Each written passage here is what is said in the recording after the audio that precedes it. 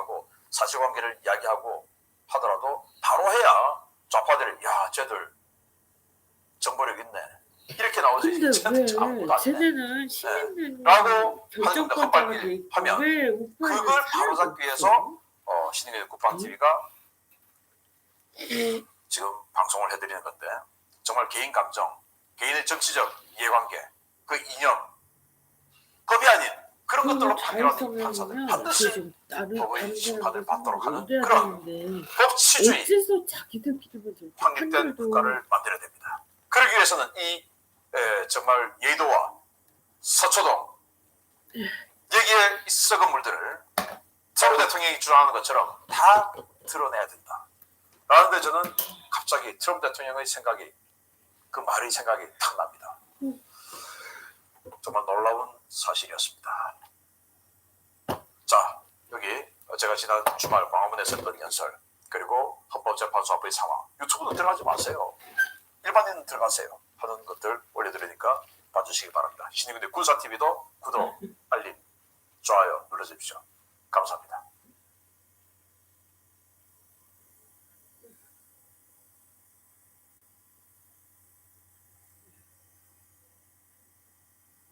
트럼프 대통령의 눈은 국제관계에 있어서는요, 중국만 바라보고 있습니다. 미국은요, 역사적으로 그린란드를 여러 차례 사려고 했습니다. 그 중에 1946년에는요, 1억 달러를 주고 그린란드를 매입하겠다는 제안을 한 적도 있거든요. 그만큼 이제 전략적으로 중요한 지역인 겁니다. 그렇기 때문에 트럼프 대통령이 그런 식으로 말을 하는 거고요. 어찌됐든 그런 식으로 말을 함으로 해서 어떻게 됐느냐, 중국은 그린란드에 발도 못 붙이게 됐습니다. 파나마도 비슷합니다.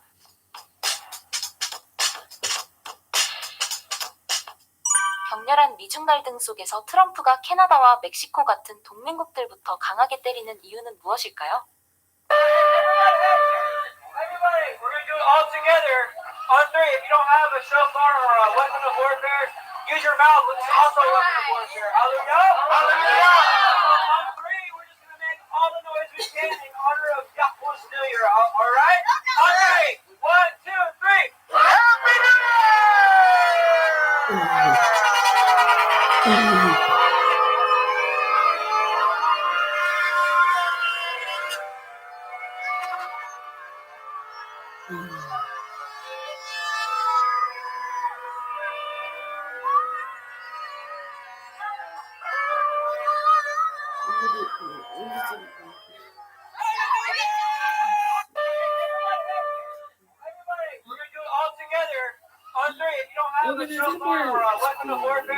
Use your mouth, which is also a weapon of warfare. Hallelujah! Hallelujah! On three, we're just gonna make all the noise. AI 대법관이 작성한 이재명 공직선거법 파기재판 판결문. 선고합니다. 주문. 원심 판결을 파기한다. 피고인을 벌금 150만 원에 처한다. 피고인은 Y를 몰랐다고 반복 발언하였으나 이는 단순한 인식 표명이 아니라 과거 교류 사실을 은폐하려는 허위사실 공표입니다. 따라서 공직선거법 제250조 제1항 위반이 성립합니다. 골프 관련 발언 역시 사진 조작 주장에 그치지 않고 골프 사실 자체를 부인한 명백한 허위사실 공표입니다. 국토부 외압 발언 또한 법적 근거 없이 강제성과 협박을 꾸며낸 것으로 객관적 사실에 명백히 반합니다. 원심은 다의적 해석 가능성을 들어 충분한 증거조사 없이 허위성을 부정하였으나 이는 법리 오해이며 사실인정에도 위법이 있습니다. 형사소송법 제96조에 따라 이 사건은 대법원이 직접 판단합니다. 피고인은 유력 대선 후보로서 허위사실로 유권자의 판단을 왜곡하였습니다. 다만 대선에서 낙선하였고 전과가 없는 점을 참작하여 벌금형을 선택합니다. 이 판결은 선거의 공정성과 유권자의 알 권리를 지키기 위한 사법적 선언입니다. AI 대법관이 작성한 이재명 공직선거법 파기재판 판결문. 선고합니다. 주문. 원심 판결을 파기한다. 피고인을 벌금 150만 원에 처한다. 피고인은 Y를 몰랐다고 반복 발언하였으나 이는 단순한 인식 표명이 아니라 과거 교류 사실을 은폐하려는 허위사실 공표입니다. 따라서 공직선거법 제250조 제1항 위반이 성립합니다. 골프 관련 발언 역시 사진 조작 주장에 그치지 않고 골프 사실 자체를 부인한 명백한 허위사실 공표입니다. 국토부 외압 발언 또한 법적 근거 없이 강제성과 협박을 꾸며낸 것으로 객관적 사실에 명백히 반합니다. 원심은 다의적 해석 가능성을 들어 충분한 증거조사 없이 허위성을 부정하였으나 이는 법리 오해이며 사실인정에도 위법이 있습니다. 형사소송법 제396조에 따라 이 사건은 대법원이 직접 판단합니다. 피고인은 유력 대선 후보로서 허위 사실로 유권자의 판단을 왜곡하였습니다. 다만 대선에서 낙선하였고 전과가 없는 점을 참작하여 벌금형을 선택합니다. 이 판결은 선거의 공정성과 유권자의 알 권리를 지키기 위한 사법적 선언입니다. AI 대법관이 작성한 이재명 공직선거법 파기재판 판결문. 선고합니다. 주문. 원심 판결을 파기한다. 피고인을 벌금 150만 원에 처한다. 피고인은 Y를 몰랐다고 반복 발언하였으나 이는 단순한 인식 표명이 아니라 과거 교류 사실을 은폐하려는 허위 사실 공표입니다. 따라서 공직선거법 제250조 제1항 위반이 성립합니다.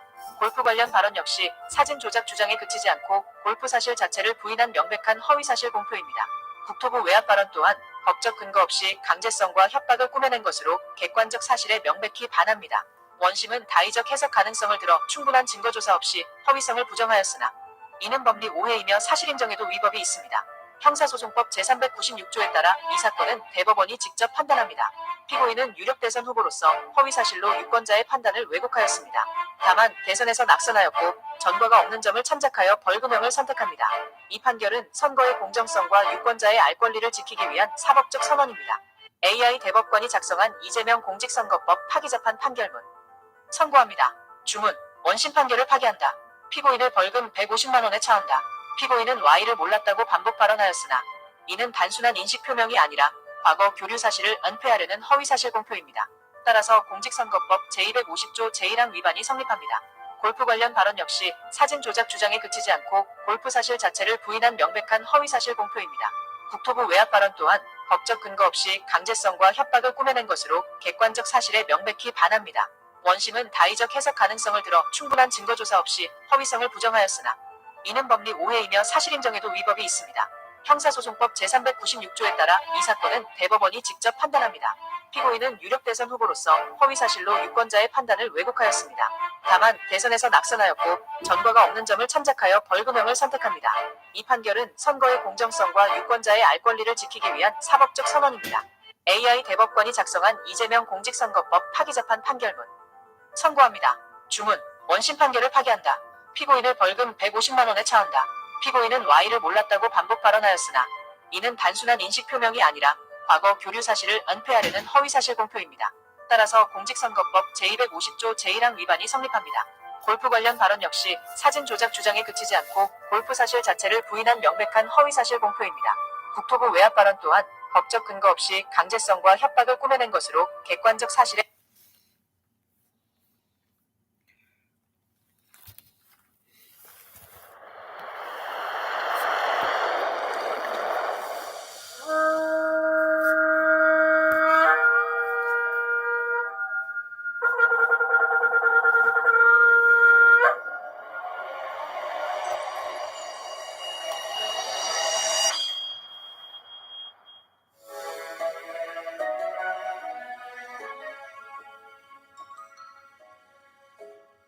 Vaikra, Leviticus chapter 1. And Yahweh called unto Moshe, and spoke unto him out of the tabernacle of the assembly, saying, Speak unto the children of Yasharel, and say unto them, If any man of you bring an offering unto Yahweh, ye shall bring your offering of the cattle, even of the herd and of the flock. If his offering be a burnt sacrifice of the herd, let him offer a male without blemish. He shall offer it of his own voluntary will, at the door of the tabernacle of the assembly before Yahweh. And he shall put his hand upon the head of the burnt offering, and it shall be accepted for him to make an atonement for him. And he shall kill the bullock before Yahweh, and the priests, Aharon's sons, shall bring the blood, and sprinkle the blood round about upon the altar that is by the door of the tabernacle of the assembly. And he shall flay the burnt offering, and cut it into his pieces. And the sons of Aharon the priest shall put fire upon the altar, and lay the wood in order upon the fire. And the priests, Aharon's sons, shall lay the parts, the head, the fat, in order upon the wood that is on the fire, which is upon the altar. But his inwards and his legs shall he wash in water, and the priest shall burn all on the altar, to be a burnt sacrifice, an offering made by fire, of sweet savor unto Yahweh. And if his offering be of the flocks, namely of the sheep, or of the goats, for a burnt sacrifice, he shall bring it a male without blemish. And he shall kill it on the side of the altar northward, before Yahweh and the priests. Aharon's sons shall sprinkle his blood round about upon the altar. And he shall cut it into his pieces, with his head and his fat, and the priest shall lay them in order on the wood that is on the fire which is upon the altar. But he shall wash the inwards of the legs with water, and the priest shall bring it all, and burn it upon the altar. It is a burnt sacrifice, an offering made by fire, of sweet savor unto Yahweh. And if the burnt sacrifice for his offering to Yahweh be of fowls, then he shall bring his offering of turtle doves, or of young pigeons.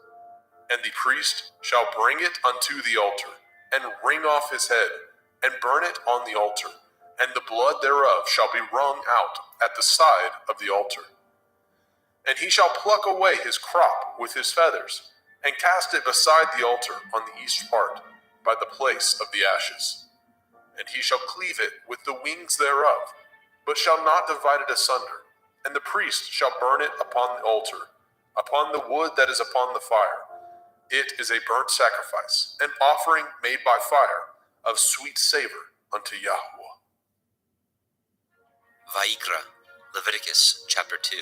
And when any will offer a meat offering unto Yahweh, his offering shall be of fine flour, and he shall pour oil upon it, and put frankincense thereon. And he shall bring it to Aharon's sons, the priests, and he shall take thereout his handful of the flour thereof, and of the oil thereof, with all the frankincense thereof. And the priest shall burn the memorial of it upon the altar, to be an offering made by fire, of a sweet savor unto Yahweh. And the remnant of the meat offering shall be Aharon's and his sons. It is a thing most holy of the offerings of Yahweh, made by fire. And if you bring an oblation of meat offering, baken in the oven, it shall be matzah cakes of fine flour, mingled with oil, or matzah wafers anointed with oil. And if your oblation be a meat offering, baken in a pan, it shall be of fine flour, unleavened, mingled with oil. You shall part it in pieces, and pour oil thereon. It is a meat offering. And if your oblation be a meat offering, baken in the frying pan, it shall be made of fine flour with oil. And you shall bring the meat offering that is made of these things unto Yahweh. And when it is presented unto the priest, he shall bring it unto the altar. And the priest shall take from the meat offering a memorial thereof, and shall burn it upon the altar. It is an offering made by fire, of sweet savor unto Yahweh. And that which is left of the meat offering shall be Aharon's and his sons. It is a thing most holy of the offerings of Yahweh made by fire. No meat offering which ye shall bring unto Yahweh shall be made with leaven, for ye shall burn no leaven, nor any honey, in any offering of Yahweh made by fire. As for the oblation of the firstfruits, ye shall offer them unto Yahweh, but they shall not be burnt on the altar for a sweet savor. And every oblation of your meat offering shall ye season with salt, neither shall ye suffer the salt of the covenant of your Elohim to be lacking from your meat offering. And all your offerings you shall offer salt. And if you offer a meat offering of your firstfruits unto Yahweh, you shall offer the meat offering of your firstfruits, green ears of grain dried by the fire, even grain beaten out of full ears. And you shall put oil upon it, and lay frankincense thereon. It is a meat offering. And the priest shall burn the memorial of it, part of the beaten grain thereof, and part of the oil thereof, with all the frankincense thereof. It is an offering made by fire unto Yahweh. Vayikra, Leviticus chapter 3. And if his oblation be a sacrifice of peace offering, if he offer it of the herd, whether it be a male or a female, he shall offer it without blemish before Yahweh. And he shall lay his hand upon the head of his offering, and kill it at the door of the tabernacle of the assembly. And Aharon's sons, the priests, shall sprinkle the blood upon the altar round about. And he shall offer of the sacrifice of the peace offering an offering made by fire unto Yahweh, the fat that covers the inwards, and all the fat that is upon the inwards, and the 2 kidneys, and the fat that is on them, which is by the flanks, and the caul above the liver, with the kidneys, it shall he take away. And Aharon's sons shall burn it on the altar upon the burnt sacrifice, which is upon the wood that is on the fire. It is an offering made by fire, of sweet savor unto Yahweh. And if his offering for a sacrifice of peace offering unto Yahweh be of the flock, male or female, he shall offer it without blemish. If he offer a lamb for his offering, then shall he offer before Yahweh. And he shall lay his hand upon the head of his offering, and kill it before the tabernacle of the assembly. And Aharon's sons shall sprinkle the blood thereof round about upon the altar. And he shall offer of the sacrifice of the peace offering an offering made by fire unto Yahweh, the fat thereof, and the whole rump. It shall he take off hard by the backbone, and the fat that covers the inwards, and all the fat that is upon the inwards, and the 2 kidneys, and the fat that is upon them, which is by the flanks, and the caul above the liver, and the kidneys, it shall he take away. And the priest shall burn it upon the altar. It is the food of the offering made by fire unto Yahweh. And if his offering be a goat, then he shall offer it before Yahweh. And he shall lay his hand upon the head of it, and kill it before the tabernacle of the assembly. And the sons of Aharon shall sprinkle the blood thereof upon the altar round about. And he shall offer thereof his offering, even an offering made by fire unto Yahweh, the fat that covers the inwards, and all the fat that is upon the inwards, and the 2 kidneys, and the fat that is upon them, which is by the flanks, and the caul above the liver, with the kidneys, it shall he take away. And the priest shall burn them upon the altar. It is the food of the offering, made by fire for a sweet savor. All the fat is Yahweh's. It shall be a perpetual statute for your generations throughout all your dwellings, that ye eat neither fat nor blood. Vayikra, Leviticus chapter 4.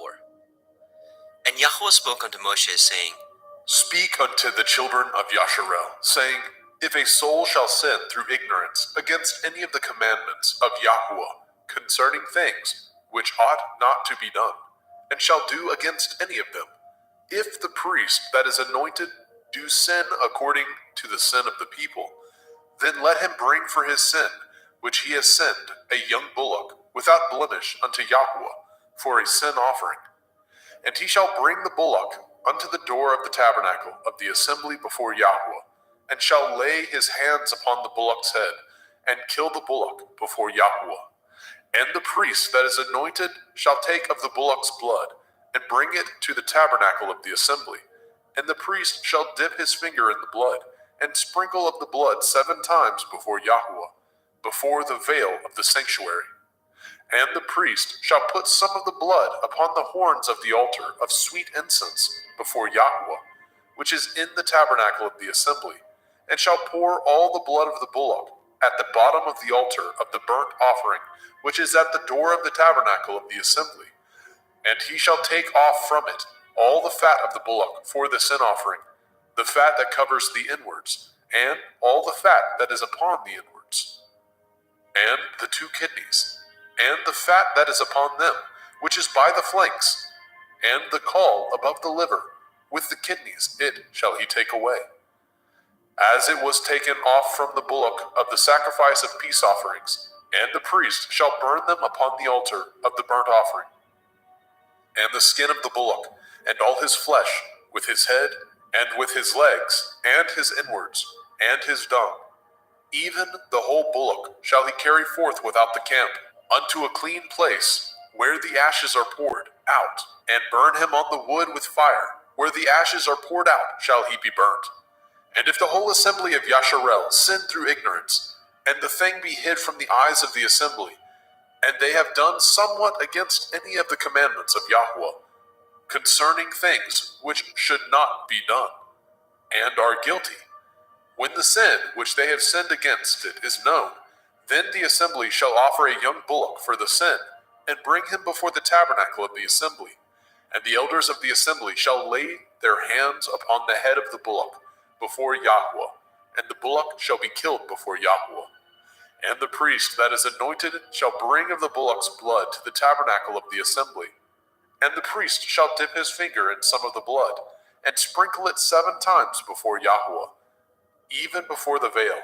And he shall put some of the blood upon the horns of the altar, which is set before Yahweh, that is in the tabernacle of the assembly, and shall pour out all the blood at the bottom of the altar of the burnt offering, which is at the door of the tabernacle of the assembly.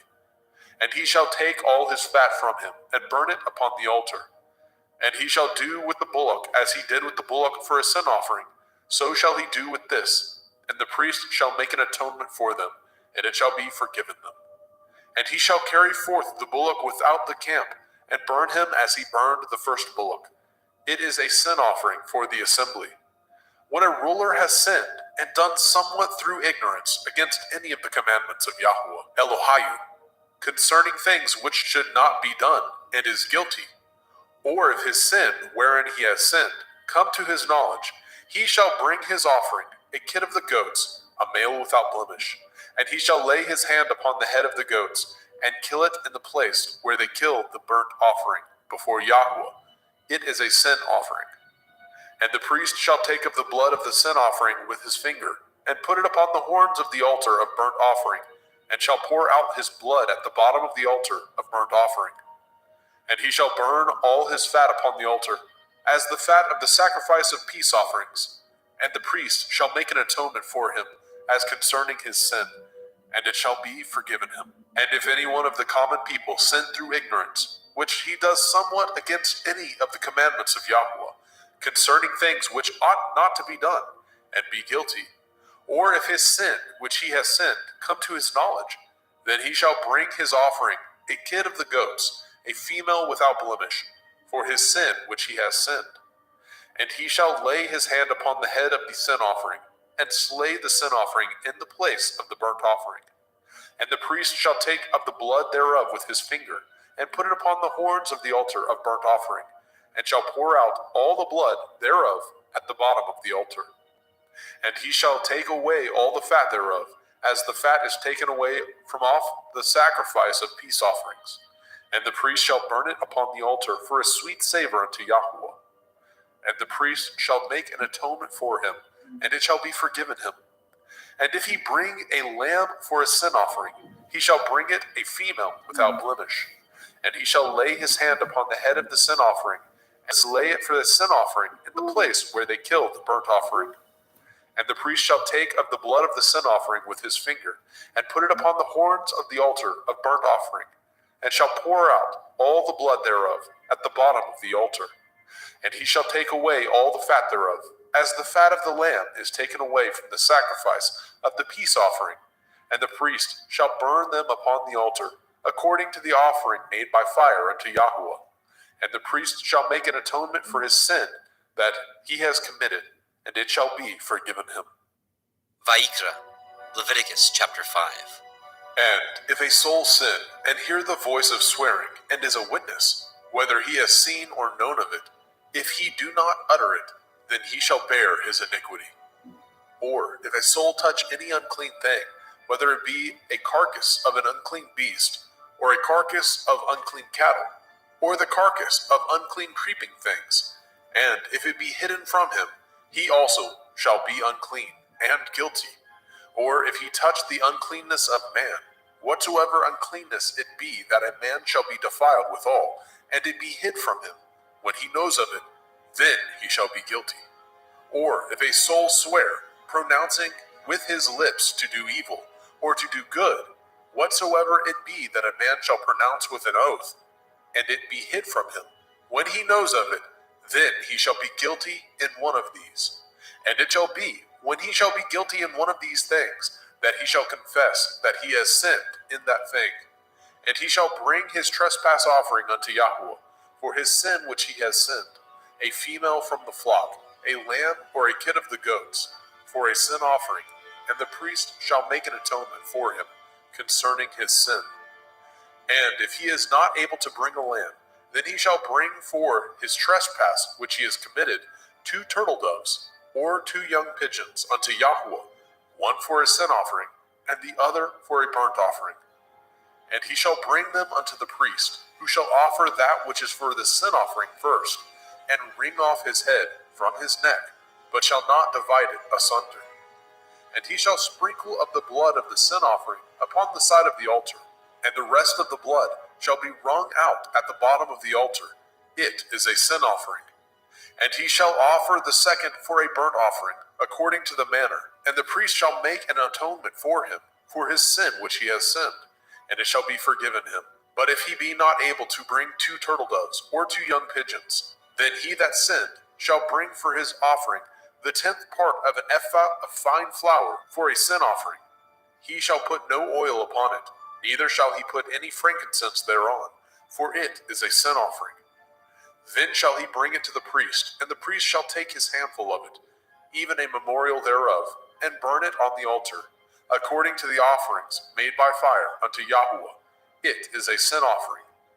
And the priest shall make an atonement for him, as touching his sin, that he has sinned in one of these, and it shall be forgiven him, and the remnant shall be the priest's, as a meat offering. And Yahweh spoke unto Moshe, saying, If a soul commit a trespass, and sin through ignorance, in the holy things of Yahuwah, then he shall bring for his trespass unto Yahuwah a ram without blemish, out of the flocks, with your estimation by shekels of silver, after the shekel of the sanctuary, for a trespass offering.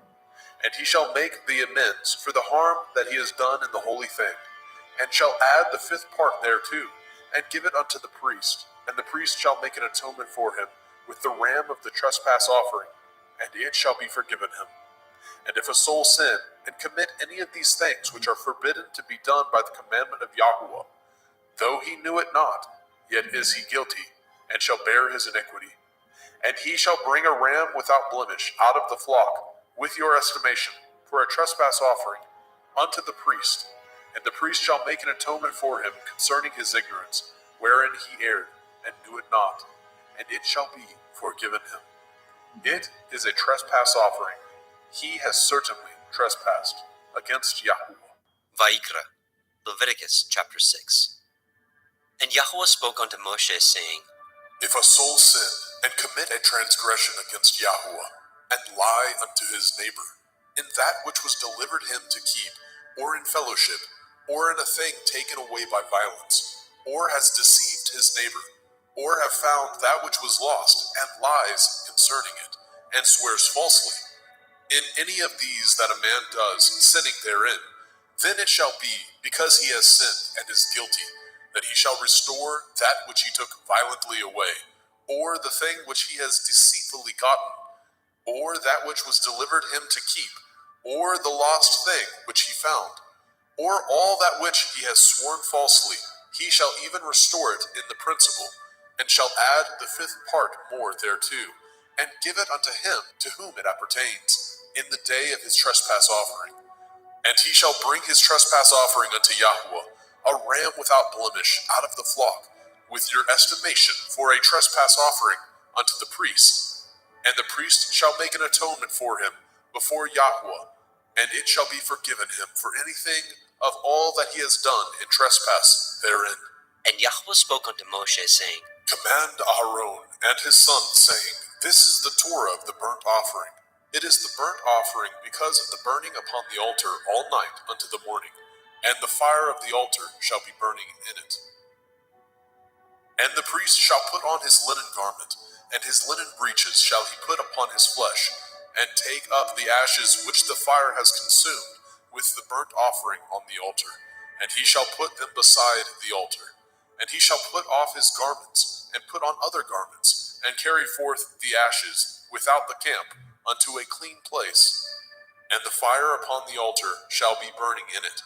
It shall not be put out. And the priest shall burn wood on it every morning, and lay the burnt offering in order upon it, and he shall burn thereon the fat of the peace offerings. The fire shall ever be burning upon the altar. It shall never go out. And this is the Torah of the meat offering.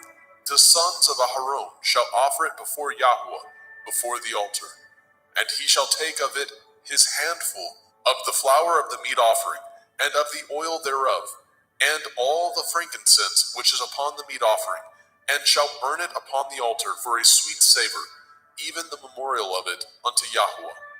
And the remainder thereof shall Aharon and his sons eat, with matzah, unleavened bread, shall it be eaten in the holy place, in the court of the tabernacle of the assembly, they shall eat it. It shall not be baken with leaven. I have given it unto them for their portion of my offering made by fire. It is most holy, as is the sin offering, and as the trespass offering. All the males among the children of Aharon shall eat of it. It shall be a statute forever in your generations, concerning the offerings of Yahweh made by fire. Everyone that touches them shall be holy. And Yahweh spoke unto Moshe, saying, This is the offering of Aharon and his sons, which they shall offer unto Yahweh in the day when he is anointed. The 10th part of an ephah of fine flour for a meat offering perpetual, half of it in the morning, and half thereof at night. In a pan it shall be made with oil, and when it is baken, you shall bring it in, and the baken pieces of the meat offering shall you offer for a sweet savor unto Yahweh. And the priest of his sons, that is anointed in his stead, shall offer it. It is a statute forever unto Yahweh. It shall be wholly burnt. For every meat offering for the priest shall be wholly burnt. It shall not be eaten. And Yahweh spoke unto Moshe, saying, Speak unto El Aharon and to his sons, saying, This is the Torah of the sin offering. In the place where the burnt offering is killed, shall the sin offering be killed before Yahweh. It is most holy. The priest that offers it for sin shall eat it. In the holy place shall it be eaten, in the court of the tabernacle of the assembly. Whatsoever shall touch the flesh thereof shall be holy. And when there is sprinkled of the blood thereof upon any garment, you shall wash that whereon it was sprinkled in the holy place. But the earthen vessel wherein it was sodden shall be broken. And if it be sodden in a brazen pot, it shall be both scoured and rinsed in water. All the males among the priests shall eat thereof. It is most holy. And no sin offering, whereof any of the blood is brought into the tabernacle of the assembly, to reconcile withal in the holy place, shall be eaten. It shall be burnt in the fire. Vayikra, Leviticus chapter 7.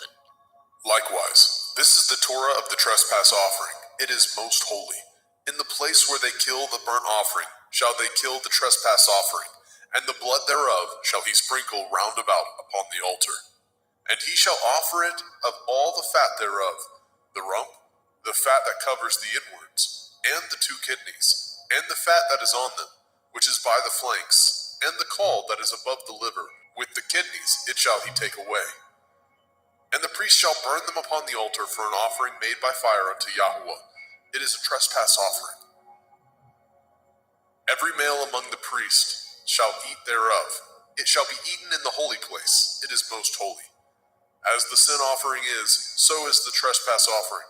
There is one Torah for them. The priest that makes atonement therewith shall have it.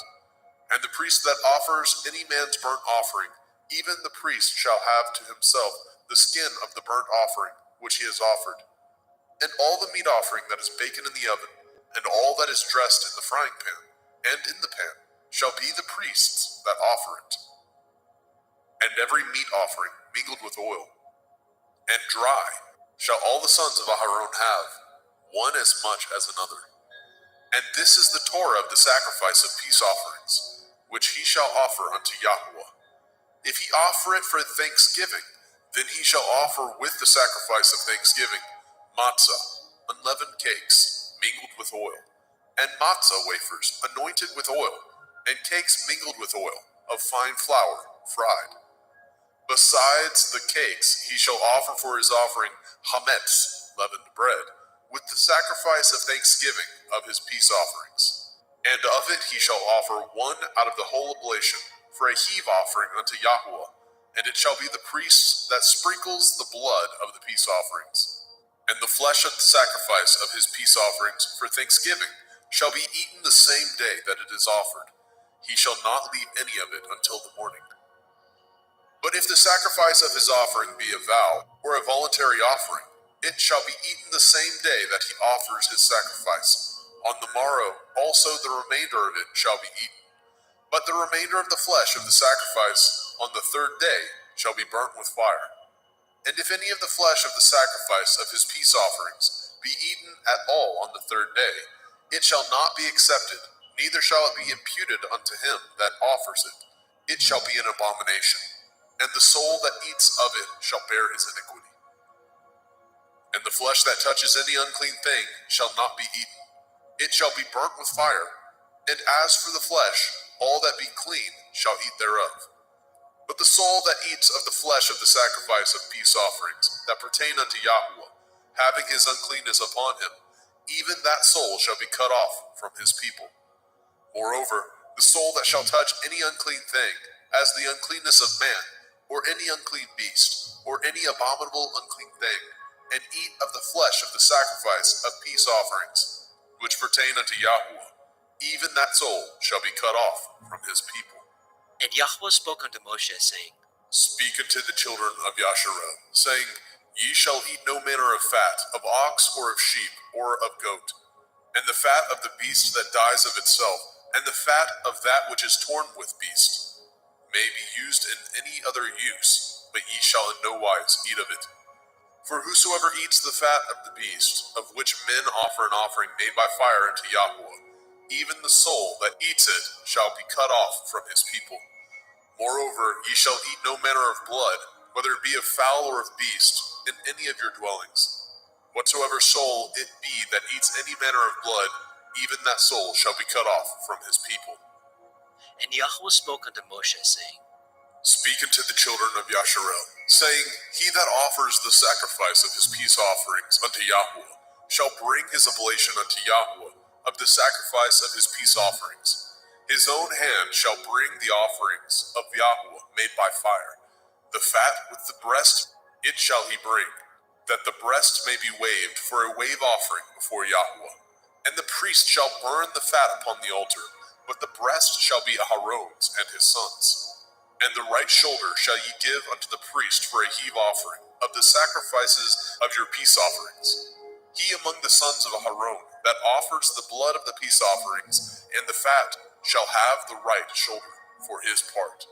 For the wave breast and the heave shoulder have I taken of the children of Yasharel from off the sacrifices of their peace offerings, and have given them unto Aharon the priest, and unto his sons by a statute forever, from among the children of Yasharel. This is the portion of the anointing of Aharon, and of the anointing of his sons, out of the offerings of Yahweh made by fire, in the day when he presented them to minister unto Yahweh in the priest's office, which Yahweh commanded to be given them of the children of Yasharel, in the day that he anointed them, by a statute forever throughout their generations. This is the Torah of the burnt offering, of the meat offering, and of the sin offering, and of the trespass offering, and of the consecrations, and of the sacrifice of the peace offerings, which Yahweh commanded Moshe in Mount Sinai, in the day that he commanded the children of Yasharel to offer their oblations unto Yahweh in the wilderness of Sinai. Vayikra, Leviticus chapter 8. And Yahweh spoke unto Moshe, saying, Take Aharon and his sons with him, and the garments, and the anointing oil, and a bullock for the sin offering, and 2 rams, and a basket of matzah, unleavened bread, and gather all the assembly together unto the door of the tabernacle of the assembly. And Moshe did as Yahweh commanded him, and the assembly was gathered together unto the door of the tabernacle of the assembly. And Moshe said unto the assembly, This is the thing which Yahweh commanded to be done. And Moshe brought Aharon and his sons, and washed them with water. And he put upon him the coat, and girded him with the belt, and clothed him with the robe, and put the ephod upon him. And he girded him with the belt of the ephod, and bound it unto him therewith. And he put the breastplate upon him. Also he put in the breastplate the Urim and the Tumim. And he put the turban upon his head. Also upon the turban, even upon his forefront, did he put the golden plate, the holy crown, as Yahweh commanded Moshe. And Moshe took the anointing oil, and anointed the tabernacle, and all that was therein, and sanctified them. And he sprinkled thereof upon the altar 7 times, and anointed the altar and all his vessels, both the laver and his foot, to sanctify them. And he poured of the anointing oil upon Aharon's head, and anointed him, to sanctify him. And Moshe brought Aharon's sons, and put coats upon them, and girded them with belts, and put bonnets upon them, as Yahweh commanded Moshe. And he brought the bullock for the sin offering, and Aharon and his sons laid their hands upon the head of the bullock for the sin offering, and he slew it. And Moshe took the blood, and put it upon the horns of the altar round about with his finger, and purified the altar, and poured the blood at the bottom of the altar, and sanctified it, to make reconciliation upon it. And he took all the fat that was upon the inwards, and the caul above the liver, and the 2 kidneys, and their fat, and Moshe burned it upon the altar. But the bullock, and his hide, and his flesh, and his dung, he burnt with fire without the camp, as Yahweh commanded Moshe. And he brought the ram for the burnt offering, and Aharon and his sons laid their hands upon the head of the ram, and he killed it. And Moshe sprinkled the blood upon the altar round about. And he cut the ram into pieces, and Moshe burnt the head, and the pieces, and the fat. And he washed the inwards and the legs in water, and Moshe burnt the whole ram upon the altar. It was a burnt sacrifice for a sweet savor, and an offering made by fire unto Yahweh, as Yahweh commanded Moshe. And he brought the other ram, the ram of consecration, and Aharon and his sons laid their hands upon the head of the ram, and he slew it. And Moshe took of the blood of it, and put it upon the tip of Aharon's right ear, and upon the thumb of his right hand, and upon the great toe of his right foot. And he brought Aharon's sons, and Moshe put of the blood upon the tip of their right ear, and upon the thumbs of their right hands, and upon the great toes of their right feet. And Moshe sprinkled the blood upon the altar round about. And he took the fat, and the rump, and the fat that was upon the inwards, and the caul above the liver, and the 2 kidneys, and their fat, and the right shoulder. And out of the basket of matzah that was before Yahweh, he took 1 matzah cake, and a cake of oiled bread, and 1 wafer, and put them on the fat, and upon the right shoulder. And he put all upon Aharon's hands, and upon his sons' hands, and waved them for a wave offering before Yahweh. And Moshe took them from off their hands, and burnt them on the altar upon the burnt offering. They were consecrations for a sweet savor. It is an offering made by fire unto Yahweh. And Moshe took the breast, and waved it for a wave offering before Yahweh. For of the ram of consecration it was Moshe's part, as Yahweh commanded Moshe. And Moshe took of the anointing oil, and of the blood which was upon the altar, and sprinkled it upon Aharon and his garments, and upon his sons, and upon his sons' garments with him, and sanctified Aharon and his garments, and his sons' garments with him. And Moshe said unto Aharon and to his sons, Boil the flesh at the door of the tabernacle of the assembly, and there eat it, with the bread that is in the basket of consecrations, as I commanded, saying, Aharon and his sons shall eat it. And that which remains of the flesh and of the bread shall ye burn with fire. And ye shall not go out of the door of the tabernacle of the assembly in 7 days, until the days of your consecration be at an end.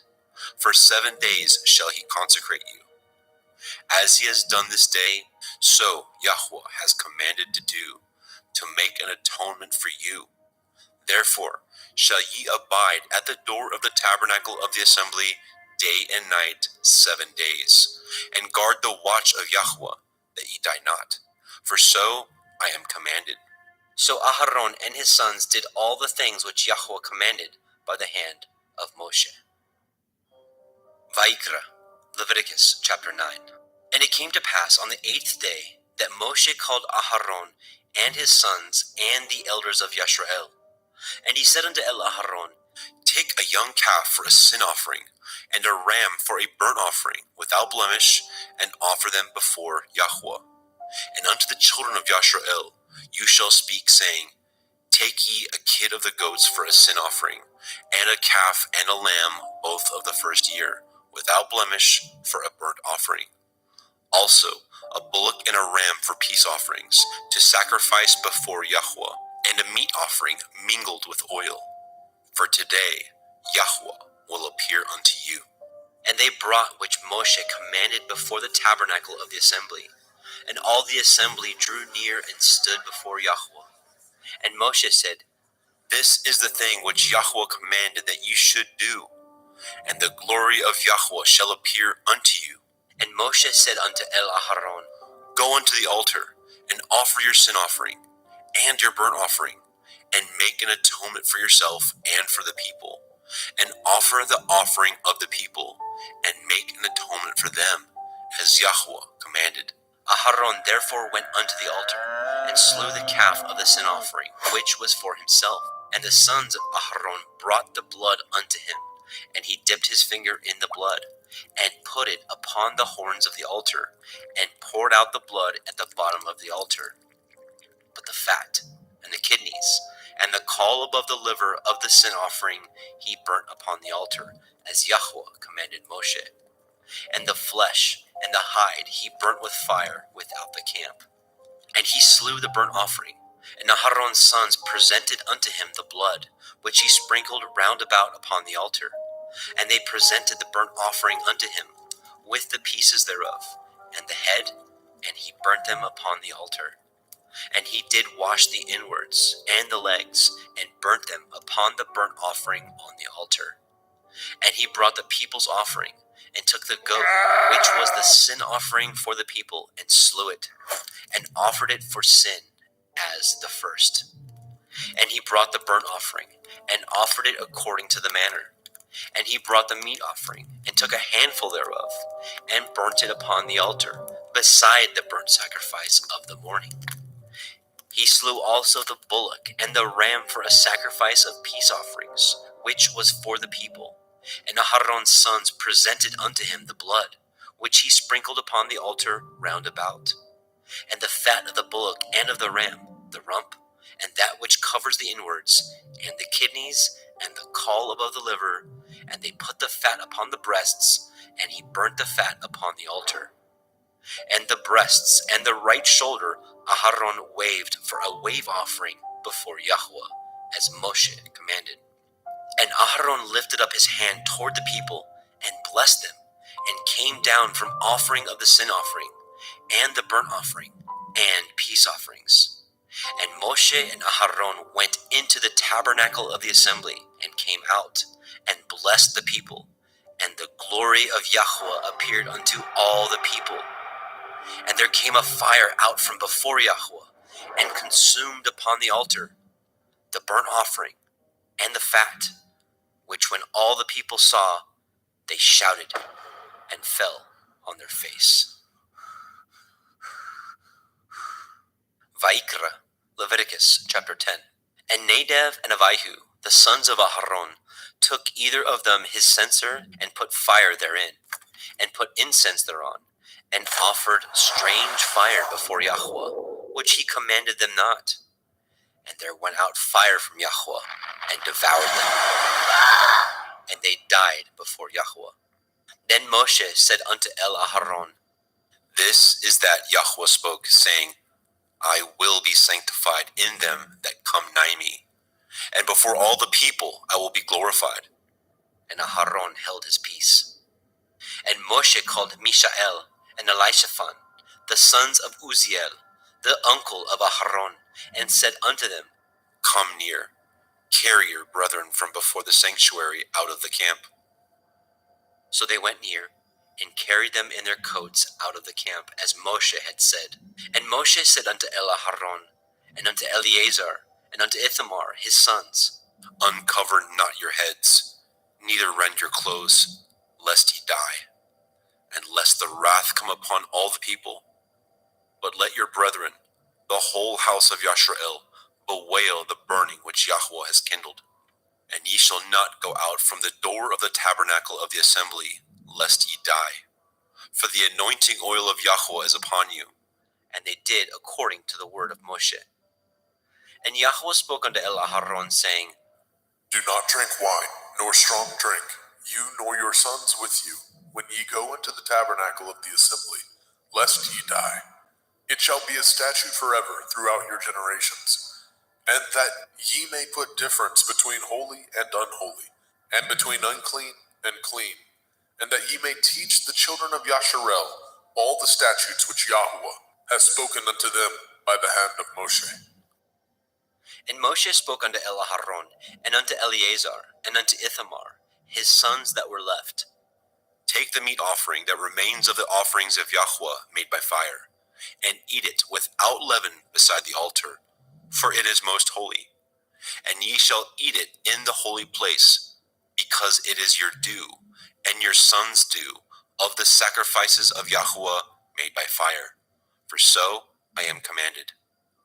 And the wave breast and the heave shoulder shall ye eat in a clean place, you and your sons and your daughters with you, for they be your due, and your sons' due, which are given out of the sacrifices of peace offerings of the children of Yashrael.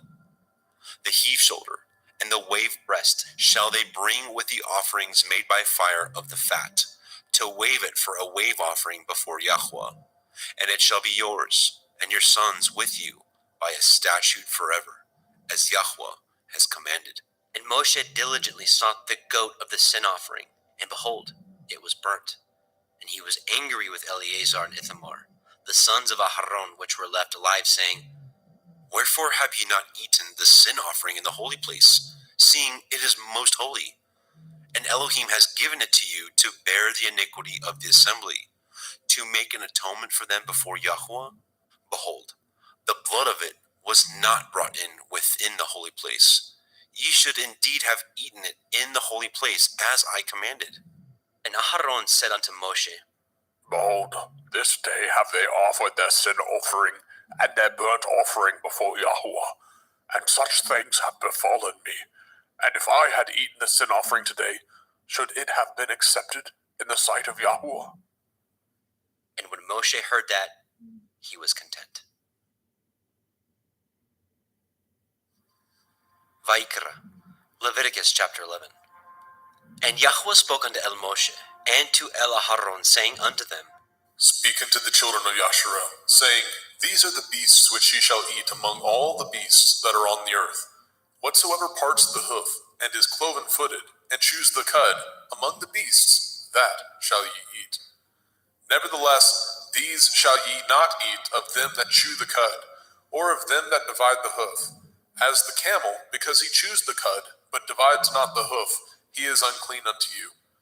And the coney, because he chews the cud, but divides not the hoof, he is unclean unto you. And the hare, because he chews the cud, but divides not the hoof, he is unclean unto you. And the swine, though he divide the hoof, and be cloven-footed, yet he chews not the cud, he is unclean to you. Of their flesh shall ye not eat, and their carcass shall ye not touch, they are unclean to you. These shall ye eat of all that are in the waters. Whatsoever has fins and scales in the waters, in the seas, and in the rivers, them shall you eat. And all that have not fins and scales in the seas and in the rivers, of all that move in the waters, and of any living thing which is in the waters, they shall be an abomination unto you. They shall be even an abomination unto you. Ye shall not eat of their flesh, but ye shall have their carcasses in abomination. Whatsoever has no fins nor scales in the water, that shall be an abomination unto you. And these are they which ye shall have an abomination among the fowls. They shall not be eaten. They are an abomination, the eagle, the ossifrage, and the osprey, and the vulture, and the kite after his kind, every raven after his kind, and the owl, and the nighthawk, and the cuckow, and the hawk after his kind, and the little owl, and the cormorant, and the great owl, and the swan, and the pelican, and the gier eagle, and the stork, and the heron after her kind, and the lapwing, and the bat. All fowls that creep going upon all four shall be an abomination unto you. Yet these may ye eat of every flying creeping thing that goes upon all four, which have legs above their feet, to leap withal upon the earth. Even these of them ye may eat, the locust after his kind, and the bald locust after his kind, and the beetle after his kind, and the grasshopper after his kind. But all other flying creeping things, which have 4 feet, shall be an abomination unto you. And for these ye shall be unclean. Whosoever touches the carcass of them shall be unclean until the evening. And whosoever bears aught of the carcass of them shall wash his clothes, and be unclean until the evening. The carcass of every beast which divides the hoof, and is not cloven-footed, nor chews the cud, are unclean unto you. Every one that touches them shall be unclean. And whatsoever goes upon his paws, among all manner of beasts that go on all fours, those are unclean unto you. Whoso touches their carcass shall be unclean until the evening. And he that bears the carcass of them shall wash his clothes, and be unclean unto the evening. They are unclean unto you. These also shall be unclean unto you. Among the creeping things that creep upon the earth, the weasel, the mouse, and the tortoise, after his kind, and the ferret, and the chameleon, and the lizard, and the snail, and the mole, these are unclean to you among all that creep. Whosoever touches them, when they be dead, shall be unclean until the evening. And upon whatsoever any of them, when they are dead, does fall, it shall be unclean, whether it be any vessel of wood, or raiment, or skin, or sack, whatsoever vessel it be, wherein any work is done, it must be put into water, and it shall be unclean until the evening, so it shall be cleansed. And every earthen vessel, where into any of them that falls, whatsoever is in it shall be unclean, and ye shall break it. Of all meat which may be eaten, that on which such water comes shall be unclean, and all drink that may be drunk in every vessel shall be unclean. And everything whereupon any part of their carcass falls shall be unclean, whether it be oven or range for pots, they shall be broken down, for they are unclean, and shall be unclean unto you. Nevertheless, a fountain or pit, wherein there is plenty of water, shall be clean, but that which touches their carcass shall be unclean. And if any part of their carcass falls upon any sowing seed which is to be sown, it shall be clean. But if any water be put upon the seed, and any part of their carcass fall thereon, it shall be unclean unto you. And if any beast of which ye may eat die, he that touches the carcass thereof shall be unclean until the evening. And he that eats of the carcass of it shall wash his clothes, and be unclean until the evening. He also that bears the carcass of it shall wash his clothes, and be unclean until the evening. And every creeping thing that creeps upon the earth shall be an abomination. It shall not be eaten.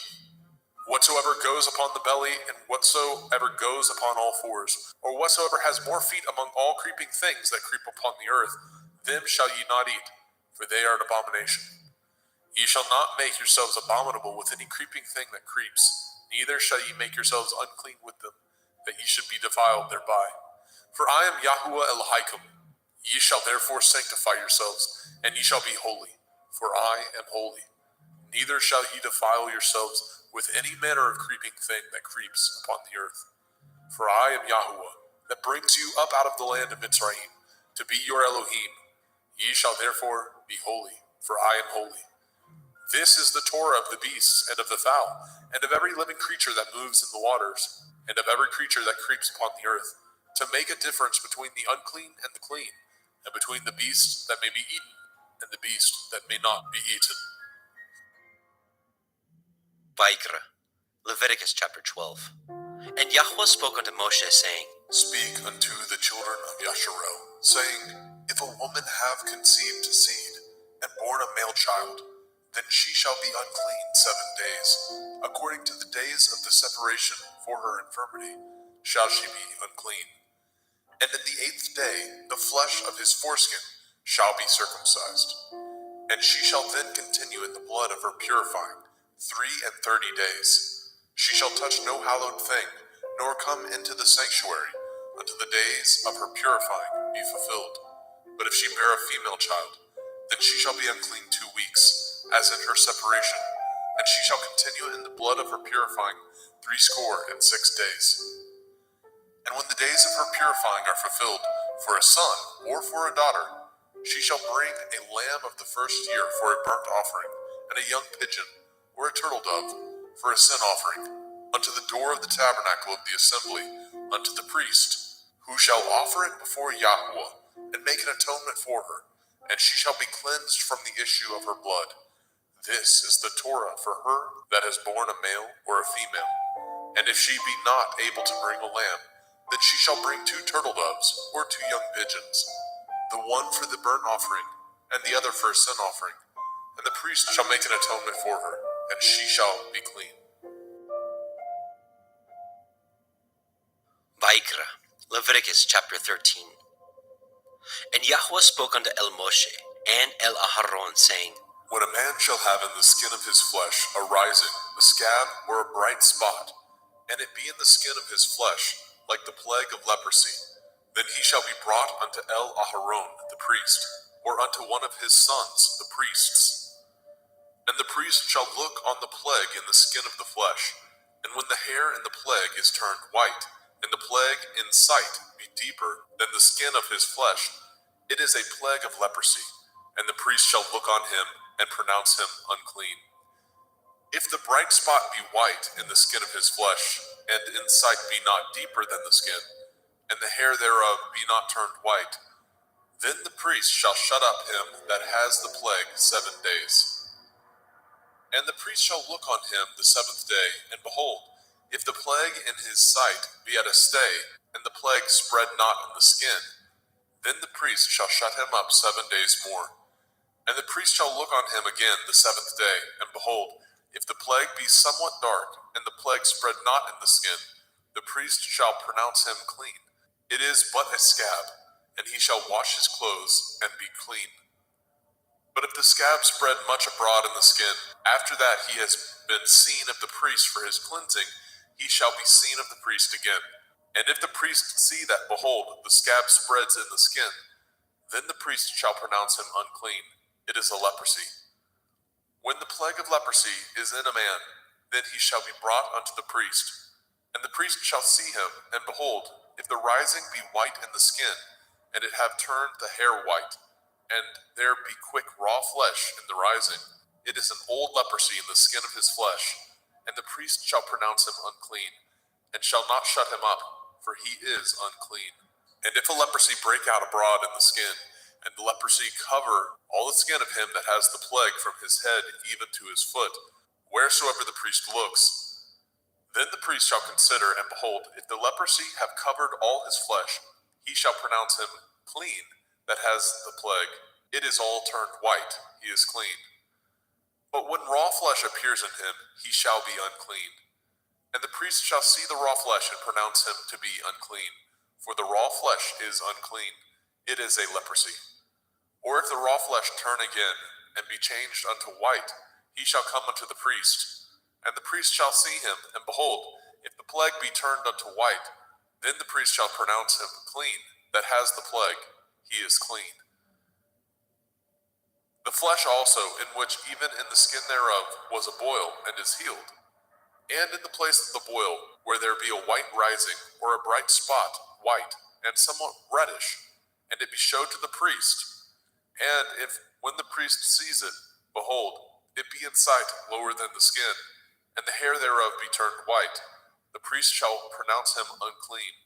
It is a plague of leprosy, broken out of the boil. But if the priest look on it, and behold, there be no white hairs therein, and if it be not lower than the skin, but be somewhat dark, then the priest shall shut him up 7 days. And if it spread much abroad in the skin, then the priest shall pronounce him unclean. It is a plague. But if the bright spot stay in his place and spread not, it is a burning boil, and the priest shall pronounce him clean.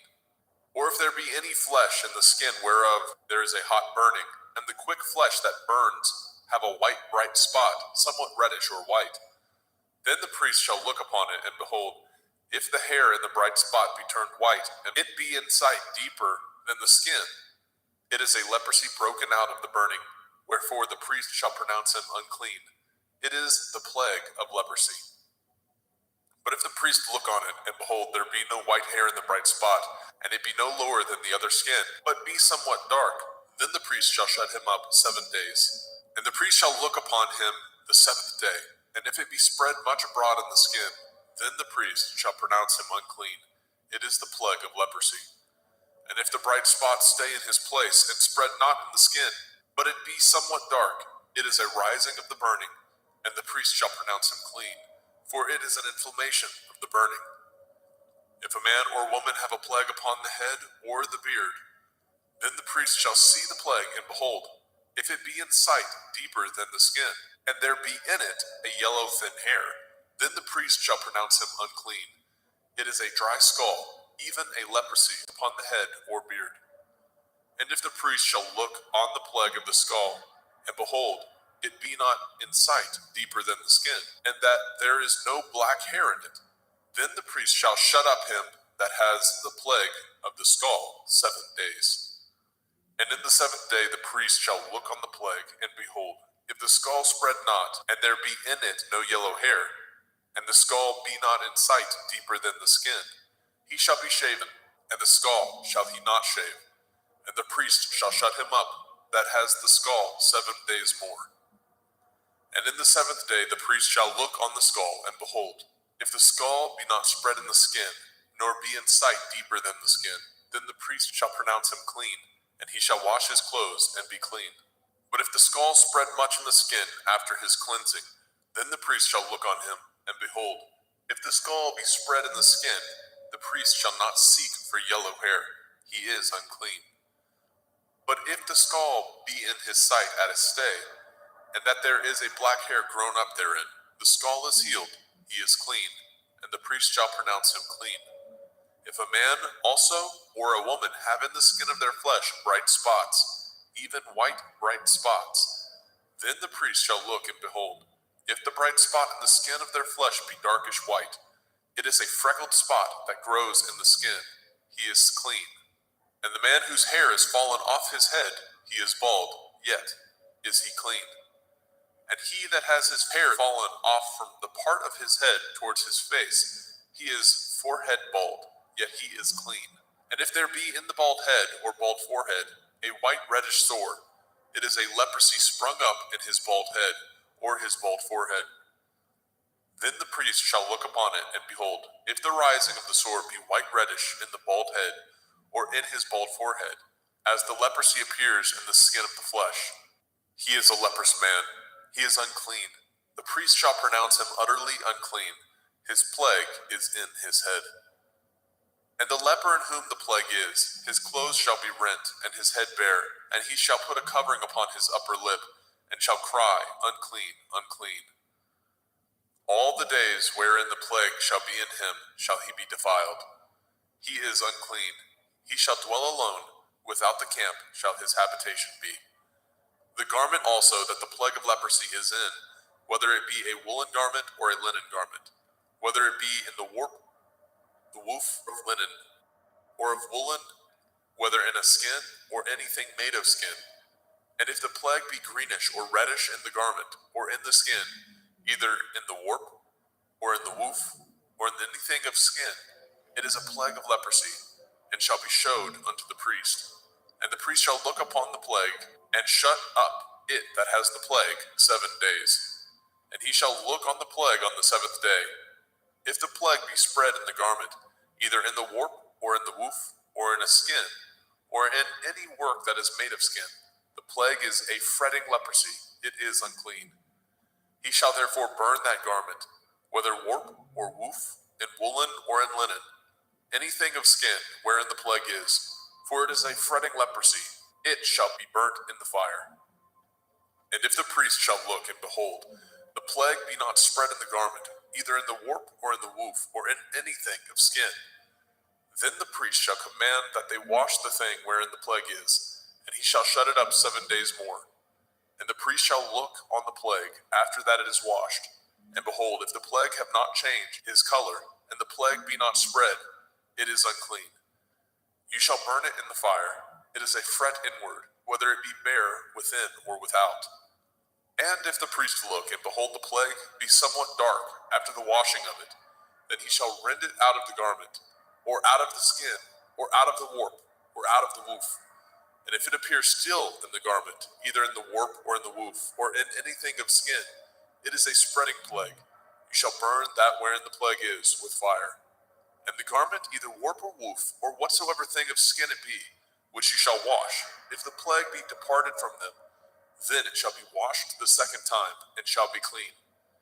This is the Torah of the plague of leprosy in a garment of woolen or linen, either in warp or woof, or in anything of skins, to pronounce it clean or to pronounce it unclean. Vaikra, Leviticus chapter 14.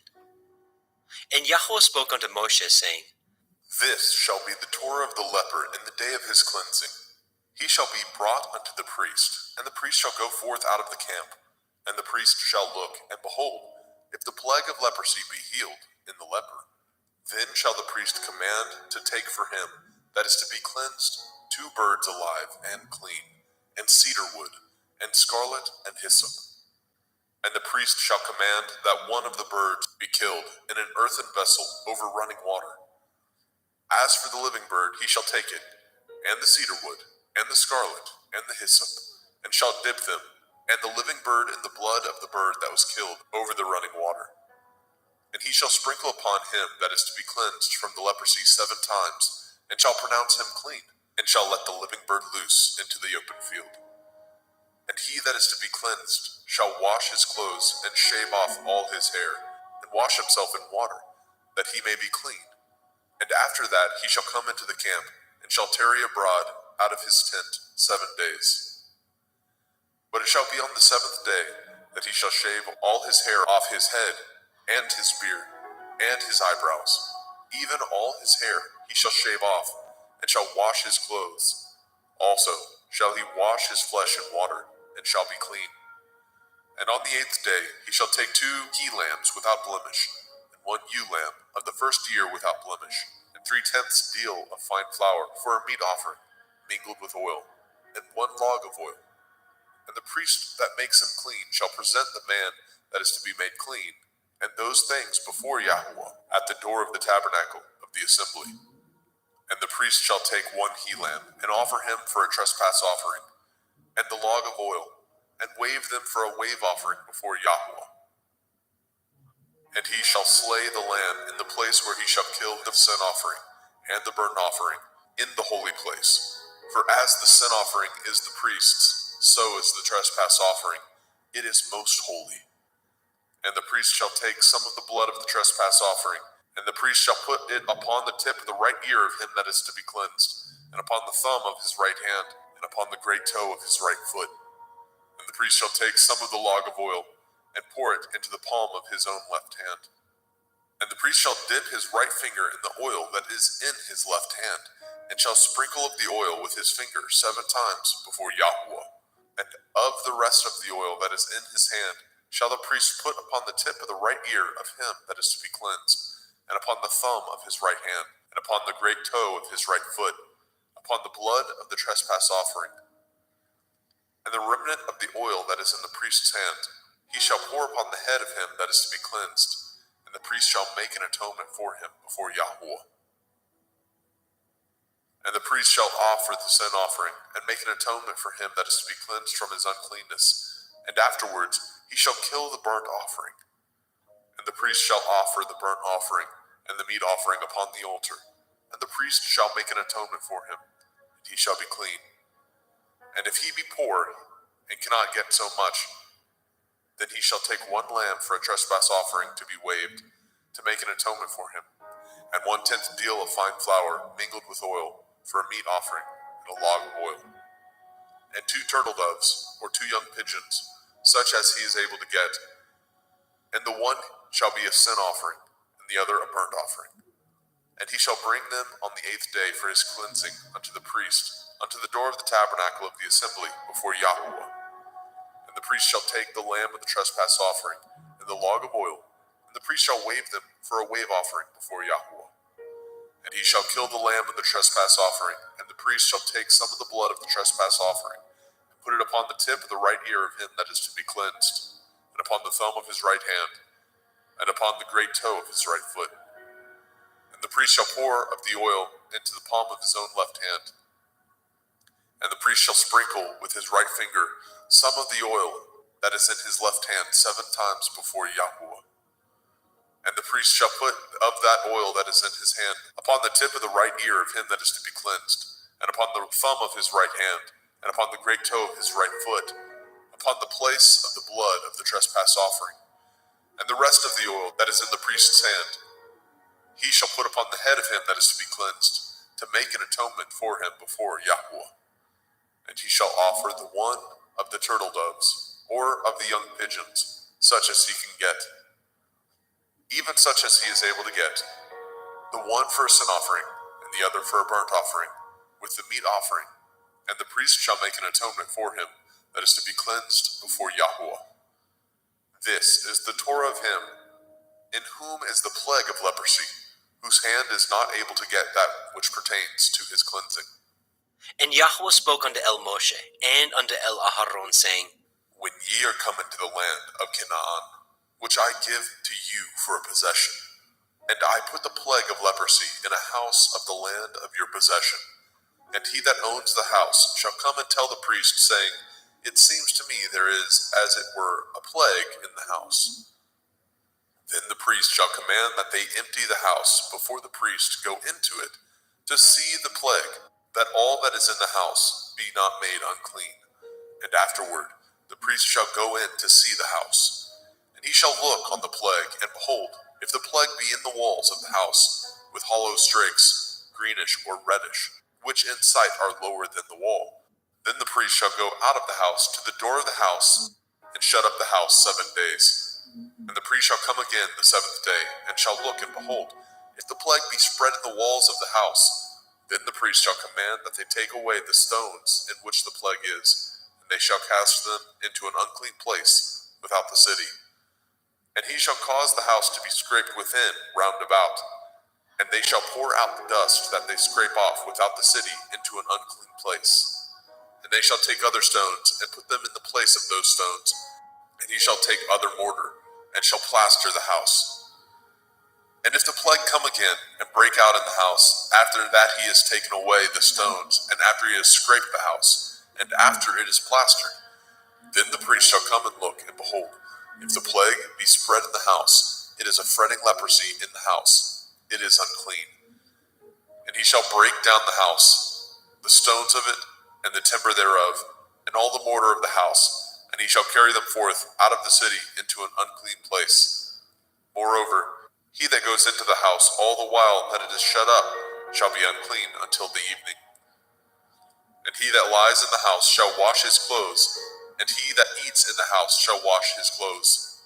And if the priest shall come in and look upon it, and behold, the plague has not spread in the house, after the house was plastered, then the priest shall pronounce the house clean, because the plague is healed. And he shall take to cleanse the house 2 birds, and cedar wood, and scarlet, and hyssop. And he shall kill the one of the birds in an earthen vessel over running water.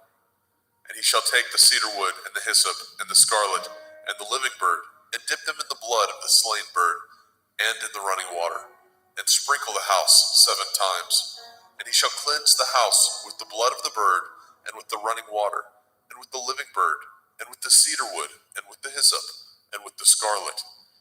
But he shall let go of the living bird out of the city into the open field, and make an atonement for the house, and it shall be clean. This is the Torah for all manner of plague, of leprosy and scald, and for the leprosy of a garment and of a house, and for a rising, and for a scab, and for a bright spot, to teach when it is unclean and when it is clean. This is the Torah of leprosy. Vayikra, Leviticus chapter 15. And Yahweh spoke unto El Moshe and to El Aharon, saying, Speak unto the children of Yasharel, and say unto them, When any man has a running issue out of his flesh, because of his issue he is unclean. And this shall be his uncleanness in his issue, whether his flesh run with his issue, or his flesh be stopped from his issue. It is his uncleanness. Every bed whereon he lies that has the issue is unclean, and everything whereon he sits shall be unclean. And whosoever touches his bed shall wash his clothes, and bathe himself in water, and be unclean until the evening. And he that sits on anything whereon he sat that has the issue shall wash his clothes, and bathe himself in water, and be unclean until the evening. And he that touches the flesh of him that has the issue shall wash his clothes, and bathe himself in water, and be unclean until the evening. And if he that has the issue spit upon him that is clean, then he shall wash his clothes, and bathe himself in water, and be unclean until the evening. And what saddle soever he rides upon that has the issue shall be unclean. And whosoever touches anything that was under him shall be unclean until the evening. And he that bears any of those things shall wash his clothes, and bathe himself in water, and be unclean until the evening. And whomsoever he touches that has the issue, and has not rinsed his hands in water, he shall wash his clothes, and bathe himself in water, and be unclean until the evening. And the vessel of earth that he touches, which has the issue, shall be broken, and every vessel of wood shall be rinsed in water. And when he that has an issue is cleansed of his issue, then he shall number to himself 7 days for his cleansing, and wash his clothes, and bathe his flesh in running water, and shall be clean. And on the 8th day he shall take to him 2 turtle doves or 2 young pigeons, and come before Yahuwah unto the door of the tabernacle of the assembly, and give them unto the priest. And the priest shall offer them, the one for a sin offering, and the other for a burnt offering. And the priest shall make an atonement for him before Yahuwah for his issue. And if any man's seed of copulation go out from him, then he shall wash all his flesh in water, and be unclean until the evening. And every garment and every skin whereon is the seed of copulation shall be washed with water, and be unclean until the evening. The woman also with whom the man shall lie with seed of copulation, they shall both bathe themselves in water, and be unclean until the evening. And if a woman have an issue, and her issue in her flesh be blood, she shall be put apart 7 days, and whosoever touches her shall be unclean until the evening. And everything that she lies upon in her separation shall be unclean. Everything also that she sits upon shall be unclean. And whosoever touches her bed shall wash his clothes, and bathe himself in water, and be unclean until the evening. And whosoever touches anything that she sat upon shall wash his clothes, and bathe himself in water, and be unclean until the evening. And if it be on her bed, or on anything whereon she sits, when he touches it, he shall be unclean until the evening. And if any man lie with her at all, and her flower be upon him, he shall be unclean 7 days, and all the bed whereon he lies shall be unclean. And if a woman have an issue of her blood many days out of the time of her separation, or if it run beyond the time of her separation, all the days of the issue of her uncleanness shall be as the days of her separation. She shall be unclean. Every bed whereon she lies, all the days of her issue, shall be unto her as the bed of her separation, and whatsoever she sits upon shall be unclean, as the uncleanness of her separation. And whosoever touches those things shall be unclean, and shall wash his clothes, and bathe himself in water, and be unclean until the evening. But if she be cleansed of her issue, then she shall number to herself 7 days, and after that she shall be clean. And on the 8th day she shall take unto her 2 turtle doves, or 2 young pigeons, and bring them unto the priest to the door of the tabernacle of the assembly. And the priest shall offer the one for a sin offering, and the other for a burnt offering. And the priest shall make an atonement for her before Yahuwah for the issue of her uncleanness. Thus shall ye separate the children of Yasharel from their uncleanness, that they die not in their uncleanness, when they defile my tabernacle that is among them. This is the Torah of him that has an issue, and of him whose seed goes from him, and is defiled therewith, and of her that is sick of her flowers, and of him that has an issue, of the man and of the woman, and of him that lies with her that is unclean. Vayikra, Leviticus chapter 16. And Yahweh spoke unto Moshe after the death of the 2 sons of Aharon, when they offered before Yahweh and died. And Yahweh said unto Moshe, Speak unto Aharon your brother, that he come not at all times into the holy place within the veil before the mercy seat, which is upon the ark, that he die not. For I will appear in the cloud upon the mercy seat. Thus shall Aharon come into the holy place, with a young bullock for a sin offering, and a ram for a burnt offering. He shall put on the holy linen coat, and he shall have the linen breeches upon his flesh, and shall be girded with a linen belt, and with the linen turban shall he be attired. These are holy garments. Therefore shall he wash his flesh in water, and so put them on. And he shall take of the assembly of the children of Yasharel 2 kids of the goats for a sin offering, and 1 ram for a burnt offering. And Aharon shall offer his bullock of the sin offering, which is for himself, and make an atonement for himself and for his house. And he shall take the 2 goats, and present them before Yahuwah at the door of the tabernacle of the assembly. And Aharon shall cast lots upon the 2 goats, 1 lot for Yahuwah, and the other lot for Azazel. And Aharon shall bring the goat upon which Yahuwah's lot fell, and offer him for a sin offering. But the goat on which the lot fell to be for Azazel shall be presented alive before Yahuwah, to make an atonement with him, and to let him go for Azazel into the wilderness. And Aharon shall bring the bullock of the sin offering, which is for himself, and shall make an atonement for himself and for his house, and shall kill the bullock of the sin offering, which is for himself. And he shall take a censer full of burning coals of fire from off the altar before Yahuwah, and his hands full of sweet incense beaten small, and bring it within the veil. And he shall put the incense upon the fire before Yahuwah, that the cloud of the incense may cover the mercy seat that is upon the testimony, that he die not. And he shall take of the blood of the bullock, and sprinkle it with his finger upon the mercy seat eastward. And before the mercy seat shall he sprinkle of the blood with his finger 7 times. Then shall he kill the goat of the sin offering that is for the people, and bring his blood within the veil, and do with that blood as he did with the blood of the bullock, and sprinkle it upon the mercy seat, and before the mercy seat. And he shall make an atonement for the holy place, because of the uncleanness of the children of Yasharel, and because of their transgressions, in all their sins.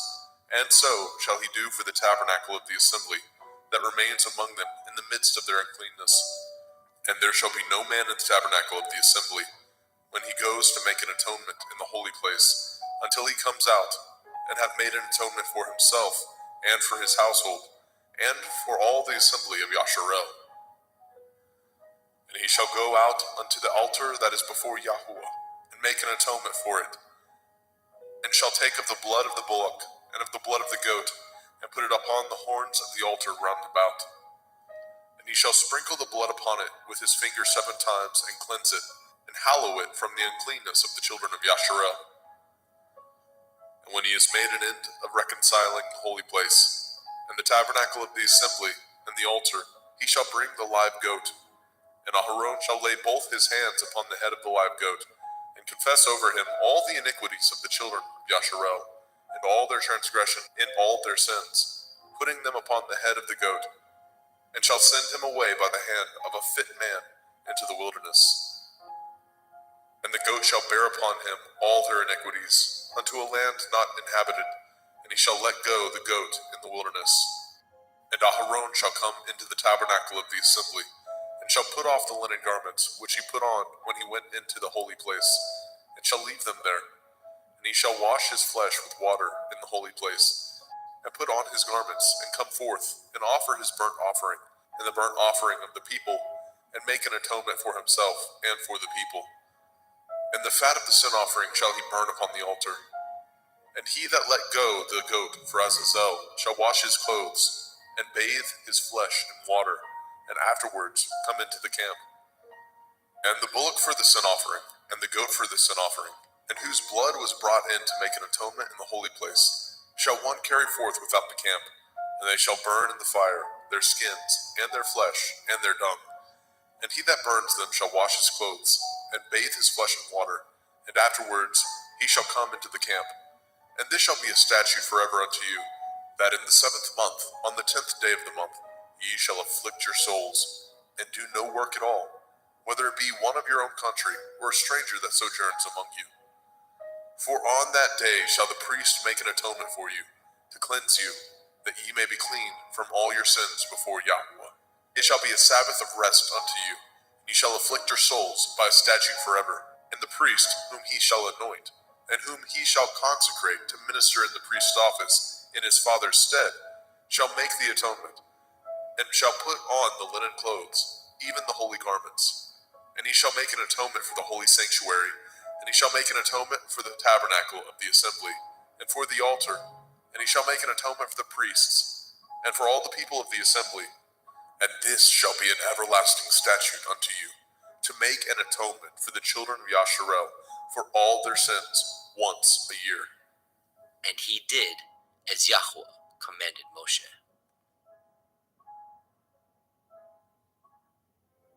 Vayikra, Leviticus chapter 17. And Yahweh spoke unto Moshe, saying, Speak unto Aharon, and unto his sons, and unto all the children of Yasharel, and say unto them, This is the thing which Yahweh has commanded, saying, What man soever there be of the house of Yasharel that kills an ox, or lamb, or goat, in the camp, or that kills it out of the camp, and brings it not unto the door of the tabernacle of the assembly, to offer an offering unto Yahweh before the tabernacle of Yahweh, blood shall be imputed unto that man. He has shed blood, and that man shall be cut off from among his people. To the end that the children of Yasharel may bring their sacrifices, which they offer in the open field, even that they may bring them unto Yahweh, unto the door of the tabernacle of the assembly, unto the priest, and offer them for peace offerings unto Yahweh. And priests shall sprinkle the blood upon the altar of Yahweh at the door of the tabernacle of the assembly, and burn the fat for a sweet savor unto Yahweh. And they shall no more offer their sacrifices unto devils, after whom they have gone a whoring. This shall be a statute forever unto them throughout their generations. And you shall say unto them, Whatsoever man there be of the house of Yasharel, or of the strangers which sojourn among you, that offers a burnt offering or sacrifice, and brings it not unto the door of the tabernacle of the assembly, to offer it unto Yahweh, even that man shall be cut off from among his people. And whatsoever man there be of the house of Yasharel, or of the strangers that sojourn among you, that eats any manner of blood, I will even set my face against that soul that eats the blood, and will cut him off from among his people. For the soul of the flesh is in the blood. He and I have given it to you upon the altar to make an atonement for your souls. For it is the blood of him that makes an atonement in the soul. Therefore I said unto the children of Yasharel, No soul of you shall eat blood, neither shall any stranger that sojourns among you eat blood. And whatsoever man there be of the children of Yasharel, or of the strangers that sojourn among you, which hunts and catches a beast or fowl that may be eaten, he shall even pour out the blood thereof, and cover it with dust. For it is the life of all flesh, the blood of it is for the life thereof. Therefore I said unto the children of Yasharel, Ye shall eat the blood of no manner of flesh, for the life of all flesh is the blood thereof. Whosoever eats it shall be cut off.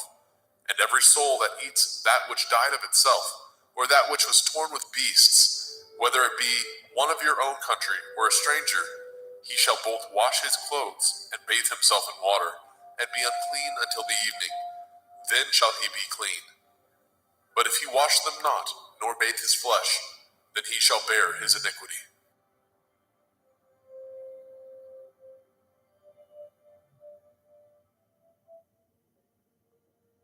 Vayikra, Leviticus chapter 18. And Yahweh spoke unto Moshe, saying, Speak unto the children of Yasharel, and say unto them, I am Yahweh Elohim. After the doings of the land of Mitzrayim, where ye dwell, shall ye not do. And after the doings of the land of Canaan, whither I bring you, shall ye not do. Neither shall ye walk in their ordinances. Ye shall do my judgments, and guard my ordinances, to walk therein. I am Yahuwah Elohim. Ye shall therefore guard my statutes and my judgments, which if a man do, he shall live in them. I am Yahweh. None of you shall approach to any that is near of kin to him, to uncover their nakedness. I am Yahweh. The nakedness of your father, or the nakedness of your mother, shall you not uncover. She is your mother. You shall not uncover her nakedness. The nakedness of your father's woman shall you not uncover. It is your father's nakedness. The nakedness of your sister, the daughter of your father, the daughter of your mother, whether she be born at home or born abroad, even their nakedness you shall not uncover. The nakedness of your son's daughter, or of your daughter's daughter, even their nakedness you shall not uncover, for theirs is your own nakedness. The nakedness of your father's woman's daughter, begotten of your father, she is your sister, you shall not uncover her nakedness. You shall not uncover the nakedness of your father's sister, she is your father's near kinswoman. You shall not uncover the nakedness of your mother's sister, for she is your mother's near kinswoman. You shall not uncover the nakedness of your father's brother. You shall not approach to his woman, she is your aunt. You shall not uncover the nakedness of your daughter-in-law, she is your son's woman. You shall not uncover her nakedness. You shall not uncover the nakedness of your brother's woman, it is your brother's nakedness. You shall not uncover the nakedness of a woman and her daughter, neither shall you take her son's daughter, or her daughter's daughter, to uncover her nakedness, for they are your near kinswoman. It is wickedness. Neither shall you take a woman to her sister to vex her, to uncover her nakedness, beside the other in her lifetime. Also, you shall not approach unto a woman to uncover her nakedness, as long as she is put apart for her uncleanness. Moreover, you shall not lie carnally with your neighbor's woman to defile yourself with her. And you shall not let any of your seed pass through the fire to Molech, neither shall you profane the name of your Elohim. I am Yahweh. You shall not lie with mankind as with womankind. It is an abomination. Neither shall you lie with any beast to defile yourself therewith. Neither shall any woman stand before a beast to lie down thereto. It is confusion. Defile not ye yourselves in any of these things, for in all these the nations are defiled, which I cast out before you. And the land is defiled, therefore I do visit the iniquity thereof upon it, and the land itself vomits out her inhabitants. Ye shall therefore guard my statutes and my judgments, and shall not commit any of these abominations, neither any of your own nation, nor any stranger that sojourns among you. For all these abominations have the men of the land done, which were before you, and the land is defiled, that the land spew not you out also, when ye defile it, as it spewed out the nations that were before you. For whosoever shall commit any of these abominations, even the souls that commit them shall be cut off from among their people. Therefore shall ye guard my ordinance, that ye commit not any of these abominable customs, which were committed before you, and that ye defile not yourselves therein. I am Yahuwah Elohim.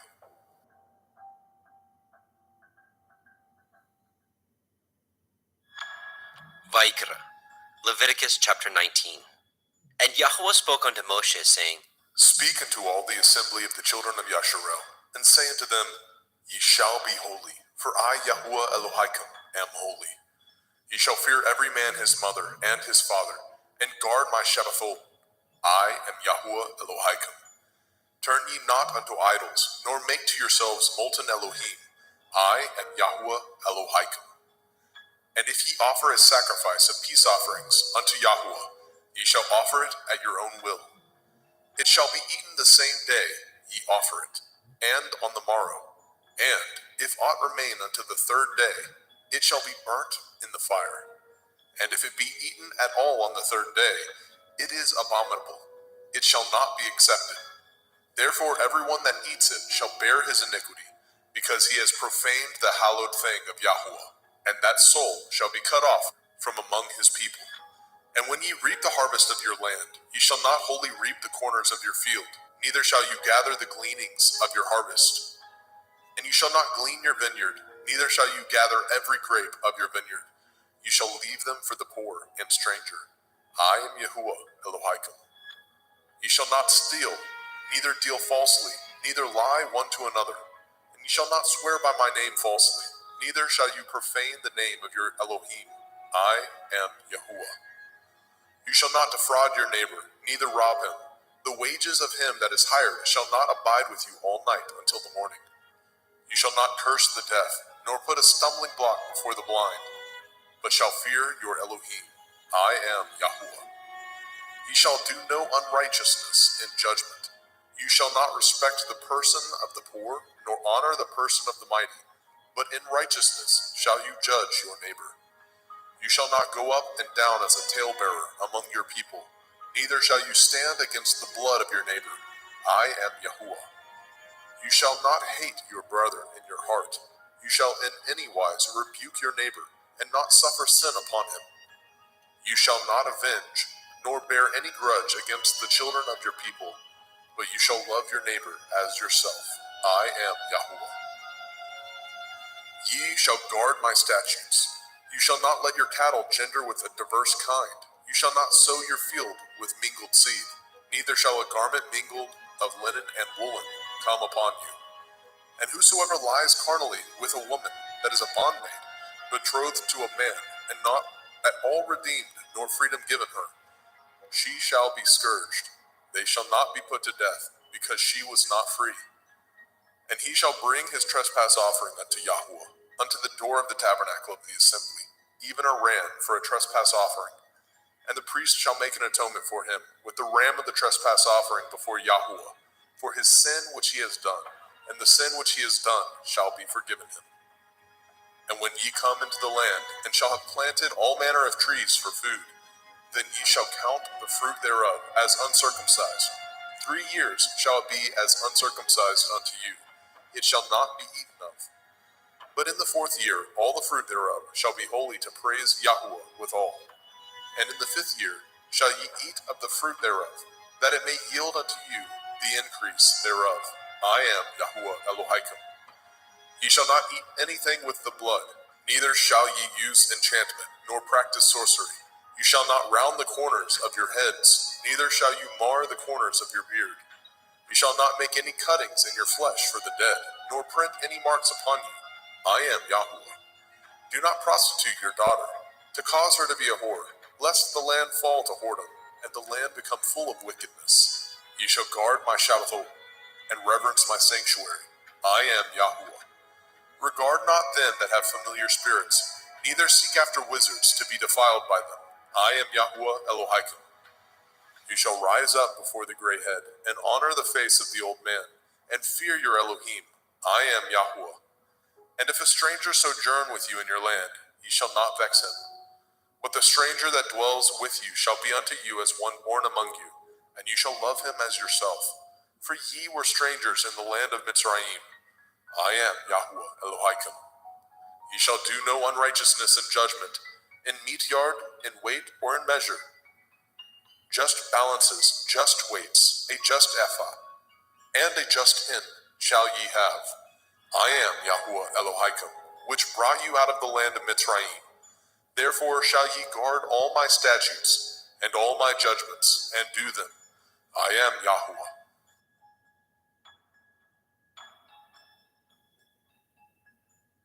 Vaikra, Leviticus chapter 20. And Yahuwah spoke unto Moshe, saying, Again you shall say to the children of Yasharel, whosoever he be of the children of Yasharel, or of the strangers that sojourn in Yasharel, that gives any of his seed unto Molech, he shall surely be put to death. The people of the land shall stone him with stones. And I will set my face against that man, and I will cut him off from among his people, because he has given of his seed unto Molech, to defile my sanctuary, and to profane my holy name. And if the people of the land do any ways hide their eyes from the man, when he gives of his seed unto Molech, and kill him not, then I will set my face against that man, and against his family, and will cut him off, and all that go a-whoring after him, to commit whoredom with Molech, from among their people. And the soul that turns after such as have familiar spirits, and after wizards, to go a-whoring after them, I will even set my face against that soul, and will cut him off from among his people. Sanctify yourselves, therefore, and be ye holy, for I am Yahuwah Elohim, and ye shall guard my statutes, and do them. I am Yahuwah Mekodishkim. For everyone that curses his father or his mother shall surely be put to death. He has cursed his father or his mother, his blood shall be upon him. And the man that breaks wedlock with another man's woman, even he that breaks wedlock with his neighbor's woman, the man and the woman that breaks wedlock shall surely be put to death. And the man that lies with his father's woman has uncovered his father's nakedness. Both of them shall surely be put to death. Their blood shall be upon them. And if a man lie with his daughter-in-law, both of them shall surely be put to death. They have wrought confusion. Their blood shall be upon them. If a man also lie with mankind, as he lies with a woman, both of them have committed an abomination. They shall surely be put to death. Their blood shall be upon them. And if a man take a woman and her mother, it is wickedness. They shall be burnt with fire, both he and they, that there be no wickedness among you. And if a man lie with a beast, he shall surely be put to death, and ye shall slay the beast. And if a woman approach unto any beast, and lie down thereto, you shall kill the woman and the beast. They shall surely be put to death. Their blood shall be upon them. And if a man shall take his sister, his father's daughter, or his mother's daughter, and see her nakedness, and she see his nakedness, it is a wicked thing, and they shall be cut off in the sight of their people. He has uncovered his sister's nakedness. He shall bear his iniquity. And if a man shall lie with a woman having her sickness, and shall uncover her nakedness, he has discovered her fountain, and she has uncovered the fountain of her blood, and both of them shall be cut off from among their people. And you shall not uncover the nakedness of your mother's sister, nor of your father's sister, for he uncovers his near kin, they shall bear their iniquity. And if a man shall lie with his uncle's woman, he has uncovered his uncle's nakedness. They shall bear their sin, they shall die childless. And if a man shall take his brother's woman, it is an unclean thing. He has uncovered his brother's nakedness. They shall be childless.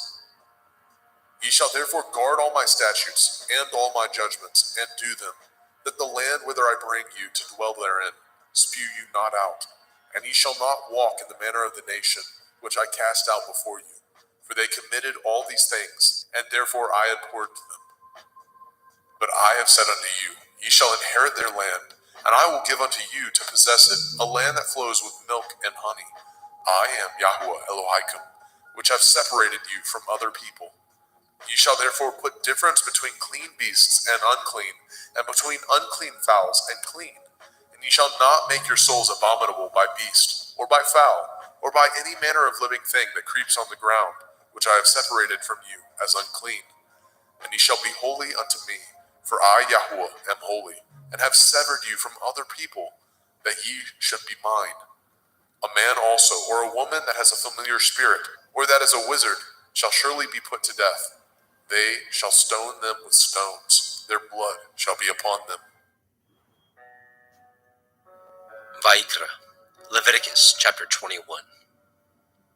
And Yahweh said unto Moshe, Speak unto the priests, the sons of Aharon, and say unto them, There shall none be defiled for the dead among his people, but for his kin that is near unto him, that is, for his mother, and for his father, and for his son, and for his daughter, and for his brother, and for his sister a virgin, that is nigh unto him, which has had no man, for her may he be defiled. But he shall not defile himself, being a chief among his people, to profane himself. They shall not make baldness upon their head, neither shall they shave off the corners of their beard, nor make any cuttings in their flesh. They shall be holy unto their Elohim, and not profane the name of their Elohim. For the offerings of Yahweh made by fire, and the bread of their Elohim they do offer. Therefore they shall be holy. They shall not take a woman that is a whore, or profane, neither shall they take a woman put away from her man, for he is holy unto his Elohim. You shall sanctify him therefore, for he offers the bread of your Elohim. He shall be holy unto you, for I, Yahweh, which sanctify you, am holy. And the daughter of any priest, if she profane herself by playing the whore, she profanes her father, she shall be burnt with fire. And he that is high priest among his brethren, upon whose head the anointing oil was poured, and that is consecrated to put on the garments, shall not uncover his head, nor rend his clothes. Neither shall he go in to any dead body, nor defile himself for his father, or for his mother. Neither shall he go out of the sanctuary, nor profane the sanctuary of his Elohim. For the crown of the anointing oil of his Elohim is upon him. I am Yahweh. And he shall take a woman in her virginity, a widow or a divorced woman, or profane, or a harlot. These shall he not take, but he shall take a virgin of his own people to be his woman. Neither shall he profane his seed among his people, for I, Yahweh, do sanctify him.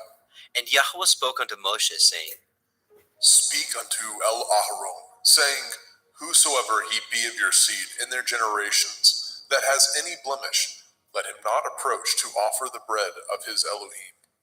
For whosoever man he be that has a blemish, he shall not approach, a blind man or a lame, or he that has a flat nose, or anything superfluous, or a man that is broken-footed, or broken-handed, or crook-backed, or a dwarf, or that has a blemish in his eye, or be scurvy, or scabbed, or has his stones broken.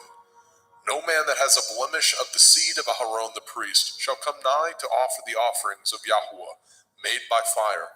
He has a blemish. He shall not come nigh to offer the bread of his Elohim.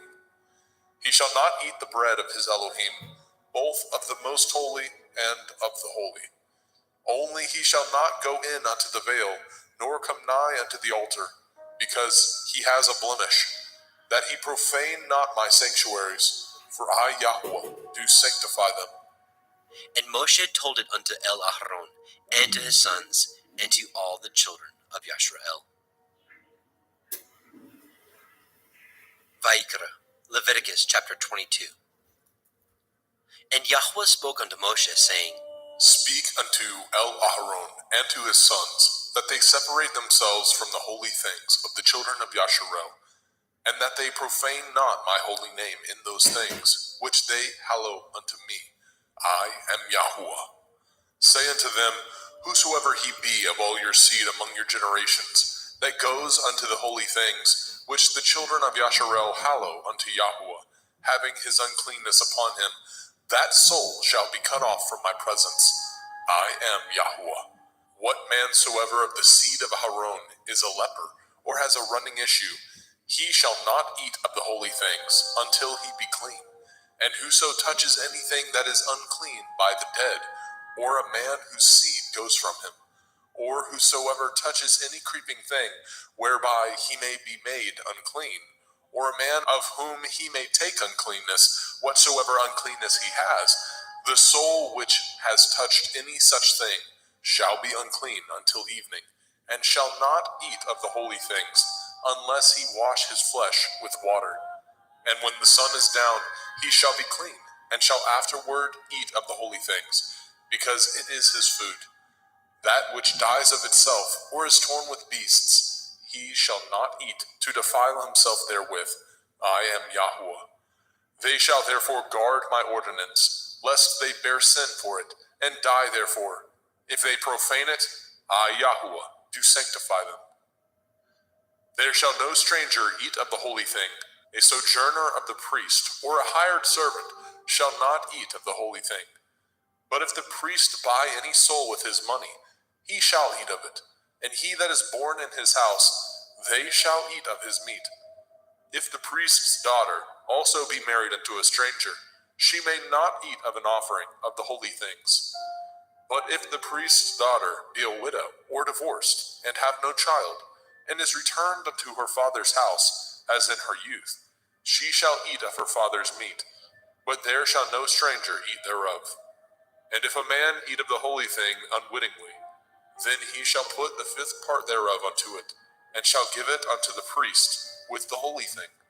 And they shall not profane the holy things of the children of Yasharel, which they offer unto Yahweh, or suffer them to bear the iniquity of trespass when they eat their holy things. For I, Yahweh, do sanctify them. And Yahweh spoke unto Moshe, saying, Speak unto Aharon and to his sons, and unto all the children of Yasharel, and say unto them, whatsoever he be of the house of Yasharel, or of the strangers in Yasharel, that will offer his oblation for all his vows, and for all his freewill offerings, which they will offer unto Yahweh for a burnt offering.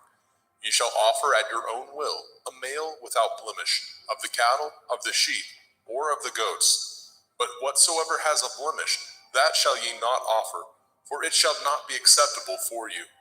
And whosoever offers a sacrifice of peace offerings unto Yahweh, to accomplish his vow, or a freewill offering in cattle or sheep, it shall be perfect to be accepted. There shall be no blemish therein. Blind, or broken, or maimed, or having a running sore, or scurvy, or scabbed, ye shall not offer these unto Yahweh, nor make an offering by fire of them upon the altar unto Yahweh. Either a bullock or a lamb that has anything superfluous or lacking in his parts, that may you offer for a freewill offering, but for a vow it shall not be accepted. Ye shall not offer unto Yahweh that which is bruised, or crushed, or broken, or cut, neither shall ye make any offerings thereof in your land. Neither from a stranger's hand shall ye offer the bread of your Elohim of any of these, because their corruption is in them, and blemishes be in them. They shall not be accepted for you. And Yahweh spoke unto Moshe, saying, When a bullock or a sheep or a goat is brought forth, then it shall be 7 days under the dam, And from the 8th day, and thenceforth, it shall be accepted for an offering made by fire unto Yahweh. And whether it be cow or ewe, ye shall not kill it, and her young, both in one day. And when ye offer a sacrifice of thanksgiving unto Yahweh, offer it at your own will. On the same day it shall be eaten up. Ye shall leave none of it until the morrow. I am Yahweh. Therefore shall ye guard my commandments, and do them. I am Yahweh. Neither shall ye profane my holy name, but I will be hallowed among the children of Yasharel. I am Yahweh, which hallow you, that brought you out of the land of Mizraim, to be your Elohim. I am Yahweh.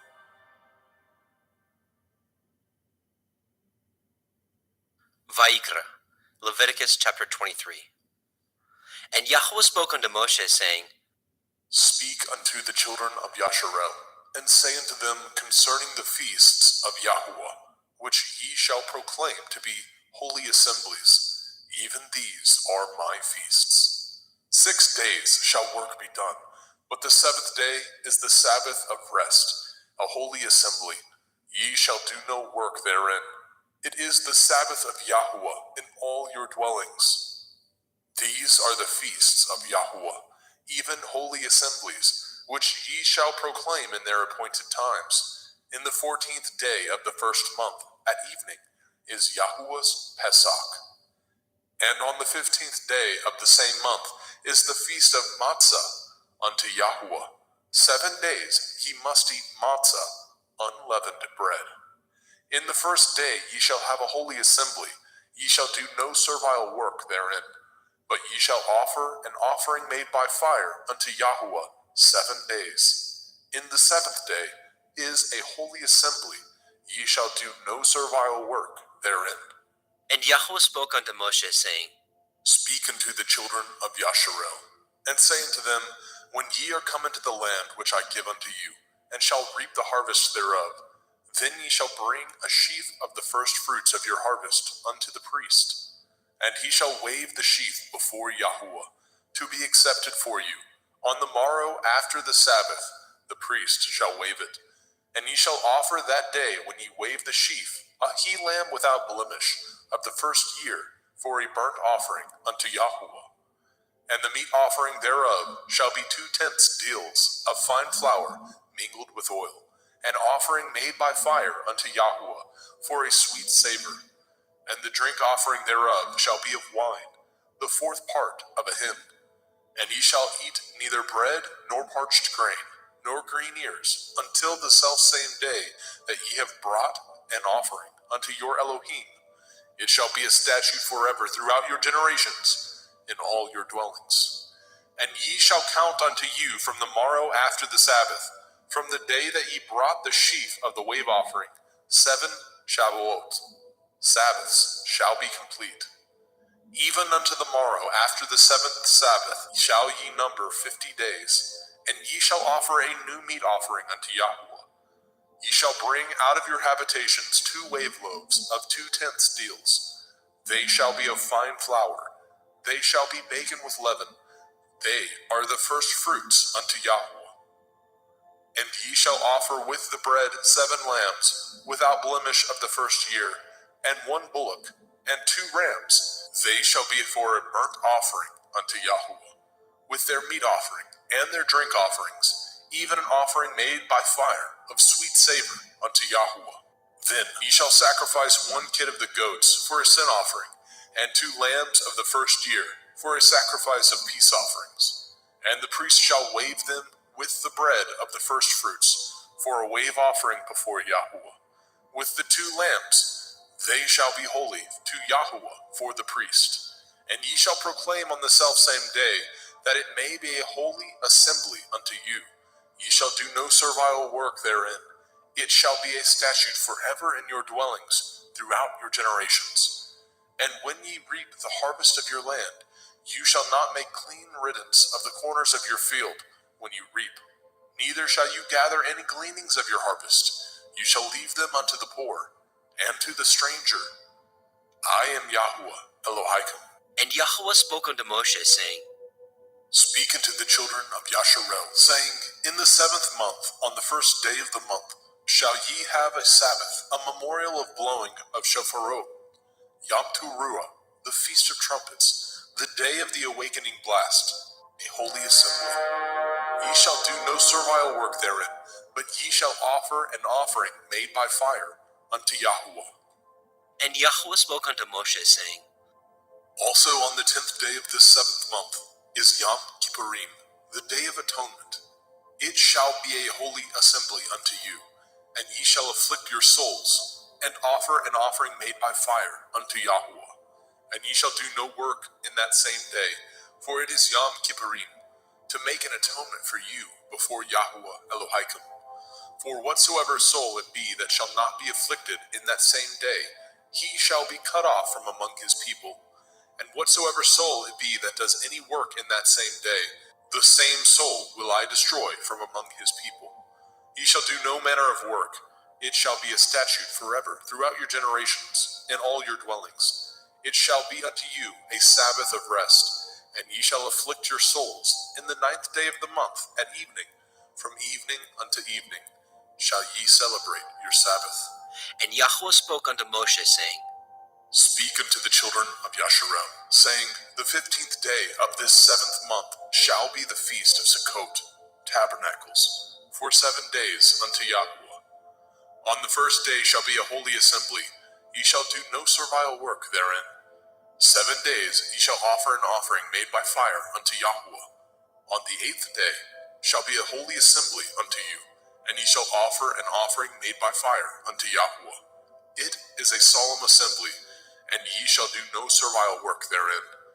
These are the feasts of Yahuwah, which ye shall proclaim to be holy assemblies, to offer an offering made by fire unto Yahuwah, a burnt offering and a meat offering, a sacrifice and drink offerings, everything upon his day. Besides the Shavuot, Sabbaths of Yahuwah, and beside your gifts, and beside all your vows, and beside all your freewill offerings, which ye give unto Yahuwah. Also in the 15th day of the 7th month, when ye have gathered in the fruit of the land, ye shall keep a feast unto Yahuwah 7 days. On the 1st day shall be a Sabbath, and on the 8th day shall be a Sabbath.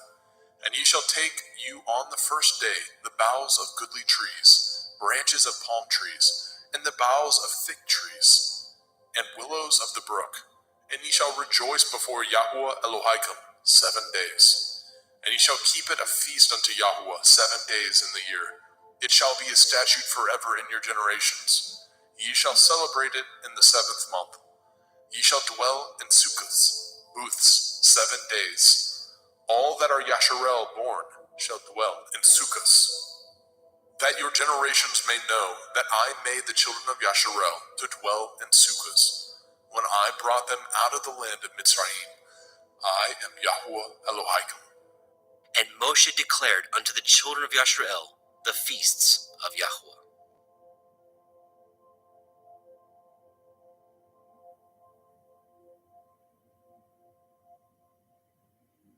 Vaikra, Leviticus chapter 24. And Yahweh spoke unto Moshe, saying, Command the children of Yasharel that they bring unto you pure olive oil, beaten for the light, to cause the lamps to burn continually, without the veil of the testimony. In the tabernacle of the assembly shall Aharon order it from the evening unto the morning before Yahuwah continually. It shall be a statute forever in your generations. He shall order the lamps upon the pure menorah, 7-branched candlestick, before Yahuwah continually. And you shall take fine flour, and bake 12 cakes thereof. 2/10 deals shall be in 1 cake. And you shall set them in 2 rows, 6 on a row, upon the pure table before Yahuwah. And you shall put pure frankincense upon each row, that it may be on the bread for a memorial, even a memorial made by fire unto Yahuwah. Every Sabbath he shall set it in order before Yahuwah continually, being taken from the children of Yasharel by an everlasting covenant. And it shall be Aharon and his sons, and they shall eat it in the holy place, for it is most holy unto him of the offerings of Yahuwah made by fire by a perpetual statute. And the son of a Yasharaliteth woman, whose father was a Mitzri, went out among the children of Yashrael. And this son of the Yasharaliteth woman and a man of Yashrael strove together in the camp. And the Yasharaliteth woman's son blasphemed the name of Yahweh and cursed. And they brought him unto Moshe, and his mother's name was Shelomith, the daughter of Divri, of the tribe of Dan. And they put him in ward, that the mind of Yahweh might be showed them. And Yahweh spoke unto Moshe, saying, Bring forth him that has cursed without the camp, and let all that heard him lay their hands upon his head, and let all the assembly stone him. And you shall speak unto the children of Yasharel, saying, Whosoever curses his Elohim shall bear his sin. And he that blasphemes the name of Yahweh, he shall surely be put to death. And all the assembly shall certainly stone him, as well the stranger, as he that is born in the land, when he blasphemes the name of Yahweh, shall be put to death. And he that kills any man shall surely be put to death. And he that kills a beast shall make it good, beast for beast. And if a man cause a blemish in his neighbor, as he has done, so shall it be done to him. Breach for breach, eye for eye, tooth for tooth. As he has caused a blemish in a man, so shall it be done to him again. And he that kills a beast, he shall restore it. And he that kills a man, he shall be put to death. Ye shall have one manner of law, as well for the stranger, as for one of your own country. For I am Yahweh Elohim. And Moshe spoke to the children of Yashrael, that they should bring forth him that had cursed out of the camp, and stone him with stones. And the children of Yashrael did as Yahweh commanded Moshe.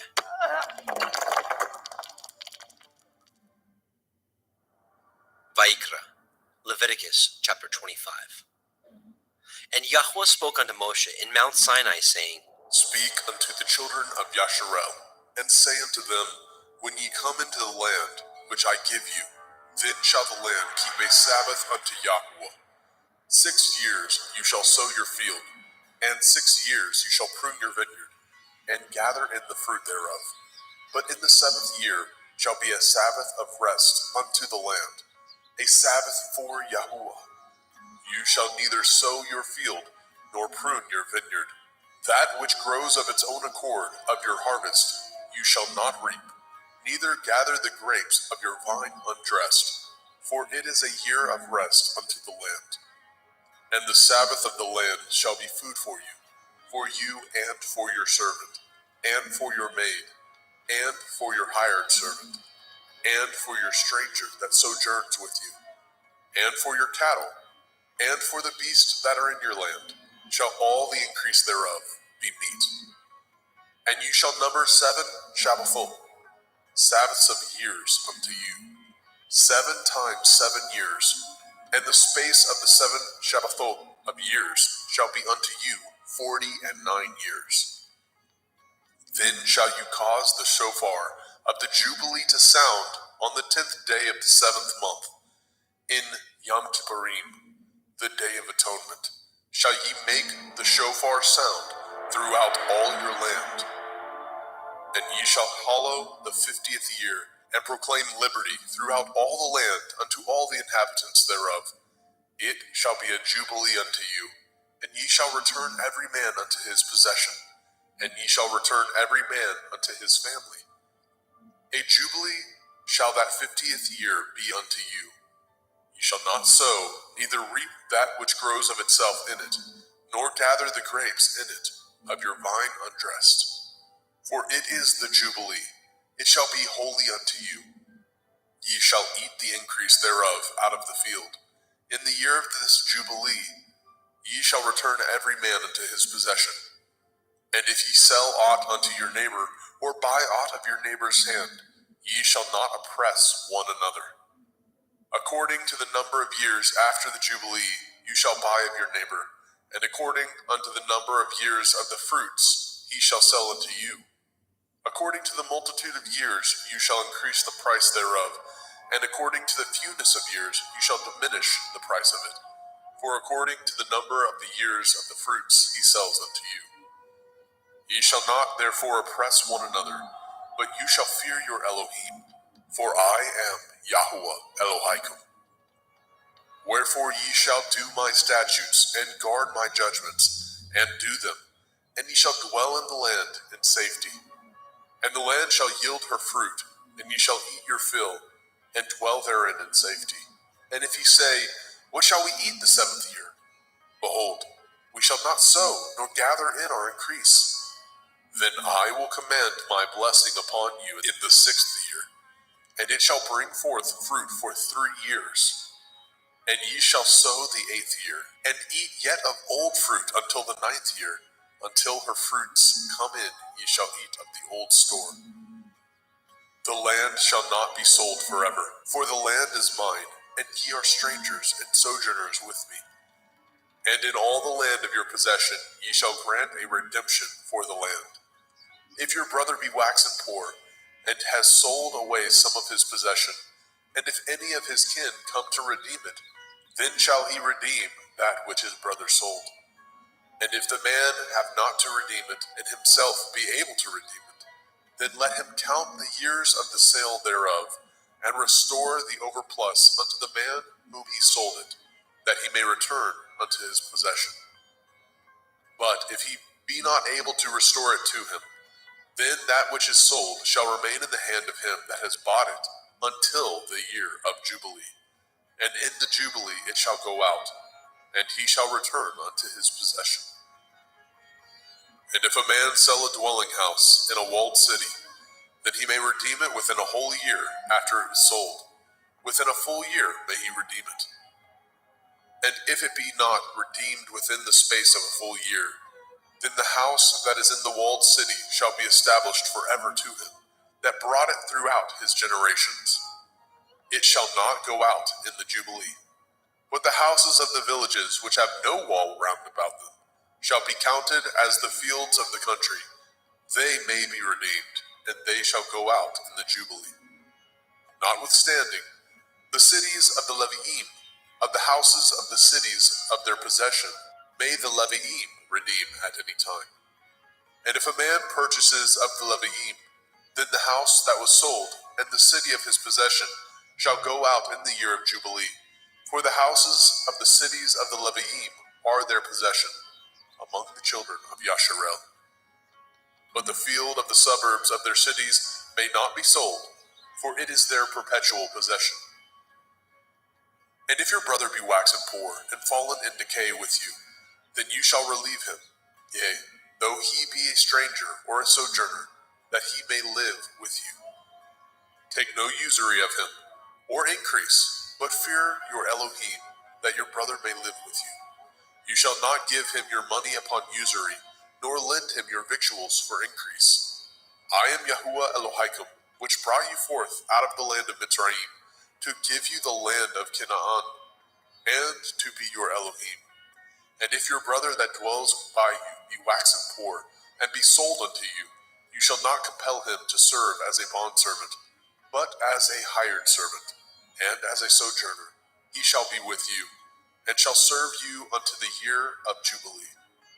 And then shall he depart from you, both he and his children with him, and shall return unto his own family, and unto the possession of his fathers shall he return. For they are my servants, which I brought forth out of the land of Mitzrayim. They shall not be sold as bondmen. You shall not rule over him with rigor, but shall fear your Elohim. Both your bondmen and your bondmaids, which you shall have, shall be of the heathen that are round about you. Of them shall ye buy bondmen and bondmaids. Moreover, of the children of the strangers that do sojourn among you, of them shall ye buy, and of their families that are with you, which they begat in your land, and they shall be your possession. And ye shall take them as an inheritance for your children after you, to inherit them for a possession. They shall be your bondmen forever. But over your brethren, the children of Yasharel, you shall not rule one over another with rigor. And if a sojourner or a stranger wax rich by you, and your brother that dwells by him wax poor, and sell himself unto the stranger or sojourner by you, or to the stock of the stranger's family. After that he is sold, he may be redeemed again. One of his brethren may redeem him. Either his uncle or his uncle's son may redeem him, or any that is nigh of kin unto him of his family may redeem him, or if he be able, he may redeem himself. And he shall reckon with him that bought him from the year that he was sold unto him, unto the year of Jubilee. And the price of his sale shall be according to the number of years, according to the time of a hired servant shall it be with him. If there be yet many years behind, according unto them he shall give again the price of his redemption, out of the money that he was bought for. And if there remain but few years unto the year of Jubilee, then he shall count with him, and according unto his years shall he give him again the price of his redemption. And as a yearly hired servant shall be with him, and the other shall not rule with rigor over him in your sight. And if he be not redeemed in these years, then he shall go out in the year of Jubilee, both he and his children with him. For unto me the children of Yasharel are servants. They are my servants, whom I brought forth out of the land of Mitzrayim. I am Yahuwah Elohaikum. Vaikra, Leviticus chapter 26.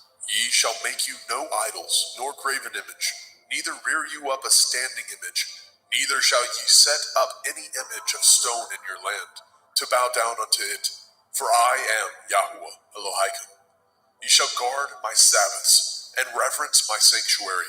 I am Yahuwah. If ye walk in my statutes, and guard my commandments, and do them, then I will give you rain in due season, and the land shall yield her increase, and the trees of the field shall yield their fruit. And your threshing shall reach unto the vintage, and the vintage shall reach unto the sowing time.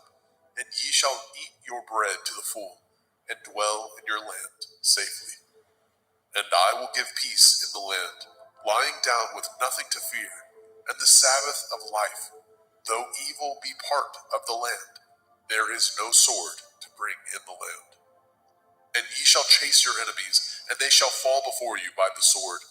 And 5 of you shall chase 100, and 100 of you shall put 10,000 to flight. And your enemies shall fall before you by the sword. For I will have respect unto you, and make you fruitful, and multiply you, and establish my covenant with you. And ye shall eat old store, and bring forth the old because of the new.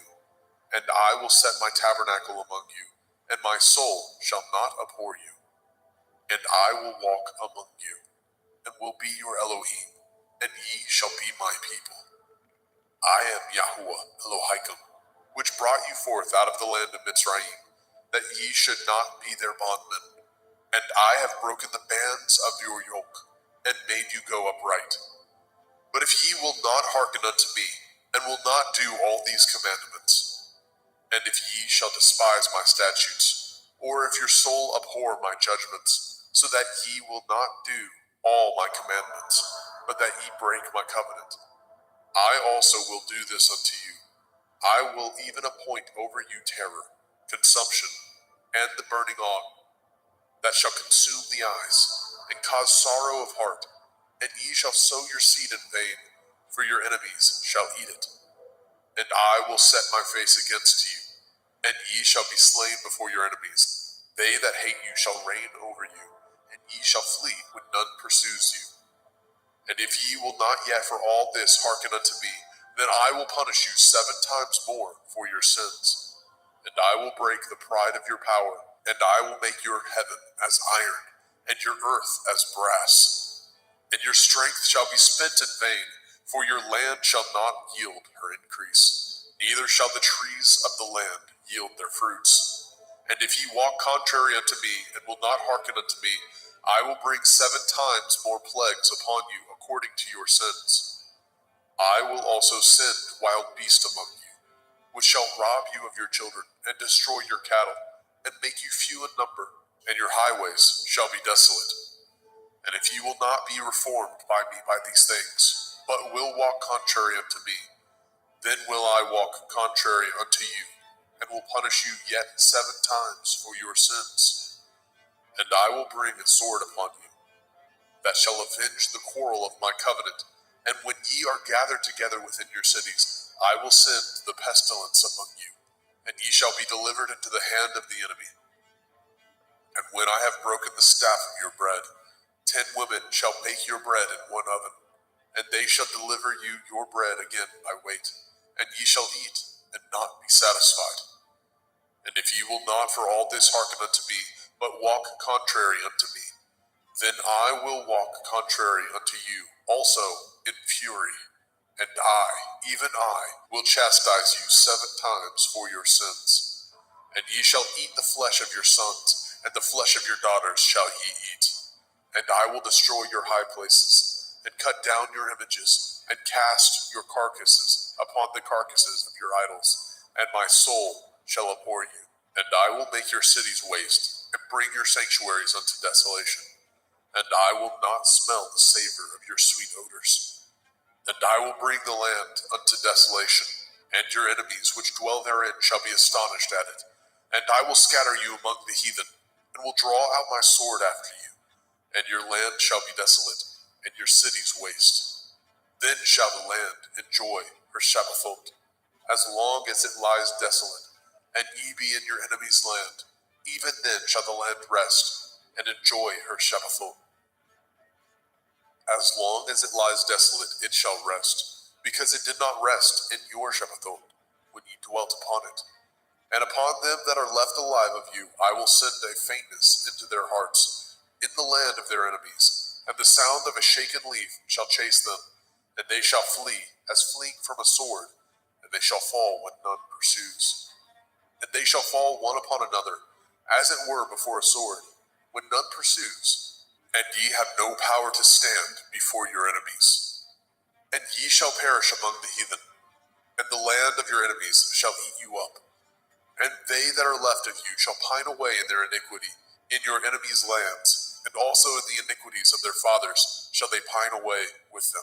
If they shall confess their iniquity, and the iniquity of their fathers, with their transgressions which they transgressed against me, and that also they have walked contrary unto me, and that I also have walked contrary unto them, and have brought them into the land of their enemies, if then their uncircumcised heart be humbled, and they then accept of the punishment of their iniquity, then I will remember my covenant with Yaakov, and also my covenant with Yitzhak, and also my covenant with Abraham will I remember, and I will remember the land.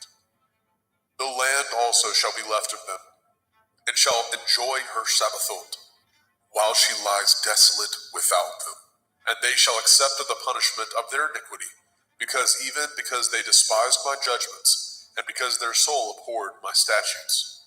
And yet, for all that, when they be in the land of their enemies, I will not cast them away, neither will I abhor them, to destroy them utterly, and to break my covenant with them.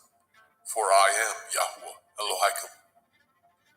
But I will for their sakes remember the covenant of their ancestors, whom I brought forth out of the land of Mitzrayim, in the sight of the heathen, that I might be their Elohim.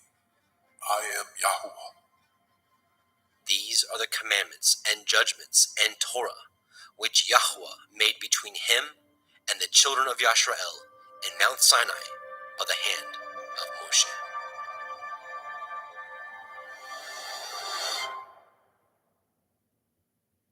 Vayikra, Leviticus chapter 27.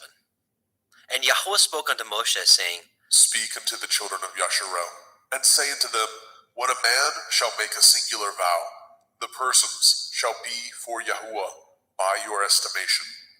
And your estimation shall be of the male from 20 years old, even unto 60 years old. Even your estimation shall be 50 shekels of silver, after the shekel of the sanctuary. And if it be a female, then your estimation shall be 30 shekels. And if it be from 5 years old, even unto 20 years old, then your estimation shall be of the male 20 shekels, and for the female 10 shekels. And if it be from a month old, even unto 5 years old, then your estimation shall be of the male 5 shekels of silver, and for the female your estimation shall be 3 shekels of silver. And if it be from 60 years old and above, If it be a male, then your estimation shall be 15 shekels, and for the female 10 shekels. But if he be poorer than your estimation, then he shall present himself before the priest, and the priest shall value him according to his ability. That vowed shall the priest value him. And if it be a beast, whereof men bring an offering unto Yahuwah, all that any man gives of such unto Yahuwah shall be holy. He shall not alter it, nor change it, a good for a bad, or a bad for a good. And if he shall at all change beast for beast, then it and the exchange thereof shall be holy. And if it be any unclean beast, of which they do not offer a sacrifice unto Yahuwah, then he shall present the beast before the priest. And the priest shall value it, whether it be good or bad, as you value it. Who are the priest, so shall it be. But if he will at all redeem it, then he shall add a fifth part thereof unto your estimation. And when a man shall sanctify his house to be holy unto Yahuwah, then the priest shall estimate it, whether it be good or bad. As the priest shall estimate it, so shall it stand. And if he that sanctified it will redeem his house, then he shall add the fifth part of the money of your estimation unto it, and it shall be his. And if a man shall sanctify unto Yahuwah some part of a field of his possession, then your estimation shall be according to the seed thereof. A omer of barley seed shall be valued at 50 shekels of silver. If he sanctify his field from the year of Jubilee, according to your estimation, it shall stand. But if he sanctify his field after the Jubilee, then the priest shall reckon unto him the money according to the years that remain, even unto the year of Jubilee, and it shall be abated from your estimation. And if he that sanctified the field will in any wise redeem it, then he shall add the fifth part of the money of your estimation unto it, and it shall be assured to him. And if he will not redeem the field, or if he have sold the field to another man, it shall not be redeemed any more. But the field, when it goes out in the Jubilee, shall be holy unto Yahuwah. As a field devoted, the possession thereof shall be the priest's. And if a man sanctify unto Yahuwah a field which he has bought, which is not of the fields of his possession, then the priest shall reckon unto him the worth of your estimation, even unto the year of the Jubilee. And he shall give your estimation in that day as a holy thing unto Yahuwah. In the year of the Jubilee, the field shall return unto him of whom it was bought, even to him to whom the possession of the land did belong. And all your estimation shall be according to the shekel of the sanctuary. 20 gerahs shall be the shekel. Only the firstling of the beasts, which should be Yahuwah's firstling, no man shall sanctify it, whether it be ox or sheep. It is Yahuwah's. And if it be of an unclean beast, and he shall redeem it according to your estimation, and shall add a fifth part of it thereto, or if it be not redeemed, then it shall be sold according to your estimation.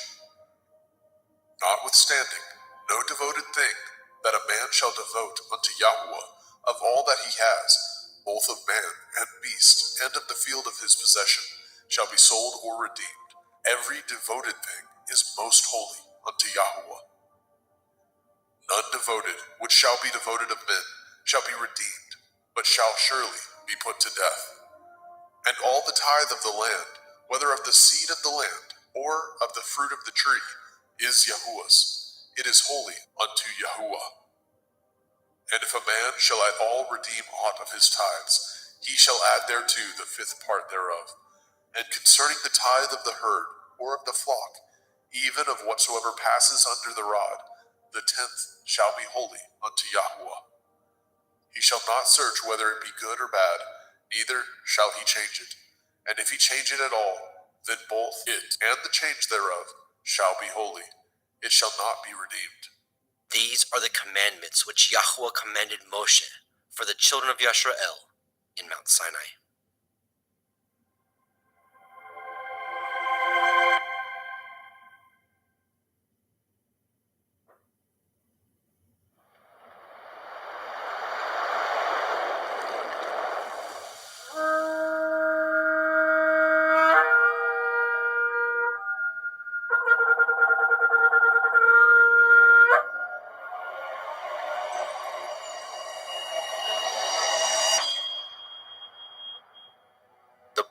Shemot. Exodus, chapter 1. Now these are the names of the children of Yasharel, which came into Mitzrayim. Every man and his household came with Jacob: Reuben, Shimon, Levi, Yehudah, Issachar, Zebulun, and Benjamin, Dan, Naphtali, Gad, and Asher. And all the souls that came out of the loins of Jacob were 70 souls, for Joseph was in Mitzrayim already. And Joseph died, and all his brethren, and all that generation. And the children of Yasharel were fruitful, and increased abundantly, and multiplied, and waxed exceeding mighty, and the land was filled with them. Now there arose up a new king over Mitzrayim, which knew not Joseph. And he said unto his people, Behold, the people of the children of Yasharel are more and mightier than we. Come on, let us deal wisely with them, lest they multiply, and it come to pass, that when there falls out any war, they join also unto our enemies, and fight against us, and so get them up out of the land. Therefore they did set over them taskmasters, to afflict them with their burdens. And they built for Pharaoh treasure cities, Pithom and Ramesses. But the more they afflicted them, the more they multiplied and grew, and they were grieved because of the children of Yasharel. And the Mitzrayim made the children of Yasharel to serve with rigor, and they made their lives bitter with hard bondage, in mortar, and in brick, and in all manner of service in the field. All their service, wherein they made them to serve, was with rigor. And the king of Mitzrayim spoke to the Ivri midwives, of which the name of the one was Shiphrah, and the name of the other Puah. And he said, When ye do the office of a midwife to the Ivrith woman, and see them upon the stools, if it be a son, then ye shall kill him. But if it be a daughter, then she shall live. But the midwives feared Elohim, and did not as the king of Mitzrayim commanded them, but saved the men children alive. And the king of Mitzrayim called for the midwives, and said unto them, Why have you done this thing, and have saved the men children alive? And the midwives said unto Pharaoh, Because the Ivrith women are not as the Mitzrith women, for they are lively, and are delivered ere the midwives come in unto them. Therefore Elohim dealt well with the midwives, and the people multiplied, and waxed very mighty. And it came to pass, because the midwives feared Elohim, that he made them houses. And Pharaoh charged all his people, saying, Every son that is born ye shall cast into the river, and every daughter ye shall save alive. Shemot. Exodus, chapter 2. And there went a man of the house of Levi, and took to be his woman a daughter of Levi.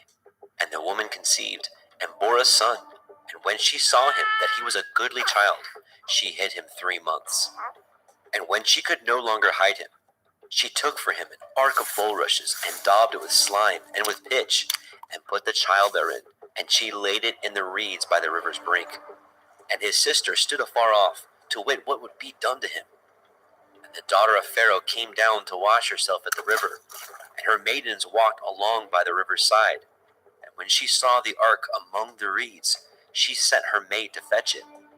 And when she had opened it, she saw the child, and behold, the babe wept. And she had compassion on him, and said, This is one of the Ivrim children. Then said his sister to Pharaoh's daughter, Shall I go and call to you a nurse of the Ivrith woman, that she may nurse the child for you? And Pharaoh's daughter said to her, Go.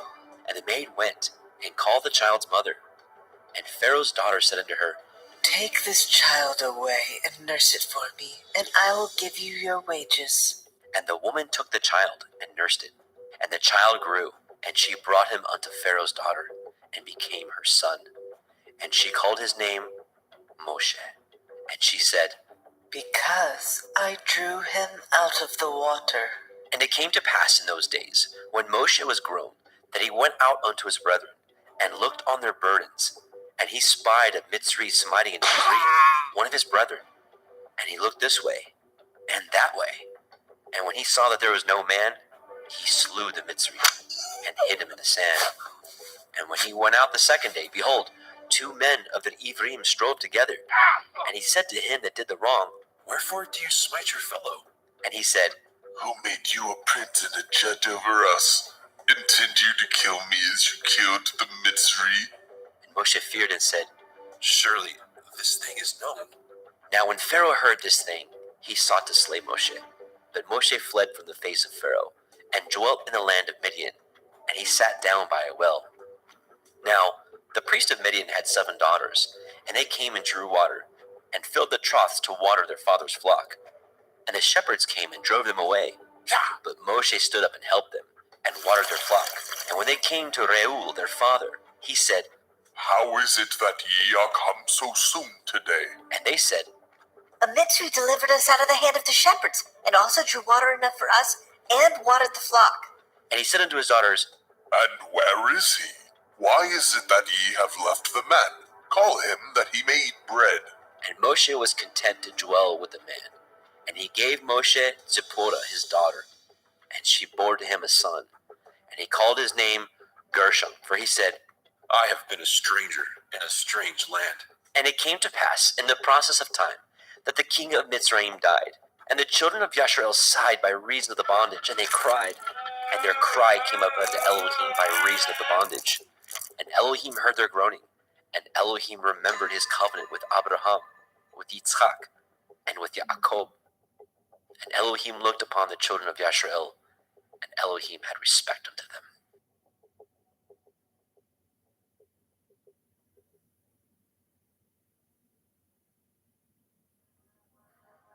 Shemot, Exodus, chapter 3.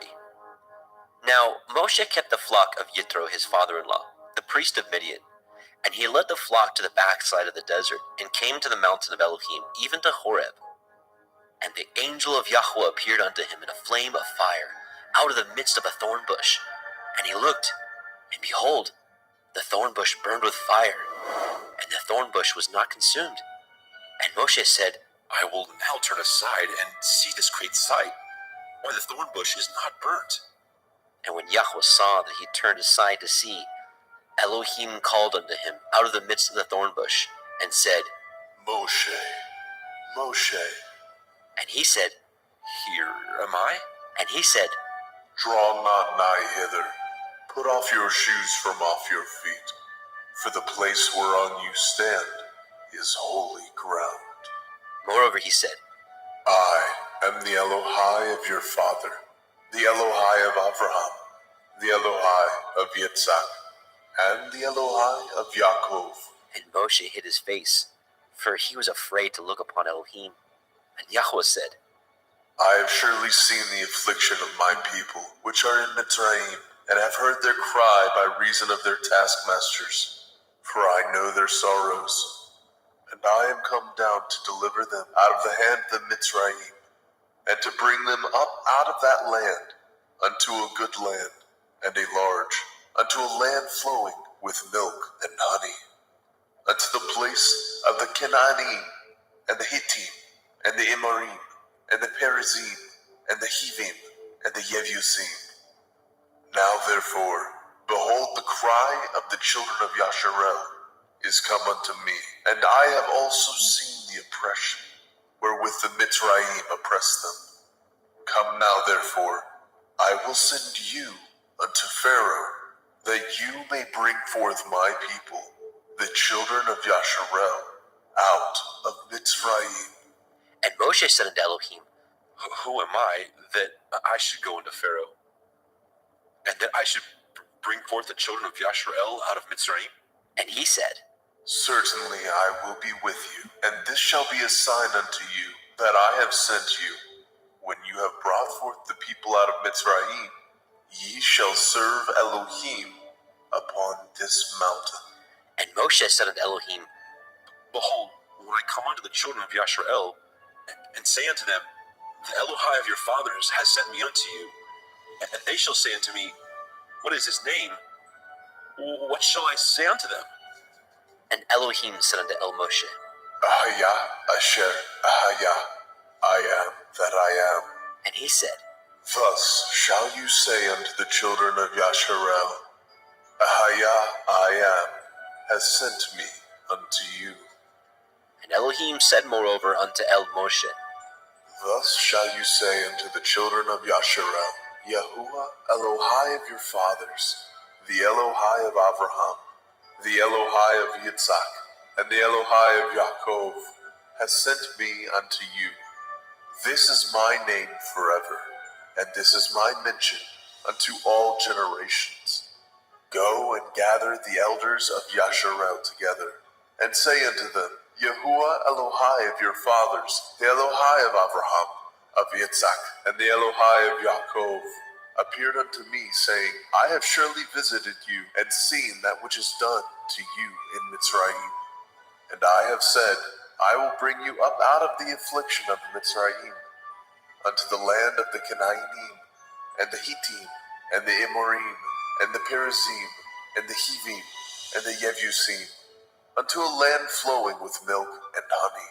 And they shall hearken to your voice, and you shall come, you and the elders of Yasharel, unto the king of Mitzrayim, and ye shall say unto him, Yahuwah Elohai of the Ephraim has met us. And now let us go, we beseech you, 3 days' journey into the wilderness, that we may sacrifice to Yahuwah Eloheinu. And I am sure that the king of Mitzrayim will not let you go, no, not by a mighty hand. And I will stretch out my hand, and smite Mitzrayim with all my wonders, which I will do in the midst thereof. And after that he will let you go, and I will give this people favor in the sight of the Mitzrayim. And it shall come to pass that when ye go, ye shall not go empty. But every woman shall borrow of her neighbor, and of her that sojourns in her house, jewels of silver, and jewels of gold, and raiment. And ye shall put them upon your sons, and upon your daughters, and ye shall spoil the Mitzrayim.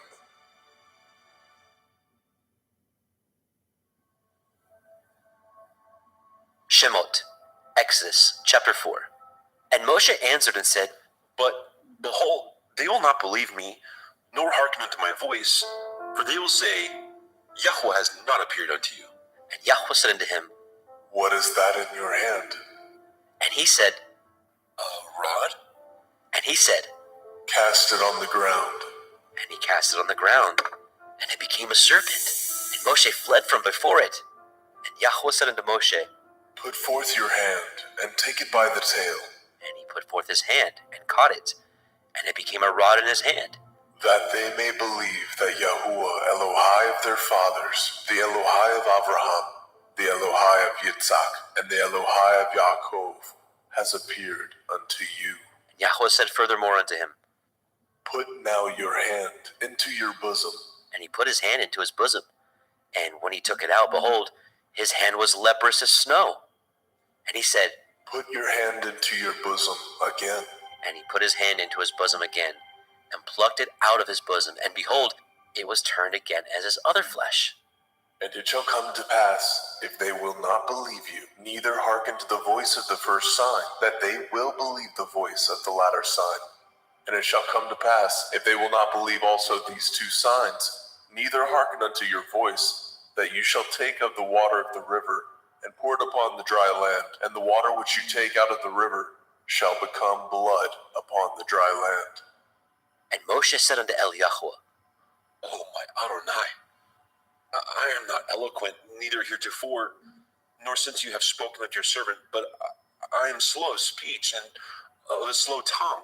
And Yahweh said unto him, Who has made man's mouth, or who makes the dumb, or deaf, or the seeing, or the blind? Have not I, Yahweh? Now therefore go, and I will be with your mouth, and teach you what you shall say. and he said, O my Adonai, send, I pray you, by the hand of whom you will send. and the anger of Yahweh was kindled against Moshe, and he said, Is not Aharon the Levi your brother? I know that he can speak well, and also, behold, he comes forth to meet you, and when he sees you, he will be glad in his heart. And you shall speak unto him, and put the words in his mouth, and I will be with your mouth, and with his mouth, and will teach you what ye shall do. And he shall be your spokesman unto the people, and he shall be, even he shall be to you, instead of a mouth, and you shall be to him instead of Elohim. And you shall take this rod in your hand, wherewith you shall do signs. And Moshe went and returned to Yitro his father-in-law, and said unto him, Let me go, I pray you, and return unto my brethren which are in Mitzrayim, and see whether they be yet alive. And Yitro said unto Moshe, Go in peace. and Yahweh said unto Moshe in Midian, Go, return into Mitzrayim, for all the men are dead which sought your life. And Moshe took his woman and his sons, and set them upon an ass, and he returned to the land of Mitzrayim. And Moshe took the rod of Elohim in his hand. And Yahweh said unto Moshe, When you go to return into Mitzrayim, see that you do all those wonders before Pharaoh, which I have put into your hand. But I will harden his heart, that he shall not let the people go. And you shall say unto Pharaoh, Thus says Yahuwah, Yasharel is my son, even my firstborn. And I say unto you, Let my son go, that he may serve me. And if you refuse to let him go, behold, I will slay your son, even your firstborn. And it came to pass by the way in the inn that Yahweh met him, and sought to kill him. Then Zipporah took a sharp stone, and cut off the foreskin of her son, and cast it at his feet, and said, Surely a bloody man are you to me. So he let him go. Then she said, A bloody man you are, because of the circumcision. and Yahweh said to El Aharon, Go into the wilderness to meet Moshe. and he went, and met him in the mount of Elohim, and kissed him. And Moshe told Aharon all the words of Yahweh who had sent him, and the signs which he had commanded him. And Moshe and Aharon went and gathered together all the elders of the children of Yasharel. And Aharon spoke all the words which Yahweh had spoken unto Moshe, and did the signs in the sight of the people. And the people believed. And when they heard that Yahweh had visited the children of Yasharel, and that he had looked upon their affliction, then they bowed their heads and worshipped.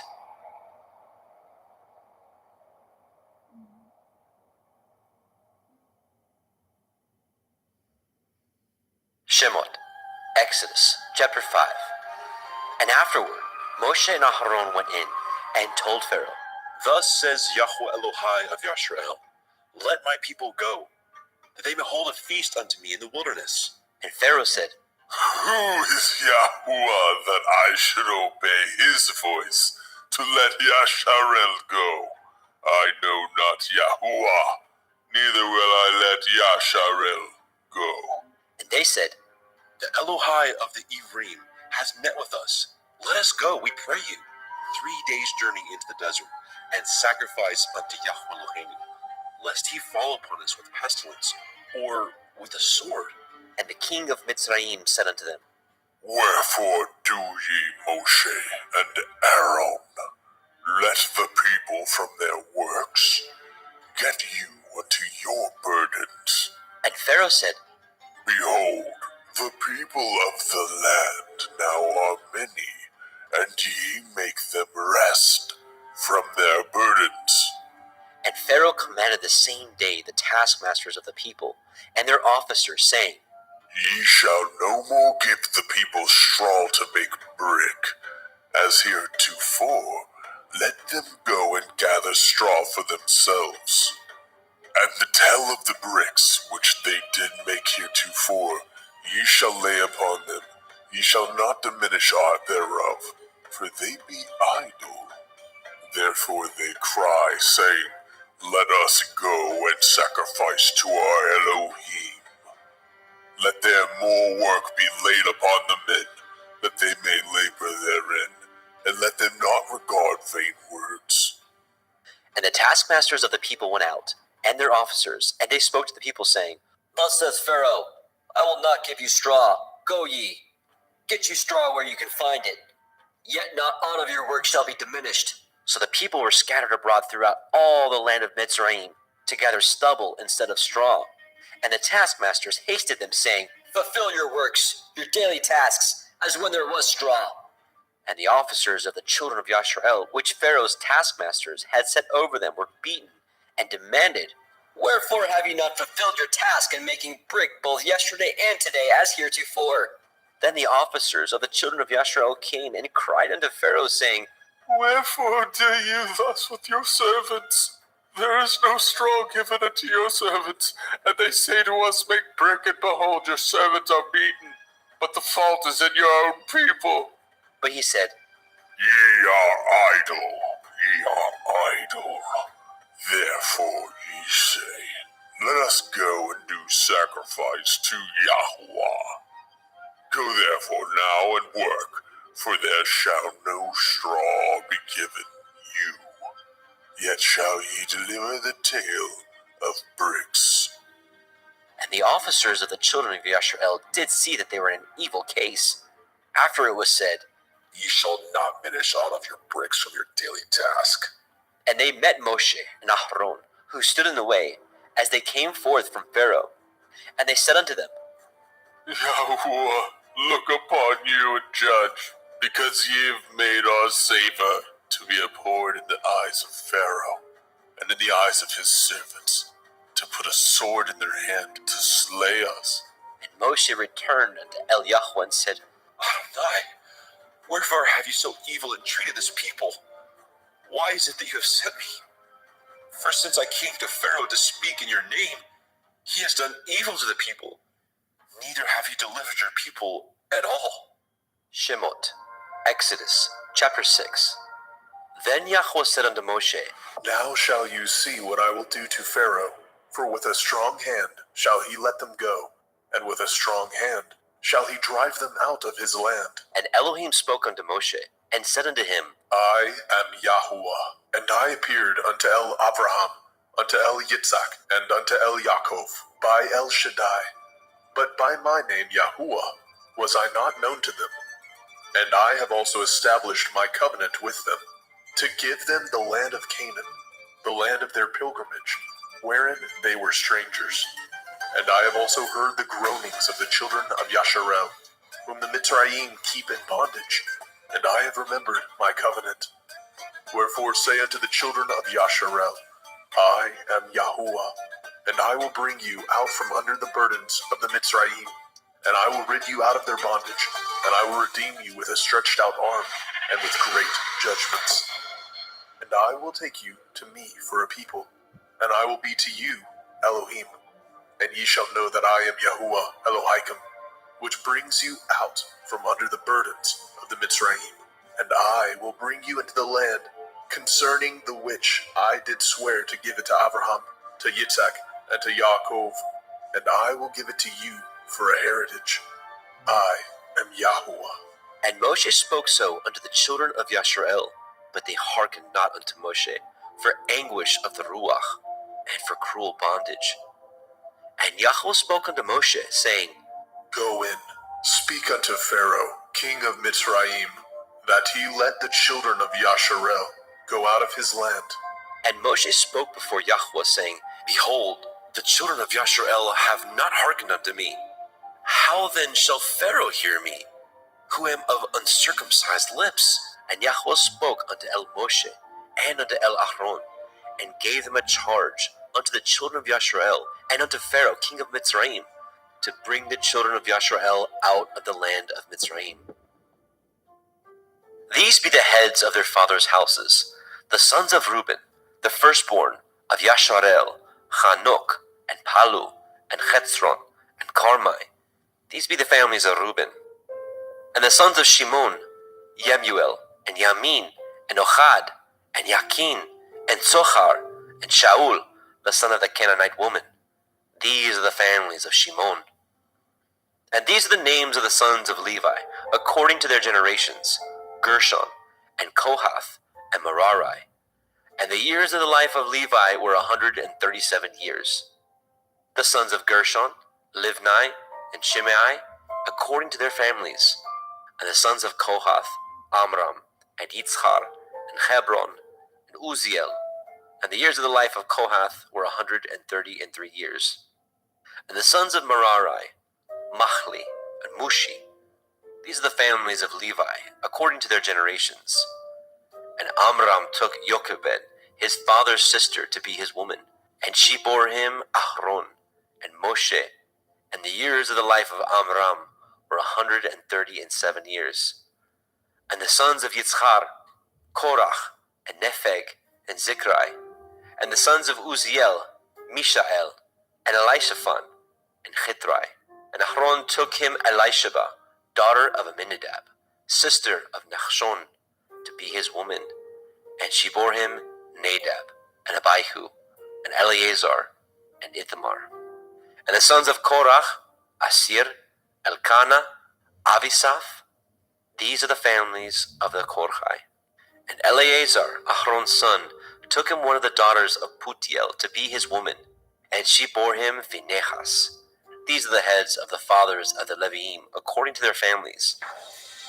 These are that Aaron and Moshe, to whom Yahweh said, Bring out the children of Yasharel from the land of Mitzrayim, according to their families. These are they which spoke to Pharaoh, king of Mitzrayim, to bring out the children of Yasharel from Mitzrayim. These are that Moshe and Aaron. And it came to pass on the day when Yahweh spoke unto Moshe in the land of Mitzrayim, that Yahweh spoke unto Moshe, saying, I am Yahuwah. Speak you unto Pharaoh king of Mitzrayim all that I say unto you. And Moshe said before Yahweh, Behold, I am of uncircumcised lips. How shall Pharaoh hearken unto me? Shemot, Exodus, chapter 7. And Yahweh said unto Moshe, See, I have made you an Elohim to Pharaoh, and Aharon your brother shall be your prophet. You shall speak all that I command you, and Aharon your brother shall speak unto Pharaoh, that he send the children of Yasharel out of his land. And I will harden Pharaoh's heart, and multiply my signs and my wonders in the land of Mitzrayim. But Pharaoh shall not hearken unto you, that I may lay my hand upon Mitzrayim, and bring forth my armies and my people, the children of Yasharel, out of the land of Mitzrayim, by great judgments. And the Mitzrayim shall know that I am Yahuwah, when I stretch forth my hand upon the Mitzrayim, and bring out the children of Yasharel from among them. And Moshe and Aaron did as Yahweh commanded them. So did they. And Moshe was 80 years old, and Aaron 83 years old, when they spoke unto Pharaoh. And Yahweh spoke unto El Moshe, and unto El Aaron, saying, When Pharaoh shall speak unto you, saying, Show a miracle for you, then you shall say unto El Aaron, Take your rod, and cast it before Pharaoh, and it shall become a serpent. And Moshe and Aaron went in unto Pharaoh, and they did so, as Yahweh had commanded. And Aaron cast down his rod before Pharaoh, and before his servants, and it became a serpent. Then Pharaoh also called the wise men and the sorcerers, now the magicians of Mitzrayim. They also did in like manner with their enchantments, for they cast down every man his rod, and they became serpents. But Aaron's rod swallowed up their rods, and he hardened Pharaoh's heart, that he hearkened not unto them, as Yahweh had said. And Yahweh said unto Moshe, Pharaoh's heart is hardened. He refuses to let the people go. Get you unto Pharaoh in the morning. Lo, he goes out unto the water. You shall stand by the river's brink, against he come. And the rod which was turned to a serpent shall you take in your hand. And you shall say unto him, Yahuwah Elohai of the Ivrim has sent me unto you, saying, Let my people go, that they may serve me in the wilderness. And behold, hitherto you would not hear. Thus says Yahuwah, In this you shall know that I am Yahuwah. Behold, I will smite with the rod that is in my hand upon the waters which are in the river, and they shall be turned to blood. And the fish that is in the river shall die, and the river shall stink, and the Mitzrayim shall loathe the drink of the water of the river.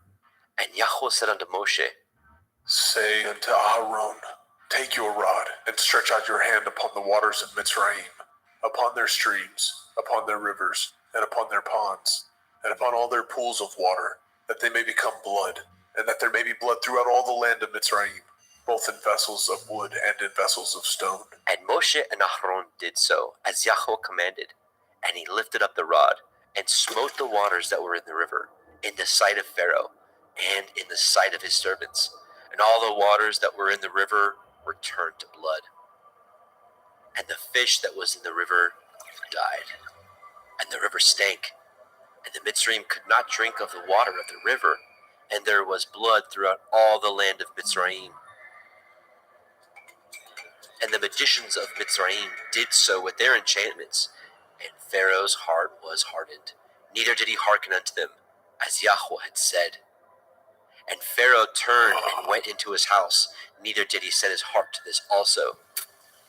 And all the Mitzrayim dug round about the river for water to drink, for they could not drink of the water of the river. And 7 days were fulfilled after that Yahweh had smitten the river.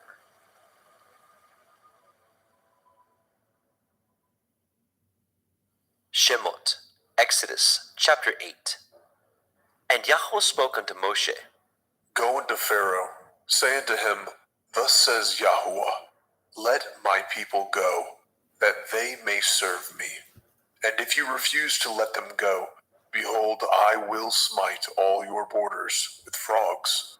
And the river shall bring forth frogs abundantly, which shall go up and come into your house, and into your bedchamber, and upon your bed, and into the house of your servants, and upon your people, and into the ovens, and into your kneading troughs. And the frogs shall come up, both on you and upon your people, and upon all your servants.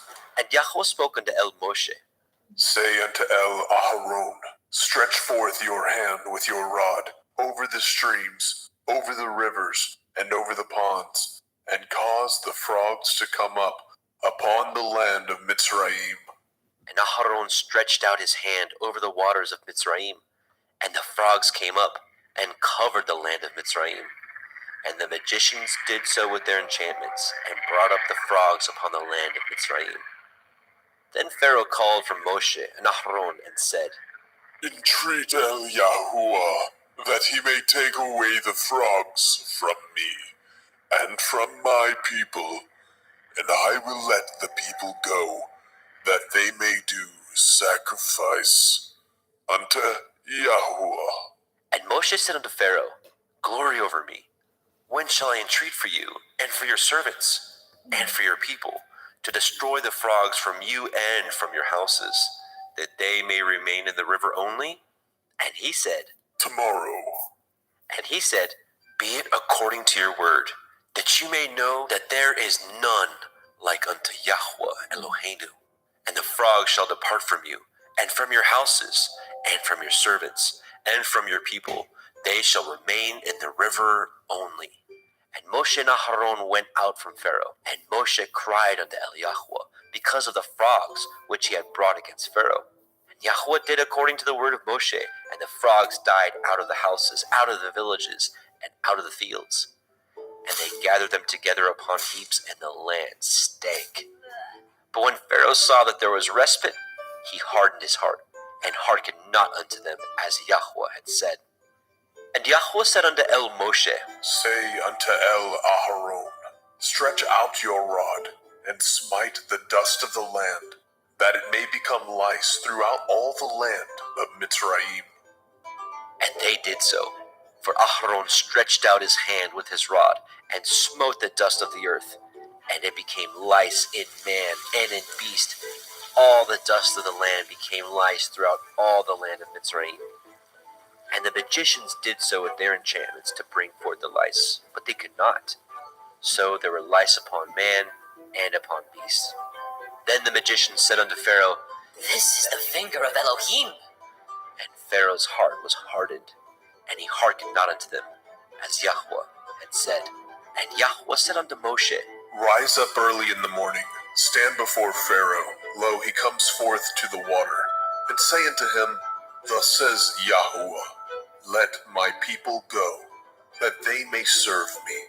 Else if you will not let my people go, behold, I will send swarms of flies upon you, and upon your servants, and upon your people, and into your houses, And the houses of the Mitzrayim shall be full of swarms of flies, and also the ground whereon they are. And I will deliver in that day the land of Goshen, in which my people dwell, that no swarms of flies shall be there, to the end you may know that I am Yahuwah in the midst of the earth. And I will put a division between my people and your people. Tomorrow shall this sign be. And Yahweh did so, and there came a grievous swarm of flies into the house of Pharaoh, and into his servants' houses, and into all the land of Mitzrayim. The land was corrupted by reason of the swarm of flies. And Pharaoh called for Moshe and for Aaron and said, Go ye, sacrifice to your Elohim in the land. And Moshe said, It is not meet so to do, for we shall sacrifice the abomination of the Mitzrayim to Yahweh Eloheinu. Lo, shall we sacrifice the abomination of the Mitzrayim before their eyes? And will they not stone us? We will go 3 days' journey into the wilderness, and sacrifice to Yahweh Eloheinu, as he shall command us. And Pharaoh said, I will let you go, that ye may sacrifice to Yahuwah Elohika in the wilderness. Only ye shall not go very far away. Entreat for me. And Moshe said, Behold, I go out from you, and I will entreat El Yahuwah, that the swarms of flies may depart from Pharaoh, from his servants, and from his people, tomorrow. But let not Pharaoh deal deceitfully any more, in not letting the people go to sacrifice to Yahuwah. And Moshe went out from Pharaoh, and entreated Yahuwah. And Yahuwah did according to the word of Moshe, and he removed the swarms of flies from Pharaoh, from his servants, and from his people. There remained not one. And Pharaoh hardened his heart at this time also, neither would he let the people go.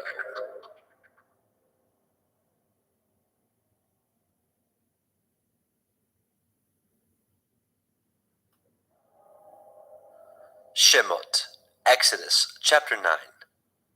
Then Yahweh said unto El Moshe, Go in unto Pharaoh, and tell him, Thus says Yahuwah Elohai of the Ephraim, Let my people go, that they may serve me.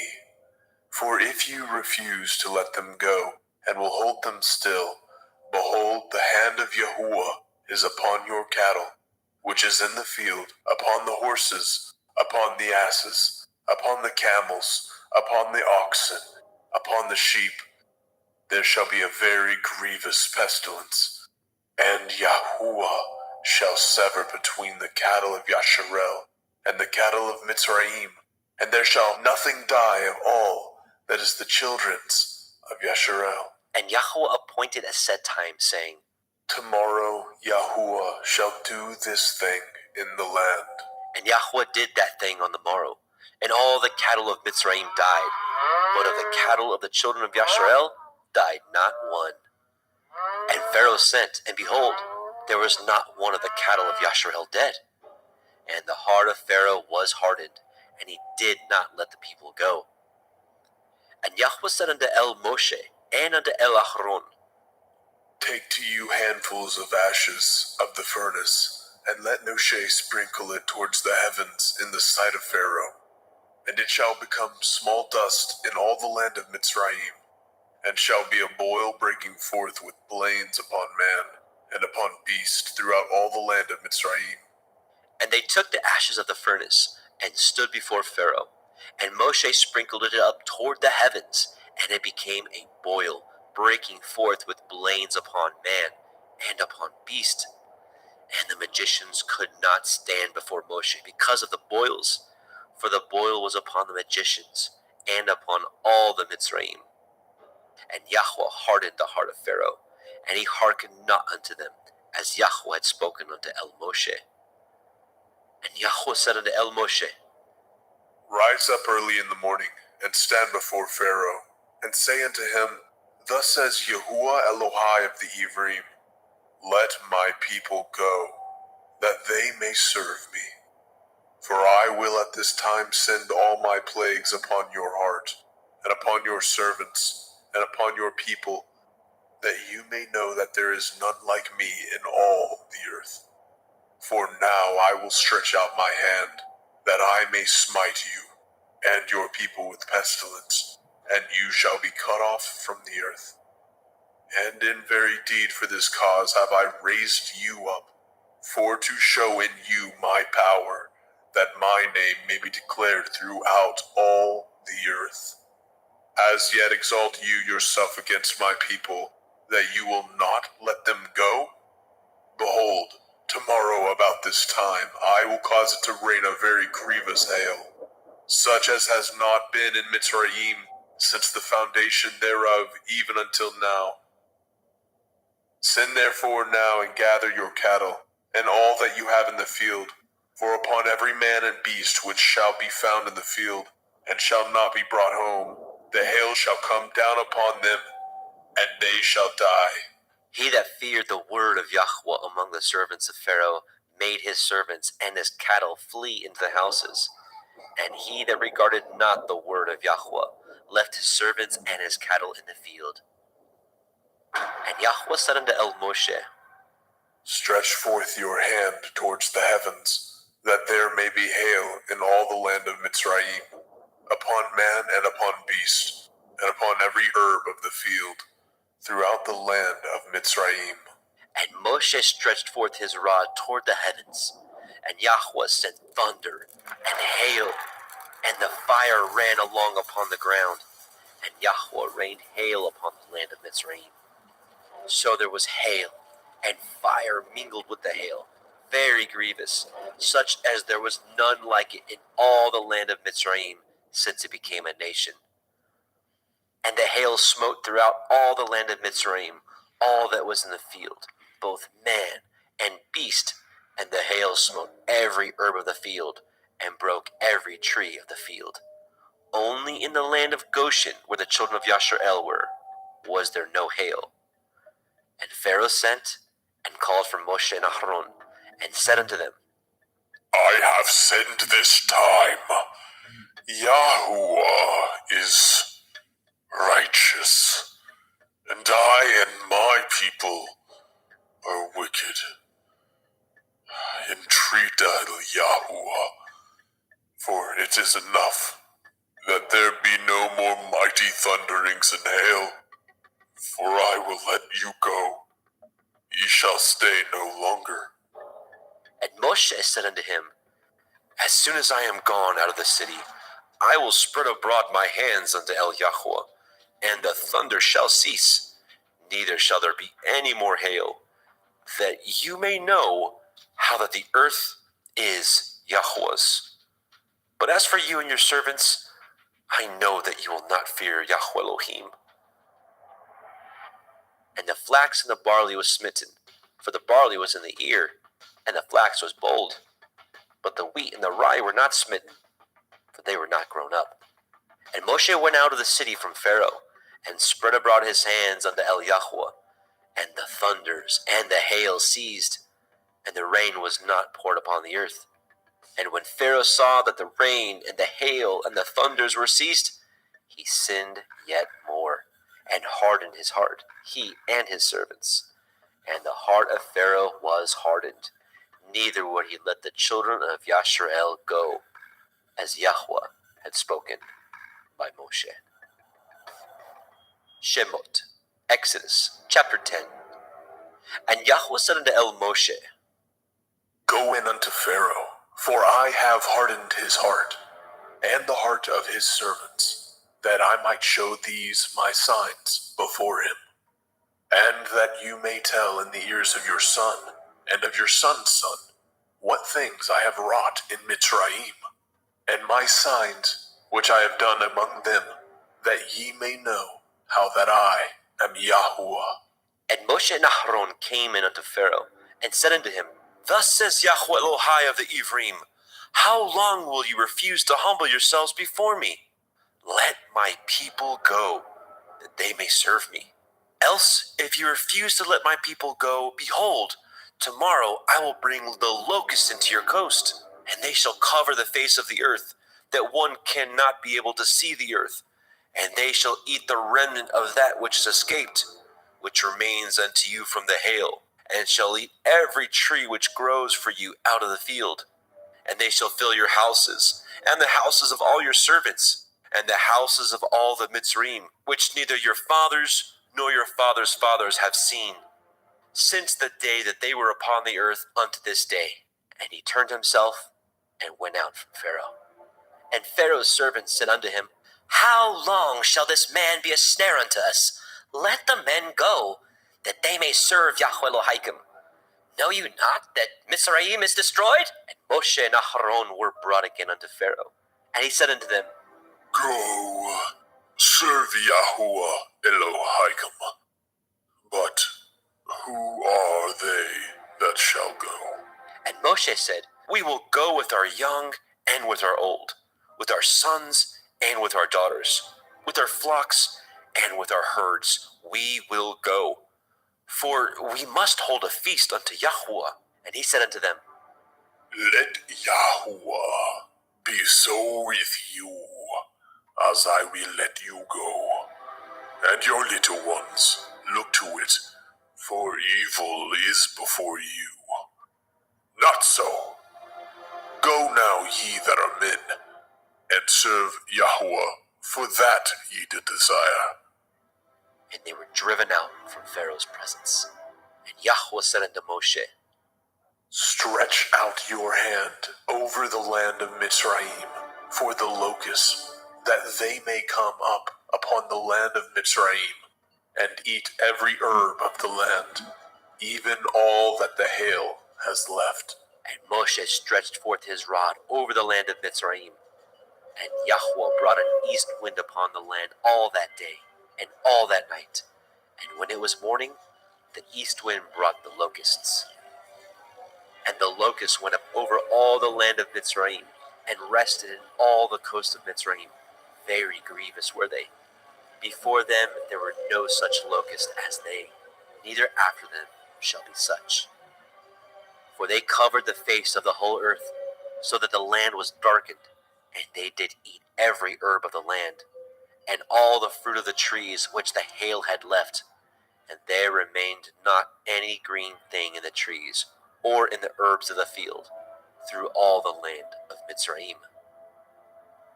Then Pharaoh called for Moshe and Aharon in haste, and he said, I have sinned against Yahuwah Elohim, and against you.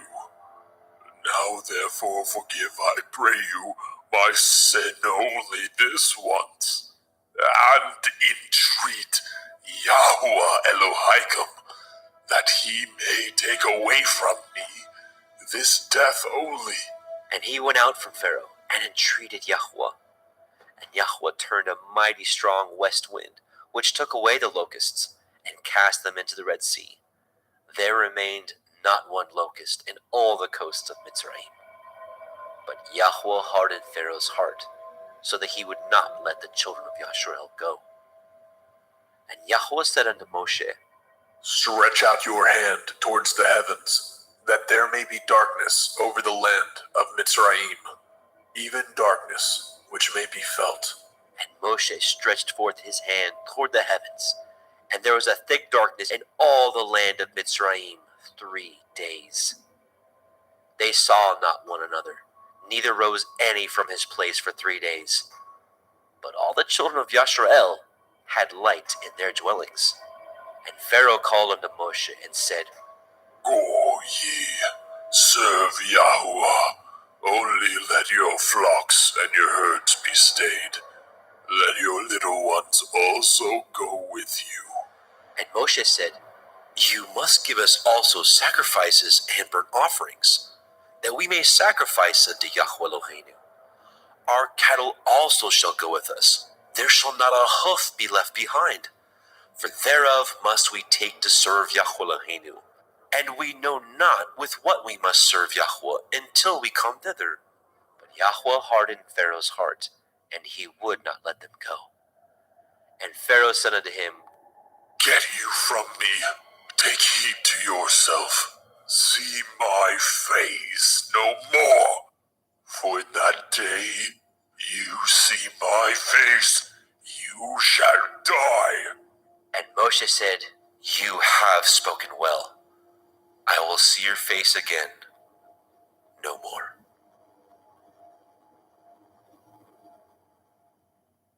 Shemot, Exodus chapter 11.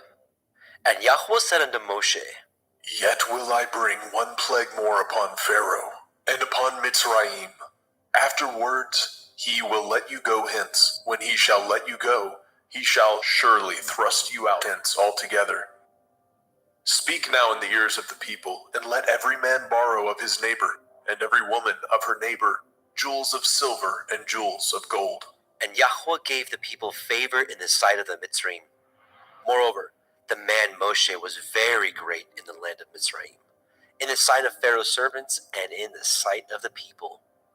And Moshe said, "Thus says Yahweh, about midnight will I go out into the midst of Mitzrayim, and all the firstborn in the land of Mitzrayim shall die, from the firstborn of Pharaoh that sits upon his throne, even unto the firstborn of the maidservant that is behind the mill, and all the firstborn of beasts. And there shall be a great cry throughout all the land of Mitzrayim, such as there was none like it, nor shall be like it any more. But against any of the children of Yasharel shall not a dog move his tongue, against man or beast, that ye may know how that Yahweh puts a difference between the Mitzrayim and Yasharel. And all these your servants shall come down unto me, and bow down themselves unto me, saying, Get you out, and all the people that follow you. And after that I will go out." And he went out from Pharaoh in great anger. And Yahweh said unto Moshe, Pharaoh shall not hearken unto you, that my wonders may be multiplied in the land of Mitzrayim. And Moshe and Aharon did all these wonders before Pharaoh. And Yahweh hardened Pharaoh's heart, so that he would not let the children of Yasharel go out of his land. Shemot, Exodus chapter 12. And Yahweh spoke unto El Moshe and El Aharon in the land of Mitzrayim, saying, This month shall be unto you the beginning of months. It shall be the first month of the year to you. Speak ye unto all the assembly of Yasharel, saying, In the 10th day of this month they shall take to them every man a lamb, according to the house of their fathers, a lamb for a house. And if the household be too little for the lamb, let him and his neighbor next unto his house take it according to the number of the souls. Every man according to his eating shall make your count for the lamb. Your lamb shall be without blemish, a male of the first year. Ye shall take it out from the sheep or from the goats, and ye shall keep it up until the 14th day of the same month. And the whole multitude of the assembly of Yasharel shall kill it in the evening. And they shall take of the blood, and strike it on the two sides of the posts, and on the upper doorposts of the houses, wherein they shall eat it. And they shall eat the flesh in that night, roast with fire, and matzah, unleavened bread. And with bitter herbs they shall eat it. Eat not of it raw, nor sodden at all with water, but roast with fire, his head with his legs, and with the purtenance thereof. And ye shall let nothing of it remain until the morning, and that which remains of it until the morning ye shall burn with fire. And thus shall ye eat it, with your loins girded, your shoes on your feet, and your staff in your hand. And ye shall eat it in haste. It is Yahuwah's Pesach. For I will pass through the land of Mitzrayim this night, and will smite all the firstborn in the land of Mitzrayim, both man and beast. And against all the Elohai of Mitzrayim I will execute judgment. I am Yahuwah. And the blood shall be to you for a mark upon the houses where ye are. And when I see the blood, I will pass over you. And the plague shall not be upon you to destroy you, when I smite the land of Mitzrayim. And this day shall be unto you for a memorial, and ye shall keep it a feast to Yahuwah throughout your generations. Ye shall keep it a feast by an ordinance forever. 7 days shall ye eat matzah. Even the first day ye shall put away leaven out of your houses. For whoever eats hametz, leavened bread, from the first day unto the 7th day, that soul shall be cut off from Yasharel. And in the first day there shall be a holy assembly, and in the 7th day there shall be a holy assembly to you. No manner of work shall be done in them, save that which every man must eat, that only may be done of you. And ye shall guard the feast of matzah, unleavened bread. For in this selfsame day have I brought your armies out of the land of Mitzrayim.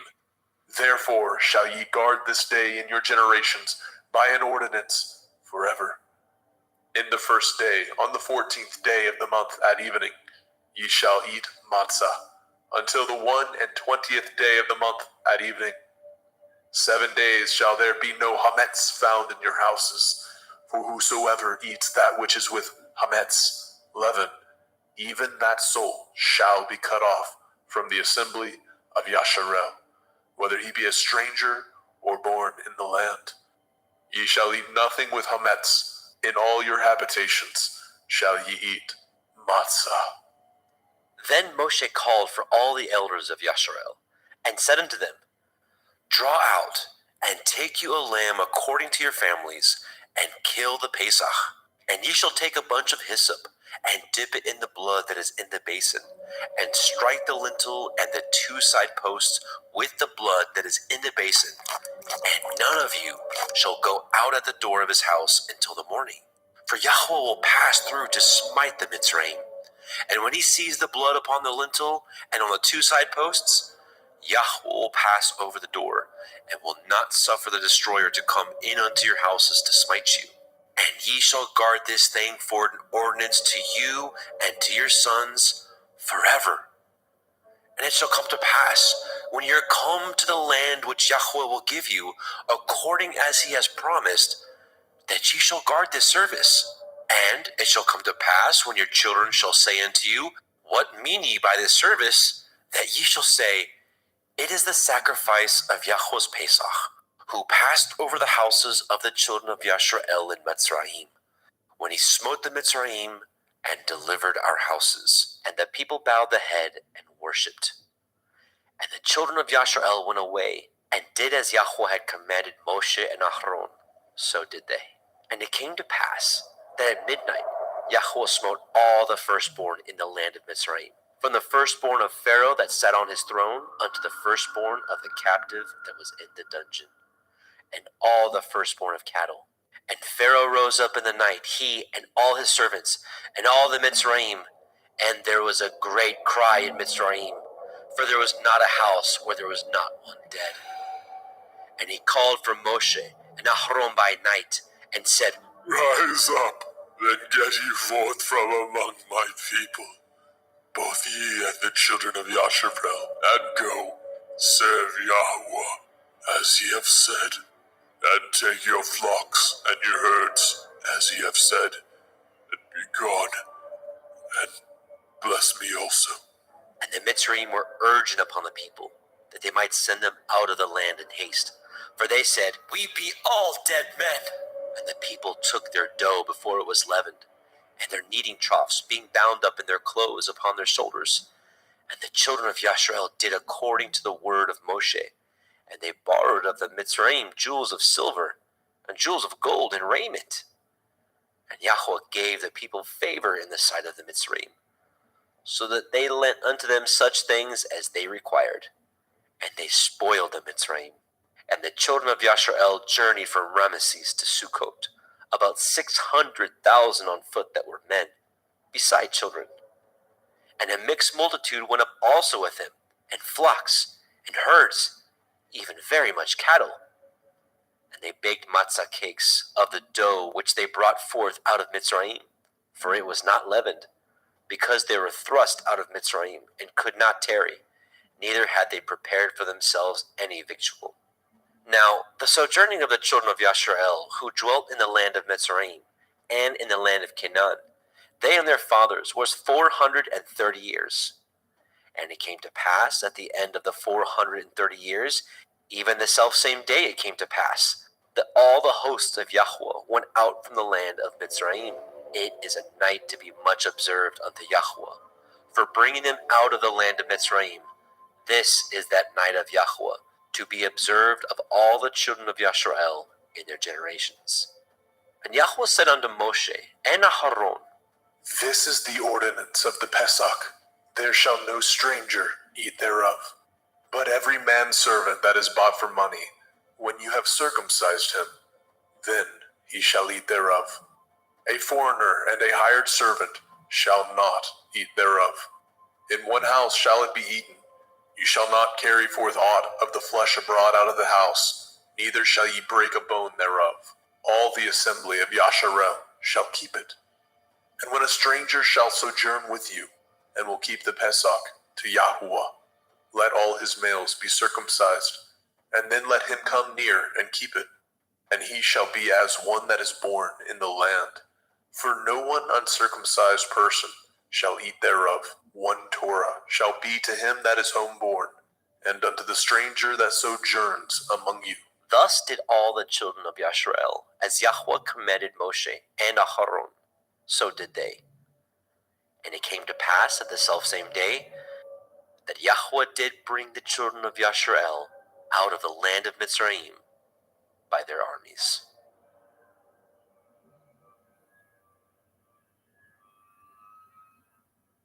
Shemot, Exodus chapter 13. And Yahweh spoke unto Moshe, saying, Sanctify unto me all the firstborn, whatsoever opens the womb among the children of Yasharel, both of man and of beast, it is mine. And Moshe said unto the people, Remember this day, in which you came out from Mitzrayim, out of the house of bondage, for by strength of hand Yahweh brought you out from this place. There shall no chametz be eaten. This day came ye out in the month Aviv. And it shall be, when Yahweh shall bring you into the land of the Canaanim, and the Hittim, and the Amorim, and the Chivim, and the Yebusim, which he swore unto your fathers to give you, a land flowing with milk and honey, that you shall keep this service in this month. 7 days you shall eat matzah, and in the 7th day shall be a feast unto Yahweh. Matzah shall be eaten 7 days, and there shall no chametz be seen with you, neither shall there be leaven seen with you in all your quarters. And ye shall show your son in that day, saying, This is done because of that which Yahweh did unto me, when I came forth out of Mitzrayim. And it shall be for a sign unto you upon your hand, and for a memorial between your eyes, that Yahweh's Torah may be in your mouth.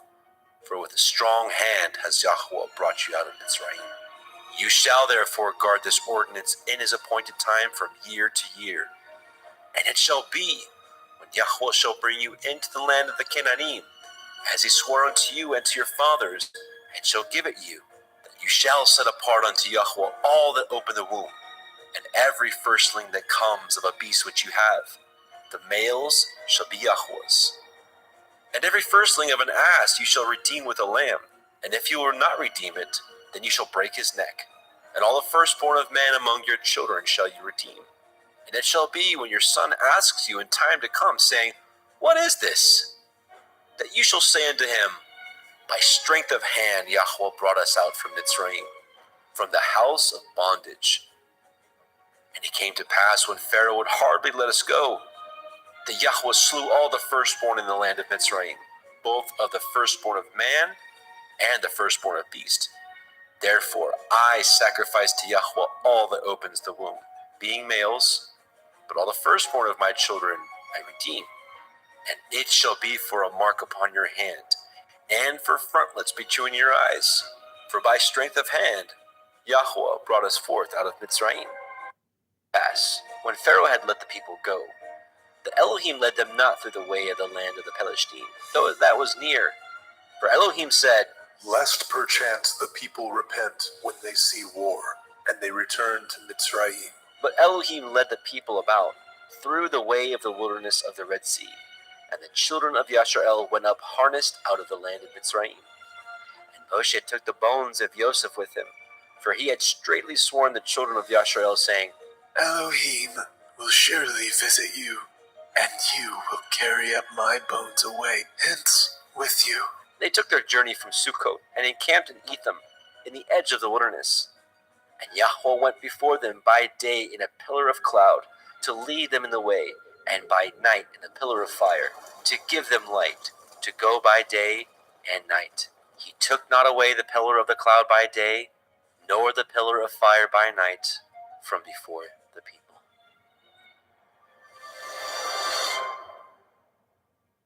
Shemot, Exodus chapter 14. And Yahweh spoke unto Moshe, saying, Speak unto the children of Yasharel, that they turn and encamp before Pi Hachiron, between Migdol and the sea, over against Baal Zephon.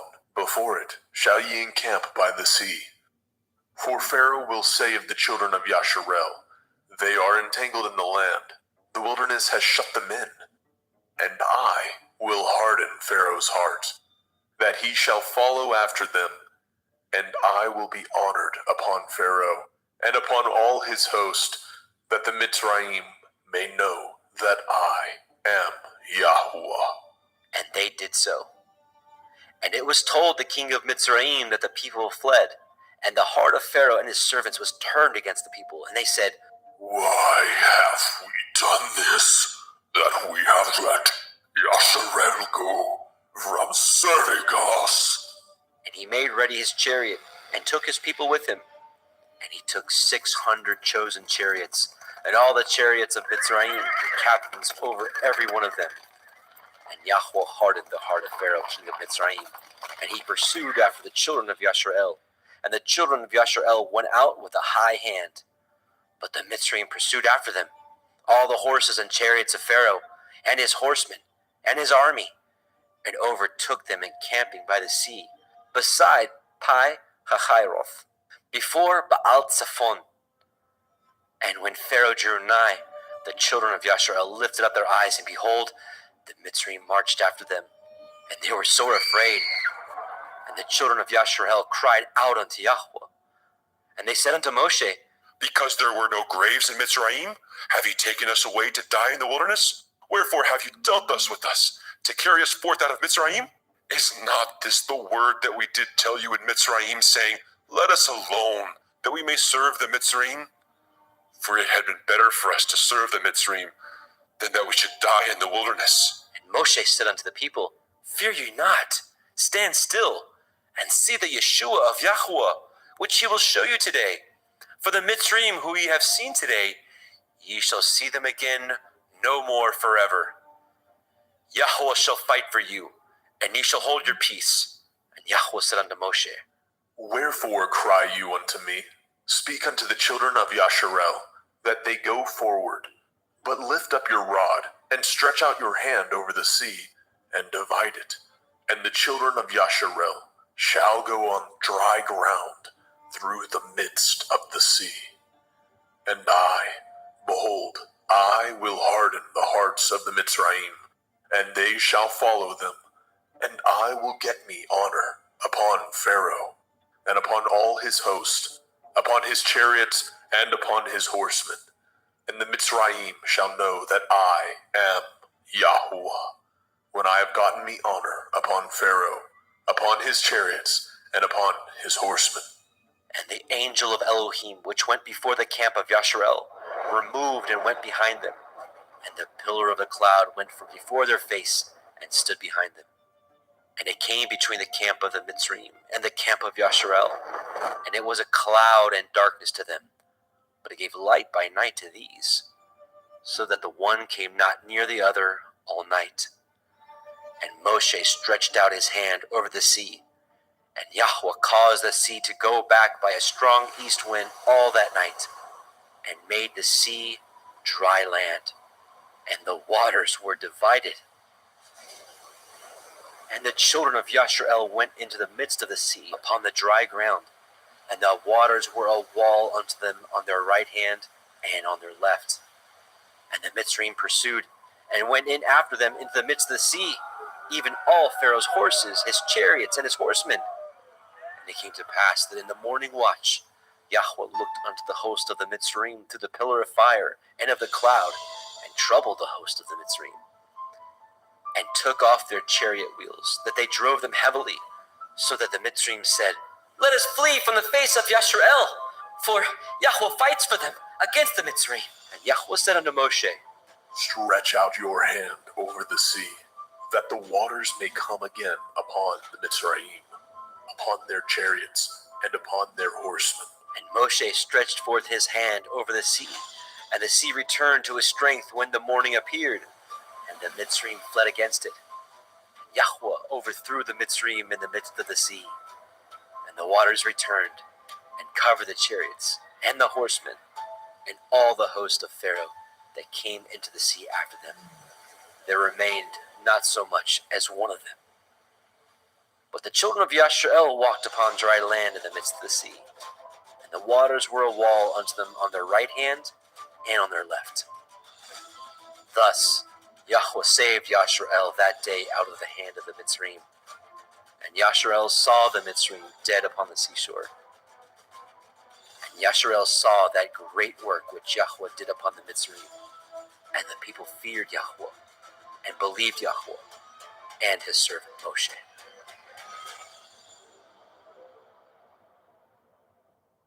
Shemot, Exodus, chapter 15.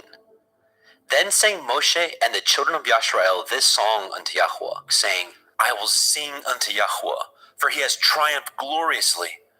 The horse and the rider has he thrown into the sea. Yah is my strength and song, and he has become my Yeshua.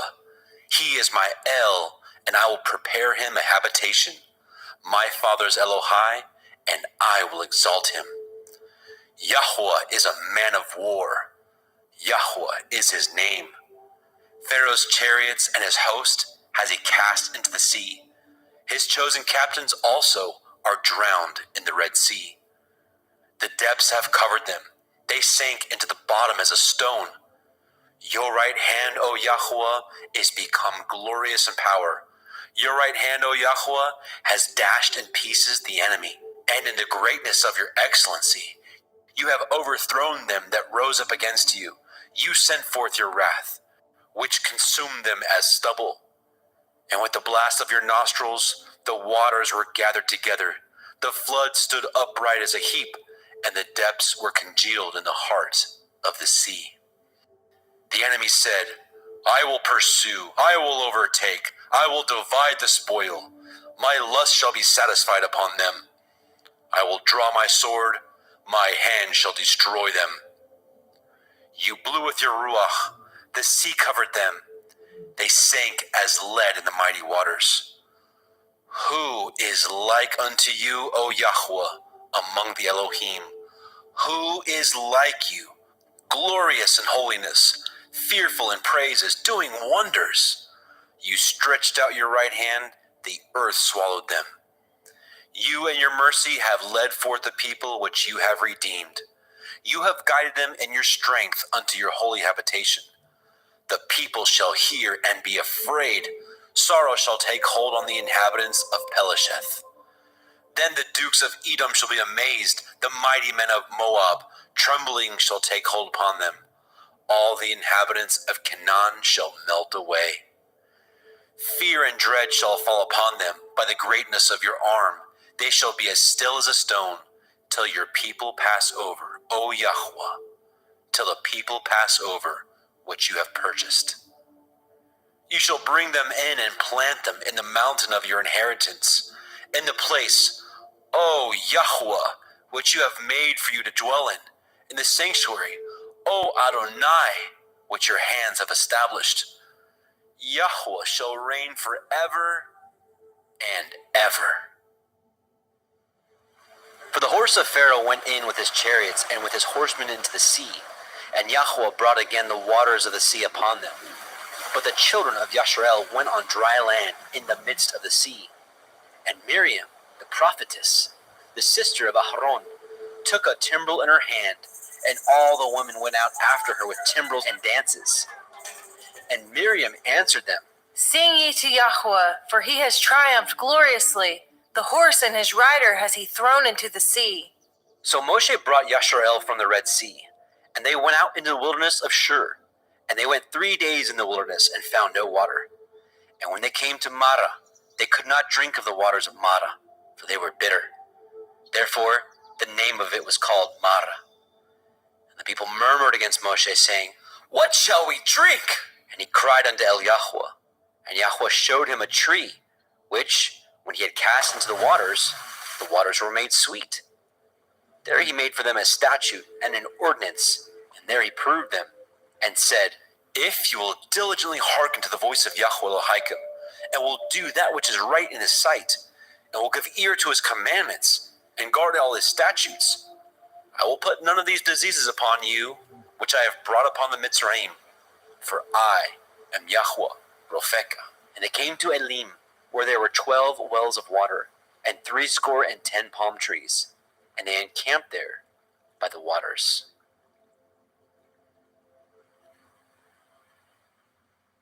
Shemot, Exodus, chapter 16.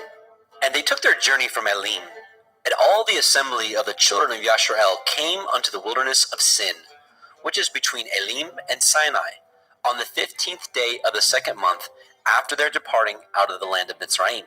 And the whole assembly of the children of Yasharel murmured against Moshe and Aharon in the wilderness. And the children of Yasharel said unto them, Would to Elohim we had died by the hand of Yahweh in the land of Mitzrayim. But we sat by the flesh pots, and when we did eat bread to the full.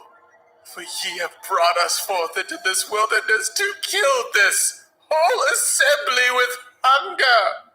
Then said Yahweh unto Moshe, Behold, I will rain bread from heavens for you, and the people shall go out and gather a certain rate every day, that I may prove them, whether they will walk in my Torah or no. And it shall come to pass that on the 6th day they shall prepare that which they bring in, and it shall be twice as much as they gather daily. And Moshe and Aharon said unto all the children of Yasharel, At evening, then ye shall know what Yahweh has brought out of the land of Mitzrayim.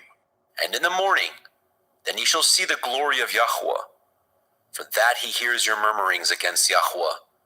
And what are we, that ye murmur against us? And Moshe said, This shall be, when Yahweh shall give you in the evening flesh to eat, and in the morning bread to the full, for that Yahweh hears your murmurings which you murmur against him. And what are we? Your murmurings are not against us, but against Yahweh.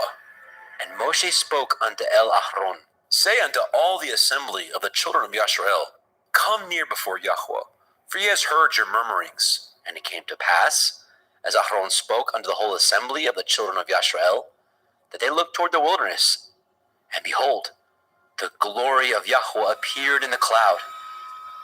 And Yahweh spoke unto Moshe, saying, I have heard the murmurings of the children of Yasharel. Speak unto them, saying, At evening ye shall eat flesh, and in the morning ye shall be filled with bread, and ye shall know that I am Yahweh Elohim. And it came to pass that at evening the quails came up and covered the camp, and in the morning the dew lay around about the host. And when the dew that lay was gone up, behold, upon the face of the wilderness there lay a small round thing, as small as the hoarfrost on the ground. And when the children of Yasharel saw it, they said one to another, It is manna, for they knew not what it was. And Moshe said unto them, This is the bread which Yahweh has given you to eat. This is the thing which Yahweh has commanded. Gather of it every man according to his eating, an omer for every man, according to the number of your persons. Take you every man for them which are in his tents. And the children of Yasharel did so, and gathered some more, some less. And when they did meet it with an omer, he that gathered much had nothing over, and he that gathered little had no lack. They gathered every man according to his eating. And Moshe said, Let no man leave of it till the morning. Notwithstanding they hearkened not unto Moshe. But some of them left of it until the morning, and it bred worms, and stank. And Moshe was wroth with them. And they gathered it every morning, every man according to his eating. And when the sun waxed hot, it melted. And it came to pass that on the 6th day they gathered twice as much bread, 2 omers for one man. And all the rulers of the assembly came and told Moshe. And he said unto them, This is that which Yahweh has said. Tomorrow is the rest of the holy Shabbat unto Yahweh. Bake that which you will bake today, and seethe that you will seethe, and that which remains over lay up for you to be kept until the morning. And they laid it up until the morning as Moshe bade, and it did not stink, neither was there any worm therein. And Moshe said, eat that today, for today is a Shabbat unto Yahweh. Today you shall not find it in the field. 6 days shall ye gather it, but on the 7th day, which is the Shabbat, in it there shall be none. And it came to pass that there went out some of the people on the 7th day for to gather, and they found none. And Yahweh said unto Moshe, How long refuse ye to guard my commandments and my Torah? See for that Yahuwah has given you the Sabbath. Therefore, he gives you on the 6th day the bread of 2 days. Abide ye every man in his place. Let no man go out of his place on the 7th day. So the people rested on the 7th day. And the house of Yashrael called the name thereof Manna. And it was like coriander seed, white, and the taste of it was like wafers made with honey. And Moshe said, This is the thing which Yahweh commands. Fill an omer of it to be kept for your generations, that they may see the bread wherewith I have fed you in the wilderness, when I brought you forth from the land of Mitzrayim. And Moshe said unto Aaron, Take a pot, and put an omer full of manna therein, and lay it up before Yahweh, to be kept for your generations. As Yahweh commanded Moshe, so Aaron laid it up before the testimony to be kept. And the children of Yashrael did eat manna 40 years, until they came to a land inhabited. They did eat manna until they came unto the borders of the land of Canaan. Now, an omer is a 10th part of an ephah. Shemot, Exodus, chapter 17. And all the assembly of the children of Yashrael journeyed from the wilderness of Sin, after their journeys, according to the commandment of Yahweh, and pitched in Rephidim, and there was no water for the people to drink. Wherefore the people did chide with Moshe, and said, Give us water, that we may drink. And Moshe said unto them, Why chide ye with me? Wherefore do you tempt Yahweh? The people thirsted there for water. And the people murmured against Moshe, and said, Wherefore is it that you have brought us up out of Mitzrayim, to kill us and our children and our cattle with thirst? And Moshe cried unto Yahweh, saying, What shall I do unto this people? They be almost ready to stone me. And Yahweh said unto Moshe, Go on before the people, and take with you the elders of Yasharel, and your rod, wherewith you smote the river, take in your hand, and go. Behold, I will stand before you there upon the rock in Horeb, and you shall smite the rock, and there shall come water out of it, that people may drink. And Moshe did so in the sight of the elders of Yashrael. And he called the name of the place Massa and Meribah, because of the chiding of the children of Yashrael, and because they tempted Yahweh, saying, Is Yahweh among us or not? Then came Amalek, and fought with Yashrael and Rephidim. And Moshe said unto Yahusha, Choose us out men, and go out, fight with Amalek. Tomorrow I will stand on the top of the hill with the rod of Elohim in my hand. So Yahusha did as Moshe had said to him, and fought with Amalek. And Moshe, and Aharon, and Hur went up to the top of the hill. And it came to pass, when Moshe held up his hand, that Yashrael prevailed. And when he let down his hand, Amalek prevailed. But Moshe's hands were heavy, and he took a stone, and put it under him, and he sat thereon. And Aharon and Hur stayed up his hands, the one on the one side, and the other on the other side. And his hands were steady until the going down of the sun. And Yahusha discomfited Amalek and his people with the edge of the sword. And Yahweh said unto Moshe, Write this for a memorial in a sefer, and rehearse it in the ears of Yahusha, for I will utterly put out the remembrance of Amalek from under the heavens. And Moshe built an altar, and called the name of it Yahweh Nisai. For he said, Because Yah has sworn that Yahweh will have war with Amalek from generation to generation. Shemot, Exodus, chapter 18. When Yitro, the priest of Midian, Moshe's father-in-law, heard all that Elohim had done for Moshe, and for Yasharel his people, and that Yahweh had brought Yasharel out of Mitzrayim, then Yitro, Moshe's father-in-law, took Zipporah, Moshe's woman, after he had sent her back, and her 2 sons, of which the name of the one was Gershom, For he said, I have been an alien in a strange land. And the name of the other was Eliezer. For the Elohai of my father, said he, was my help, and delivered me from the sword of Pharaoh. And Yitro, Moshe's father-in-law, came with his sons and woman unto Moshe in the wilderness, where he encamped at the mount of Elohim. And he said unto Moshe, I, your father-in-law Yithro, am come unto you, and your woman, and her 2 sons with her. And Moshe went out to meet his father-in-law, and did obeisance, and kissed him. And they asked each other of their welfare, and they came into the tent. And Moshe told his father-in-law all that Yahweh had done unto Pharaoh, and unto the Mitzrayim for Yasharel's sake, and all the travail that had come upon them by the way, and how Yahweh delivered them. And Yitro rejoiced for all the goodness which Yahweh had done unto Yasharel, whom he had delivered out of the hand of the Mitzrayim. And Yitro said, Blessed be Yahweh, who has delivered you out of the hand of the Mitzrayim, and out of the hand of Pharaoh, who has delivered the people from under the hand of the Mitzrayim. Now I know that Yahweh is greater than all Elohim, for in the thing wherein they dealt proudly, he was above them. And Yitro, Moshe's father-in-law, took a burnt offering and sacrifices for Elohim. Nahron came, and all the elders of Yasharel, to eat bread with Moshe's father-in-law before Elohim. And it came to pass on the morrow that Moshe sat to judge the people, and the people stood by Moshe from the morning unto the evening. And when Moshe's father-in-law saw all that he did to the people, he said, What is this that you do to the people? Why sit you yourself alone, and all the people stand by you from morning unto evening? And Moshe said unto his father-in-law, Because the people come unto me to inquire of Elohim. When they have a matter, they come unto me, and I judge between one and another. And I do make them know the statutes of Elohim and his Torah. And Moshe's father-in-law said unto him, The thing you do is not good. You will surely wear away, both you and this people that is with you, for this thing is too heavy for you.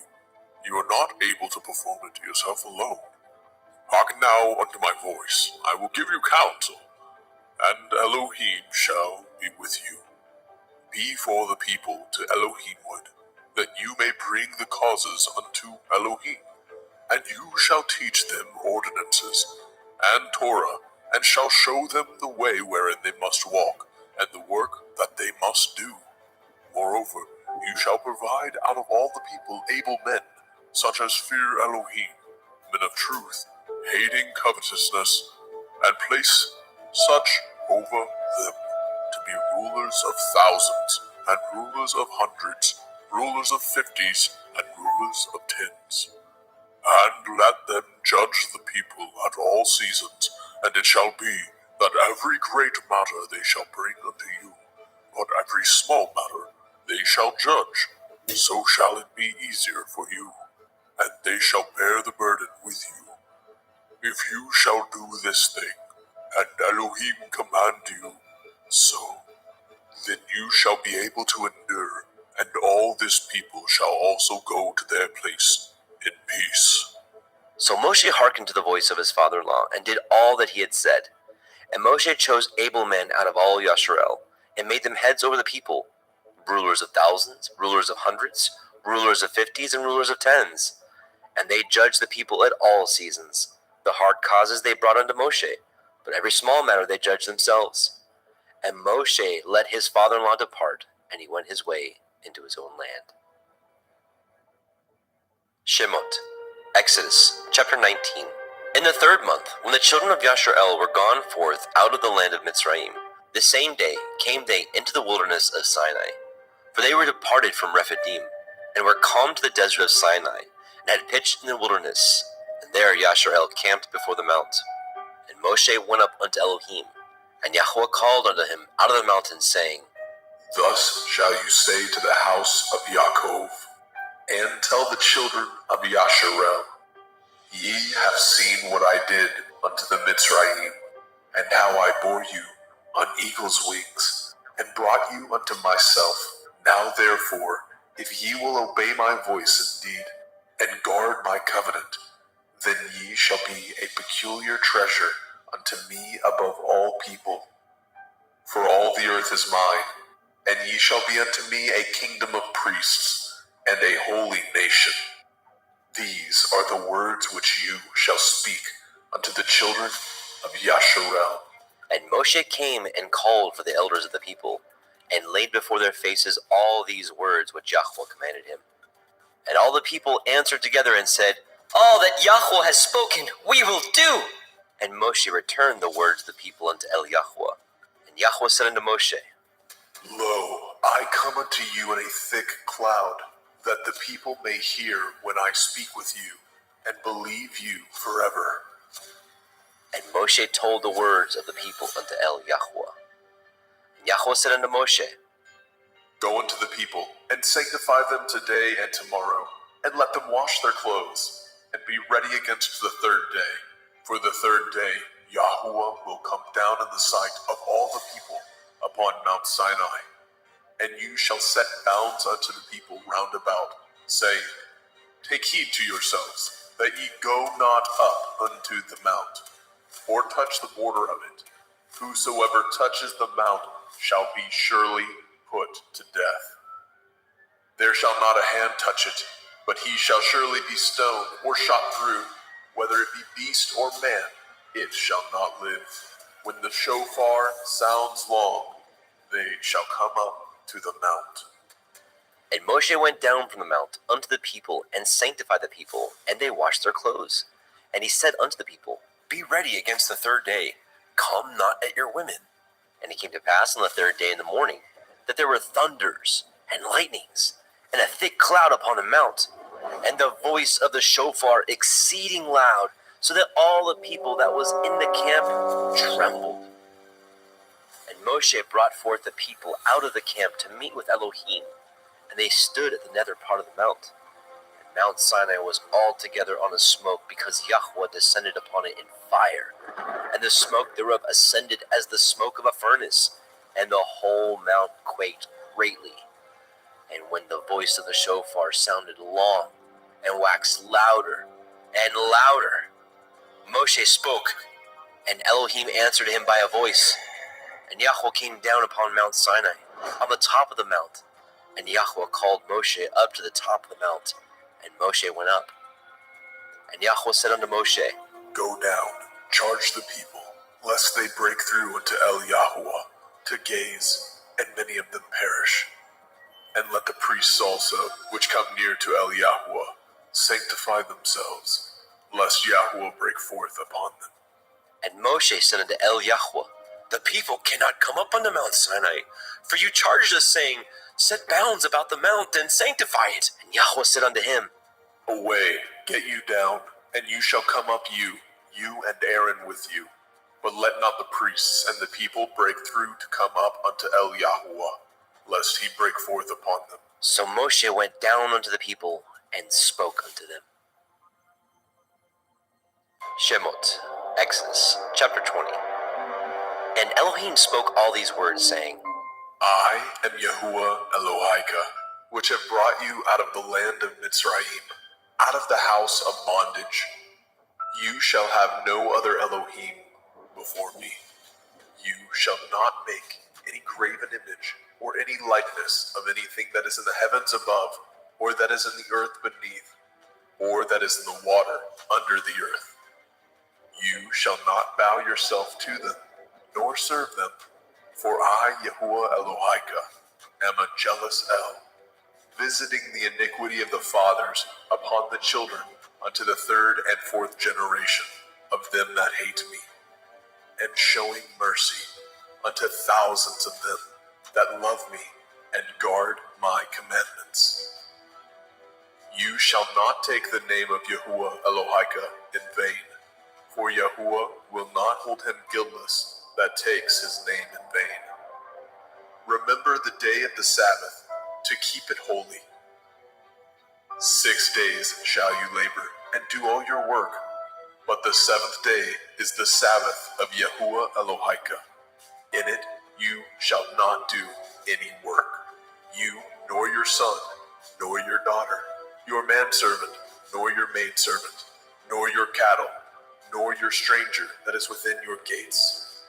For in 6 days Yahweh made the heavens and the earth, the sea and all that is in them, and rested the 7th day. Wherefore Yahweh blessed the day of the Sabbath, and hallowed it. Honor your father and your mother, that your days may be long upon the land which Yahuwah Elohika gives you. You shall not kill. You shall not break wedlock. You shall not steal. You shall not bear false witness against your neighbor. You shall not lust after your neighbor's house. You shall not lust after your neighbor's woman, nor his manservant, nor his maidservant, nor his ox, nor his ass, nor anything that is your neighbor's. And all the people saw the thunderings and the lightnings, and the noise of the shofar, and the mountain smoking. And when the people saw it, they removed and stood afar off.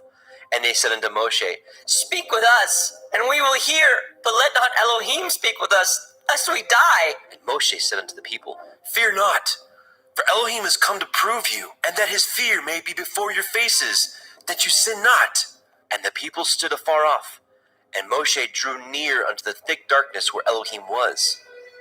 And Yahweh said unto Moshe, Thus you shall say unto the children of Yasharel, Ye have seen that I have talked with you from heaven. Ye shall not make with me Elohai of silver, neither shall ye make unto you Elohai of gold.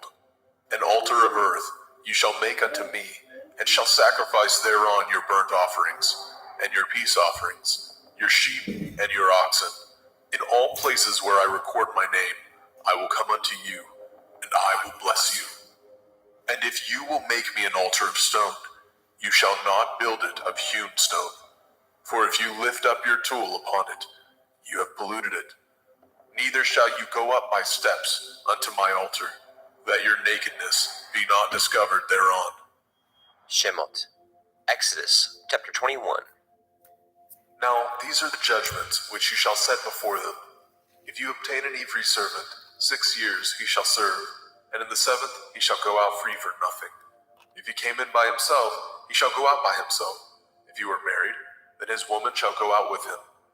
If his master have given him a woman, and she have borne him sons or daughters, the woman and her children shall be her master's, and he shall go out by himself. And if the servant shall plainly say, I love my master, my woman, and my children, I will not go out free, then his master shall bring him unto the judges. He shall also bring him to the door, or unto the doorpost, and his master shall pierce his ear through with an awl, and he shall serve him forever. And if a man surrenders his daughter to be a maidservant, she shall not go out as the menservants do. If she please not her master, who has betrothed her to himself, then shall he let her be redeemed. To surrender her unto a strange nation, he shall have no power, seeing he has dealt deceitfully with her. If he have betrothed her unto his son, he shall deal with her after the manner of daughters. If he take him another woman, her food, her raiment, and her duty of marriage shall he not diminish. And if he do not these 3 unto her, then shall she go out free without money. He that smites a man so that he die shall be surely put to death. And if a man lie not in wait, but Elohim deliver him into his hand, then I will appoint you a place whither he shall flee. But if a man come presumptuously upon his neighbor to slay him with guile, you shall take him from my altar, that he may die. And he that smites his father or his mother shall be surely put to death. And he that steals a man and sells him, or if he be found in his hand, he shall surely be put to death. And he that curses his father or his mother shall surely be put to death. And if men strive together, and one smite another with a stone, or with his fist, and he die not, but keeps his bed, if he rise again, and walk abroad upon his staff, then shall he that smote him be innocent. Only he shall pay for the loss of his time, and shall cause him to be thoroughly healed. And if a man smite his servant, or his mate with a rod, and he die under his hand, he shall surely be punished. Notwithstanding, if he continue a day or two, he shall not be punished, for he is his money. If men strive and hurt a woman with a child, so that her fruit depart from her, and yet no mischief follow, he shall surely be punished, according as the woman's man will lay upon him. He shall pay as the judges determine. And if any mischief follow, then you shall give life for life, eye for eye, tooth for tooth, hand for hand, foot for foot, burning for burning, wound for wound, stripe for stripe. And if a man smite the eye of his servant, or the eye of his maid, that it perish, he shall let him go free for his eye's sake. If he smite out his manservant's tooth, or his maidservant's tooth, he shall let him go free for his tooth's sake. If an ox gore a man or a woman, that they die, then the ox shall be surely stoned, and his flesh shall not be eaten, but the owner of the ox shall be innocent. But if the ox were wont to push with his horn in the time past, and it has been testified to his owner, and he has not kept him in, but that he has killed a man or a woman, the ox shall be stoned, and his owner also shall be put to death. If there be laid on him a sum of money, then he shall give for the ransom of his life whatsoever is laid upon him. Whether he have gored a son or have gored a daughter, according to this judgment shall it be done unto him. If the ox shall push a manservant or a maidservant, he shall give unto their master 30 shekels of silver, and the ox shall be stoned. And if a man shall open a pit, or if a man shall dig a pit, and not cover it, and an ox or an ass fall therein, the owner of the pit shall make it good, and give up money unto the owner of them, and the dead beast shall be his. And if the ox of one man hurts the ox of another, that he die, then they shall sell the live ox, and divide the money of it, and the dead ox also they shall divide. Or if it be known that the ox has used to push in time past, and his owner has not kept him in, he shall surely pay ox for ox, and the dead shall be his own. Shemot. Exodus, chapter 22. If a man shall steal an ox or a sheep and kill it, or sell it, he shall restore 5 oxen for an ox, and 4 sheep for a sheep. If a thief be found breaking up, and be smitten that he die, there shall no blood be shed for him. If the sun be risen upon him, there shall be blood shed for him, for he should make full restitution. If he have nothing, then he shall be sold for his theft. If the theft be certainly found in his hand alive, whether it be ox or ass or sheep, he shall restore double. If a man shall cause a field or vineyard to be eaten, and shall put in his beast, and shall feed in another man's field, of the best of his own field, and of the best of his own vineyard, shall he make restitution. If fire break out and catch in thorns, so that the stacks of grain, or the standing grain, or the field be consumed therewith, he that kindled the fire shall surely make restitution. If a man shall deliver unto his neighbor money or stuff to guard, and it be stolen out of the man's house, if the thief be found, let him pay double. If the thief be not found, then the master of the house shall be brought unto the judges, to see whether he have put his hand unto his neighbor's goods.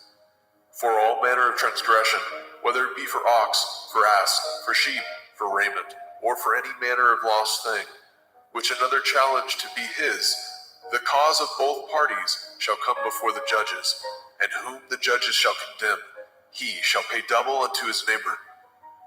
If a man deliver unto his neighbor an ass, or an ox, or a sheep, or any beast to guard, and it die, or be hurt, or driven away, no man seeing it, then shall an oath of Yahuwah be between them both, that he has not put his hand unto his neighbor's goods, and the owner of it shall accept thereof, and he shall not make it good. And if it be stolen from him, he shall make restitution unto the owner thereof. And if it be torn in pieces, then let him bring it for witness, and he shall not make good that which was torn. And if a man borrow aught of his neighbor, and it be hurt or die, the owner thereof being not with it, he shall surely make it good. But if the owner thereof be with it, he shall not make it good. If it be a hired thing, it came for his hire. And if a man entice a maid that is not betrothed, and lie with her, he shall surely endow her to be his woman. And if a father utterly refuse to give her unto him, he shall pay money according to the dowry of virgins. You shall not suffer a witch to live. Whosoever lies with a beast shall surely be put to death. He that sacrifices unto the Elohim, save unto Yahweh only. He shall be utterly destroyed. You shall neither vex a stranger nor oppress him, for ye were strangers in the land of Mizraim. Ye shall not afflict any widow or fatherless child. If you afflict them in any wise, and they cry at all unto me, I will surely hear their cry. And my wrath shall wax hot, and I will kill you with the sword, and your women shall be widows, and your children fatherless. If you lend money to any of my people that is poor by you, you shall not be to him as a usurer, neither shall you lay upon him usury. If you at all take your neighbor's raiment to pledge, you shall deliver it unto him by the time that the sun goes down. For that is his covering only, it is his raiment for his skin, wherein shall he sleep. And it shall come to pass, when he cries unto me, that I will hear, for I am gracious. You shall not revile the Elohim, nor curse the ruler of your people. You shall not delay to offer the first of your ripe fruit, and of your liquors, the firstborn of your sons shall you give unto me. Likewise shall you do with your oxen and with your sheep. 7 days it shall be with this dam. On the 8th day you shall give it to me. And ye shall be holy men unto me.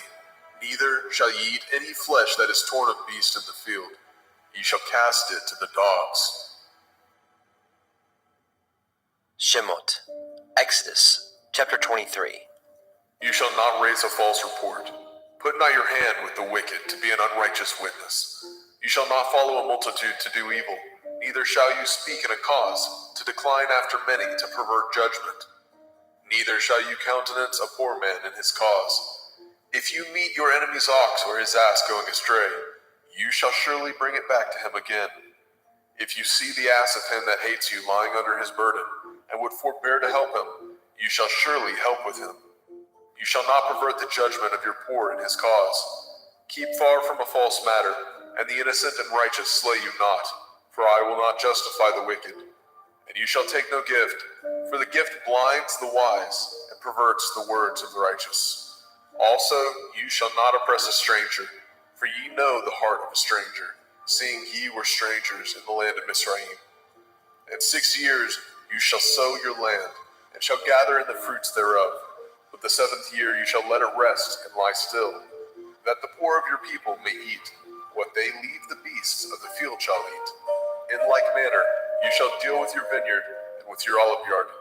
6 days you shall do your work, and on the 7th day you shall rest, that your ox and your ass may rest, and the sons of your handmaid and the stranger may be refreshed. And in all things that I have said unto you, be guarded, and make no mention of the name of other Elohim, neither let it be heard out of your mouth. 3 times you shall keep a feast unto me in the year. You shall guard the feast of matzah, unleavened bread.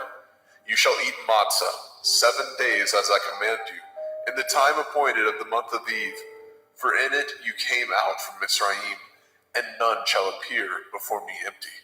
And the feast of Katsir, harvest, the first fruits of your labors, which you have sown in the field, and the feast of Asif, in gathering, which is in the end of the year, when you have gathered your labors out of the field.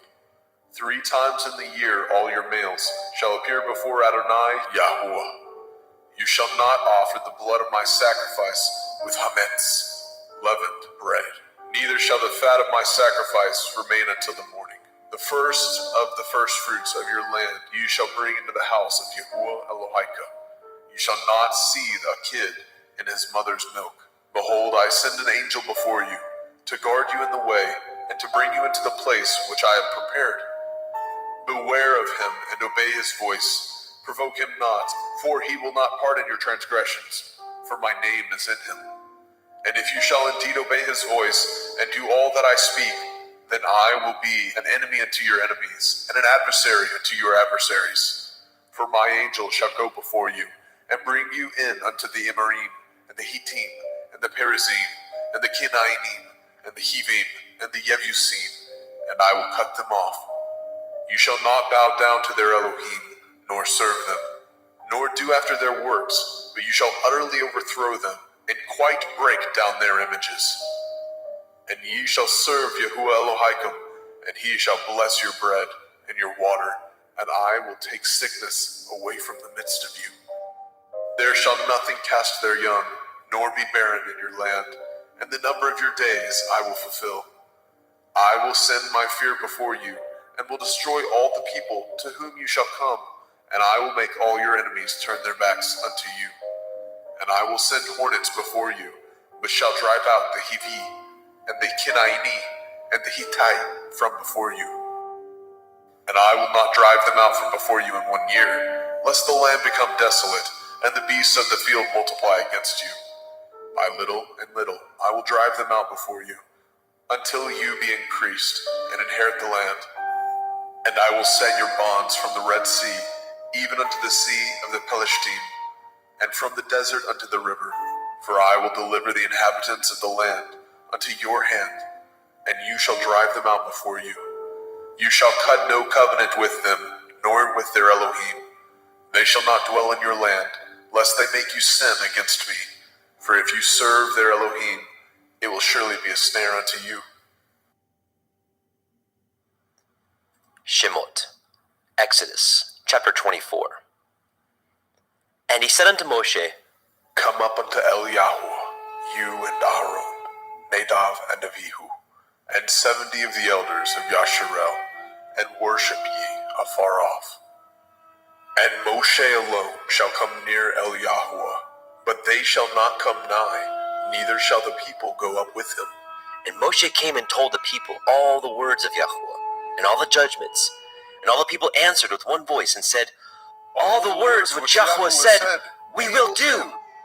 And Moshe wrote all the words of Yahweh, and rose up early in the morning, and built an altar unto the hill, and 12 pillars, according to the 12 tribes of Yasharel. And he sent young men of the children of Yasharel, which offered burnt offerings, and sacrificed peace offerings of oxen unto Yahweh. And Moshe took half of the blood, and put it in the basins, and half of the blood he sprinkled on the altar. And he took the sefer of the covenant, and read it in the audience of the people. And they said, All that Yahweh has said, we will do, and be obedient. And Moshe took the blood, and sprinkled it on the people, and said, Behold, the blood of the covenant, which Yahweh has cut with you, concerning all these words. Then went up Moshe, and Aaron, Nadab, and Abihu, and 70 of the elders of Yasharel. And they saw the Elohai of Yasharel, and there was under his feet, as it were, a paved work of sapphire stone, and as it were the body of heaven in his clearness. And upon the nobles of the children of Yasharel he laid not his hand. Also they saw Elohim, and did eat and drink. And Yahweh said unto Moshe, Come up to me into the mount, and be there, and I will give you sapphire stones, and a Torah, and commandments which I have written, that you may teach them. And Moshe rose up, and his minister Yahusha. And Moshe went up into the mount of Elohim. And he said unto the elders, Tarry ye here for us, until we come again unto you. And behold, Aaron and Horai are with you. If any man have any matters to do, let him come unto them. And Moshe went up into the mount, and a cloud covered the mount. And the glory of Yahweh abode upon Mount Sinai. And the cloud covered it 6 days. And the 7th day he called unto Moshe out of the midst of the cloud. And the sight of the glory of Yahweh was like devouring fire on the top of the mount in the eyes of the children of Yasharel. And Moshe went into the midst of the cloud, and got him up into the mount. And Moshe was in the mount 40 days and 40 nights. Shemot, Exodus chapter 25. And Yahweh spoke unto Moshe, saying, Speak unto the children of Yasharel, that they bring me an offering. Of every man that gives it willingly with his heart, ye shall take my offering. And this is the offering which ye shall take of them, gold, and silver, and brass, and blue, and purple, and scarlet, and fine linen, and goat's hair, and ram skin dyed red, and badger skin, and shittim wood, oil for the light, spices for anointing oil, and for sweet incense, onyx stones, and stones to be set in the ephod, in the breastplate. And let them make me a sanctuary, that I may dwell among them. According to all that I show you, after the pattern of the tabernacle, and the pattern of all the instruments thereof, even so shall ye make it. And they shall make an ark of shittim wood, 2 cubits and a half shall be the length thereof, and a cubit and a half the breadth thereof, and a cubit and a half the height thereof. And you shall overlay it with pure gold, within and without shall you overlay it, and shall make upon it a crown of gold round about. And you shall cast 4 rings of gold for it, and put them in the corners thereof. And 2 rings shall be in the one side of it, and 2 rings on the other side of it. And you shall make staves of shittim wood, and overlay them with gold. And you shall put the staves into the rings by the sides of the ark, that the ark may be borne with them. The staves shall be in the rings of the ark, they shall not be taken from it. And you shall put into the ark the testimony which I give you. And you shall make a mercy seat of pure gold. 2 cubits and a half shall be the length thereof, and a cubit and a half the breadth thereof. And you shall make 2 cherubim of gold, of beaten work shall you make them, in the 2 ends of the mercy seat. And make 1 cherub on one end, and the other cherub on the other end. Even of the mercy seat shall ye make the cherubim on the 2 ends thereof. And the cherubim shall stretch forth their wings on high, covering the mercy seat with their wings, and their faces shall look one to another. Towards the mercy seat shall the faces of the cherubim be. And you shall put the mercy seat above upon the ark, and in the ark you shall put the testimony that I shall give you. And there I will meet with you, and I will commune with you from above the mercy seat, from between the 2 cherubim, which are upon the ark of the testimony, of all things which I give you in commandment unto the children of Yasharel. You shall also make a table of shittim wood. 2 cubits shall be the length thereof, and a cubit the breadth thereof, and a cubit and a half the height thereof. And you shall overlay it with pure gold, and make thereto a crown of gold round about. And you shall make unto it a border of a handbreadth round about. And you shall make a golden crown to the border thereof round about. And you shall make it 4 rings of gold, and put the rings in the 4 corners that are on the 4 feet thereof. Over against the border shall the rings be for places of the staves to bear the table. And you shall make the staves of shittim wood, and overlay them with gold, that the table may be borne with them. And you shall make dishes thereof, and spoons thereof, and covers thereof, and bowls thereof. To cover withal of pure gold shall you make them. And you shall set upon the table showbread before me always.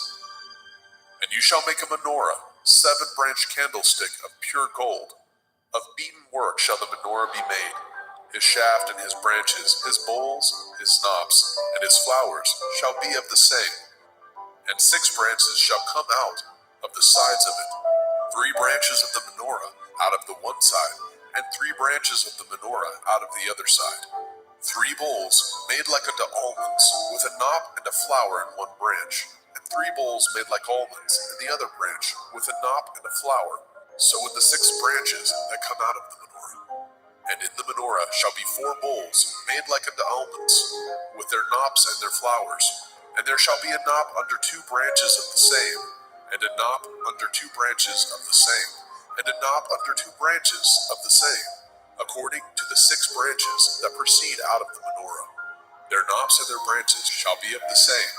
All of it shall be one beaten work of pure gold. And you shall make the 7 lamps thereof, and they shall light the lamps thereof, that they may give light over against it. And the tongs thereof, and the snuff dishes thereof, shall be of pure gold. Of a talent of pure gold shall he make it, with all these vessels. And look that you make them after the pattern, which was showed you in the mount. Shemot, Exodus chapter 26. Moreover, you shall make the tabernacle with 10 curtains of fine twined linen, and blue and purple, and scarlet, with cherubim of cunning work shall you make them. The length of 1 curtain shall be 28 cubits, and the breadth of 1 curtain 4 cubits. Every one of the curtains shall have 1 measure. The 5 curtains shall be coupled together, one to another, and other 5 curtains shall be coupled one to another. And you shall make loops of blue upon the edge of the one curtain from the selvage in the coupling, and likewise shall you make in the uttermost edge of another curtain in the coupling of the second. 50 loops shall you make in the one curtain, and 50 loops shall you make in the edge of the curtain that is the coupling of the second, and the loops may take hold one of another. And you shall make 50 taches of gold, and couple the curtains together with the taches, and it shall be one tabernacle. And you shall make curtains of goat hair to be a covering upon the tabernacle. 11 curtains shall you make. The length of one curtain shall be 30 cubits, and the breadth of one curtain 4 cubits, and the 11 curtains shall be all of one measure. And you shall couple 5 curtains by themselves, and 6 curtains by themselves, and shall double the 6th curtain in the forefront of the tabernacle. And you shall make 50 loops on the edge of the one curtain that is utmost in the coupling, and 50 loops in the edge of the curtain which couples the second. And you shall make 50 taches of brass, and put the taches into the loops, and couple the tent together, that it may be one. And the remnant that remains of the curtain of the tent, the half curtain that remains, shall hang over the backside of the tabernacle, and a cubit on the one side, and a cubit on the other side, of that which remains in the length of the curtains of the tent. It shall hang over the sides of the tabernacle, on this side and on that side, to cover it. And you shall make a covering for the tent of ram skin dyed red, and a covering above of badger skin. And you shall make the boards for the tabernacle of shittim wood, standing up. 10 cubits shall be the length of a board, and a cubit and a half shall be the breadth of one board. 2 tenons shall be in one board, set in order one against another. Thus shall you make for all the boards of the tabernacle. You shall make the boards for the tabernacle, 20 boards on the south side southward. And you shall make 40 sockets of silver under the 20 boards, 2 sockets under one board for his 2 tenons, and 2 sockets under another board for his 2 tenons. And for the second side of the tabernacle on the north side there shall be 20 boards, and their 40 sockets of silver, 2 sockets under one board, and 2 sockets under another board. And for the sides of the tabernacle westward you shall make 6 boards, and 2 boards shall you make for the corners of the tabernacle in the 2 sides. And they shall be coupled together beneath, and they shall be coupled together above the head of it unto one ring. Thus shall it be for them both. They shall be for the 2 corners. And they shall be 8 boards, and their sockets of silver, 16 sockets, 2 sockets under one board, and 2 sockets under another board. And you shall make bars of shittim wood, 5 for the boards of the one side of the tabernacle, and 5 bars for the boards of the other side of the tabernacle, and 5 bars for the boards of the side of the tabernacle for the 2 sides westward. And the middle bar in the middle of the boards shall reach from end to end. And you shall overlay the boards with gold, and make their rings of gold for places for the bars. And you shall overlay the bars with gold. And you shall rear up the tabernacle according to the fashion thereof, which was showed you in the mount. And you shall make a veil of blue, and purple, and scarlet, and fine twined linen of cunning work, with cherubim shall it be made. And you shall hang it upon the 4 pillars of shittim wood, overlaid with gold. Their hooks shall be of gold, upon the 4 sockets of silver. And you shall hang up the veil under the taches, that you may bring in hither within the veil the ark of the testimony. And the veil shall divide unto you between the holy place and the most holy. And you shall put the mercy seat upon the ark of the testimony in the most holy place. And you shall set the table without the veil, and the menorah, 7-branched candlestick, over against the table, on the side of the tabernacle towards the south. And you shall put the table on the north side. And you shall make a hanging for the door of the tent of blue and purple and scarlet and fine twined linen, wrought with needlework. And you shall make for the hanging 5 pillars of shittim wood, and overlay them with gold, and their hooks shall be of gold, And you shall cast 5 sockets of brass for them. Shemot, Exodus chapter 27. And you shall make an altar of shittim wood, 5 cubits long, and 5 cubits broad. And the altar shall be 4 square, and the height thereof shall be 3 cubits. And you shall make the horns of it upon the 4 corners thereof. His horns shall be of the same, and you shall overlay it with brass. And you shall make his pans to receive his ashes, and his shovels, and his basins, and his flesh hooks, and his fire pans. All the vessels thereof you shall make of brass, and you shall make it for a grate of network of brass, and upon the net shall you make 4 brazen rings in the 4 corners thereof. And you shall put it under the compass of the altar beneath, that the net may be even to the midst of the altar. And you shall make staves for the altar, staves of shittim wood, and overlay them with brass. And the staves shall be put into the rings, and the staves shall be upon the 2 sides of the altar, to bear it. Hollow with boards shall you make it, as it was showed you in the mount, so shall they make it. And you shall make the court of the tabernacle. For the south side southward, there shall be hangings for the court of fine twined linen, of 100 cubits long for 1 side. And the 20 pillars thereof and their 20 sockets shall be of brass. The hooks of the pillars and their fillets shall be of silver. And likewise for the north side in length there shall be hangings of 100 cubits long, and his 20 pillars, and their 20 sockets of brass, the hooks of the pillars and their fillets of silver. And for the breadth of the court on the west side shall be hangings of 50 cubits, their pillars 10, and their sockets 10. And the breadth of the court on the east side eastward shall be 50 cubits. The hangings of one side of the gate shall be 15 cubits, their pillars 3, and their sockets 3. And on the other side shall be hangings 15 cubits, their pillars 3, and their sockets 3.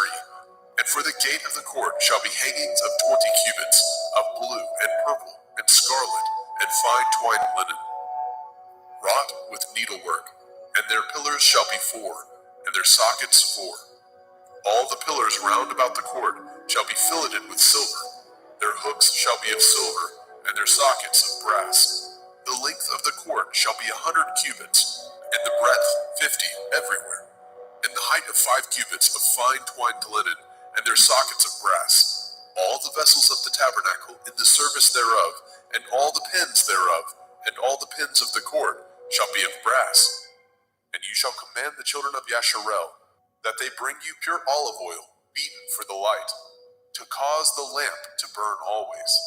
In the tabernacle of the assembly, without the veil, which is before the testimony, Aaron and his sons shall order it from evening to morning before Yahuwah. It shall be a statute forever unto their generations on the behalf of the children of Yasharel. Shemot, Exodus chapter 28. And take unto you Aaron your brother, and his sons with him, from among the children of Yasharel, that he may minister unto me in the priest's office, even Aaron, Nadab, and Abihu, Eleazar, and Itamar, Aaron's sons. And you shall make holy garments for Aaron your brother, for glory and for beauty. And you shall speak unto all that are wise-hearted, whom I have filled with the Ruach Hakmah, spirit of wisdom, that they may make Aaron's garments to consecrate him, that he may minister unto me in the priest's office. And these are the garments which they shall make: a breastplate, an ephod, and a robe, and a broidered coat, a turban, and a belt. And they shall make holy garments for Aaron your brother and his sons, that he may minister unto me in the priest's office. And they shall take gold, and blue, and purple, and scarlet, and fine linen, and they shall make an ephod of gold, of blue, of purple, of scarlet, and fine twined linen, with cunning work. It shall have the 2 shoulder pieces thereof joined at the 2 edges thereof, and so it shall be joined together. And the belt of the ephod, which is upon it, shall be of the same, according to the work thereof, even of gold, of blue, and purple, and scarlet, and fine twined linen. And you shall take the 2 onyx stones, and grave on them the names of the children of Yasharel, 6 of their names on 1 stone, and the other 6 names of the rest on the other stone, according to their birth.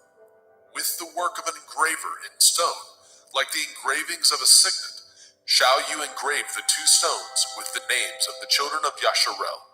You shall make them to be set in ouches of gold. And you shall put the 2 stones upon the shoulders of the ephod for stones of memorial unto the children of Yasharel.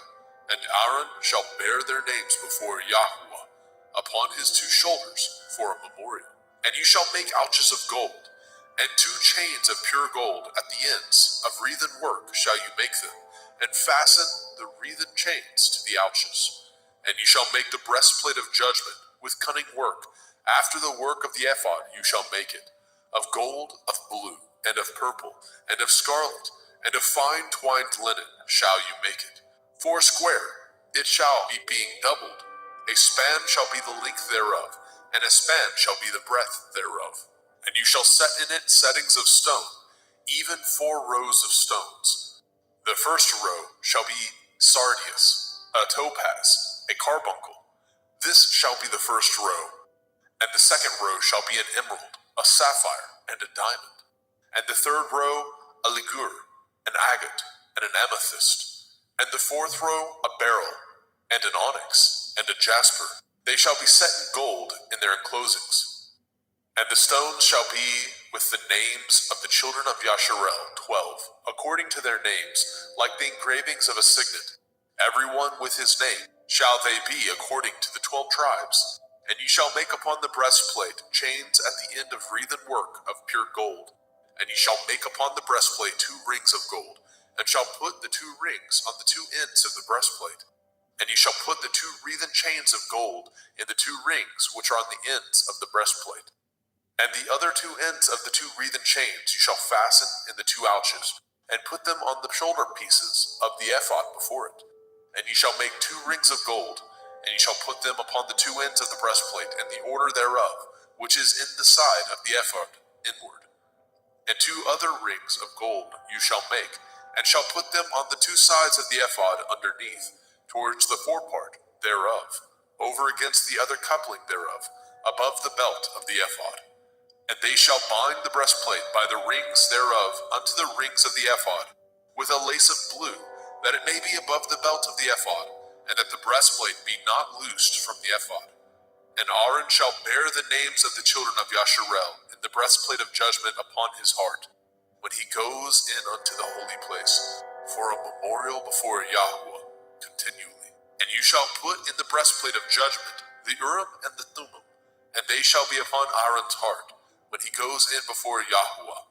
And Aaron shall bear the judgment of the children of Yasharel upon his heart before Yahuwah continually. And you shall make the robe of the ephod all of blue, and there shall be a hole in the top of it. In the midst thereof it shall have a binding of woven work round about the whole of it, as it were the hole of a habergeon, that it be not rent. And beneath upon the hem of it you shall make pomegranates of blue, of purple, and of scarlet, round about the hem thereof, and bells of gold between them round about, a golden bell and a pomegranate, a golden bell and a pomegranate, upon the hem of the robe round about. And it shall be upon Aaron to minister, and his sound shall be heard when he goes in unto the holy place before Yahuwah, and when he comes out, that he die not. And you shall make a plate of pure gold, grave upon it, like the engravings of a signet, Kodesh el Yahuwah, holiness unto Yahuwah.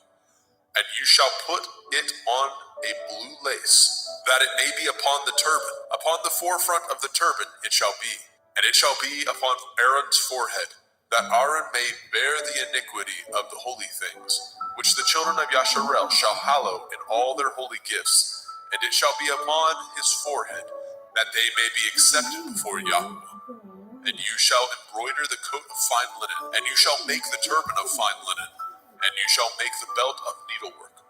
And for Aaron's sons you shall make coats, and you shall make for them belts, and bonnets shall you make for them, for glory and for beauty.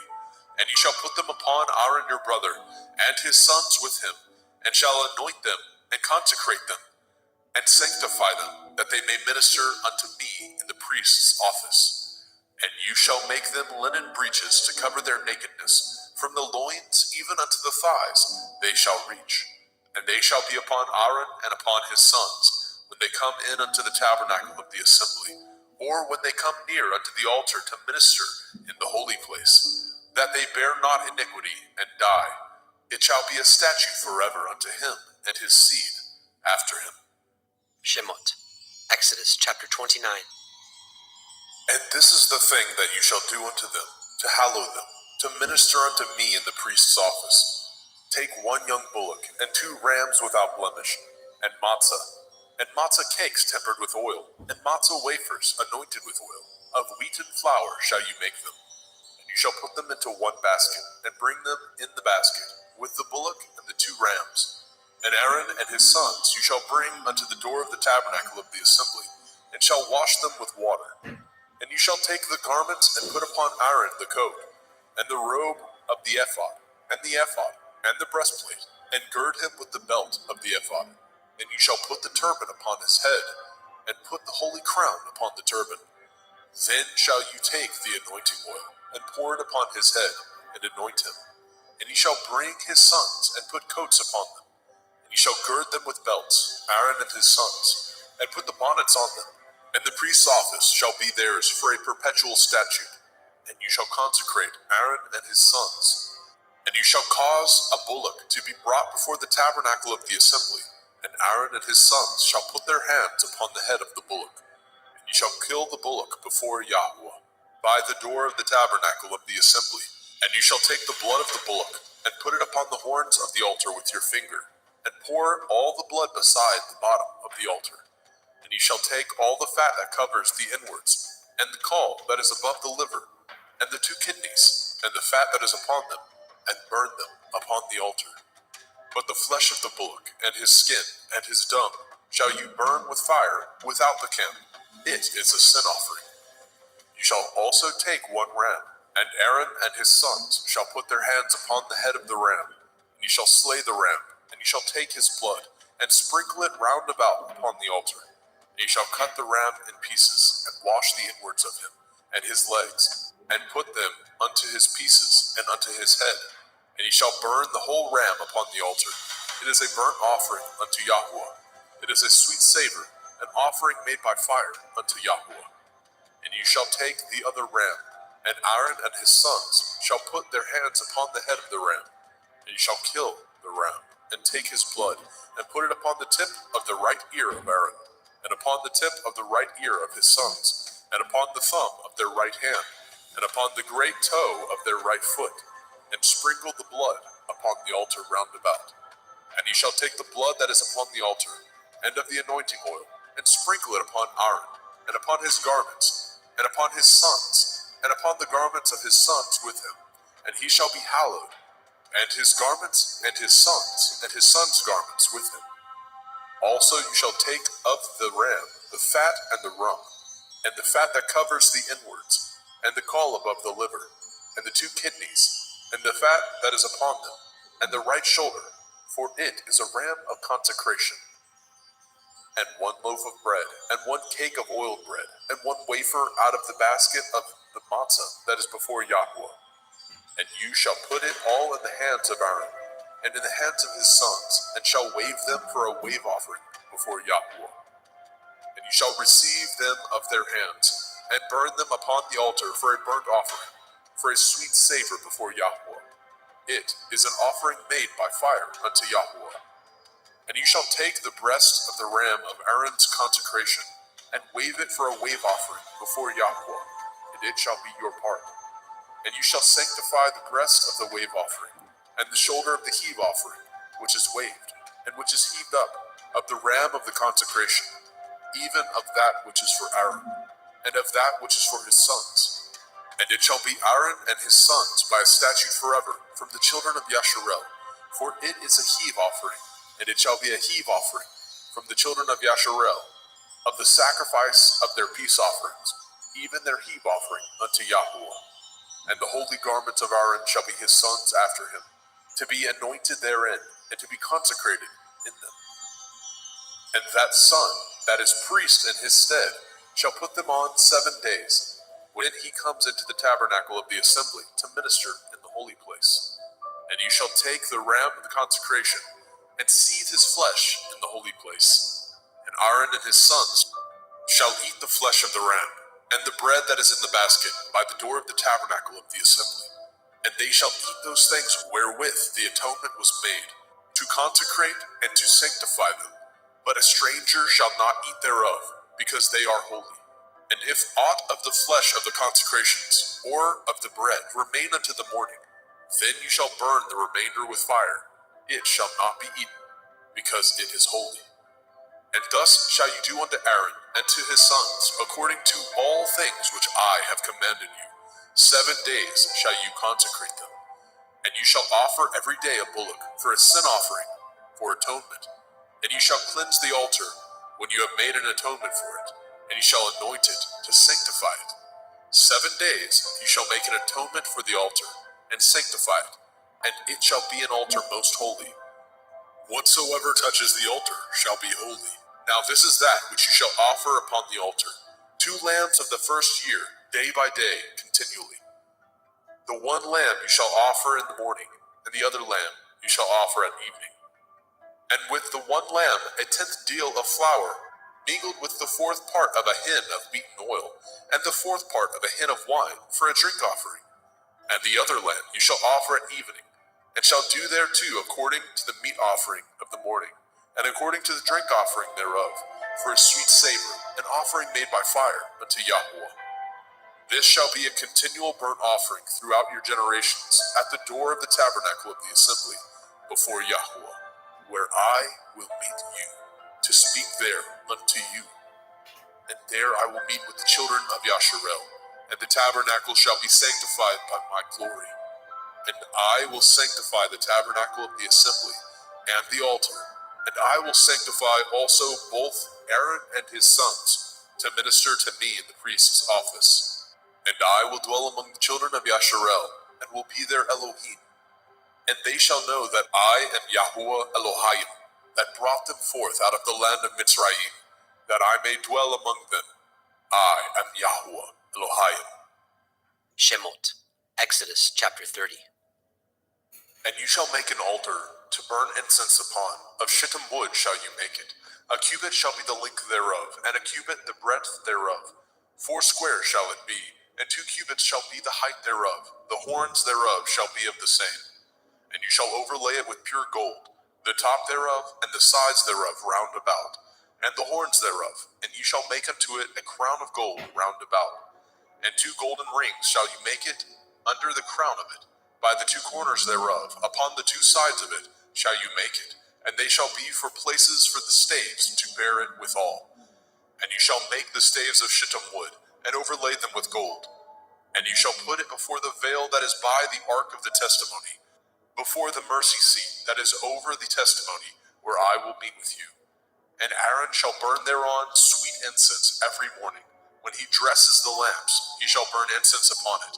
And when Aaron lights the lamp at evening, he shall burn incense upon it, a perpetual incense before Yahweh throughout your generations. Ye shall offer no strange incense thereon, nor burnt sacrifice, nor meat offering, neither shall ye pour drink offering thereon. And Aaron shall make an atonement upon the horns of it once in a year, with the blood of the sin offering of atonement. Once in the year shall he make atonement upon it throughout your generations. It is most holy unto Yahweh.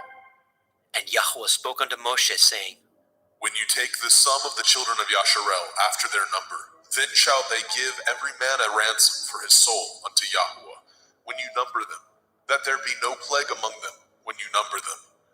This they shall give, every one that passes among them that are numbered, 1/2 shekel, after the shekel of the sanctuary. A shekel is 20 gerahs. A 1/2 shekel shall be the offering of Yahweh. Every one that passes among them that are numbered, from 20 years old and above, shall give an offering unto Yahweh. The rich shall not give more, and the poor shall not give less than 1/2 shekel, when they give an offering unto Yahweh to make an atonement for your souls. And you shall take the atonement money of the children of Yasharel, and shall appoint it for the service of the tabernacle of the assembly, that it may be a memorial unto the children of Yasharel before Yahweh, to make an atonement for your souls. And Yahweh spoke unto Moshe, saying, You shall also make a laver of brass, and his foot also of brass, to wash withal, and ye shall put it between the tabernacle of the assembly and the altar, and ye shall put water therein. For Aaron and his sons shall wash their hands and their feet thereat. When they go into the tabernacle of the assembly, they shall wash with water, that they die not. Or when they come near to the altar to minister, to burn offering made by fire unto Yahweh. So they shall wash their hands and their feet, that they die not, and it shall be a statute forever to them, even to him and to his seed throughout their generations. And Yahweh spoke unto Moshe, saying, Take also unto you principal spices of pure myrrh, 500 shekels, and of sweet cinnamon, half so much, even 250 shekels, and of sweet calamus, 250 shekels, and of cassia, 500 shekels, after the shekel of the sanctuary, and of olive oil, a hin. And you shall make it an oil of holy ointment, an ointment compound after the art of the apothecary. It shall be holy anointing oil. And ye shall anoint the tabernacle of the assembly therewith, and the ark of the testimony, and the table and all his vessels, and the menorah and his vessels, and the altar of incense, and the altar of burnt offering with all his vessels, and the laver and his foot. And ye shall sanctify them, that they may be most holy. Whatsoever touches them shall be holy. And you shall anoint Aaron and his sons, and consecrate them, that they may minister unto me in the priest's office. And you shall speak unto the children of Yasharel, saying, This shall be a holy anointing oil unto me throughout your generations. Upon man's flesh shall it not be poured, neither shall ye make any other like it. After the composition of it, it is holy, and it shall be holy unto you. Whosoever compounds any like it, or whosoever puts any of it upon a stranger, shall even be cut off from his people. And Yahweh spoke unto Moshe, saying, Take unto you sweet spices, stacte, and onycha, and galbanum. These sweet spices and pure frankincense, of each shall be a like weight. And you shall make it a perfume, a confection after the art of the apothecary, tempered together, pure and holy. And you shall beat some of it very small, and put of it before the testimony in the tabernacle of the assembly, where I will meet with you. It shall be unto you most holy. And as for the perfume which you shall make, ye shall not make to yourselves according to the composition thereof. It shall be unto you holy for Yahweh. Whosoever shall make like unto that, to smell thereto, shall even be cut off from his people.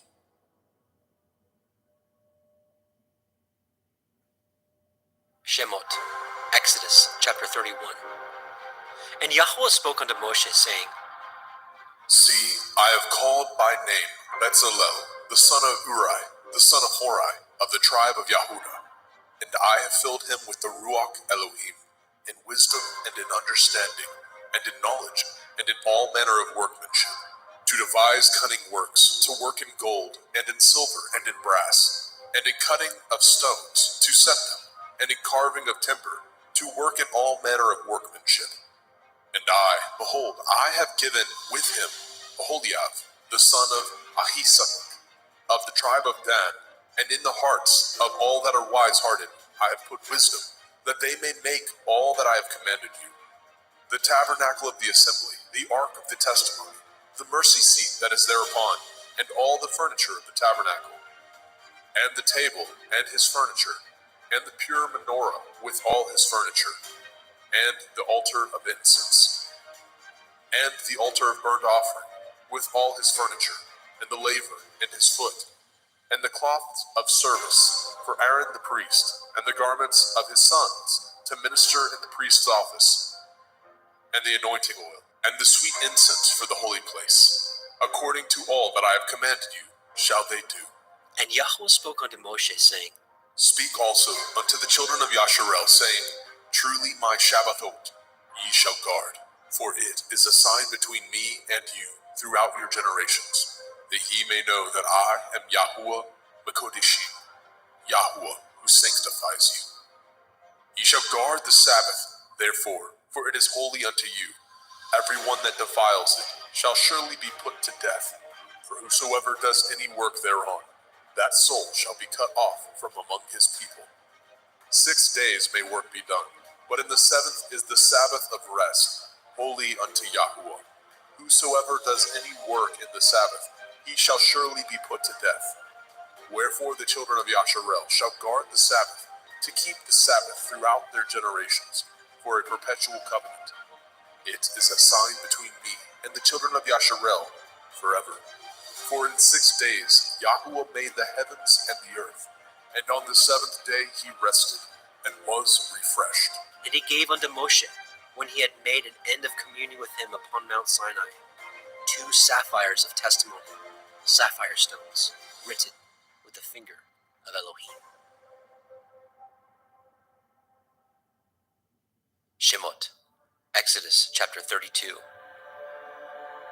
And when the people saw that Moshe delayed to come down out of the mount, the people gathered themselves together unto Aaron, and said unto him, Up, make us Elohim, which shall go before us. As for this Moshe, the man that brought us up out of the land of Mitzrayim, we know not what is become of him. And Aaron said unto them, Break off the golden earrings, which are in the ears of your women, of your sons and of your daughters, and bring them unto me. And the people broke off the golden earrings which were in the ears, and brought them unto Aaron. And he received them at their hand, and fashioned it with a graving tool, after he had made it a molten calf. And they said, These be your Elohim, O Yasharel, which brought you up out of the land of Mitzrayim. And when Aaron saw it, he built an altar before it. And Aaron made proclamation and said, Tomorrow is a feast to Yahuwah. And they rose up early on the morrow, and offered burnt offerings, and brought peace offerings. And the people sat down to eat and to drink, and rose up to play. And Yahuwah said unto Moshe, Go, get you down, for your people, which you brought out of the land of Mitzrayim, have corrupted themselves. They have turned aside quickly out of the way which I commanded them.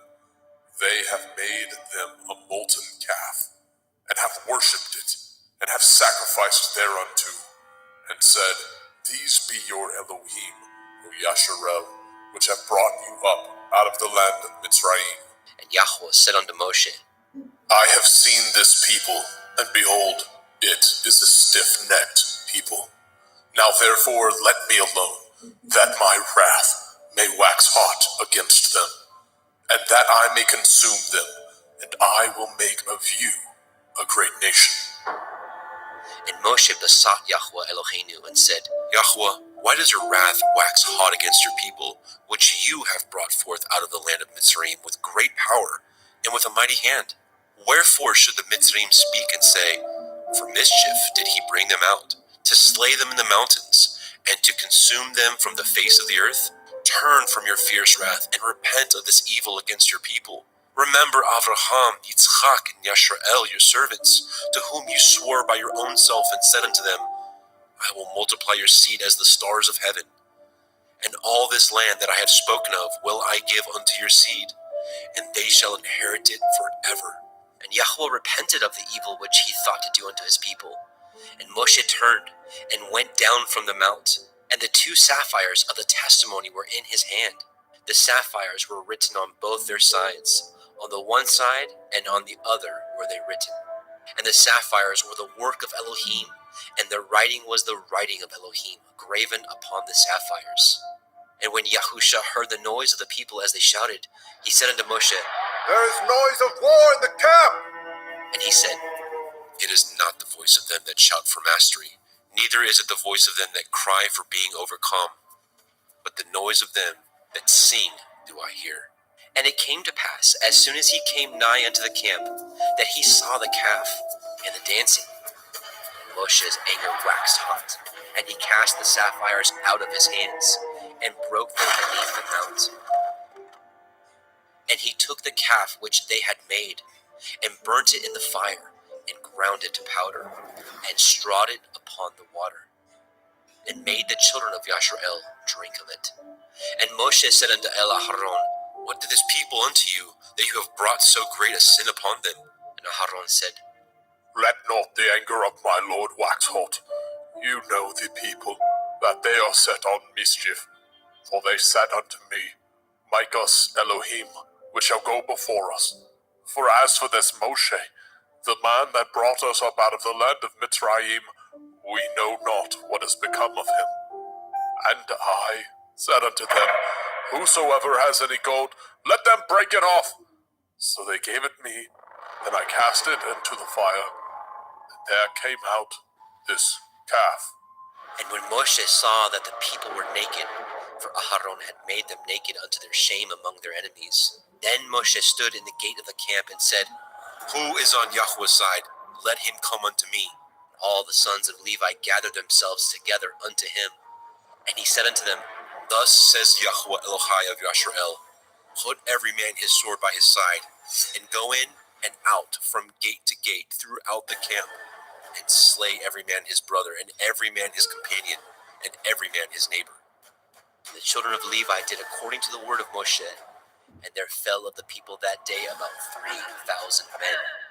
For Moshe had said, Consecrate yourselves today to Yahweh, even every man upon his son, and upon his brother, that he may bestow upon you a blessing this day. It came to pass on the morrow that Moshe said unto the people, Ye have sinned a great sin, and now I will go up unto El Yahweh. Perchance I shall make an atonement for your sin. And Moshe returned unto El Yahweh and said, Oh, this people have sinned a great sin, and have made them Elohai of gold. Yet now, if you will forgive their sin, and if not, blot me, I pray you, out of your sefer which you have written. And Yahweh said unto Moshe, Whosoever has sinned against me, him will I blot out of my sefer. Therefore now go, lead the people into the place of which I have spoken unto you. Behold, my angel shall go before you. Nevertheless, in the day when I will visit their sin upon them. And Yahweh plagued the people, because they made the calf, which Aharon made. Shemot, Exodus chapter 33. And Yahweh said unto Moshe, Depart, and go hence, you and the people which you have brought up out of the land of Mitzrayim, unto the land which I swore unto Abraham, to Yitzhak, and to Yaakov, saying, Unto your seed will I give it. And I will send an angel before you, and I will drive out the Kenai, the Amorai, the Hittai, the Perizzai, the Hivi, and the Jebusai, unto a land flowing with milk and honey, for I will not go up in the midst of you, for you are a stiff-necked people, lest I consume you in the way.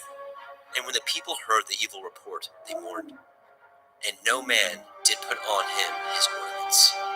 For Yahweh had said unto Moshe, Say unto the children of Yasharel, Ye are a stiff-necked people.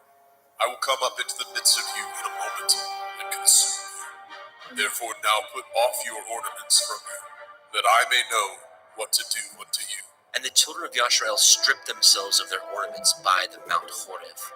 And Moshe took the tabernacle, and pitched it without the camp, afar off from the camp, and called it the tabernacle of the assembly. And it came to pass that everyone which sought Yahweh went out unto the tabernacle of the assembly, which was without the camp. And it came to pass, when Moshe went out unto the tabernacle, that all the people rose up, and stood every man at his tent door, and looked after Moshe until he was gone into the tabernacle. And it came to pass, as Moshe entered into the tabernacle, the cloudy pillar descended, and stood at the door of the tabernacle, and Yahweh talked with Moshe. And all the people saw the cloudy pillar stand at the tabernacle door, and all the people rose up and worshipped, every man in his tent door. And Yahweh spoke unto Moshe face to face, as a man speaks unto his friend. And he turned again into the camp, but his servant Yahusha, the son of Nun, a young man, departed not out of the tabernacle. And Moshe said unto Eliyahu, See, you say unto me, Bring up this people, and you have not let me know whom you will send with me. Yet you have said, I know you by name, and you have also found grace in my sight. Now therefore, I pray you, if I have found grace in your sight, show me now your way, that I may know you, that I may find grace in your sight, and consider that this nation is your people. And he said, My presence shall go with you, and I will give you rest. And he said unto him, If your presence go not with me, carry us not up hence.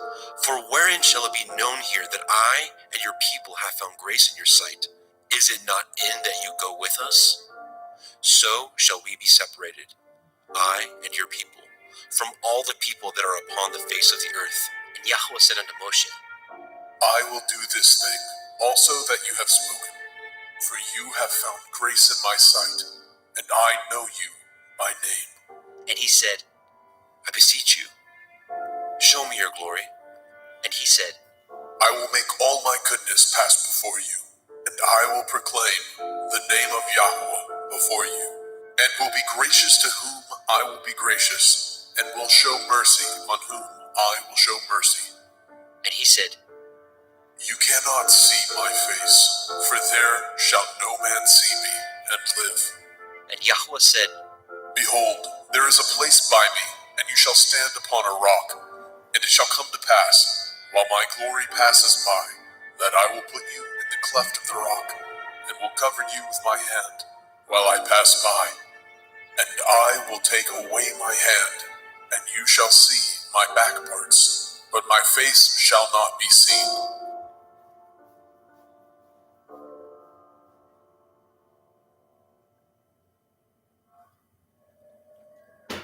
Shemot, Exodus chapter 34. And Yahweh said unto Moshe, Hew you 2 sapphire stones like unto the first, and I will write upon these sapphires the words that were in the first sapphires, which you broke. And be ready in the morning, and come up in the morning unto Mount Sinai, and present yourself there to me in the top of the mount. And no man shall come up with you, neither let any man be seen throughout all the mount, neither let the flocks nor herds feed before that mount. And he hewed 2 sapphire stones like unto the first. And Moshe rose up early in the morning, and went up unto Mount Sinai as Yahweh had commanded him, and took in his hand the 2 sapphire stones.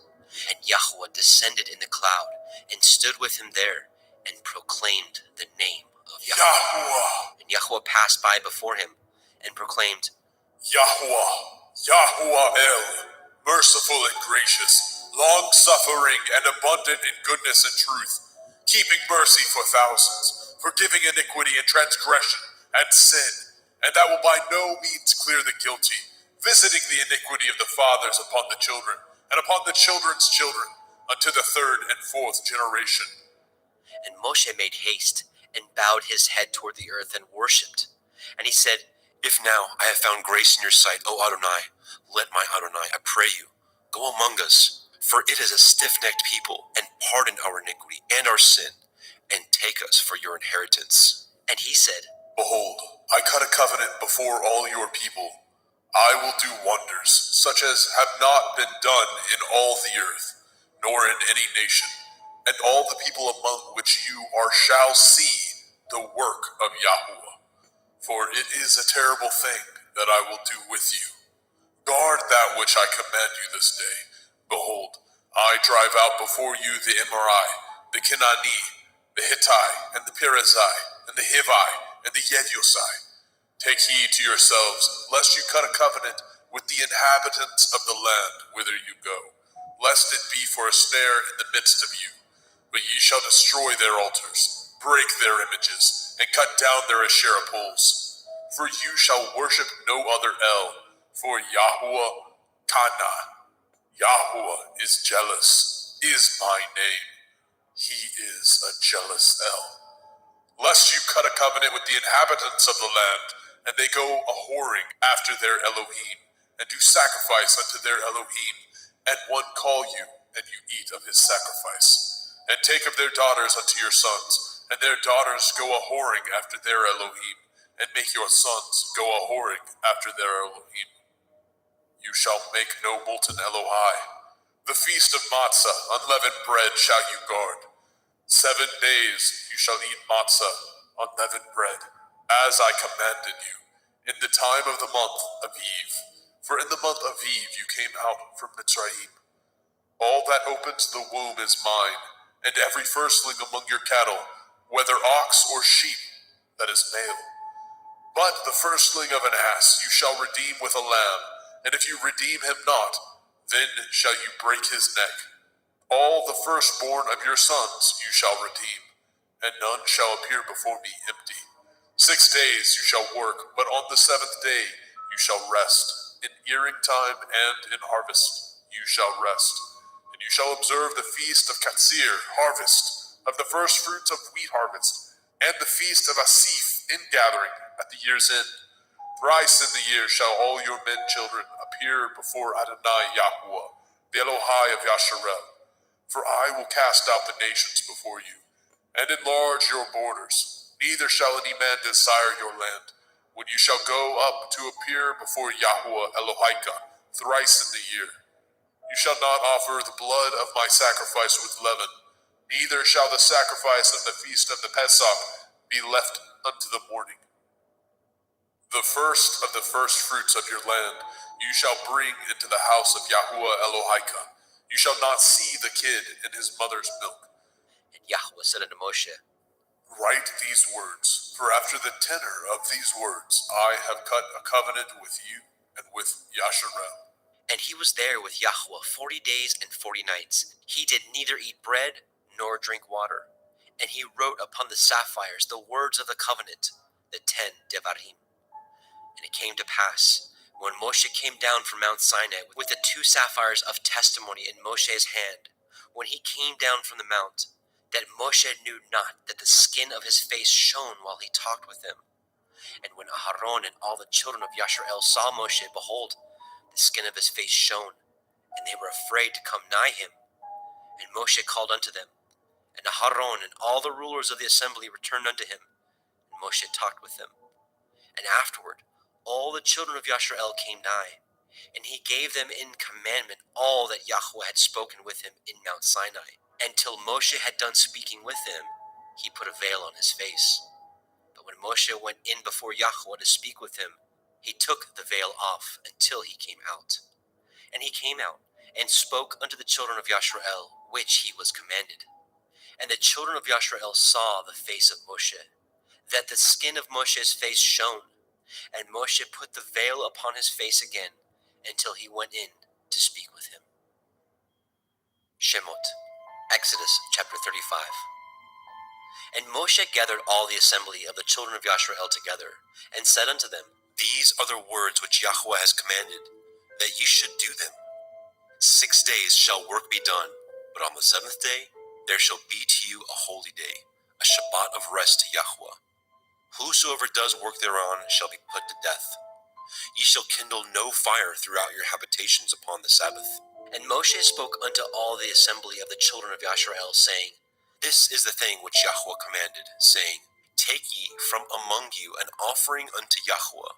Whosoever is of a willing heart, let him bring it, an offering of Yahweh, gold and silver and brass, and blue and purple and scarlet and fine linen and goat's hair, and ram skins dyed red, and badger skins, and shittim wood, and oil for the light, and spices for anointing oil, and for the sweet incense, and onyx stones, and stones to be set for the ephod, and for the breastplate.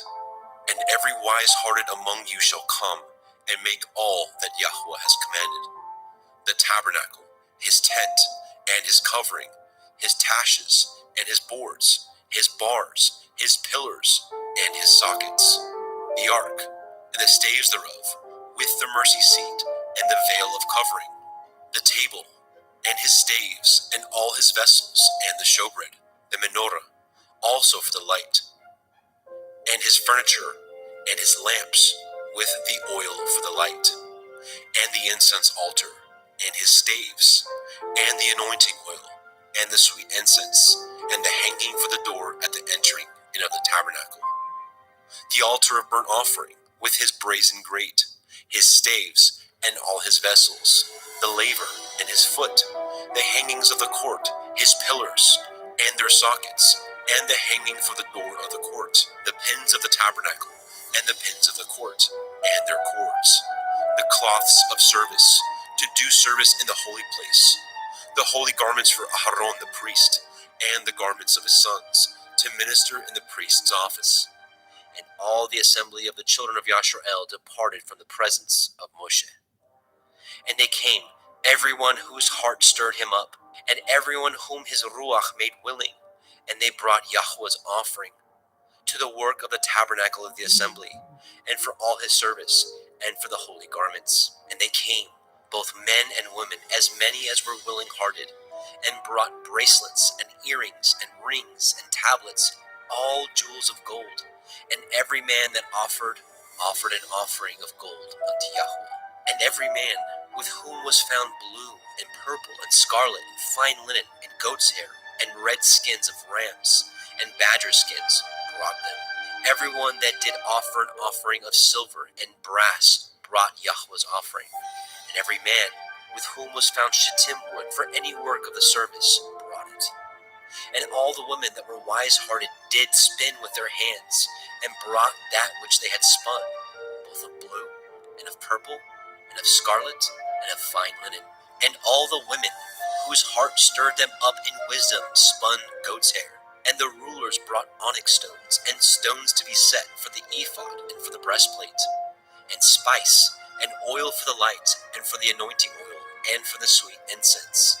The children of Yashrael brought a willing offering unto Yahweh, every man and woman, whose heart made them willing to bring forth all the manner of work, which Yahweh had commanded to be made by the hand of Moshe. And Moshe said unto the children of Yashrael, See, Yahweh has called by name Betzalel, the son of Uri, the son of Horai, of the tribe of Yehudah, and he has filled him with the Ruach Elohim, in wisdom, in understanding, and in knowledge, and in all manner of workmanship, and to devise curious works, to work in gold, and in silver, and in brass, and in the cutting of stones, to set them, and in carving of wood, to make any manner of cunning work. And he has put in his heart that he may teach both he and Aholiab, the son of Achisamach, of the tribe of Dan.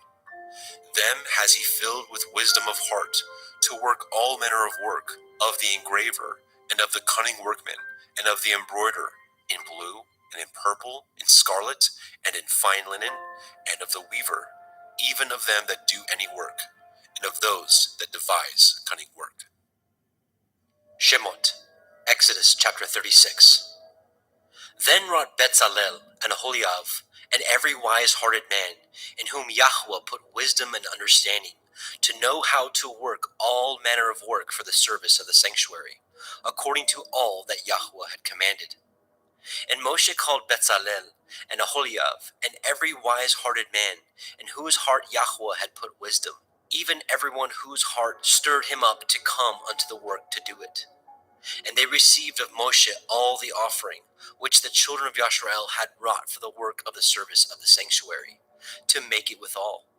And they brought yet unto him free offerings every morning. And all the wise men that wrought all the work of the sanctuary came every man from his work which they had made.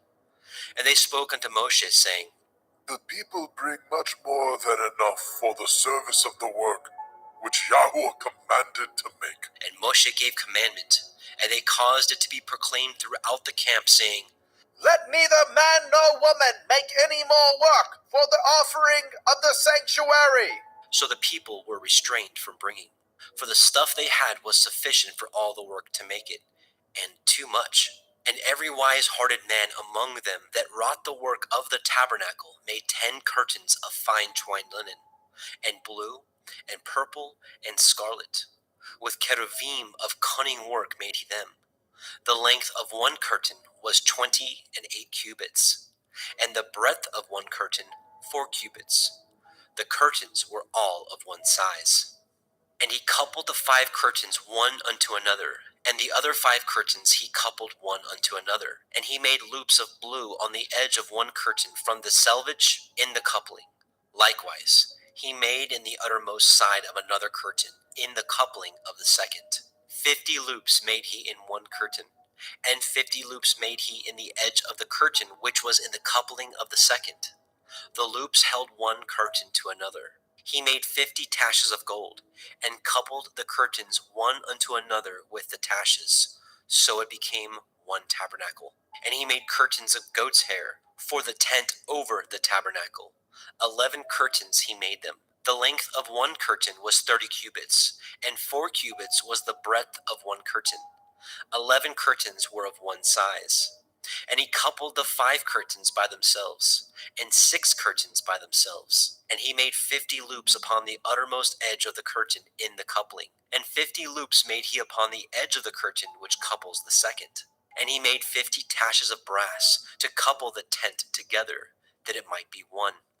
And he made a covering for the tent of ram skins dyed red, and a covering of badger skins above that. And he made the boards for the tabernacle of shittim wood, standing up. The length of a board was 10 cubits, and the breadth of a board 1 cubit and a half. One board had 2 tenons, equally distant one from another. Thus did he make for all the boards of the tabernacle. And he made the boards for the tabernacle, 20 boards for the south side, southward. And 40 sockets of silver he made under the 20 boards, 2 sockets under one board for his 2 tenons, and 2 sockets under another board for his 2 tenons. And for the other side of the tabernacle, which is toward the north corner, he made 20 boards, and there 40 sockets of silver, 2 sockets under one board, and 2 sockets under another board. And for the sides of the tabernacle westward, he made 6 boards. And 2 boards made he for the corners of the tabernacle in the 2 sides. And they were coupled beneath, and coupled together at the head thereof, to one ring. Thus he did to both of them in both of the corners. And there were 8 boards, and their sockets were 16 sockets of silver, and under every board 2 sockets. And he made bars of shittim wood, 5 for the boards of the one side of the tabernacle, and 5 bars for the boards of the other side of the tabernacle, and 5 bars for the boards of the tabernacle for the sides westward. And he made the middle bar to shoot through the boards from the one end to the other. And he overlaid the boards with gold, and made their rings of gold, to be places for the bars, and overlaid the bars with gold. And he made a veil of blue, and purple, and scarlet, and fine twined linen. With cherubim he made it of cunning work. And he made thereunto 4 pillars of shittim wood, and overlaid them with gold. Their hooks were of gold. And he cast for them 4 sockets of silver. And he made a hanging for the tabernacle door of blue, and purple, and scarlet, and fine twined linen of needlework. And the 5 pillars of it, their hooks, and he overlaid their chapiters and their fillets with gold.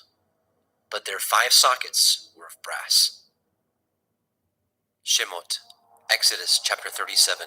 And Bezalel made the ark of shittim wood. 2 cubits and a half was the length of it, and a cubit and a half the breadth of it, and a cubit and a half the height of it. And he overlaid it with pure gold, within and without, and made a crown of gold to it round about. And he cast for it 4 rings of gold, to be set by the 4 corners of it, even 2 rings upon the one side of it, and 2 rings upon the other side of it. And he made staves of shittim wood, and overlaid them with gold. And he put the staves into the rings by the sides of the ark, to bear the ark. And he made the mercy seat of pure gold. 2 cubits and a half was the length thereof, and 1 cubit and a half the breadth thereof. And he made 2 cherubim of gold, beaten out of one piece made he them, on the 2 ends of the mercy seat. 1 cherub on the end of this side, and another cherub on the other end of that side. Out of the mercy seat made he the cherubim on the 2 ends thereof. And the cherubim spread out their wings on high, and covered with their wings over the mercy seat, with their faces one to another, even to the mercy seatward were the faces of the cherubim. And he made the table of shittim wood. 2 cubits was the length thereof, and a cubit the breadth thereof, and a cubit and a half the height thereof. And he overlaid it with pure gold, and made thereunto a crown of gold round about. Also he made thereunto a border of a handbreadth round about, and made a crown of gold for the border thereof round about. And he cast for it 4 rings of gold, and put the rings upon the 4 corners that were in the 4 feet thereof. Over against the border were the rings, the places for the staves to bear the table. And he made the staves of shittim wood, and overlaid them with gold, to bear the table. And he made the vessels which were upon the table, his dishes, and his spoons, and his bowls, and his covers to cover withal of pure gold. And he made the menorah of pure gold, of beaten work. He made the menorah, his shaft, and his branch, his bowls, his knops, and his flowers were of the same. And 6 branches going out of the sides thereof, 3 branches of the menorah out of the one side thereof, and 3 branches of the menorah out of the other side thereof. 3 bowls made after the fashion of almonds in one branch, a knop and a flower, and 3 bowls made like almonds in another branch, a knop and a flower. So throughout the 6 branches going out of the menorah. And in the menorah were 4 bowls made like almonds, his knops and his flowers, and a knop under 2 branches of the same, and a knop under 2 branches of the same, and a knop under 2 branches of the same, according to the 6 branches going out of it. Their knops and their branches were of the same. All of it was one beaten work of pure gold. And he made his 7 lamps, and his snuffers, and his snuff dishes of pure gold. Of a talent of pure gold made he it, and all the vessels thereof. And he made the incense altar of shittim wood. The length of it was a cubit, and the breadth of it a cubit. It was 4 square. 2 cubits was the height of it. The horns thereof were of the same. And he overlaid it with pure gold, both the top of it and the sides thereof round about. And the horns of it also he made unto it a crown of gold round about. And he made 2 rings of gold for it under the crown thereof, by the 2 corners of it, upon the 2 sides thereof, to be places for the staves to bear it withal. And he made the staves of shittim wood, and overlaid them with gold. And he made the holy anointing oil, and the pure incense of sweet spices, according to the work of the apothecary. Shemot, Exodus chapter 38. And he made the altar of burnt offering of shittim wood. 5 cubits was the length thereof, and 5 cubits the breadth thereof. It was 4 square, and 3 cubits the height thereof. And he made the horns thereof on the 4 corners of it. The horns thereof were of the same, and he overlaid it with brass.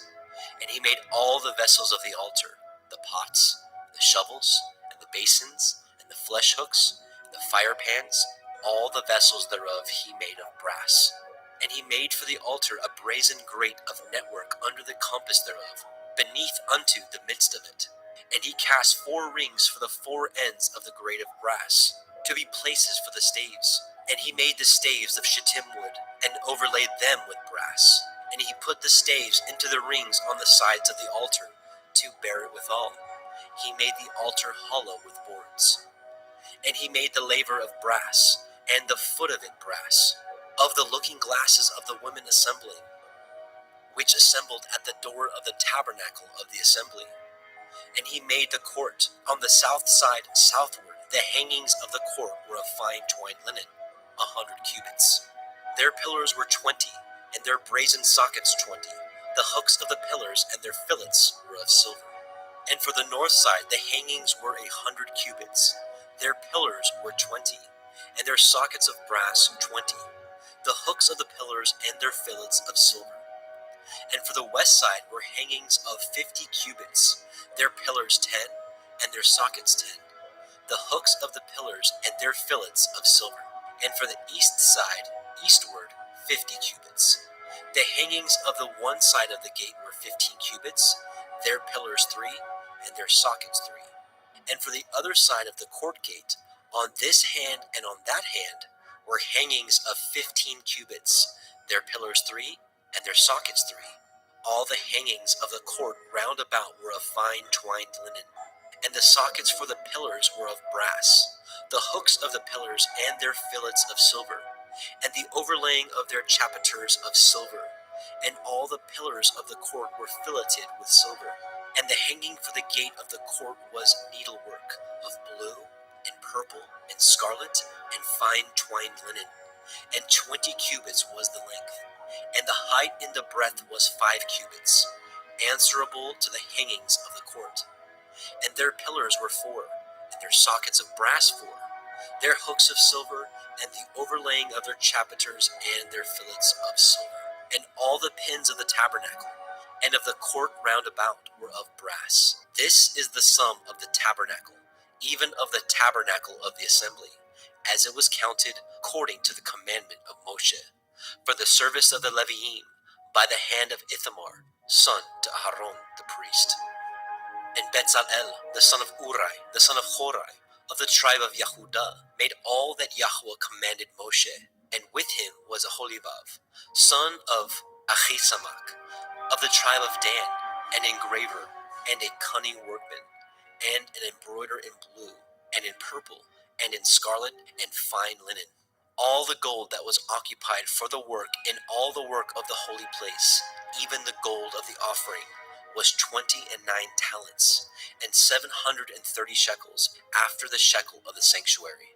And the silver of them that were numbered of the assembly was 100 talents, and 100,703 shekels, after the shekel of the sanctuary. A beka for every man, that is, half a shekel, after the shekel of the sanctuary, for everyone that went to be numbered from 20 years old and upward, for 600,000 and 3,550 men.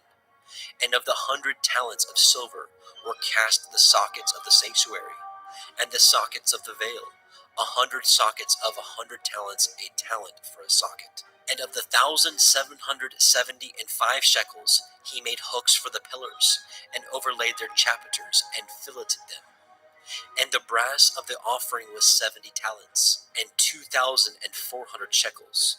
And therewith he made the sockets to the door of the tabernacle of the assembly, and the brazen altar, and the brazen grate for it, and all the vessels of the altar, and the sockets of the court round about, and the sockets of the court gate, and all the pins of the tabernacle, and all the pins of the court round about.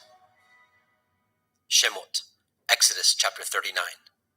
And of the blue, and purple, and scarlet, they made cloths of service, to do service in the holy place, and made the holy garments for Aharon, as Yahweh commanded Moshe. And he made the ephod of gold, blue, and purple, and scarlet, and fine twined linen. And they did beat the gold into thin plates, and cut it into wires, to work it in the blue, and in the purple, and in the scarlet, and in the fine linen, with cunning work. They made shoulder pieces for it, to couple it together. By the two edges was it coupled together. And the belt of his ephod, that was upon it, was of the same, according to the work thereof, of gold, blue, and purple, and scarlet, and fine twined linen, as Yahweh commanded Moshe.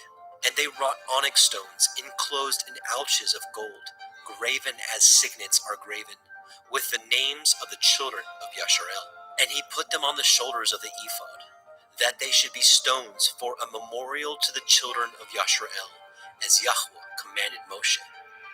And he made the breastplate of cunning work, like the work of the ephod, of gold, blue, and purple, and scarlet, and fine twined linen. It was foursquare. They made the breastplate double. A span was the length thereof, and a span the breadth thereof, being doubled. And they set in it 4 rows of stones. The first row was a sardius, a topaz, and a carbuncle. This was the first row. And the second row, an emerald, a sapphire, and a diamond. And the third row, a ligure, an agate, and an amethyst. And the fourth row, a beryl, an onyx, and a jasper. They were enclosed in ouches of gold in their enclosings. And the stones were according to the names of the children of Yasharel, 12 according to their names, like the engravings of a signet, every one with his name according to the 12 tribes. And they made upon the breastplate chains at the end of wreathen work of pure gold. And they made 2 ouches of gold and 2 gold rings, and put the 2 rings in the 2 ends of the breastplate. And they put the 2 wreathen chains of gold in the 2 rings on the ends of the breastplate. And the 2 ends of the 2 wreathen chains they fastened in the 2 ouches, and put them on the shoulder pieces of the ephod before it. And they made 2 rings of gold, and put them on the 2 ends of the breastplate, upon the border of it, which was on the side of the ephod inward. And they made 2 other golden rings, and put them on the 2 sides of the ephod underneath, toward the forepart of it, over against the other coupling thereof, above the belt of the ephod. And they did bind the breastplate by his rings unto the rings of the ephod with a lace of blue, that it might be above the belt of the ephod, and that the breastplate might not be loosed from the ephod, as Yahweh commanded Moshe. And he made the robe of the ephod of woven work, all of blue. And there was a hole in the midst of the robe, as the hole of a habergeon, with a band round about the hole, that it should not rend. And they made upon the hems of the robe pomegranates of blue, and purple, and scarlet, and twined linen. And they made bells of pure gold, and the bells between the pomegranates unto the hem of the robe, round about between the pomegranates. A bell and a pomegranate, a bell and a pomegranate, round about the hem of the robe to minister in, as Yahweh commanded Moshe. And they made coats of fine linen of woven work for Aharon, and for his sons, and a turban of fine linen, and goodly bonnets of fine linen, and linen breeches of fine twined linen, and a belt of fine twined linen, and blue, and purple, and scarlet of needlework, as Yahweh commanded Moshe. And they made the plate of the holy crown of pure gold, and wrote it upon a writing, like the engravings of a signet, Kodesh El Yahweh. And they tied it unto a lace of blue, to fasten it on high upon the turban, as Yahweh commanded Moshe. Thus was all the work of the tabernacle of the tent of the assembly finished. And the children of Yasharel did according to all that Yahweh commanded Moshe. So did they. And they brought the tabernacle unto El Moshe, the tent, and all his furniture, his taches, his boards, his bars, and his pillars, and his sockets, and the covering of ram skins dyed red, and the covering of badger skins, and the veil of the covering, the ark of the testimony, and the staves thereof, and the mercy seat, the table, and all the vessels thereof, and the showbread, the pure menorah, with the lamps thereof, even with the lamps to be set in order, and all the vessels thereof, and the oil for light, and the golden altar, the anointing oil, and the sweet incense, and the hanging for the tabernacle door, the brazen altar, his grate of brass, his staves, and all his vessels, the laver, and his foot, the hangings of the court, his pillars, his sockets, and the hanging for the court gate, his cords, and his pins, and all the vessels of the service of the tabernacle, for the tent of the assembly, the cloths of service to do service in the holy place, and the holy garments for Aharon the priest, and for his sons' garments to minister in the priest's office, according to all that Yahweh commanded Moshe. So the children of Yasharel made all the work. And Moshe did look upon all the work, and behold, they had done it as Yahweh had commanded. Even so had they done it, and Moshe blessed them. Shemot, Exodus chapter 40. And Yahweh spoke unto Moshe, saying, On the first day of the first month shall you set up the tabernacle of the tent of the assembly, and you shall put therein the ark of the testimony, and cover the ark with the veil. And you shall bring the table, and set in order the things that are to be set in order upon it. You shall bring the menorah, and light the lamps thereof. And you shall set the altar of gold for the incense before the ark of the testimony, and put the hangings of the door to the tabernacle. And you shall set the altar of burnt offering before the door of the tabernacle of the tent of the assembly. And you shall set the laver between the tent of the assembly and the altar, and shall put water therein. And you shall set the court round about, and hang up the hanging at the court gate. And you shall take the anointing oil, and anoint the tabernacle, and all that is therein, and shall hallow it, and all the vessels thereof, and it shall be holy. And you shall anoint the altar of the burnt offering, and all his vessels, and sanctify the altar, and it shall be an altar most holy. And you shall anoint the laver and his foot, and sanctify it. And you shall bring Aharon and his sons unto the door of the tabernacle of the assembly, and wash them with water. And you shall put upon Aharon the holy garments, and anoint him, and sanctify him, that he may minister unto me in the priest's office. And you shall bring his sons, and clothe them with coats. And you shall anoint them, as you anointed their father, that they may minister unto me in the priest's office, for their anointing shall surely be an everlasting priesthood throughout their generations. Thus did Moshe, according to all that Yahweh commanded him, so did he. And it came to pass in the first month in the second year, on the first day of the month, that the tabernacle was reared up. And Moshe reared up the tabernacle, and fastened his sockets, and set up the boards thereof, and put in the bars thereof, and reared up his pillars. And he spread abroad the tent over the tabernacle, and put the covering of the tent above upon it, as Yahweh commanded Moshe.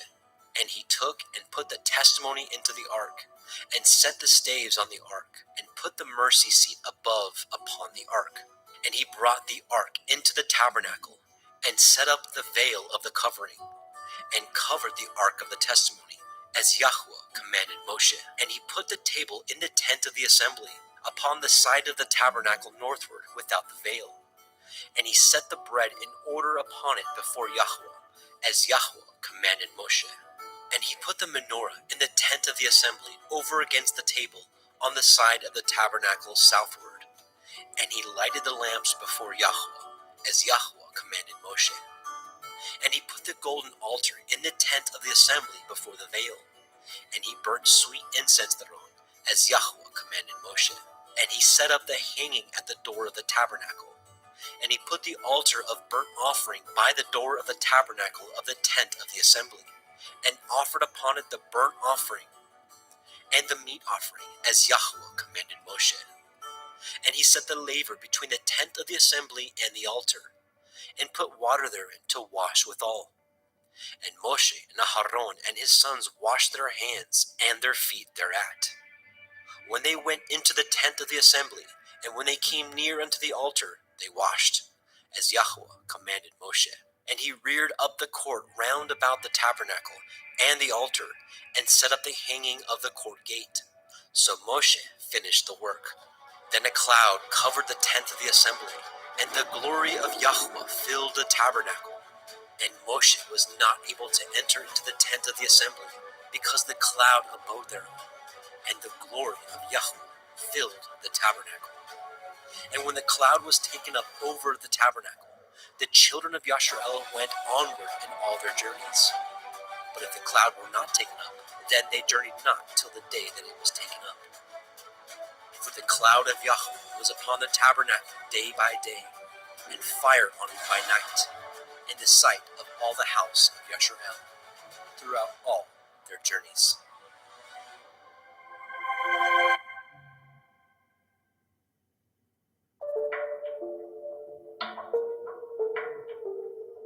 We could have been born at any time in history, and the Most High Yahweh chose for us to be here and now, a time when knowledge has increased and many go to and fro. We find ourselves in the time of the end, according to the book of Daniel, and as we have seen, comes with both blessings and spiritual trials like no other. The book of Revelation, the field manual to the end times, tells us what to expect and how to prepare, but was obscured from the generations with parables and hidden understandings just waiting for these last days to be unsealed.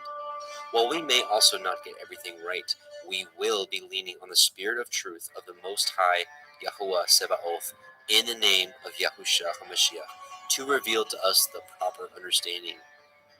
For who knows if you have come to the kingdom for such a time as this.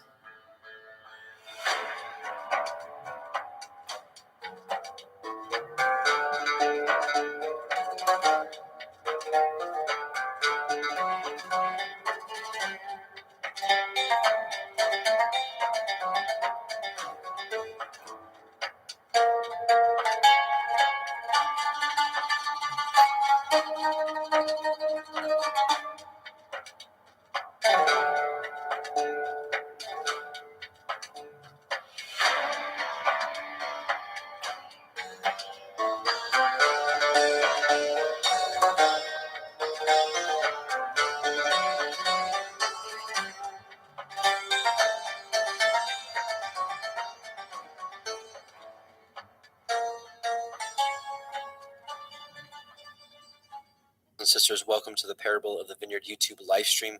My name is Adam, your host, and I welcome you.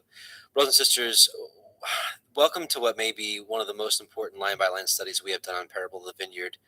The book of Revelation has truly been veiled over the centuries, and I do believe that Yahweh has begun to unseal it over the past few years. Now, with that being said, let it be known that I am merely a student of the Word and have felt led to share the little bit of wisdom that Yahweh may have bestowed upon me, which means that I will not get everything right. This study, I ask you to test everything, and honestly, with all studies for that matter, and with all studies out there. This study will be so in depth that even the new believer will be able to understand it, and likewise, the learned disciple will also be able to glean new information.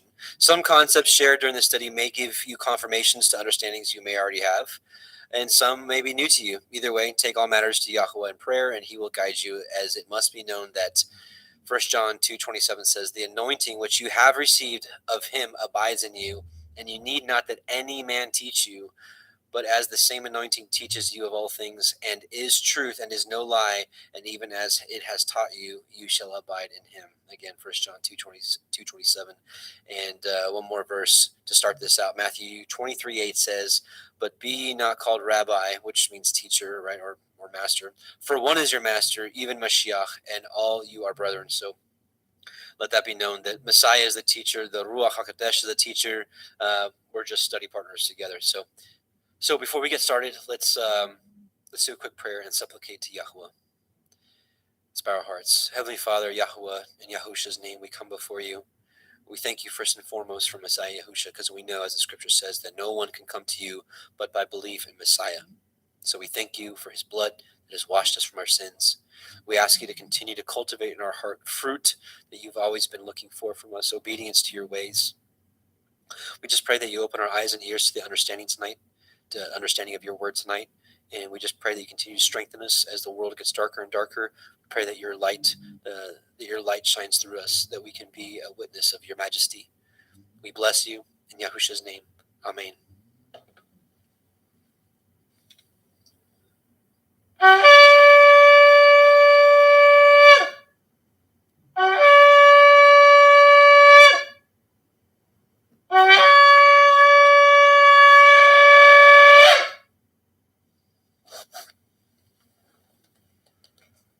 Let's get into it. So last week in part 1, we got through Revelation 1:1 through 1:13.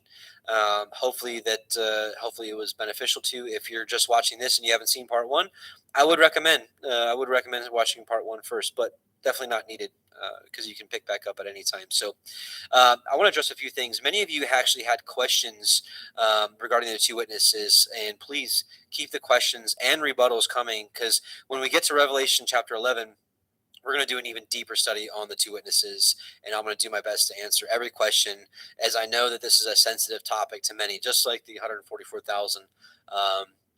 These are studies that people really dig their heels in once they kind of make their mind up. So, which I don't blame you. I don't. We all kind of tend to do that. But I definitely want to keep this study as open and transparent and as close to scriptures as possible, without reaching, without making assumptions, those type of things. But I do want to answer a few quick questions that came up. Now, a lot of you are really sticking to it's two physical men coming here, breathing fire on everybody like a dragon, and that kind of stuff. And that may be the case. I will address the Enoch Elijah or Moses Elijah theory real quick. Think about this. What if it's like kind of a dual understanding? And by the way, I am addressing what we talked about last week. For those of you that may just be stumbling upon this live or as recording, we talked a lot about the two witnesses. But what if it's not just two physical men? What if it's the spirit of Elijah and the spirit of Enoch, or the spirit of Moses and the spirit of Elijah, whatever you kind of hold to? Because it's kind of reminds me a little bit of what we saw with John the Baptist. And let me pull up a little scripture if you don't mind. And let's get this study started. So in Malachi 4:4-6, it says, "Remember ye the Torah of Moshe, my servant, which I command." The Hebrew word here for law is Torah. "Remember ye the Torah of Moshe, my servant, which I commanded unto him in Horeb," which is Mount Sinai, "for all Israel, with the statutes and judgments. Behold, I will send you Elijah the prophet before the coming of the great and dreadful day of Yahuwah, and he shall turn the heart of the fathers to the children, and the heart of the children to their fathers, lest I come and smite the earth with a curse." All right, so this is what was kind of left out there, hanging out there before Messiah Yahusha came. So let's see what Messiah said about this. Matthew 17, 10 through 13 says, "And his disciples asked him, saying, Why then say the scribes that Elias," which is Elijah, "must first come? And Yahusha answered and said unto him, Elias truly shall first come and restore all things. But I say unto you that Elias is come already. And they knew him not, but have done unto him whatsoever they listed. Likewise shall also the Son of Man suffer of them. Then the disciples understood that he spake unto them of John the Baptist," Yehochanan the Baptist, the immerser. So what we're seeing here is it wasn't physically Elijah coming back, the first fulfillment of it. It was his spirit. The spirit of Elijah was in John the Baptist. And so I say to you, we know that history repeats itself. And honestly, we're starting to see a lot of things that happened 2,000 years ago is happening now. You have you had Messiah come on the scene 2,000 years ago, rebuking at that time modern day traditions of men that made of no effect the commandments of Yahweh, and he came to teach. I think he's sending that spirit again, and we're learning. We're coming back to Torah. We're coming back to his covenant, and people are rejecting it. People are still clinging to their doctrines of men and whatnot. And I think that a lot of us, which my conclusion last week was that Israel, his two houses, the house of Ephraim and the house of Judah, are his two witnesses. It's the two candlesticks, as we saw in Zechariah 4. We had the two olive branches pouring out oil into the candlestick, which it's interesting that that came up in last week's Torah portion and this week. Specifically, this week it talks about in Exodus 28 talks about how the children of Israel are to bring oil for the lamp, for the light to burn continually. And we know through Solomon, in the wisdom of Solomon in Proverbs, it's Proverbs 6:23. It says that the Torah is light, right? The commandment is a lamp, and the Torah is light. And we know that the commandment was for the light to burn continually. So my point being is, I really do believe that he's raising up his remnant. He's raising up his witnesses, and we're starting to share what he's given to us, and so I think he may be endowing us with the spirit of Enoch, the spirit of Elijah. Let's talk about the spirit of Elijah really quickly and kind of what that may look like. We saw with John the Baptist, right? I mean, he was reproving the people. He's like, turn them back, repent, bring forth fruits worthy of repentance. What's the fruit has always been? The fruit has always been, if you don't mind here, those of you that are familiar with this or are regulars here, you're very familiar with Psalm 1 through 3. Blessed is the man that walketh not in the counsel of the ungodly, nor standeth in the way of sinners, nor sitteth in the seat of the scornful, but his delight is in the Torah of Yahweh, and in his Torah doth he meditate day and night. And so the person that delights in the Torah and meditates on it, he shall be like a tree planted by the rivers of water that bringeth forth his fruit in his season. His leaf also shall not wither, and whatsoever he doeth shall prosper. That's the fruit that Yahweh's always been seeking from us. We're his planting, we're his creation. Just like when he creates a tomato plant, he expects that tomato plant to bring forth a tomato. He plants the olive tree, he expects the olive tree to bring forth its olives. What is man supposed to bring forth? This obedience to his ways. That's what it's always been about.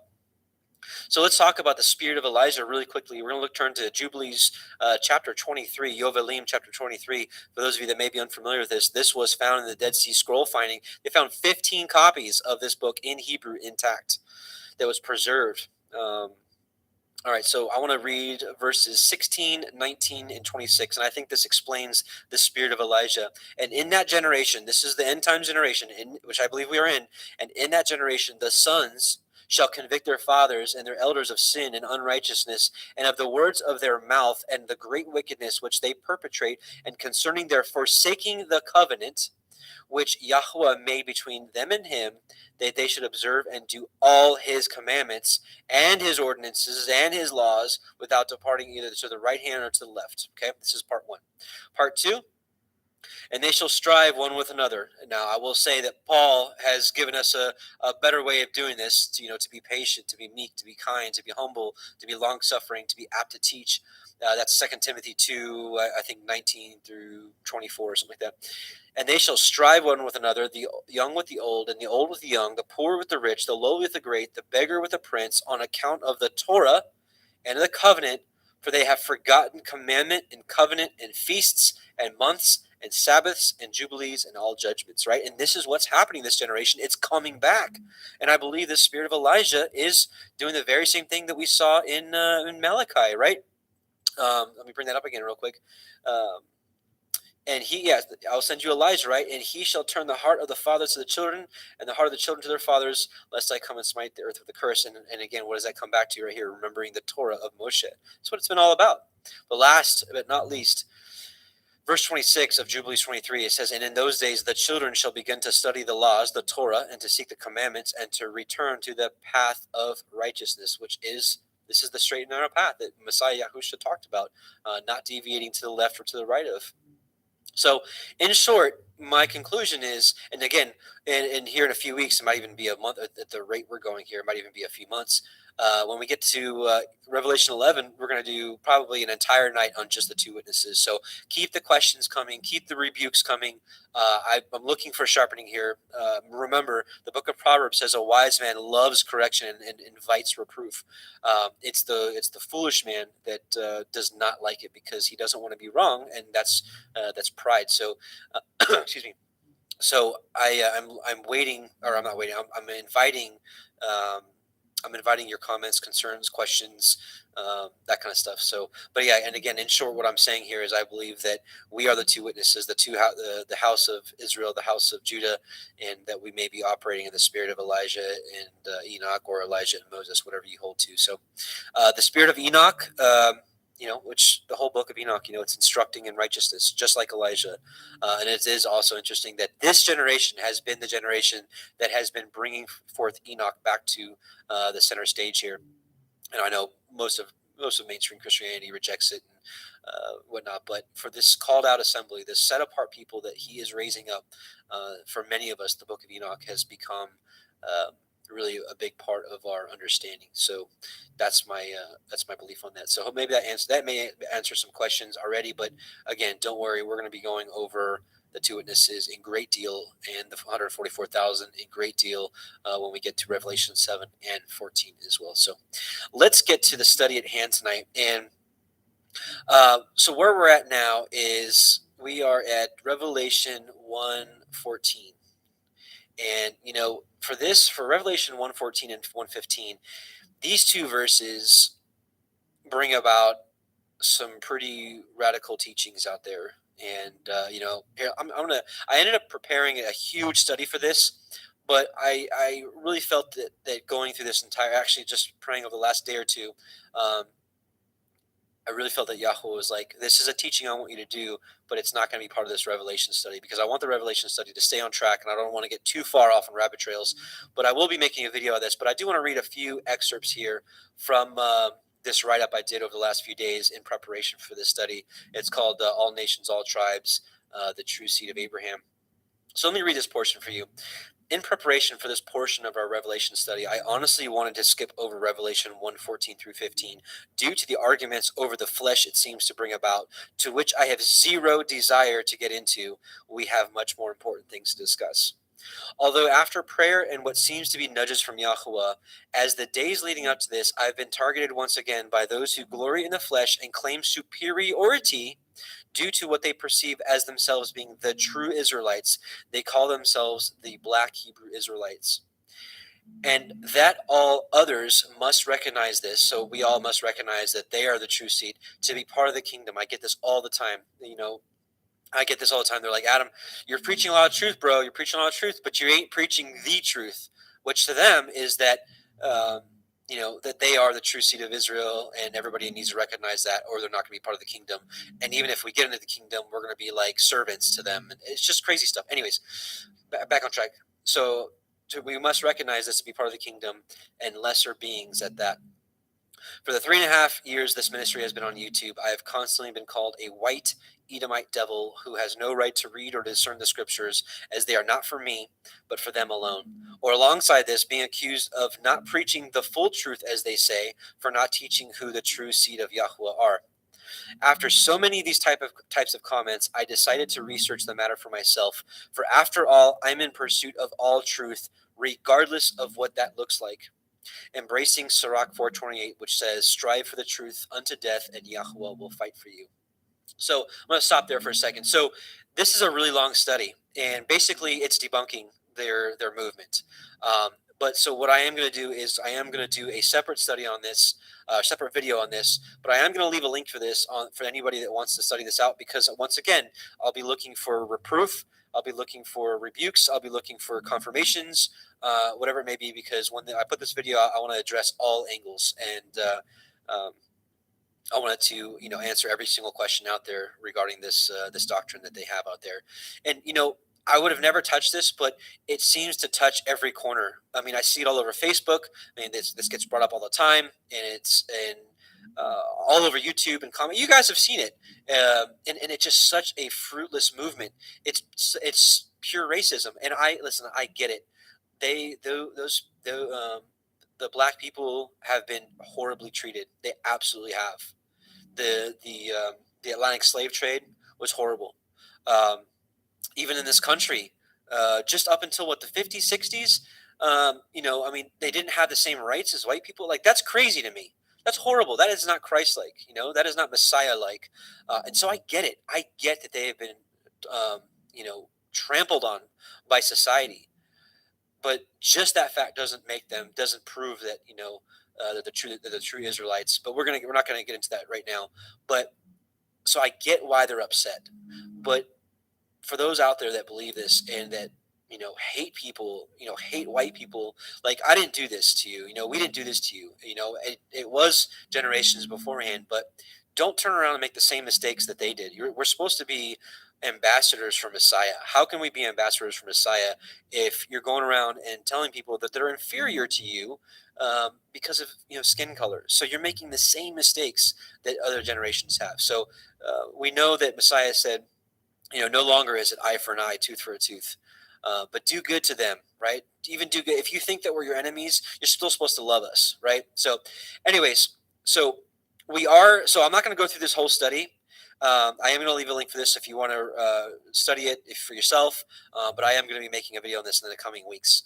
But I am going to at least go through the part here that talks about Revelation 1:14 and 1:15 that brings about so much strife.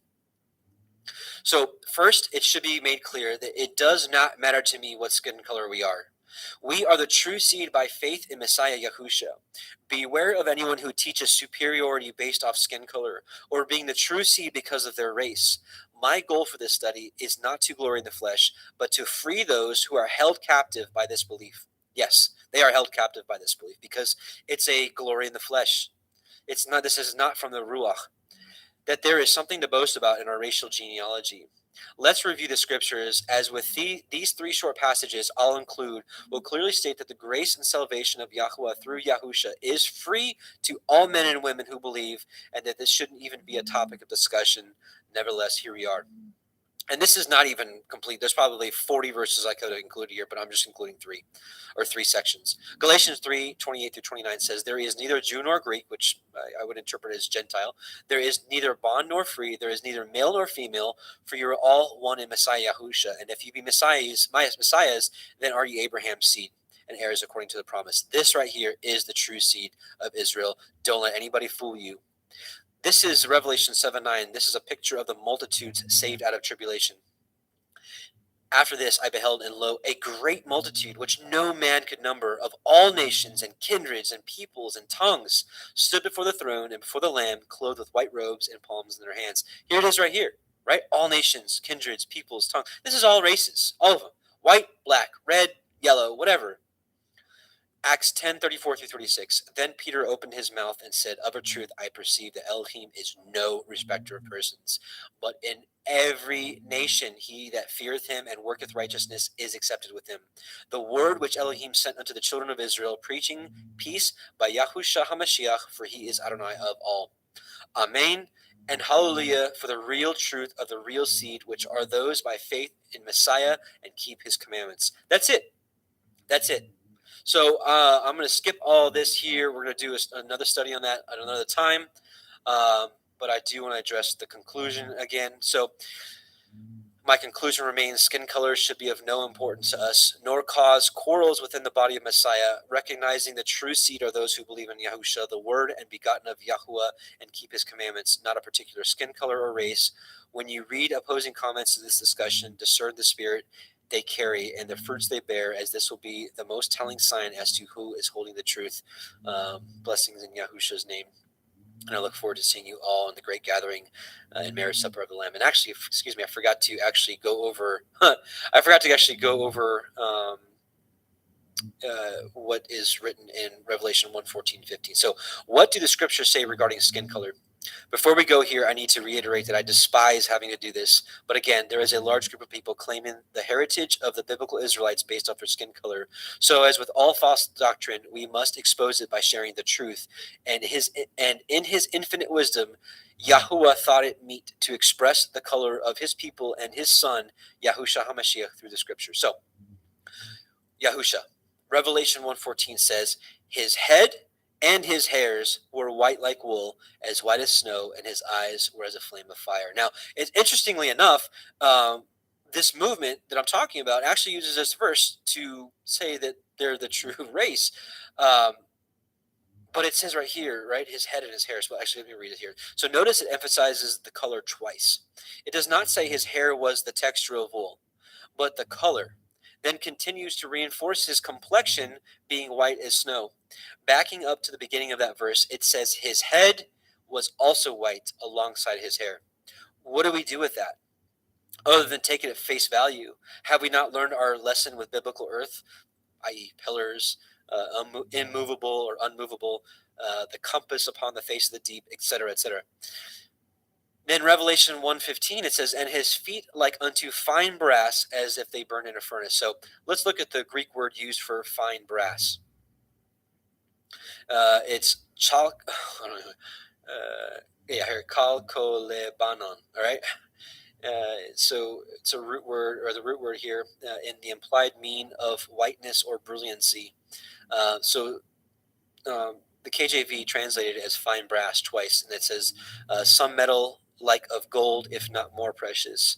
So let's just read this here. Neuter of a compound of G, such and such and such and such, in the implied mean of whiteness or brilliancy, burnished copper, an alloy of copper or gold, and silver having a brilliant luster, fine brass.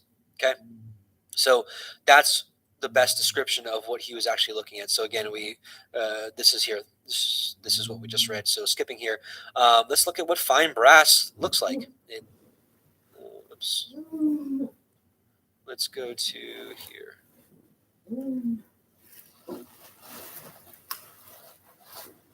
Oh, that's weird. So this is what fine brass looks like. Okay. Let's look at what brass in a furnace looks like. I'm not going to have any sound here, but this is brass. Yes, most gun shells are or bullet shells are made out of brass. So, anyways, he pours into this little furnace here, right? So this is what brass looks like in a furnace. We'll just skip ahead here. Anyways, and then this is when it's refined. So just to give you an idea of what Yehochanan was saying, and then here's another witness for Yahusha. This is Enoch 46:1, and there I saw one who had a head of days, and his head was white like wool, and with him was another being whose countenance had the appearance of a man, and his face was full of graciousness like one of the holy angels. So just a second witness, and also it's in Daniel as well. But what they say is that his hair had the texture of wool, but that's not what it says. It says his hair was white like wool, and anyways, I really hate even talking about this, but like I said, Abba put it on my heart that we have to address this because it was written. I can't just skip over what he found it was meet to write in his scripture. So that's enough for now. Like I said, I'm going to put this link in the description box for those that want to read up on this and maybe even rebuke me before I put out that video to sharpen me in any way I can. But that movement needs to be addressed, and God put it on my heart that I've got to address it. So I don't know what to do with that. So other than obey. All right. So moving on now, Revelation 1:16. And he had in his right hand 7 stars, and out of his mouth went a sharp 2-edged sword, which we're going to read that here in Yeshayah here in a second. And his countenance was white as the sun shines in his strength.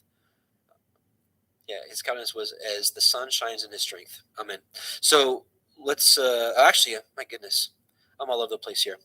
I forgot to address the second part of Revelation 1:15, and his voice as the sound of many waters. There's actually lots of different scriptures we can pull up about this, but I actually want to pull up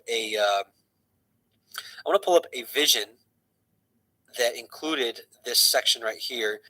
So we're going to take a look at 2 Ezra chapter 6, verses 1 through 28, and this is going to have a little section in here about the sound of many waters. So, and he said to me, at the beginning of the circle of the earth, before the portals of the world were in place, and before the assembled winds blew. And by the way, it is interesting, right? The circle of the earth, just like we see in Yeshayah in Isaiah 40:22. It reminds me of the compass set upon the face of the deep, right? A circle does not mean a ball.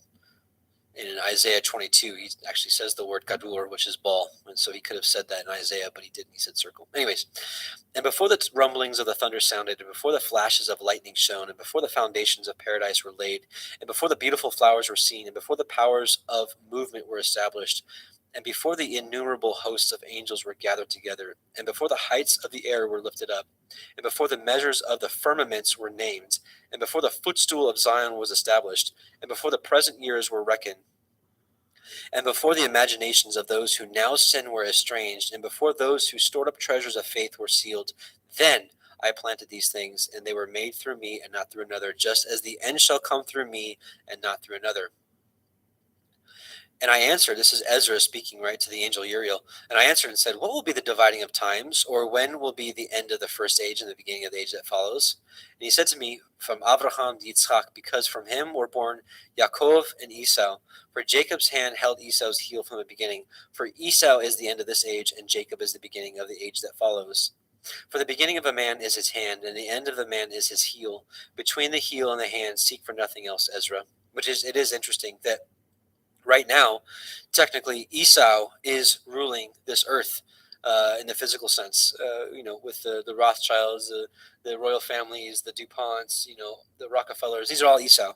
Esau is ruling this age, but there's going to be a time at the end of this age when Messiah Yahusha comes back and gives us that sword. Jacob will be the beginning of the age that follows. I answered and said, O sovereign Adonai, if I have found favor in your sight, show your servant the end of the signs which you did show me in part on the previous night. He answered and said to me, rise to your feet, and you will hear a full resounding voice. And if the place where you are standing is greatly shaken while the voice is speaking, do not be terrified, because the word concerns the end, and the foundations of the earth will understand that the speech concerns them, right? The foundations of the earth, right? Just like a house is built, it has foundations it's set upon. They will tremble and be shaken, for they know that their end must be changed. When I heard this, I rose to my feet and listened, and behold, a voice was speaking, and its sound was like the sound of many waters. So what we just saw, right? And his voice, the sound of many waters. This is Messiah Yahusha speaking to Ezra. And it said, behold, the days are coming, and it shall be that when I draw near to visit the inhabitants of the earth, and do I require from the doers of iniquity the penalty of their iniquity, right? Iniquity is lawlessness.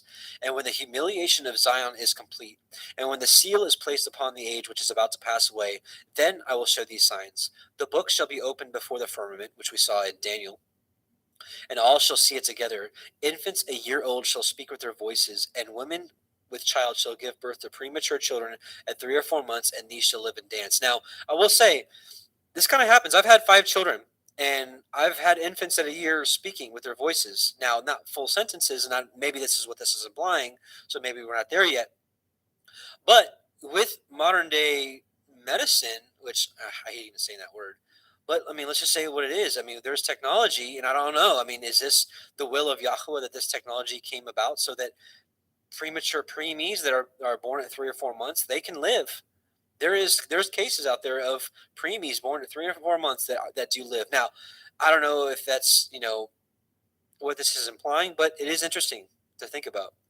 And these shall live and dance. Sown places shall suddenly appear unsown, and full storehouses shall suddenly be found to be empty. And the trumpet shall sound aloud, which we're going to talk about this in a bit. Remember this. And the trumpet shall sound aloud, and when all hear it, they shall suddenly be terrified. At that time, friends shall make war on friends like enemies, and the earth and all those who inhabit it shall be terrified, and the springs of the fountains shall stand still, so that for 3 hours they shall not flow. This is hard for me to understand exactly what's going on here, just being honest. And it shall be that whoever remains after that I have foretold you shall himself be saved. Right, so there's going to be an end times remnant that lasts till the end, and shall see my salvation at the end of my world, and they shall see the men, so a different group, who were taken up, who from their birth have not tasted death, and the heart of the earth's inhabitants shall be changed and converted to a different spirit. For evil shall be blotted out, and deceit shall be quenched. Faithfulness shall flourish, and corruption shall be overcome. And the truth, the Torah, which has been so long without fruit, we talked about this earlier, shall be revealed, which this is happening now. So it is interesting how all this is going on. But remember this trumpet. I think we're going to go over this a little bit later on today, if I have this right. Oh, you know what? I didn't save that. Let's pull it up now. It's what is it? If I remember correctly, it was Joel 2.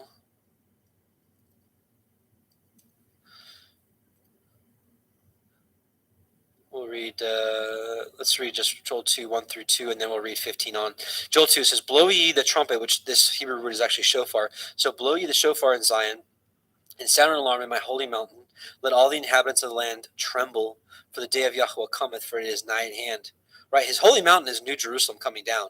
So this is another piece of evidence for me that at the beginning of the day of Yahweh, the shofar is blown, it comes down, all the inhabitants of the land are going to tremble, right? Because this is that alien invasion they've all been afraid of, so-called alien invasion, right? Because Yahweh Yahusha and his called out assembly are going to be that alien threat that brings the whole world together. For the day of Yahweh cometh, for it is nigh at hand, a day of darkness and of gloominess, a day of clouds and of thick darkness, as the morning spread upon the mountains, a great people and a strong. There hath not been ever the like, neither shall any more after it, even to the ends of many generations. So let's jump down to verse 15. Blow the trumpet in Zion, blow the shofar in Zion, sanctify a fast, call a solemn assembly, gather the people. This is the gathering. Sanctify the congregation. This is the called out assembly that is gathered when the shofar is blown. Assemble the elders, gather the children, and those that suck the breast. Let the bridegroom go forth of his chamber, and let the bride out of her closet. Let the priests, the ministers of Yahweh, weep between the porch and the altar, and let them say, Spare thy people, Yahweh, and give not thine inheritance to reproach, that the heathen should rule over them. Wherefore should they say among the people, Where is their Elohim? Right? Yeah.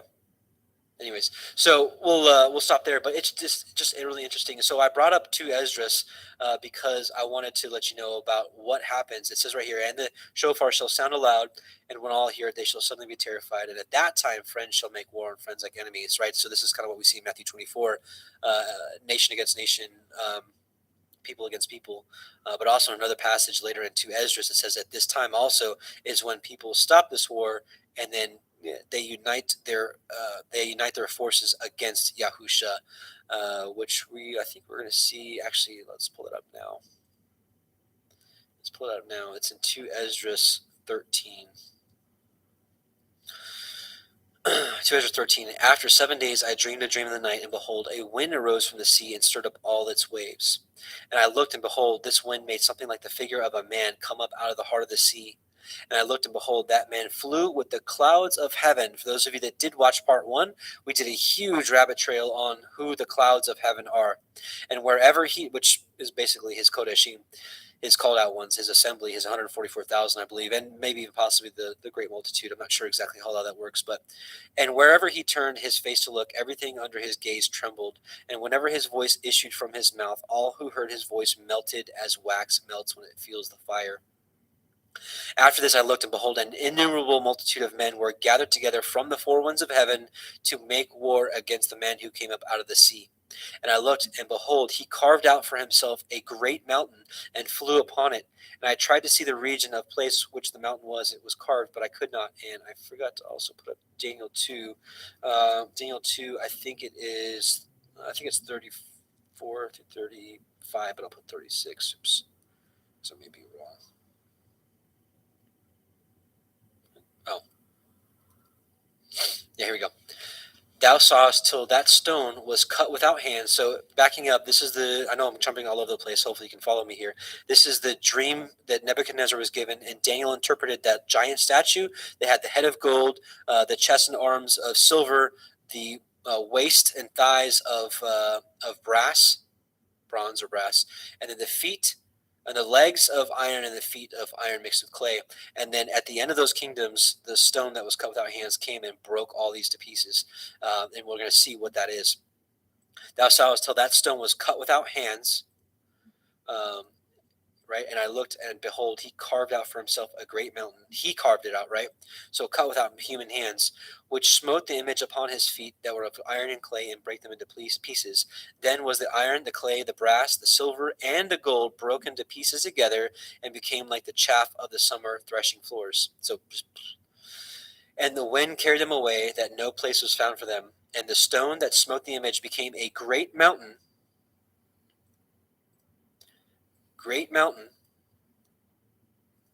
Became a great mountain and filled the whole earth. Okay, so this is New Jerusalem, as we're going to find out here in 2 Ezra 13. So again, and I beheld, he carved out for himself a great mountain and flew upon it. And I tried to see the region or place from which that mountain was carved, but I could not, right, because it was cut without hands. After this I looked, and behold, all who had gathered together against him to wage war were much afraid, yet dared to fight.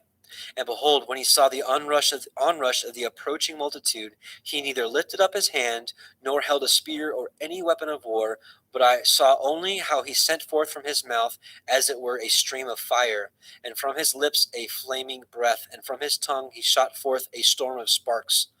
All these were mingled together, the stream of fire, and the flaming breath, and the great storm, and fell on the onrushing multitude, which was prepared to fight, and burned them all up, so that suddenly nothing was seen of the innumerable multitude, but only the dust of ashes and the smell of smoke. When I saw it, I was amazed. After this, I saw the same man come down from the mountain and call to himself another multitude which was peaceable. Then many people came to him, some of whom were joyful and some sorrowful. This is, I believe, the wise and the foolish. I believe the wise will be joyful and the foolish will be sorrowful. Some of them were bound, and some were bringing others as offerings. This is the interpretation of the vision. So some of that might have sounded really confusing to you. The great news is the angel Uriel gives us the interpretation. Sorry. Then in great fear I awoke and besought the Most High, and said, From the beginning thou hast shown thy servant these wonders, and hast deemed me worthy to have my prayer heard by thee. Now show me also the interpretation of this dream, for as I consider it in my mind, alas, for those who will be left in those days, and still more, alas, for those who are not left. For those who are not left will be sad, because they understand what is reserved for the last days, but cannot attain it.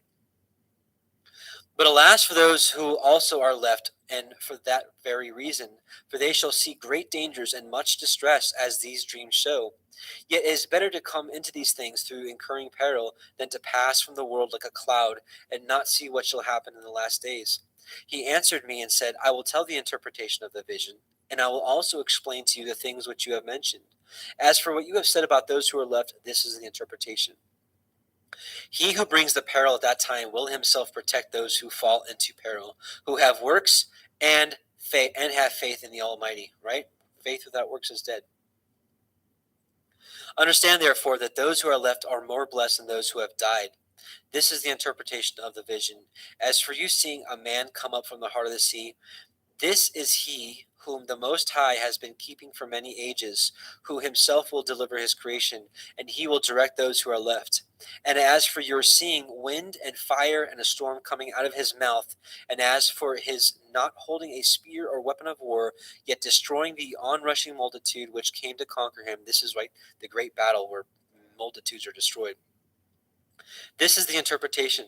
Behold, the days are coming when the Most High will deliver those who are on the earth, and bewilderment of mind shall come over those who dwell on the earth. And they shall plan to make war against one another, city against city, place against place, people against people, kingdom against kingdom. This is exactly what we saw and I know a lot of you are familiar with Matthew 24, which says this verbatim. city against, make war one against another, city against city, place against place, people against people, and kingdom against kingdom, right? And when these things come to pass and these signs occur, which I showed you before, then my son shall be revealed. So I believe we're still on the cusp of this great war, this World War III that everybody's been talking about. I believe that's going to happen before this day that we're waiting for is going to happen. Excuse me. Shofar, so good.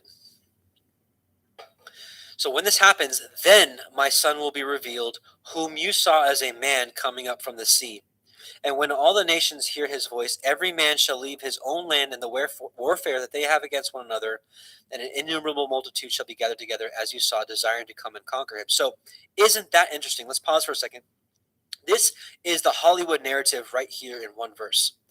What I was saying earlier about the alien deception, the alien threat, well, Hollywood keeps putting in the minds of the people that there's going to be this invasion, right? And when this invasion comes, people are going to have to gather together to fight this force. I mean, Independence Day is like the epitome of that.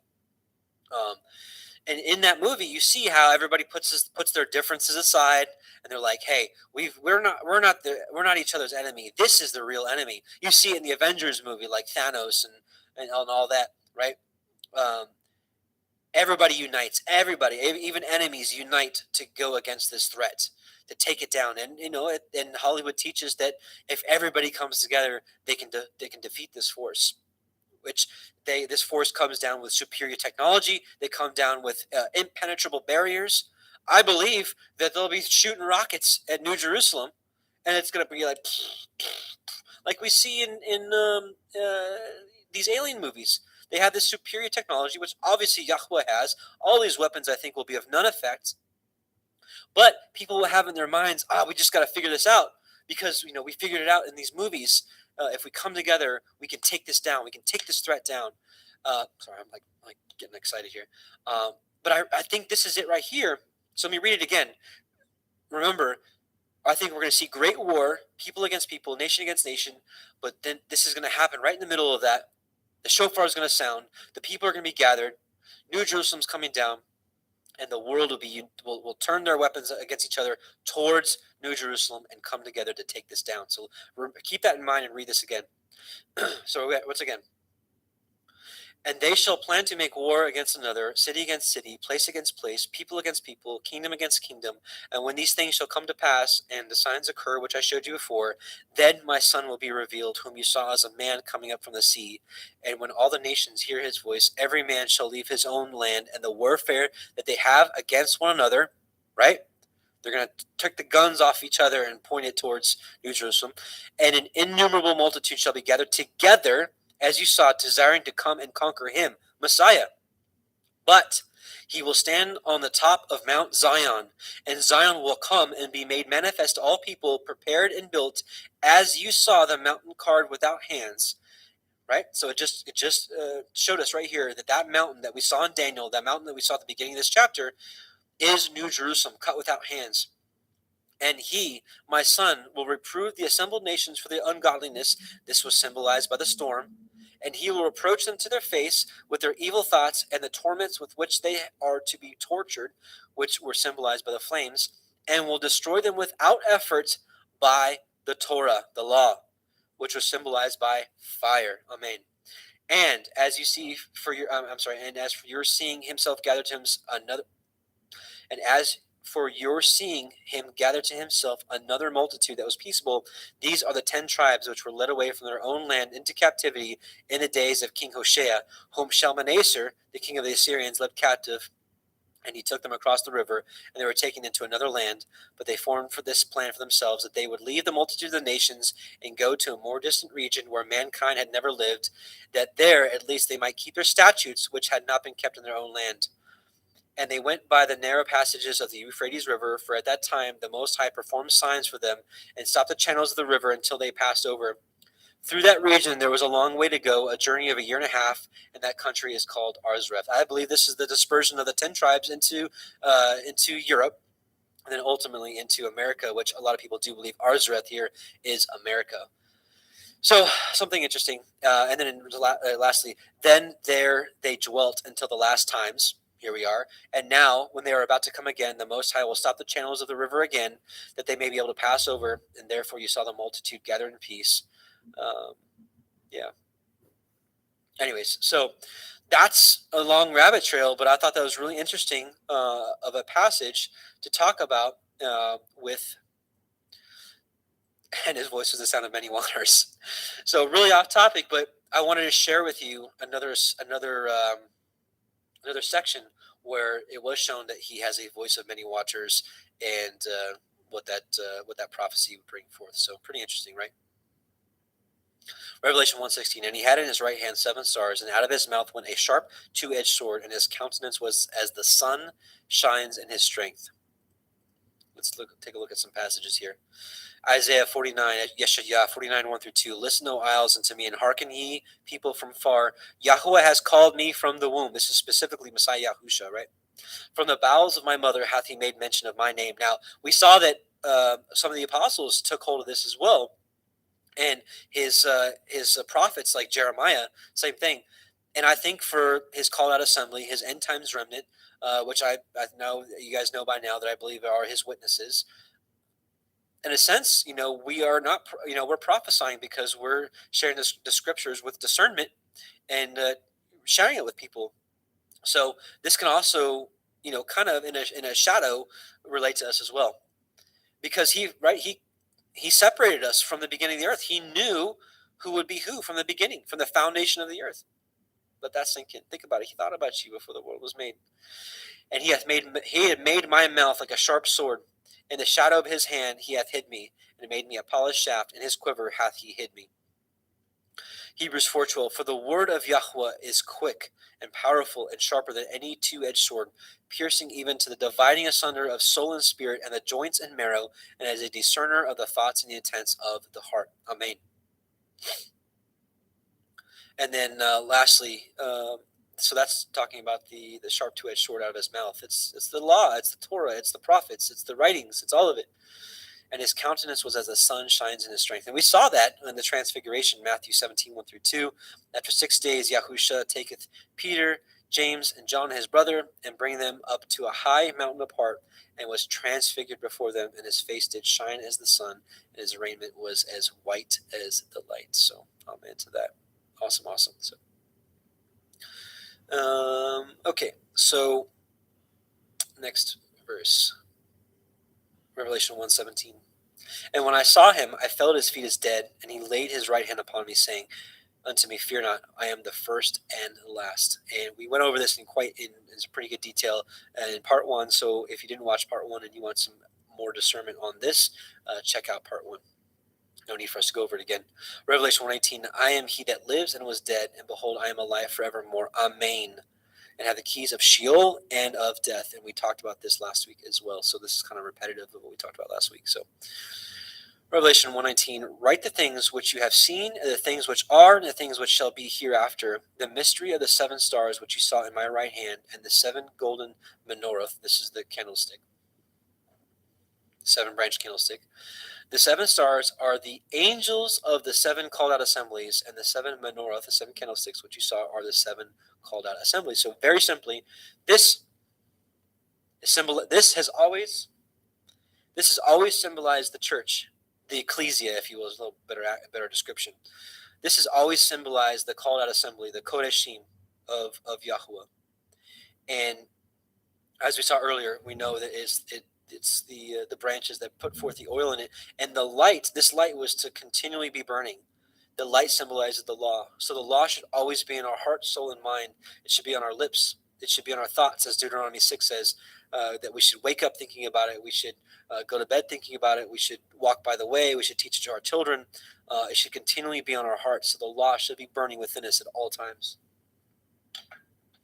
Now, interesting, it says here also, the 7 stars are the angels of the 7 called out assemblies. Now, the only place I could really find this is really interesting. Let's take a look at this.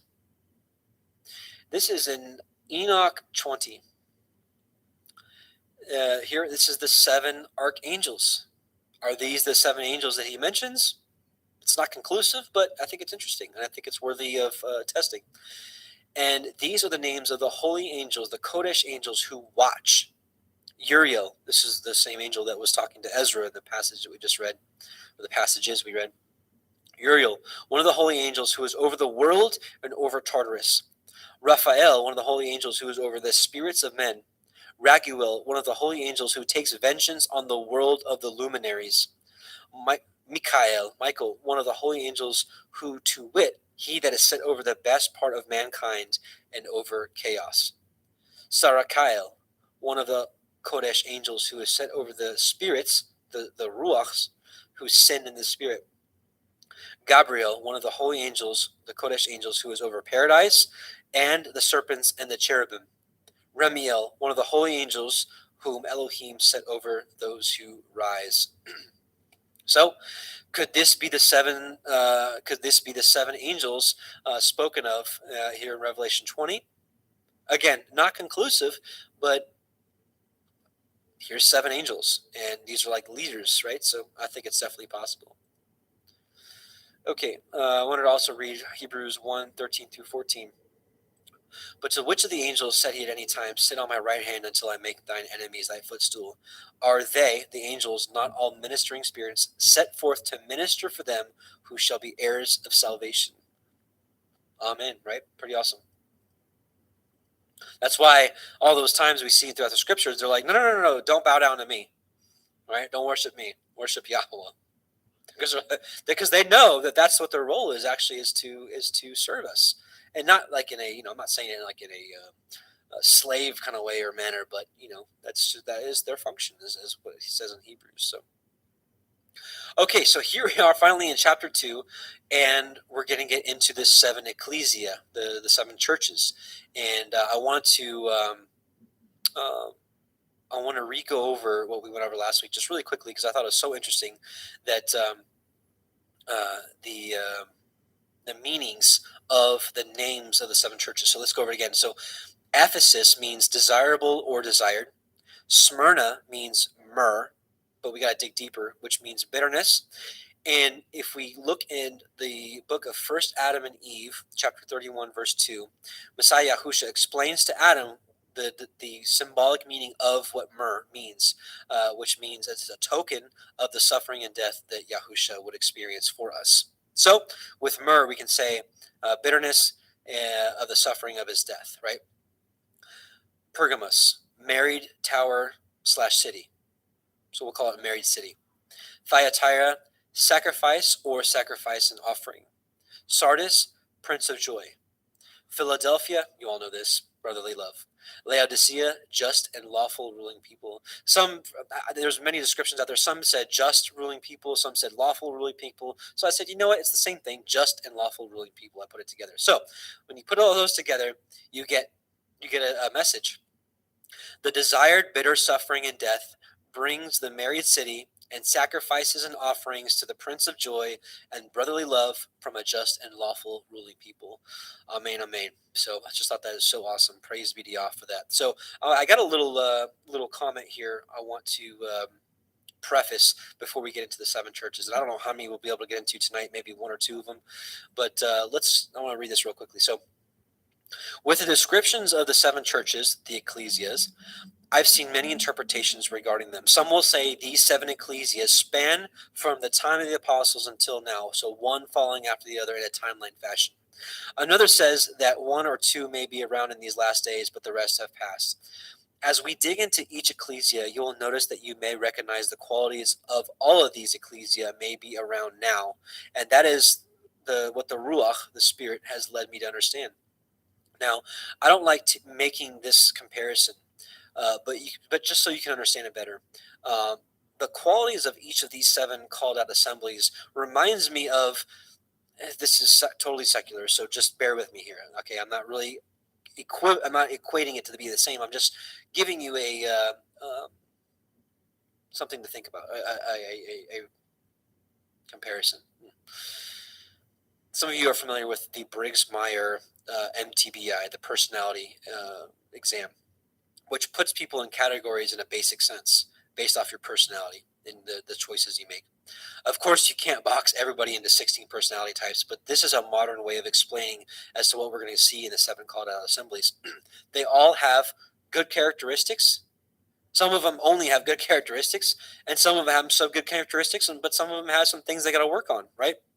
So it's like what I truly believe is that in the teaching of these 7 ecclesia, you're going to see great qualities in some of these, and you're going to see some things that they need to work on. But the great news is I think we can glean from all of these called out assemblies, right? And what's interesting is at the end of them, you'll see a reward, but I don't think that reward is specifically for that church or that ecclesia. I think that reward is for everybody because we all have this, we have the eventual same reward, which we'll see. Now, people will have different crowns and that kind of stuff, but the basic premise of these rewards, which is to have everlasting life and to walk with Him in white and whatnot, for all those that overcome, that is. Because I believe all those that overcome out of each church each ecclesia will have their reward, which we'll talk about here as we get into it. So, yeah, like that Briggs Myers thing, I took that long ago, and I'm not saying that that it's something to be heralded or whatever, but like it said, I was an INFJ, and then you look at the explanation of it, and you're like, well, that's pretty close to who I am, But again, that's really secular, not part of this discussion. But I just want to give you an example of kind of maybe what the theme overall of what these 7 ecclesia are. Is it kind of it describes certain 7 different types of people that I think that are alive right now that are quote unquote believers. So, all right, without further delay, let's get into the church, the ecclesia of Ephesus, right? And so let's give a quick synopsis of Ephesus. This is not going to be a quick one. Oh, yeah, well, let us read it anyways because we have to subscribe. Oh, I've got ad blocker. Okay, I get it. Okay. Well, darn. I wanted to share with you guys some basic stuff. How do I do this? Maybe not this time. Okay. Let's read this quick description of Ephesus. Ephesus, the capital of proconsular Asia, which was the western. Let me zoom in a little more. I know you guys want to like to read this sometimes with me. Here we go. Ephesus, the capital of proconsular Asia, which was the western part of Asia Minor. This is proconsul. This is the consulate before Rome turned into a consulate, I imagine. Which was the western part of Asia Minor. It was colonized principally from Athens. In the times of the Romans, it bore the title of the first and greatest metropolis of Asia. It was distinguished for the temple of Diana, who there had her chief shrine, and for its theater, which was the largest in the world, capable of containing 50,000 spectators. It was like all ancient theaters open to the sky. Here were exhibited the fights of wild beasts and of men with beasts. Many Jews took up their residence in this city, and here the seeds of the gospel were sown immediately after Pentecost. At the close of his second missionary journey, about 51 AD, when Paul was returning from Greece to Syria, he first visited the city. He remained, however, for only a short time, as he was hastening to keep the feast. Right, so people who say that Paul, did away with the law and the feasts, you just misunderstand him. Now, we're going to get into it because there's some things that it's really hard to understand with Paul. I'm going to be honest with you, especially when you get into these churches and we're talking about food sacrificing to idols, because Yahusha says, don't do it, get away from it. And Paul's like, it's not a big deal. You're like, well, I'm going to go with Yahusha on this one. So, as he was hastening to keep the feast, probably of Pentecost at Jerusalem, but he left Aquila and Priscilla behind him to carry on the work of spreading the gospel. During his third missionary journey, Paul reached Ephesus from the upper coasts, i.e. from the inland parts of Asia Minor, and tarried here for about 3 years. And so successful and abundant were his labors that all they which dwelt in Asia heard the word of the Adonai Yahusha, both Jews and Greeks. Probably during this period, the 7 churches of the Apocalypse were founded, not by Paul's personal labors, but by missionaries whom he may have sent out from Ephesus, and by the influence of converts returning to their homes. On his return from his journey, Paul touched at Miletus, some 30 miles south of Ephesus, and sending for the presbyters of Ephesus to meet him there. He delivered to them that touching farewell charge which is recorded in Acts 20:18-35. Ephesus is not again mentioned until the close of Paul's life, when he writes to Timothy, exhorting him to abide still at Ephesus. Two of Paul's companions, Trophimus and Tychicus, were probably natives of Ephesus. In his second epistle to Timothy, Paul speaks of Onesiphorus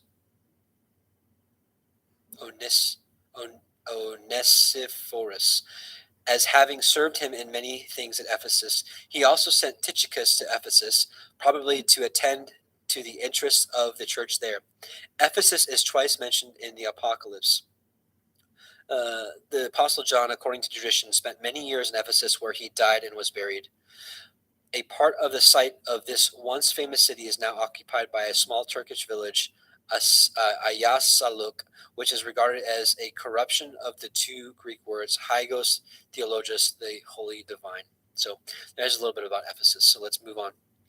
Revelation 2:1. Unto the angel of the called out assembly of Ephesus write, these things says he that holds the 7 stars in his right hand, who walks in the midst of the 7 golden candlesticks, menorah. I know your works and your labor and your patience, right? He's like, you've got some good qualities, and how you cannot bear them which are evil, and you have tried them which say they are apostles and are not, and have found them liars. Okay. So as I was just saying before, there's some interesting things that Paul says that I'm just going to straight up say I don't agree with, because, and one of them is when we're going to talk about this food sacrificed to idols. We're going to see it very starkly. Yahusha is like, I have something against you. You're mixing with food sacrificed to idols and such and such. And then there's a passage from Paul. It's like, hey, food sacrificed to idols, it's nothing. Don't even worry about it. And you're like, what? What's going on here? So, I'm not on the Paul as a false apostle bandwagon. Not by any means. I'm not. But there's just some passages in there that boggles my mind, like the food sacrifice to idol thing. Like, what's going on here? And when he talks ill about circumcision, I get it. He basically, when it comes to circumcision, he's like, if you get circumcised and you deny Messiah, what does that mean? It means nothing. I get it. But, I do believe circumcision is part of, it's still relevant for us. Circumcision of the heart is what really matters. But it's like, is that a commandment that we can keep to circumcise ourselves and our sons? Yeah, I do. A lot of people, I'm sure, will argue with me about this, because this is, circumcision has been taught against for many centuries due to Paul's writings. But anyways, in general, Paul brought a lot of wisdom to the table that no other prophet did. So we'll talk about that in a second. So actually, let's slow down here. So we saw works, labor, and patience. They have amazing qualities. They're probably amazing human beings. They are probably loving, patient. They're probably kind. They're doing good deeds. Like maybe they're feeding the homeless. Maybe they're even doing missionary work. It looks like maybe even a servant type of personality. And it says they cannot bear them which are evil. In our modern time, could these people be possibly truth seekers, hating the evil and corruption of this world, maybe exposing the Illuminati and just wickedness of this world? Maybe these are truth seekers. Maybe these are truthers. We'll go on a little further. And then the apostles thing, right? And you have tried them which said they are apostles and are not, and have found them liars. People will put this on Paul. Let's read a couple passages.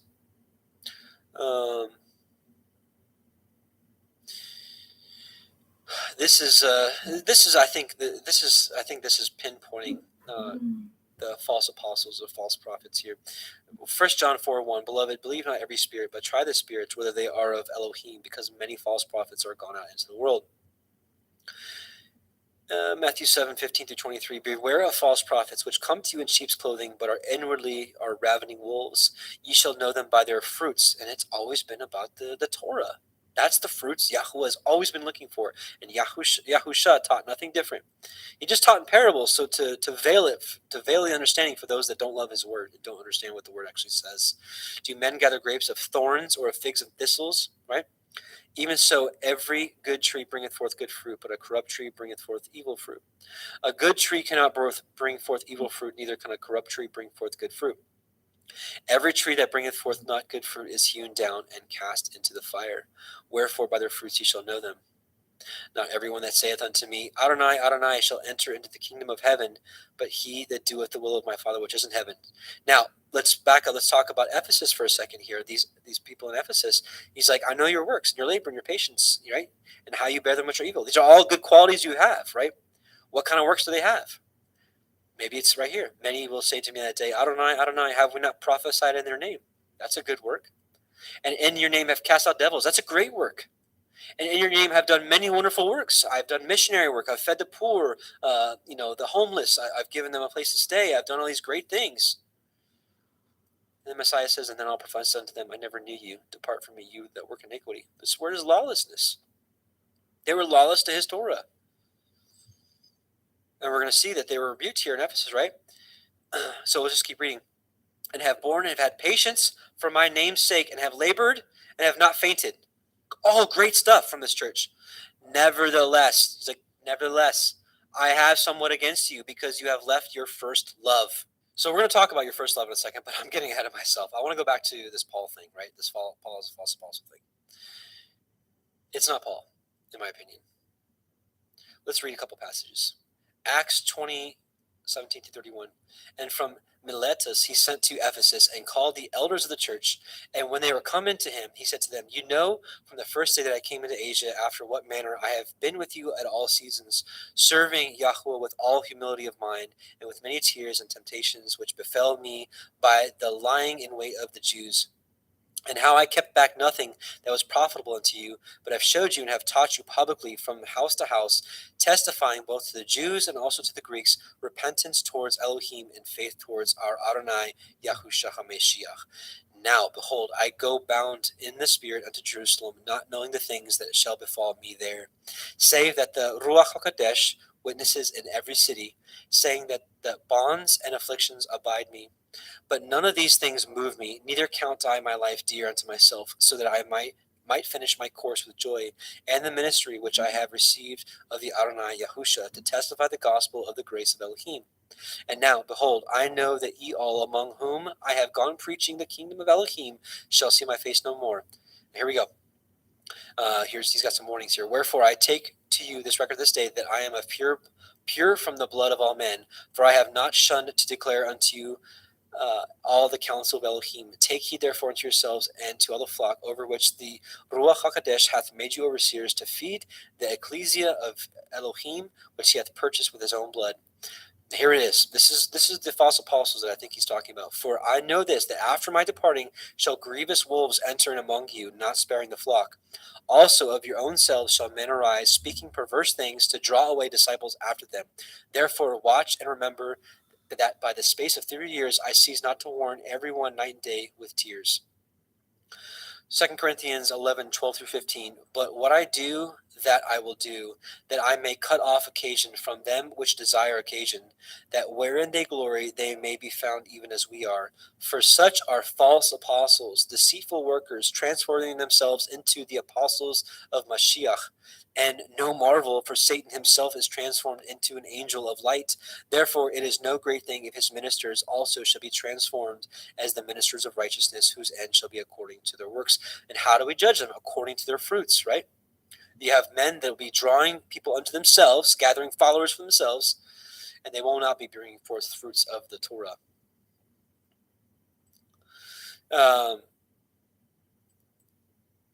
So if you want to do further study, Polycarp was a disciple of John the Apostle, right?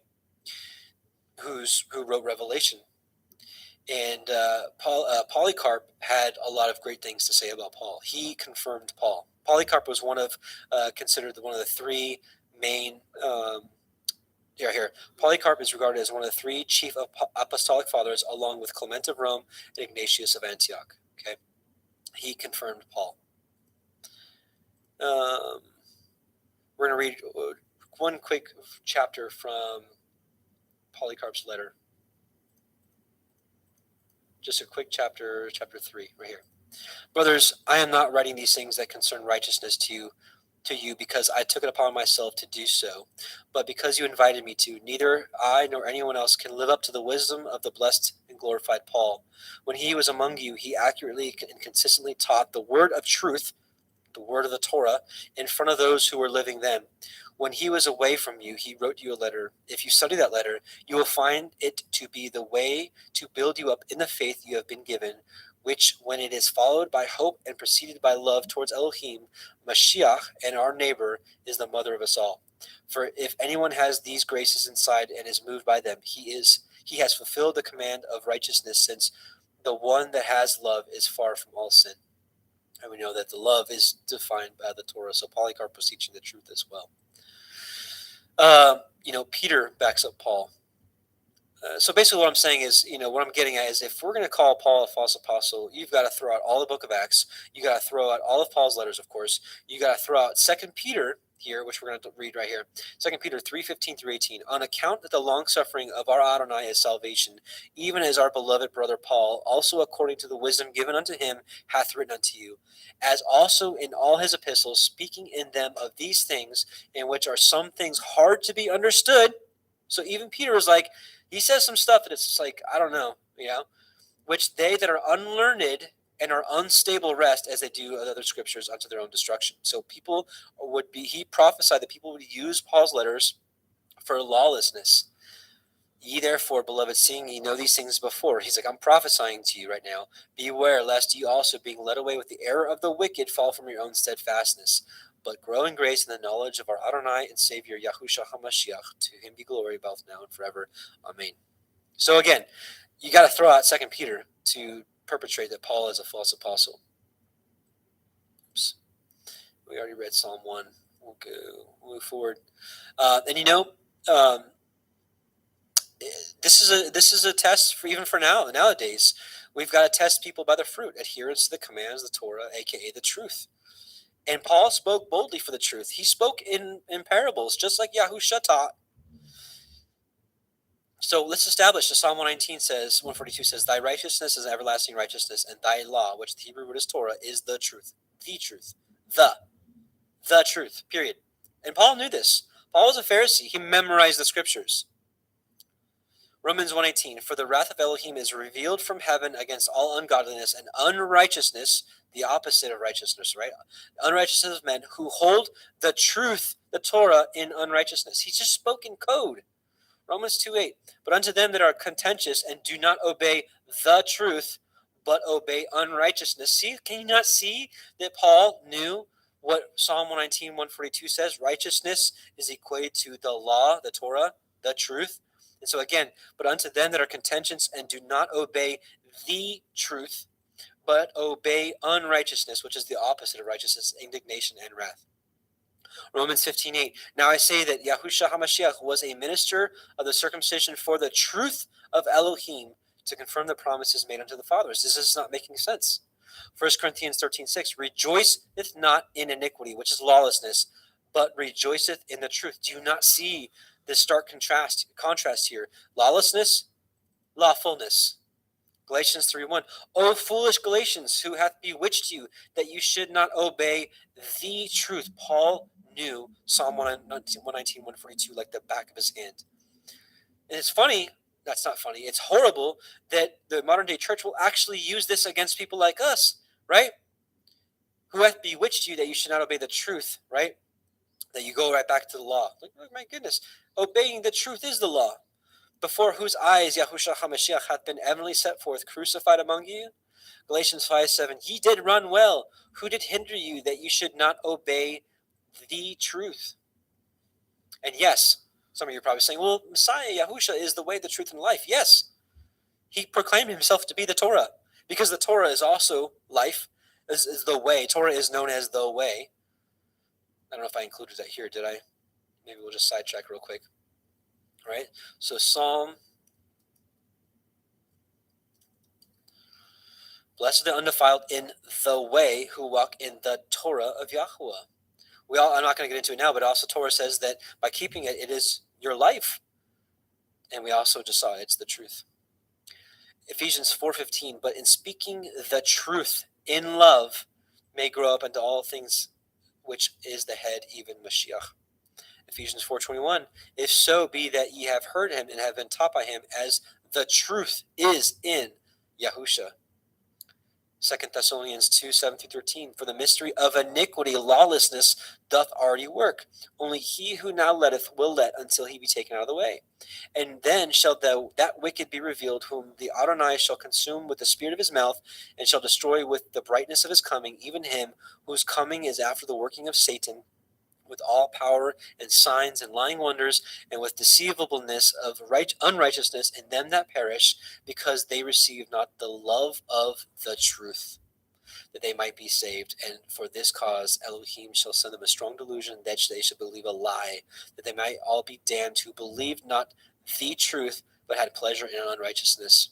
But we are bound to give thanks always to Elohim for you, brethren, beloved of Yahuwah, because Elohim hath from the beginning chosen you to salvation through sanctification of the Spirit and belief of the truth. Just a few more. 1 Timothy 2:4, who will have all men to be saved and, right? So salvation is first and come to the knowledge of the truth, the Torah. Paul taught it very, very, very well. He just spoke in parables. Acts 24:14. But this I confess unto thee, that after the way, the Torah, which they call heresy, so I worship I, the Elohim of my fathers, believing all things which are written in the law, the Torah, and the prophets. That is not your false apostle, brothers and sisters. Okay, so going back here again, so the Church of Ephesus, they did call out the false apostles, right? It wasn't Paul. And have borne and have patience, and for my name's sakes have labored and not fainted. These are people that have great works, right? But I have something against you, because you have left your first love. What is the first love? Okay, I'll actually back up for a second. Let's talk about works. It says they have works, right? Or do the first works. I'm sorry. It talks about left your first love. Remember, wherefore you have fallen, repent, and do the first works. What is this word here? Do the first works. Let's look at it. The word is ergon.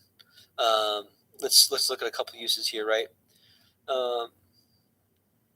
Now, when John had the prison, the works of Christ, right? But all their works. This is what the people do. Mark 13, and then every man his work, and commanded to porter to watch. And Yahusha said, let her alone, why trouble her? She hath wrought a good work unto me.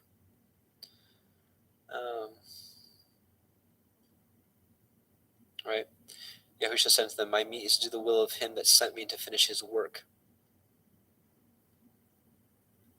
And they said unto him, what shall we do that we might work the works of Elohim? Do the works of Abraham. So anyways, obviously this is some form of works here, right? So let's talk about what it means to have left your first love. Modern day church will say that you left Jesus, you left Messiah, your first love. He's not our first love. Well, in a sense, he is, and I'll explain that. Actually, let me explain a little further. Deuteronomy 6:1-8, because he is Yahusha is the lawgiver, right? I believe it was Yahusha that was the lawgiver. The Torah is him. So Deuteronomy 6:1-8. Now these are the commandments, the statutes, and the judgments which Yahweh your Elohim commanded to teach you, that you might do them in the land whither you go to possess it, that you might fear Yahweh your Elohim, to keep all his statutes and his commandments, which I command you this day, you and your son's son, all the days of your life, that your days may be prolonged. Hear therefore, O Israel, and observe to do it, that it may be well with you, and that you may increase mightily, as Yahweh Eloheinu of your fathers has promised you, in a land that flows with milk and honey. Hear, O Israel, Yahweh our Elohim is one Yahweh, and thou shalt love Yahweh thy Elohim with all thy heart, with all thy soul, with all thy might. So this is our commanded, our first love. And this is confirmed right here. And these words which I command you this day shall be in your heart. And thou shalt teach them diligently unto your children, and shall talk of them when you sit in your house, and when you walk by the way, when you lie down, when you rise up. And you shall bind them for a sign upon your hand, and they shall be as frontlets between your eyes. So in my opinion, from what I see in the scriptures, that our first love is the words, the commandments that shall be in our hearts. So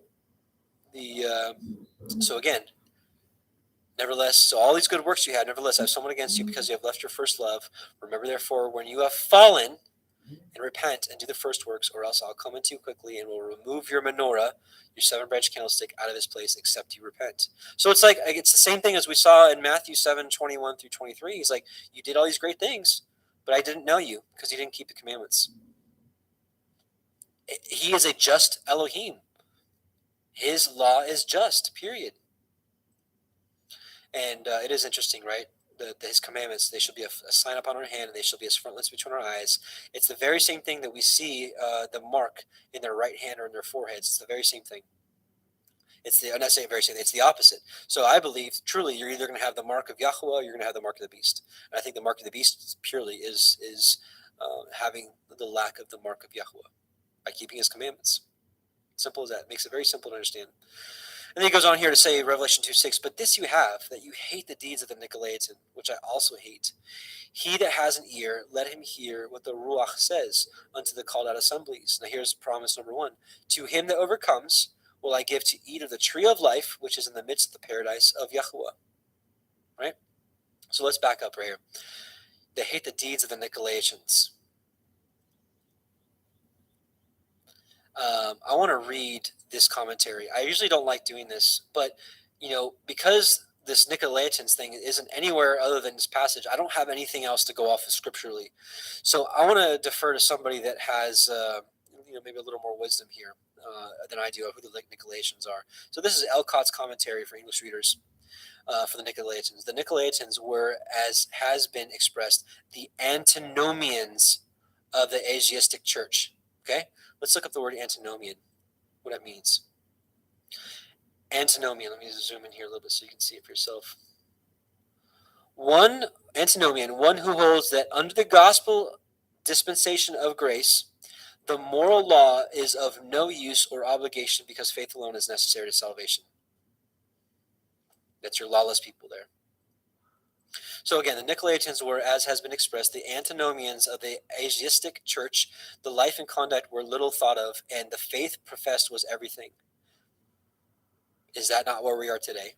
Some have thought that they were a sect who derived their name under some colorable pretext from Nicholas the proselyte. Others hold that the name is purely symbolical, signifying destroyer of the people, and that it is no more than the Greek form of Balaam. See notes below. The existence of a sect called the Nicolaitans in the 2nd century is attested by Irenaeus, Tertullian, and Clement of Alexandria, which we spoke about earlier. So, long story short, Nicolaitans taught faith alone and that obedience to the Torah was worthless. It was meaningless. Don't need it. It's done away with. Where are we today? The same place. So, it is interesting, right? He that has an ear, we already read that. So that's the Nicolaitans. So further study on the Nicolaitans right here. And I'll make sure to put this link in the description box as well, or the comment section. I'll try to get all the links together here. So, in conclusion here, right, what did they have to overcome? Verse 4 through 5, which is the keeping of the first works, the love, the commandments. Notice it says, he who has an ear, let him hear what the Ruach says to the assemblies. Right? Let him hear what it says to the assemblies. Which means, that we can learn from each ecclesia, even if we aren't part of it. And I believe the rewards for every one that overcomes for each church, each ecclesia, are scattered through all the churches, but are all for one. Or no, one for all. No, all of them are for all. There you go. And it lines up with the promise of Revelation 22:14. Over this first one, eating of the tree of life, which this confirms our conclusion of this church. Blessed are they that do his commandments, that they have the right to the tree of life, which we just read, and may enter into the gates into the city. The city is New Jerusalem. So this is my conclusion on that. So it is interesting. Before we actually, unfortunately, I think we're going to have to end it here. This is a short one, and as you guys probably already realized, this is a recording because my wife and I were just taking a quick little trip up to St. Louis this weekend. But before I came back to the Torah, the commandments, I actually would put myself in this category. And as we continue to go along through these ecclesia, I want you to take note because they will be interesting. You may recognize yourself in some of these, and you may recognize yourself in all of these. And this whole thing could just all be symbolic because some of us could be have a little bit of Ephesus in us, some of us can have a little Smyrna in us, and but I think we're all shooting for Philadelphia. So we'll see with that. But yeah, unfortunately, we only got through one church today, but we'll try to get through quite a few of them next week. And also, again, keep a lookout for this video that I wanted to put out about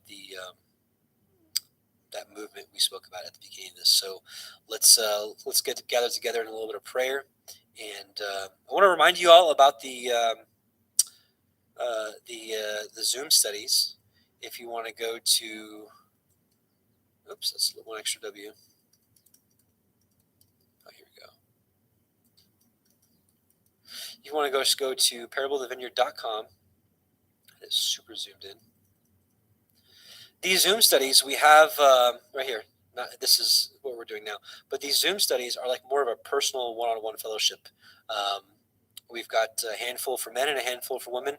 Most of them happen on Saturdays, on Shabbat. But we've got a men's study on Wednesday, and we've got a temple maintenance going on Monday nights. But we may actually be shifting that to also a Saturday as well.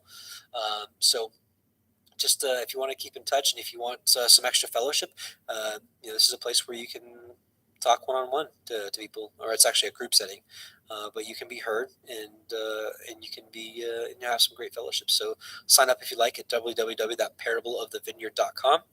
And otherwise, what else did I want to mention? Oh, yes, we've got a sister in need. Her name is Patrice Wolverton, and she is in the midst of her trials right now, and just it's been one thing after another with her, and she could really use our financial assistance.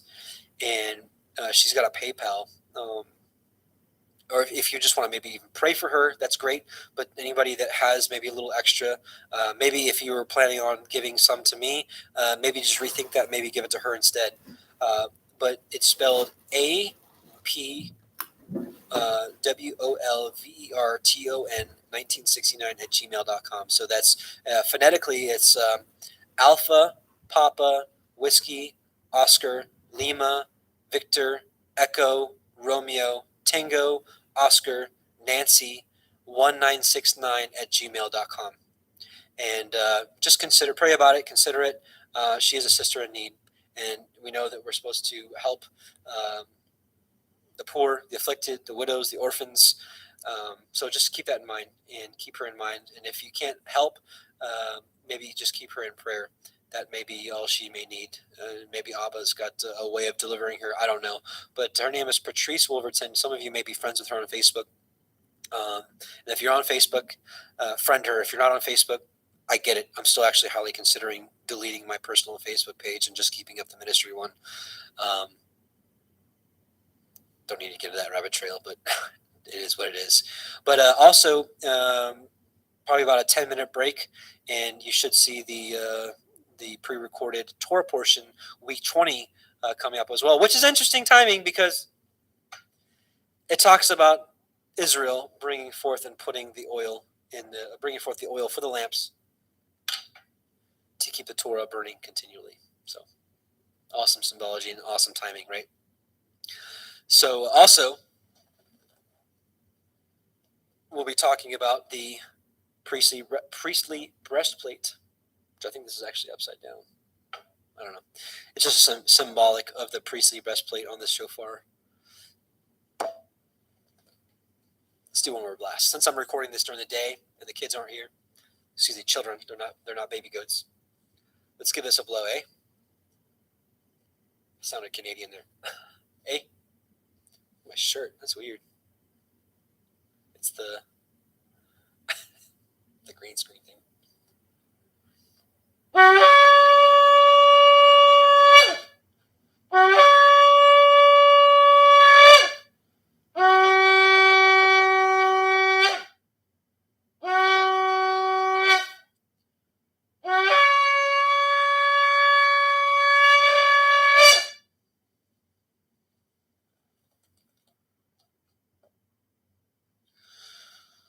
All right, praise be to Yahuwah, and let's just think of that as a reminder of the day we actually hear the shofar blast that we are waiting for, because that's going to be a day of rejoicing for us and a day of mourning for the world. So let us bow our hearts and thank Abba for allowing us to study the scriptures like this, and I pray that this was a blessing to you, and looking really forward to next week, because these church studies are, ecclesia studies are really, really intense and in depth here. So let's bow our hearts and petition Abba.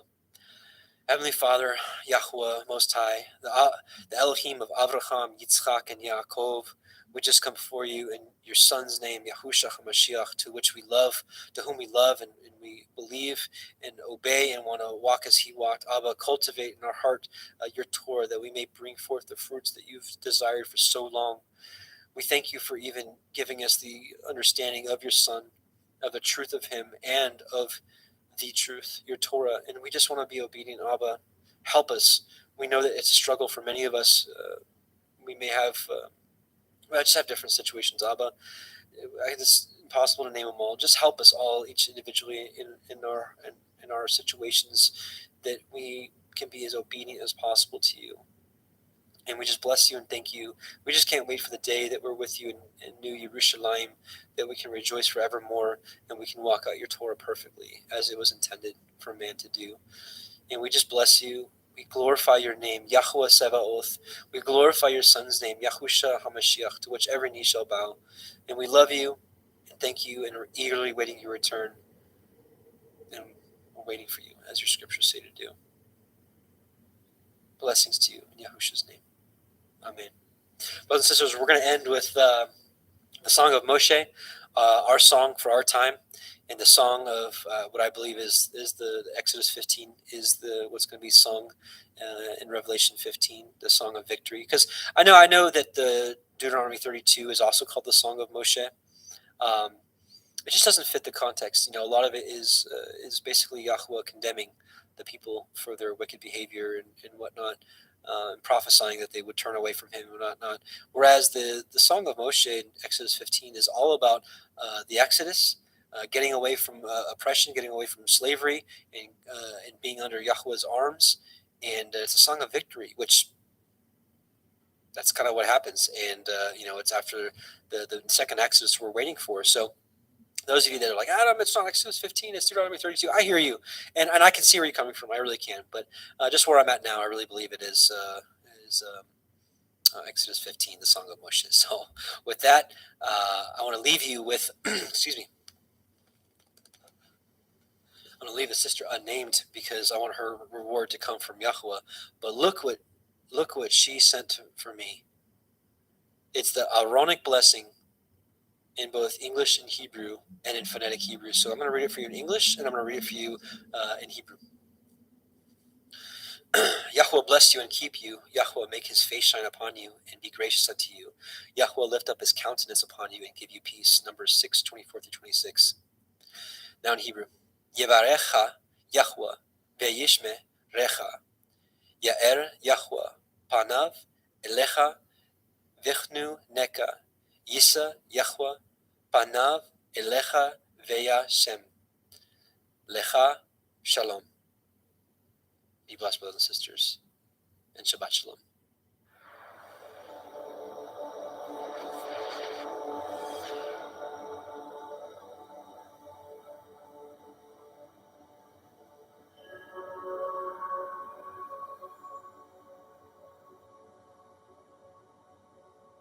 I sing to Yahweh, for he is highly exalted. The horse and its rider he has thrown into the sea. Yah is my strength and song, and he has become my deliverance. He is my El, and I praise him, Elohim of my father, and I exalt him. Yahweh is a man of battle, Yahweh is his name. He has cast Pharaoh's chariots and his army into the sea. And his chosen officers are drowned in the sea of reeds. The depths covered them. They went down to the bottom like a stone.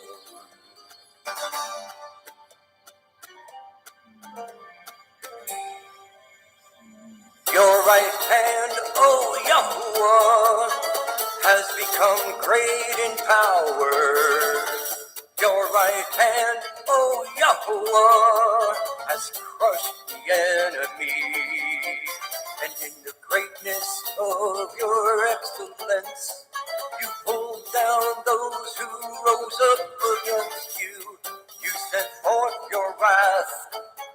It consumes them like stubble, and with the wind of your nostrils, the waters were heaped up.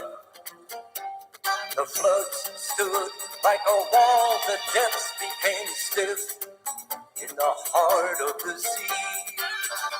The enemy said, I pursue, I overtake, I divide the spoil, my being is satisfied on them. I draw out my sword, my hand destroys them. You blew with your wind, the sea covered them, they sank like lead in the mighty waters. Who is like you? Oh, Yahuwah, among the mighty ones, who is like you, great in Kodeshah, awesome in praises, working wonders. You stretched out your right hand, the earth swallowed them. In your kindness, you led the people whom you have redeemed.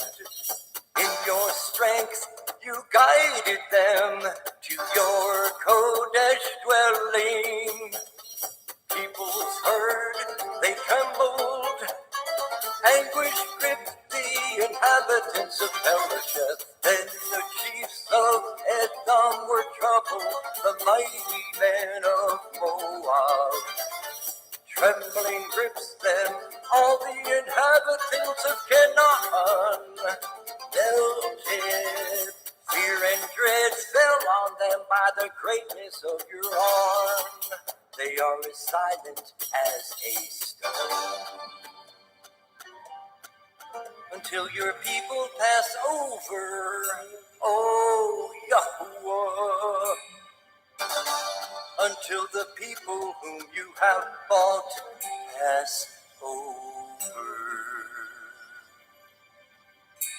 You bring them in and plant them in the mountain of your inheritance, in the place, O Yahuwah, which you have made for your own dwelling, the Mikdash, O Yahuwah, which your hands have prepared. Yahuwah reigns forever and ever.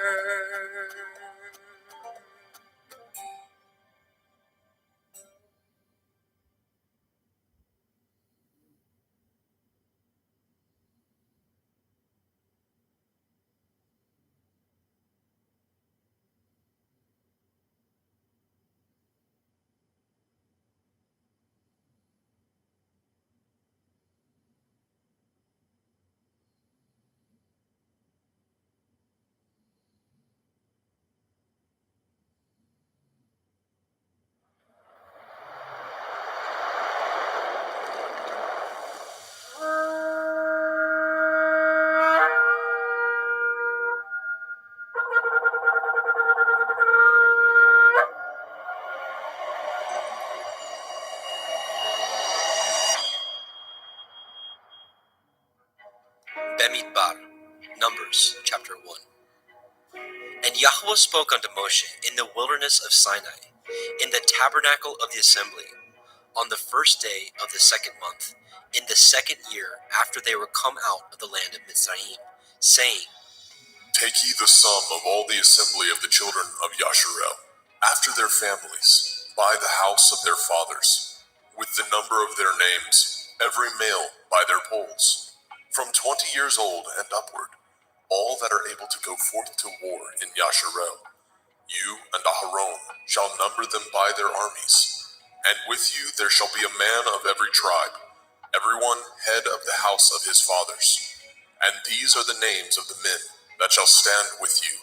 Of the tribe of Reuben, Elitzer, the son of Shedeur; of Shimon, Shalumiel, the son of Suri Yeshdai; of Yehuda, Nachshon, the son of Aminadab; of Yissachar, Nathaniel, the son of Suar; of Zebulun, Eliav, the son of Shalom; of the children of Joseph; of Ephraim, Elishama, the son of Amihud; of Manasseh, Gamliel, the son of Pedasdur; of Benjamin, Abidan, the son of Gideoni; of Dan, Achiezer, the son of Amishadai; of Asher, Pagiel, the son of Okran; of Gad, Eliasaph, the son of Deuel; of Naphtali, Ahira, the son of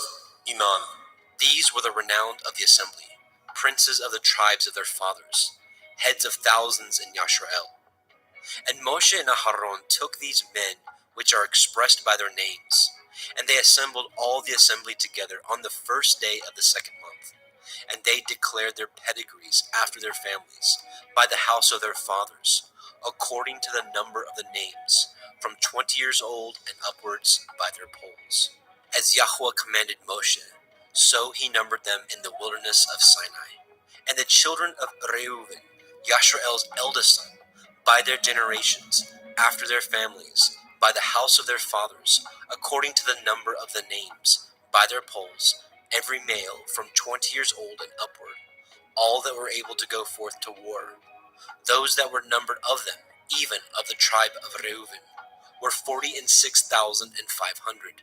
Of the children of Shimon, by their generations, after their families, by the house of their fathers, those that were numbered of them, according to the number of the names, by their polls, every male from 20 years old and upward, all that were able to go forth to war.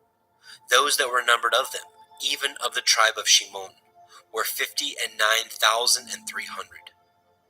Of the children of Gad, by their generations, after their families, by the house of their fathers, according to the number of the names, from 20 years old and upward, all that were able to go forth to war.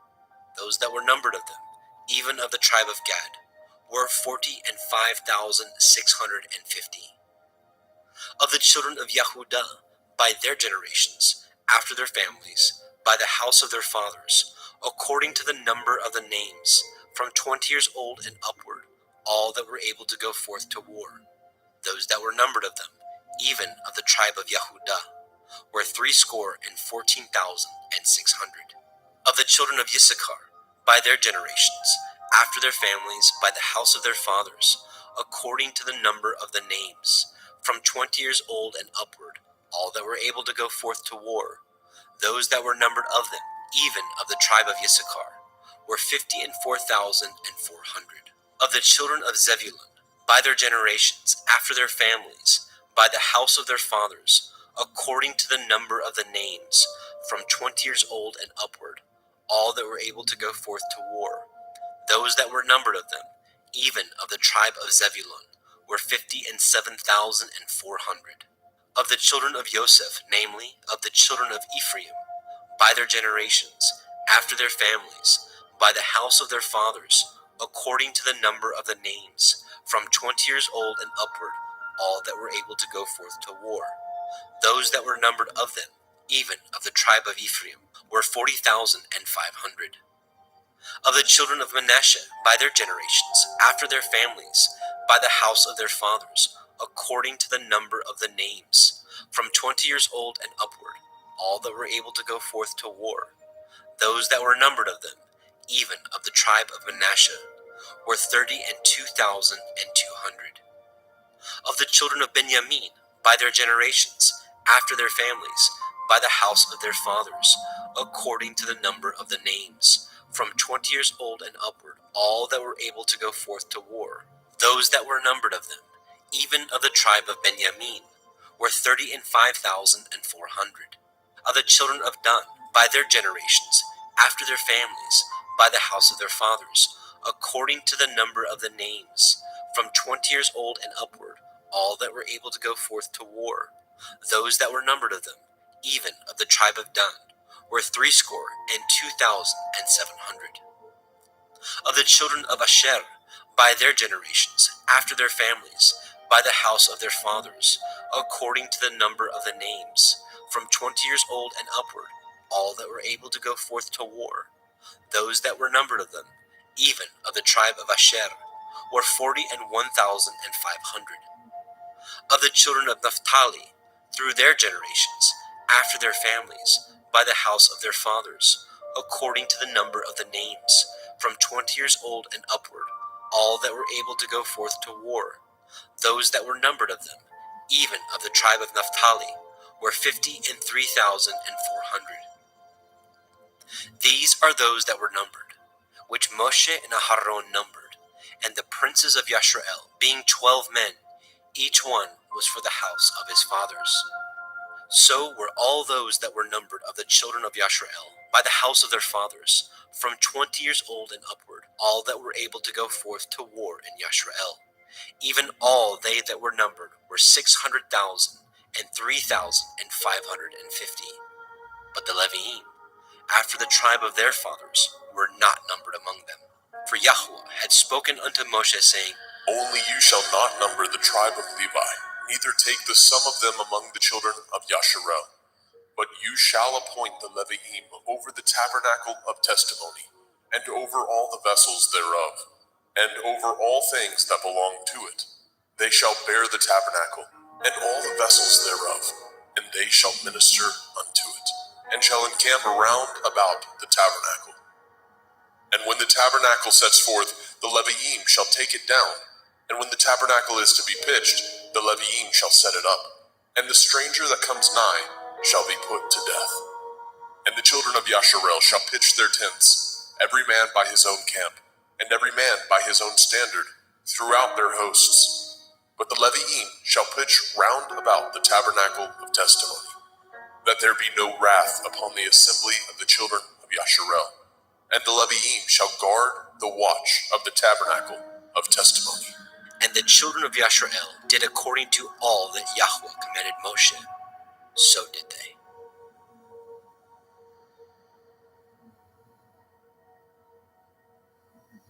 Bemidbar, Numbers chapter 2. And Yahweh spoke unto El Moshe and unto El Aharon, saying, Every man of the children of Yasharel shall pitch by his own standard, with the ensign of their father's house far off about the tabernacle of the assembly shall they pitch. And on the east side, towards the rising of the sun, shall they of the standard of the camp of Yehudah pitch throughout their armies. And Nachshon, the son of Aminadab, shall be captain of the children of Yehudah. And his host, and those that were numbered of them, were 314,600. And those that do pitch next to him shall be the tribe of Issachar. And Nathaniel, the son of Zuar, shall be captain of the children of Issachar. And his host, and those that were numbered thereof, were 54,400. Then the tribe of Zebulun, and Eliav, the son of Chelon, shall be the captain of the children of Zebulun. And his host, and those that were numbered thereof, were 57,400. All that were numbered in the camp of Yehudah were 100,000,046,400 throughout their armies. These shall first set forth. On the south side shall be the standard of the camp of Reuven, according to their armies, and the captain of the children of Reuven shall be Elitzur, the son of Shedeur. And his host, and those that were numbered thereof, were 46,500. And those which pitch by him shall be the tribe of Shimon, and the captain of the children of Shimon shall be Shelumiel, the son of Surishadai. And his host, and those that were numbered of them, were 59,300. Then the tribe of Gad, and the captain of the sons of Gad, shall be Eliasaph, the son of Reuel. And his host, and those that were numbered of them, were 45,650. All that were numbered in the camp of Reuben were 100,050 and 1,450 throughout their armies. And they shall set forth in the second rank. Then the tabernacle of the assembly shall set forward with the camp of the Leviim in the midst of the camp. As they encamp, so shall they set forward, every man in his place by their standards. On the west side shall be the standard of the camp of Ephraim, according to their armies.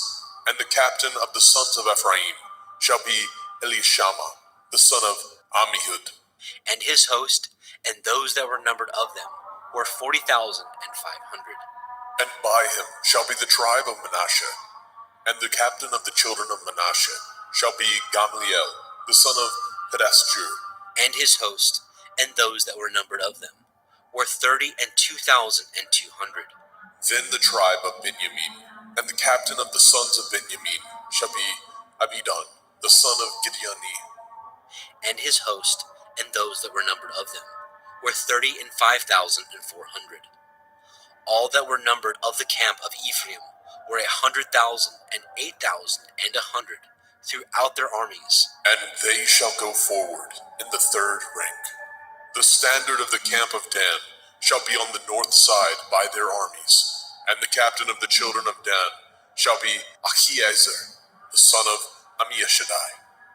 And his host, and those that were numbered of them, were 62,700.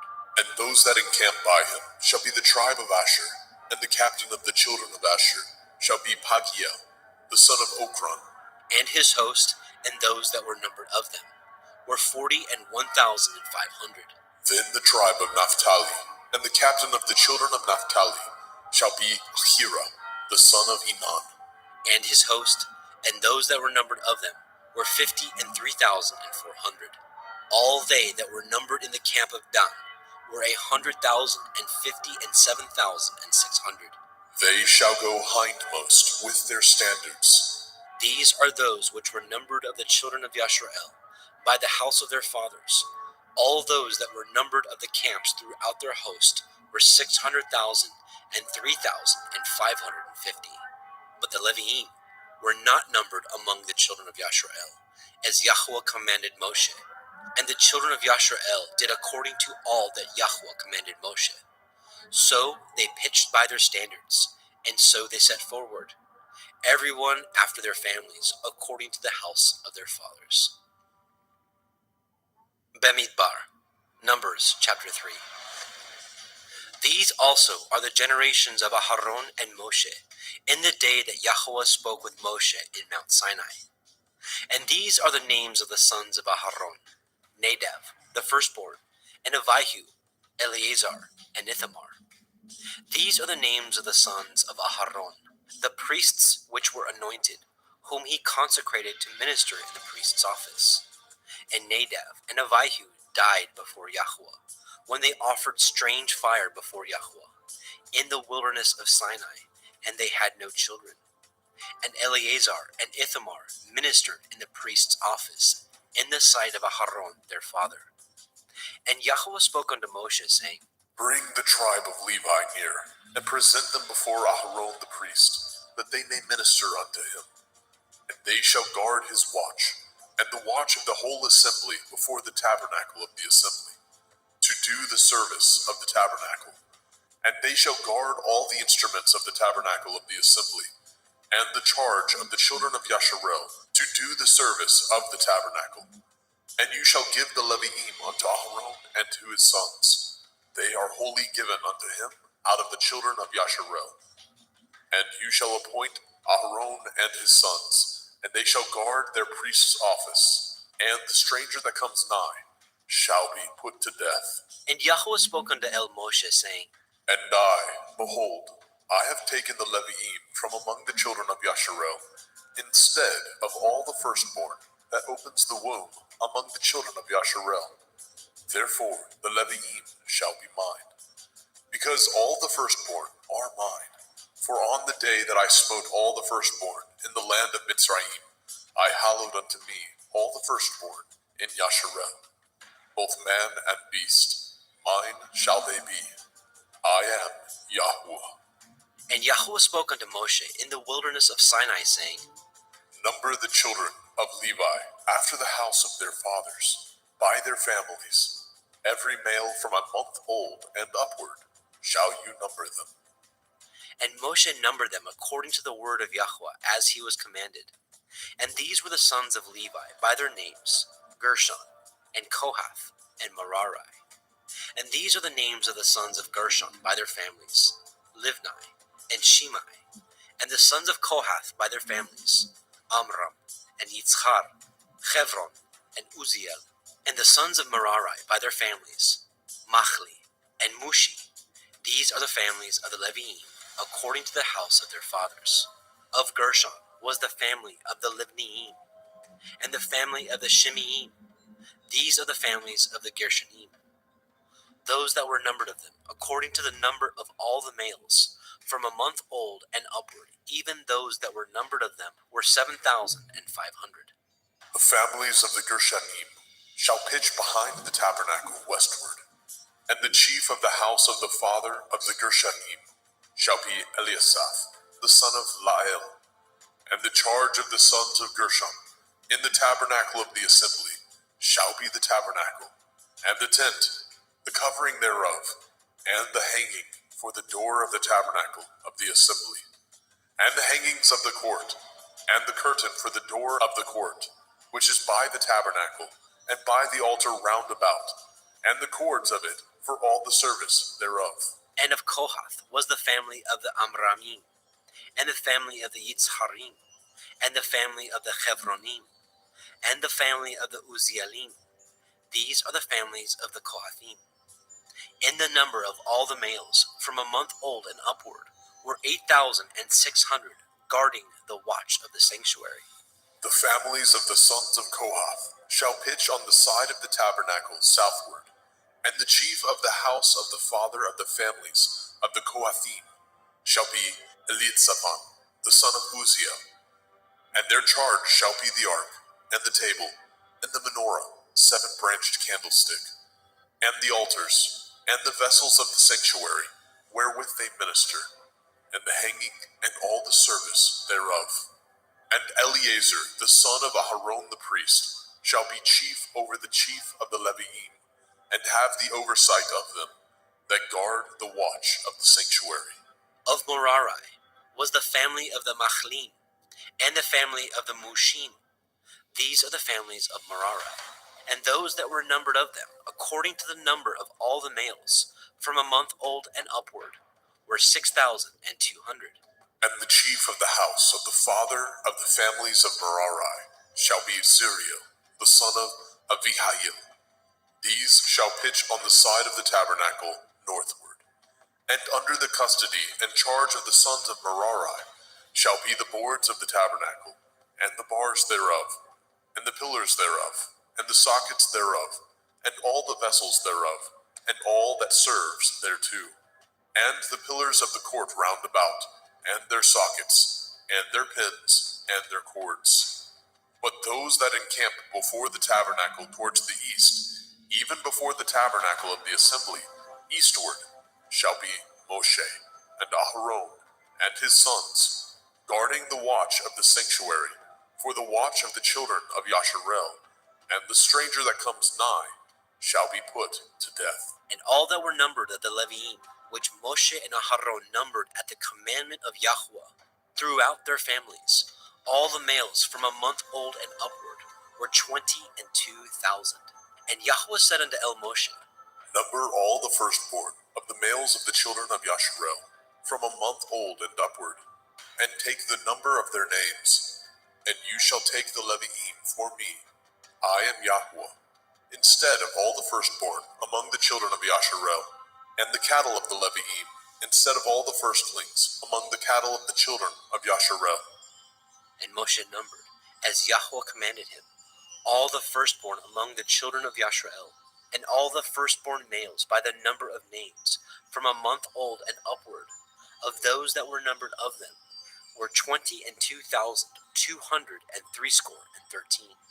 And Yahweh spoke unto El Moshe, saying, Take the Leviim instead of all the firstborn among the children of Yasharel, and the cattle of the Leviim instead of their cattle, and the Leviim shall be mine. I am Yahweh. And for those that are to be redeemed of the 213 of the firstborn of the children of Yasharel, which are more than the Leviim, you shall even take 5 shekels apiece by the pole.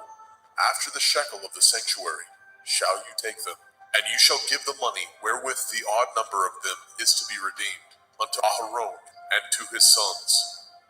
And Moshe took the redemption money of them that were over and above them that were redeemed by the Leviim.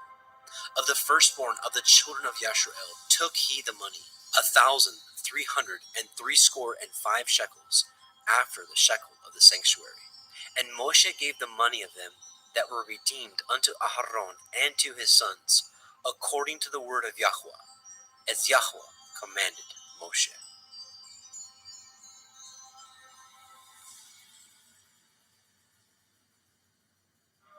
Bemidbar, Numbers chapter 4. And Yahweh spoke unto El Moshe and unto El Aharon, saying, Take the sum of the sons of Kohath from among the sons of Levi, after their families, by the house of their fathers, from 30 years old and upward, even until 50 years old, all that enter into the host, to do the work in the tabernacle of the assembly. This shall be the service of the sons of Kohath in the tabernacle of the assembly, about the most holy things. And when the camp sets forward, Aharon shall come, and his sons, and they shall take down the covering veil, and cover the ark of the testimony with it, and shall put thereon the covering of badger skins, and shall spread over it a cloth wholly of blue, and shall put in the staves thereof, and upon the table of showbread they shall spread a cloth of blue, and put thereon the dishes, the spoons, the bowls, and covers to cover withal, and the continual bread shall be thereon. And they shall spread upon them a cloth of scarlet, and cover the same with a covering of badger skins, and shall put in the staves thereof. And they shall take a cloth of blue, and cover the menorah, 7-branched candlestick, of the light, and his lamps, and his tongs, and his snuff dishes, and all the oil vessels thereof, wherewith they minister unto it. And they shall put it, and all the vessels thereof, within a covering of badger skins, and shall put it upon a bar.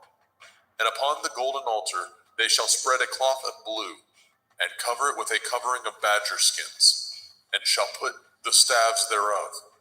And they shall take all the instruments of ministry, wherewith they minister in the sanctuary, and put them in a cloth of blue, and cover them with a covering of badger skins, and shall put them on a bar. And they shall take away the ashes from the altar, and spread a purple cloth thereon. And they shall put upon all the vessels thereof, wherewith they minister about it, even the censers, the flesh hooks, the shovels, the basins, all the vessels of the altar. And they shall spread upon it a covering of badger skins, and put to the staves of it. And when Aharon and his sons have made an end of covering the sanctuary, and all the vessels of the sanctuary, as the camp is to set forward, after that the sons of Kohath shall come to bear it, but they shall not touch any holy thing, lest they die. These things are the burden of the sons of Kohath in the tabernacle of the assembly. And to the office of Eleazar, the son of Aharon, the priest, pertains the oil for the light, and the sweet incense, and the daily meat offering, and the anointing oil, and the oversight of all the tabernacle, and of all that therein is, in the sanctuary, and in the vessels thereof. And Yahweh spoke unto El Moshe and unto El Aharon, saying, Cut ye not off the tribe of the families of the Kohathim from among the Leviim, but thus do unto them, that they may live and not die, When they approach unto the most holy things, Aharon and his sons shall go in, and appoint them every one to his service and to his burden. But they shall not go in to see when the holy things are covered, lest they die. And Yahweh spoke unto El Moshe, saying, Take also the sum of the sons of Gershon throughout the houses of their fathers, by their families, from 30 years old and upward, until 50 years old, shall you number them. All that enter in to perform the service, to do the work in the tabernacle of the assembly. This is the service of the families of the Gershonim, to serve and for burdens. And they shall bear the curtains of the tabernacle, and the tabernacle of the assembly, his covering, and the covering of the badger skins that is above upon it, and the hanging for the door of the tabernacle of the assembly, and the hangings of the court, and the hangings for the door of the gate of the court, which is by the tabernacle, and by the altar round about, and their cords, and all the instruments of their service, and all that is made for them, so shall they serve.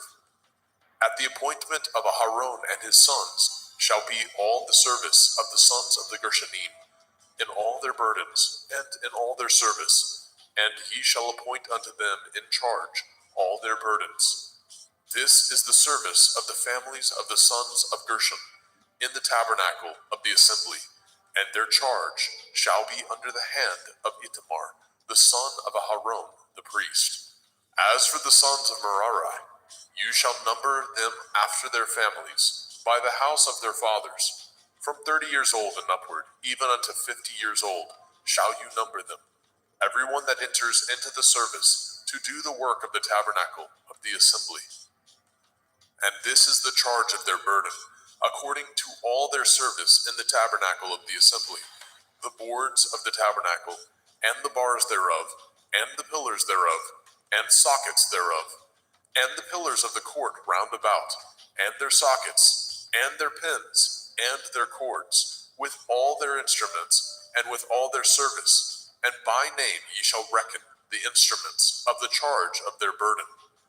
This is the service of the families of the sons of Merari, according to all their service in the tabernacle of the assembly, under the hand of Itamar, the son of Aharon, the priest. And Moshe and Aharon and the chief of the assembly numbered the sons of the Kohathim after their families, and after the house of their fathers, from 30 years old and upward, even unto 50 years old, every one that enters into the service, for the work in the tabernacle of the assembly. And those that were numbered of them by their families were 2,750.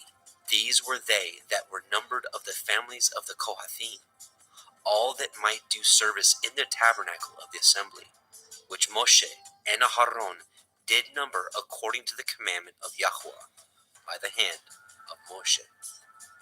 And those that were numbered of the sons of Gershon throughout their families, and by the house of their fathers, from 30 years old and upward, even unto 50 years old, every one that enters into the service for the work in the tabernacle of the assembly. Even those that were numbered of them throughout their families, by the house of their fathers, were 2,630.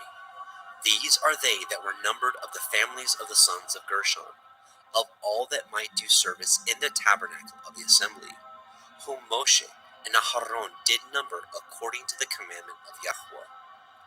And those that were numbered of the families of the sons of Merari, throughout their families, by the house of their fathers, from 30 years old and upward, even unto 50 years old, every one that entered into the service for the work in the tabernacle of the assembly.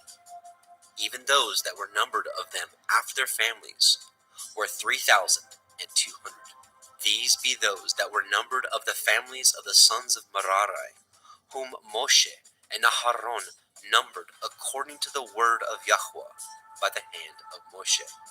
All those that were numbered of the Leviim, whom Moshe and Aharon and the chief of Yisrael numbered, after their families, and after the house of their fathers, from 30 years old and upward, even unto 50 years old, everyone that came to do the service of the ministry, and the service of the burden in the tabernacle of the assembly, even those that were numbered of them, were 8,500 fourscore.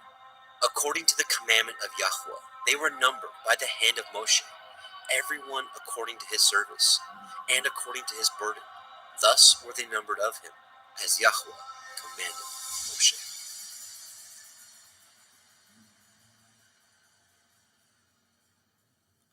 Bamidbar, Numbers, chapter 5.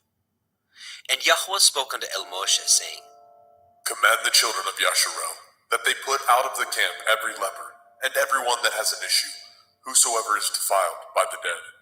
Both male and female shall ye put out, without the camp shall ye put them, that they defile not their camp in the midst whereof I dwell. And the children of Yasharel did so, and put them out without the camp, as Yahweh spoke unto Moshe. So did the children of Yasharel. And Yahweh spoke unto Moshe, saying, Speak unto the children of Yasharel, when a man or woman shall commit any sin that men commit, to do a trespass against Yahweh, and that person be guilty, then they shall confess their sin which they have done, and he shall recompense his trespass with the principal thereof, and add unto it the fifth part thereof, and give it unto him against whom he has trespassed. But if the man have no kinsman to recompense the trespass unto, let the trespass be recompensed unto Yahweh, even to the priest, beside the ram of the atonement, whereby an atonement shall be made for him. And every offering of all the holy things of the children of Yasharel, which they bring unto the priest, shall be his. And every man's hallowed thing shall be his. Whatsoever any man gives the priest, it shall be his. And Yahweh spoke unto Moshe, saying, Speak unto the children of Yasharel, and say unto them, If any man's woman go aside, and commit a trespass against him, and a man lie with her carnally, and it be hid from the eyes of her man, and be kept close, and she be defiled, and there be no witness against her, neither she be taken with the manner, and the ruach of jealousy come upon him, and he be jealous of his woman, and she be defiled.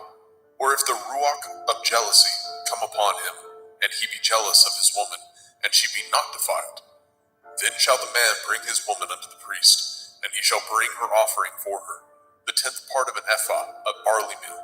He shall pour no oil upon it, nor put frankincense thereon, for it is an offering of jealousy, an offering of memorial, bringing iniquity to remembrance. And the priest shall bring her near, and set her before Yahweh. And the priest shall take holy water in an earthen vessel, and of the dust that is in the floor of the tabernacle the priest shall take, and put it into the water. And the priest shall set the woman before Yahweh, and uncover the woman's head, and put the offering of memorial in her hands, which is the jealousy offering. And the priest shall have in his hand the bitter water that causes the curse. And the priest shall charge her by an oath, and say unto the woman, If no man have lain with you, and if you have not gone aside to uncleanness with another instead of your man, be free from this bitter water that causes the curse. But if you have gone aside to another instead of your man, and if you be defiled, and some man have lain with you beside your man, then the priest shall charge the woman with an oath of cursing, and the priest shall say unto the woman, Yahweh make you a curse and an oath among your people, when Yahweh makes your thigh to rot, and your belly to swell. And this water that causes the curse shall go into your bowels, to make your belly to swell, and your thigh to rot. And the woman shall say, Amen, Amen. And the priest shall write these curses in a sefer, and he shall blot them out with the bitter water. And he shall cause the woman to drink the bitter water that causes the curse, and the water that causes the curse shall enter into her and become bitter.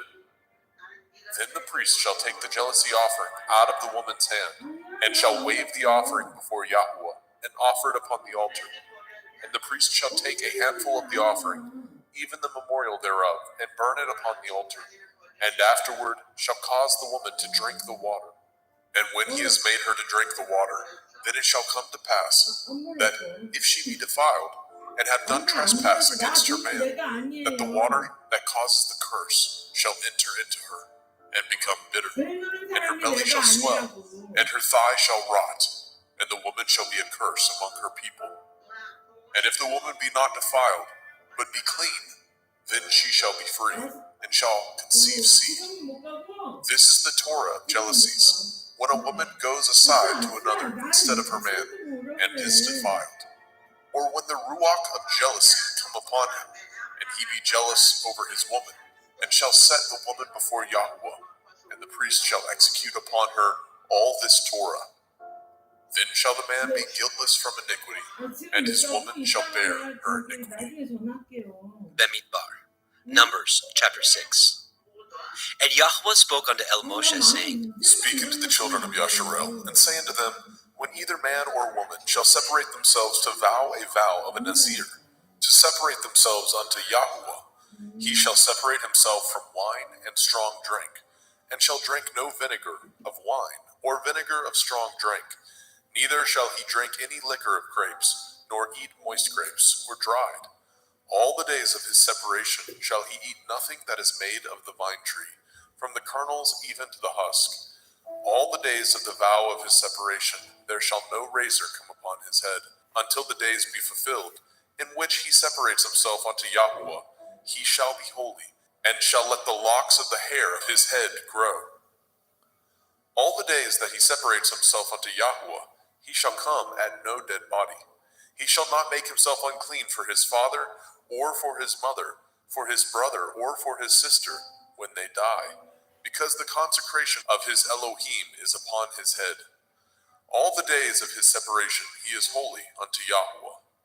And if any man die very suddenly by him, and he has defiled the head of his consecration, then he shall shave his head in the day of his cleansing. On the 7th day shall he shave it. And on the 8th day he shall bring 2 turtle doves, or 2 young pigeons, to the priest, to the door of the tabernacle of the assembly. And the priest shall offer the one for a sin offering, and the other for a burnt offering, and make an atonement for him. For that he sinned by the dead, and shall hallow his head that same day. And he shall consecrate unto Yahweh the days of his separation, and shall bring a lamb of the first year for a trespass offering. But the days that were before shall be lost, because his separation was defiled. And this is the Torah of the Nazir. When the days of his separation are fulfilled, he shall be brought unto the door of the tabernacle of the assembly, and he shall offer his offering unto Yahweh, 1 he-lamb of the first year, without blemish, for a burnt offering, and 1 ewe-lamb of the first year, without blemish, for a sin offering, and 1 ram without blemish, for peace offerings, and a basket of matzah, unleavened bread, cakes of fine flour mingled with oil, and wafers of matzah anointed with oil, and their meat offering, and their drink offerings. And the priest shall bring them before Yahweh, and shall offer his sin offering, and his burnt offering, and he shall offer the ram for a sacrifice of peace offerings unto Yahweh, with the basket of matzah. The priest shall offer also his meat offering, and his drink offering. And the Nazir shall shave the head of his separation at the door of the tabernacle of the assembly, and shall take the hair of the head of his separation, and put it in the fire which is under the sacrifice of the peace offerings. And the priest shall take the sodden shoulder of the ram, and 1 matzah cake out of the basket, and 1 matzah wafer, and shall put them upon the hands of the Nazir, after the hair of his separation is shaven. And the priest shall wave them for a wave offering before Yahweh. This is holy for the priest, with the wave breast and heave shoulder, and after that the Nazir may drink wine.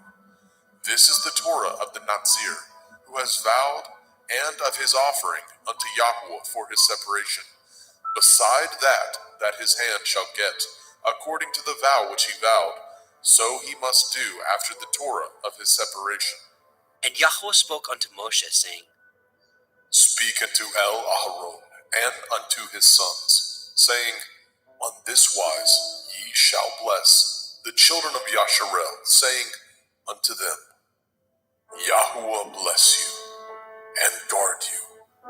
Yahuwah make his face shine upon you and be gracious unto you. Yahuwah lift up his countenance upon you and give you peace.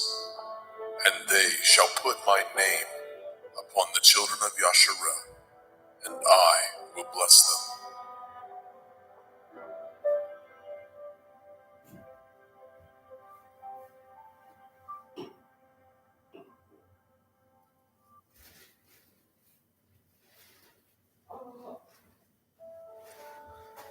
Bemidbar, Numbers chapter 7.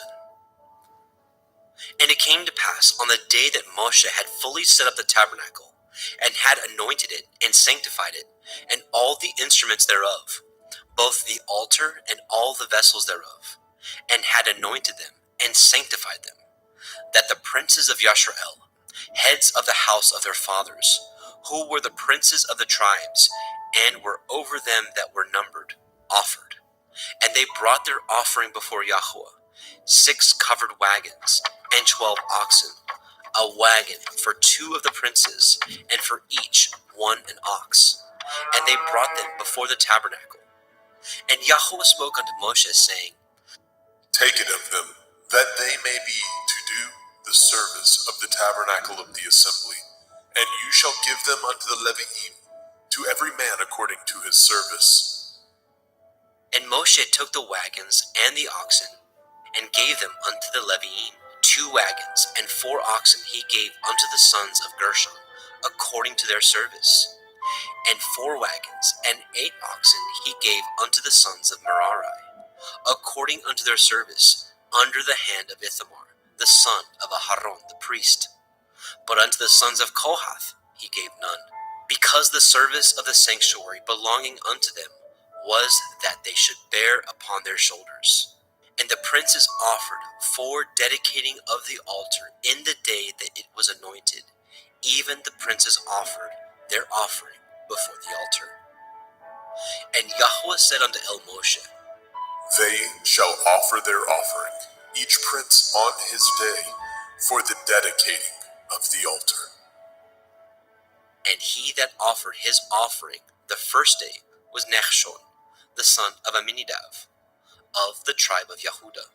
And his offering was 1 silver charger, the weight thereof was 130 shekels, 1 silver bowl of 70 shekels, after the shekel of the sanctuary. Both of them were full of fine flour, mingled with oil for a meat offering. 1 spoon of 10 shekels of gold, full of incense. 1 young bullock, 1 ram, 1 lamb of the first year for a burnt offering. 1 kid of the goats for a sin offering. And for a sacrifice of peace offerings, 2 oxen, 5 rams, 5 he-goats, 5 lambs of the first year. This was the offering of Nechshon, the son of Amminadab. On the second day, Nethanel, the son of Tzuar, prince of Issachar, did offer. He offered for his offering 1 silver charger, the weight whereof was 130 shekels, 1 silver bowl of 70 shekels, after the shekel of the sanctuary, both of them full of fine flour, mingled with oil for a meat offering. 1 spoon of gold of 10 shekels, full of incense. 1 young bullock, 1 ram, 1 lamb of the first year for a burnt offering. 1 kid of the goats for a sin offering. And for a sacrifice of peace offerings, 2 oxen, 5 rams, 5 he-goats, 5 lambs of the first year. This was the offering of Nethanel, the son of Tzuar. On the third day, Eliav, the son of Chelon, prince of the children of Zebulun, did offer. His offering was 1 silver charger, the weight whereof was 130 shekels, 1 silver bowl of 70 shekels, after the shekel of the sanctuary. Both of them full of fine flour, mingled with oil for a meat offering. 1 golden spoon of 10 shekels, full of incense. 1 young bullock, 1 ram, 1 lamb of the first year for a burnt offering. 1 kid of the goats for a sin offering. And for a sacrifice of peace offerings, 2 oxen, 5 rams, 5 he-goats, 5 lambs of the first year. This was the offering of Eliav, the son of Chelon. On the fourth day, Eliab, the son of Shedeur, prince of the children of Reuben, did offer. His offering was 1 silver charger of the weight of 130 shekels, 1 silver bowl of 70 shekels, after the shekel of the sanctuary. Both of them full of fine flour, mingled with oil for a meat offering. 1 golden spoon of 10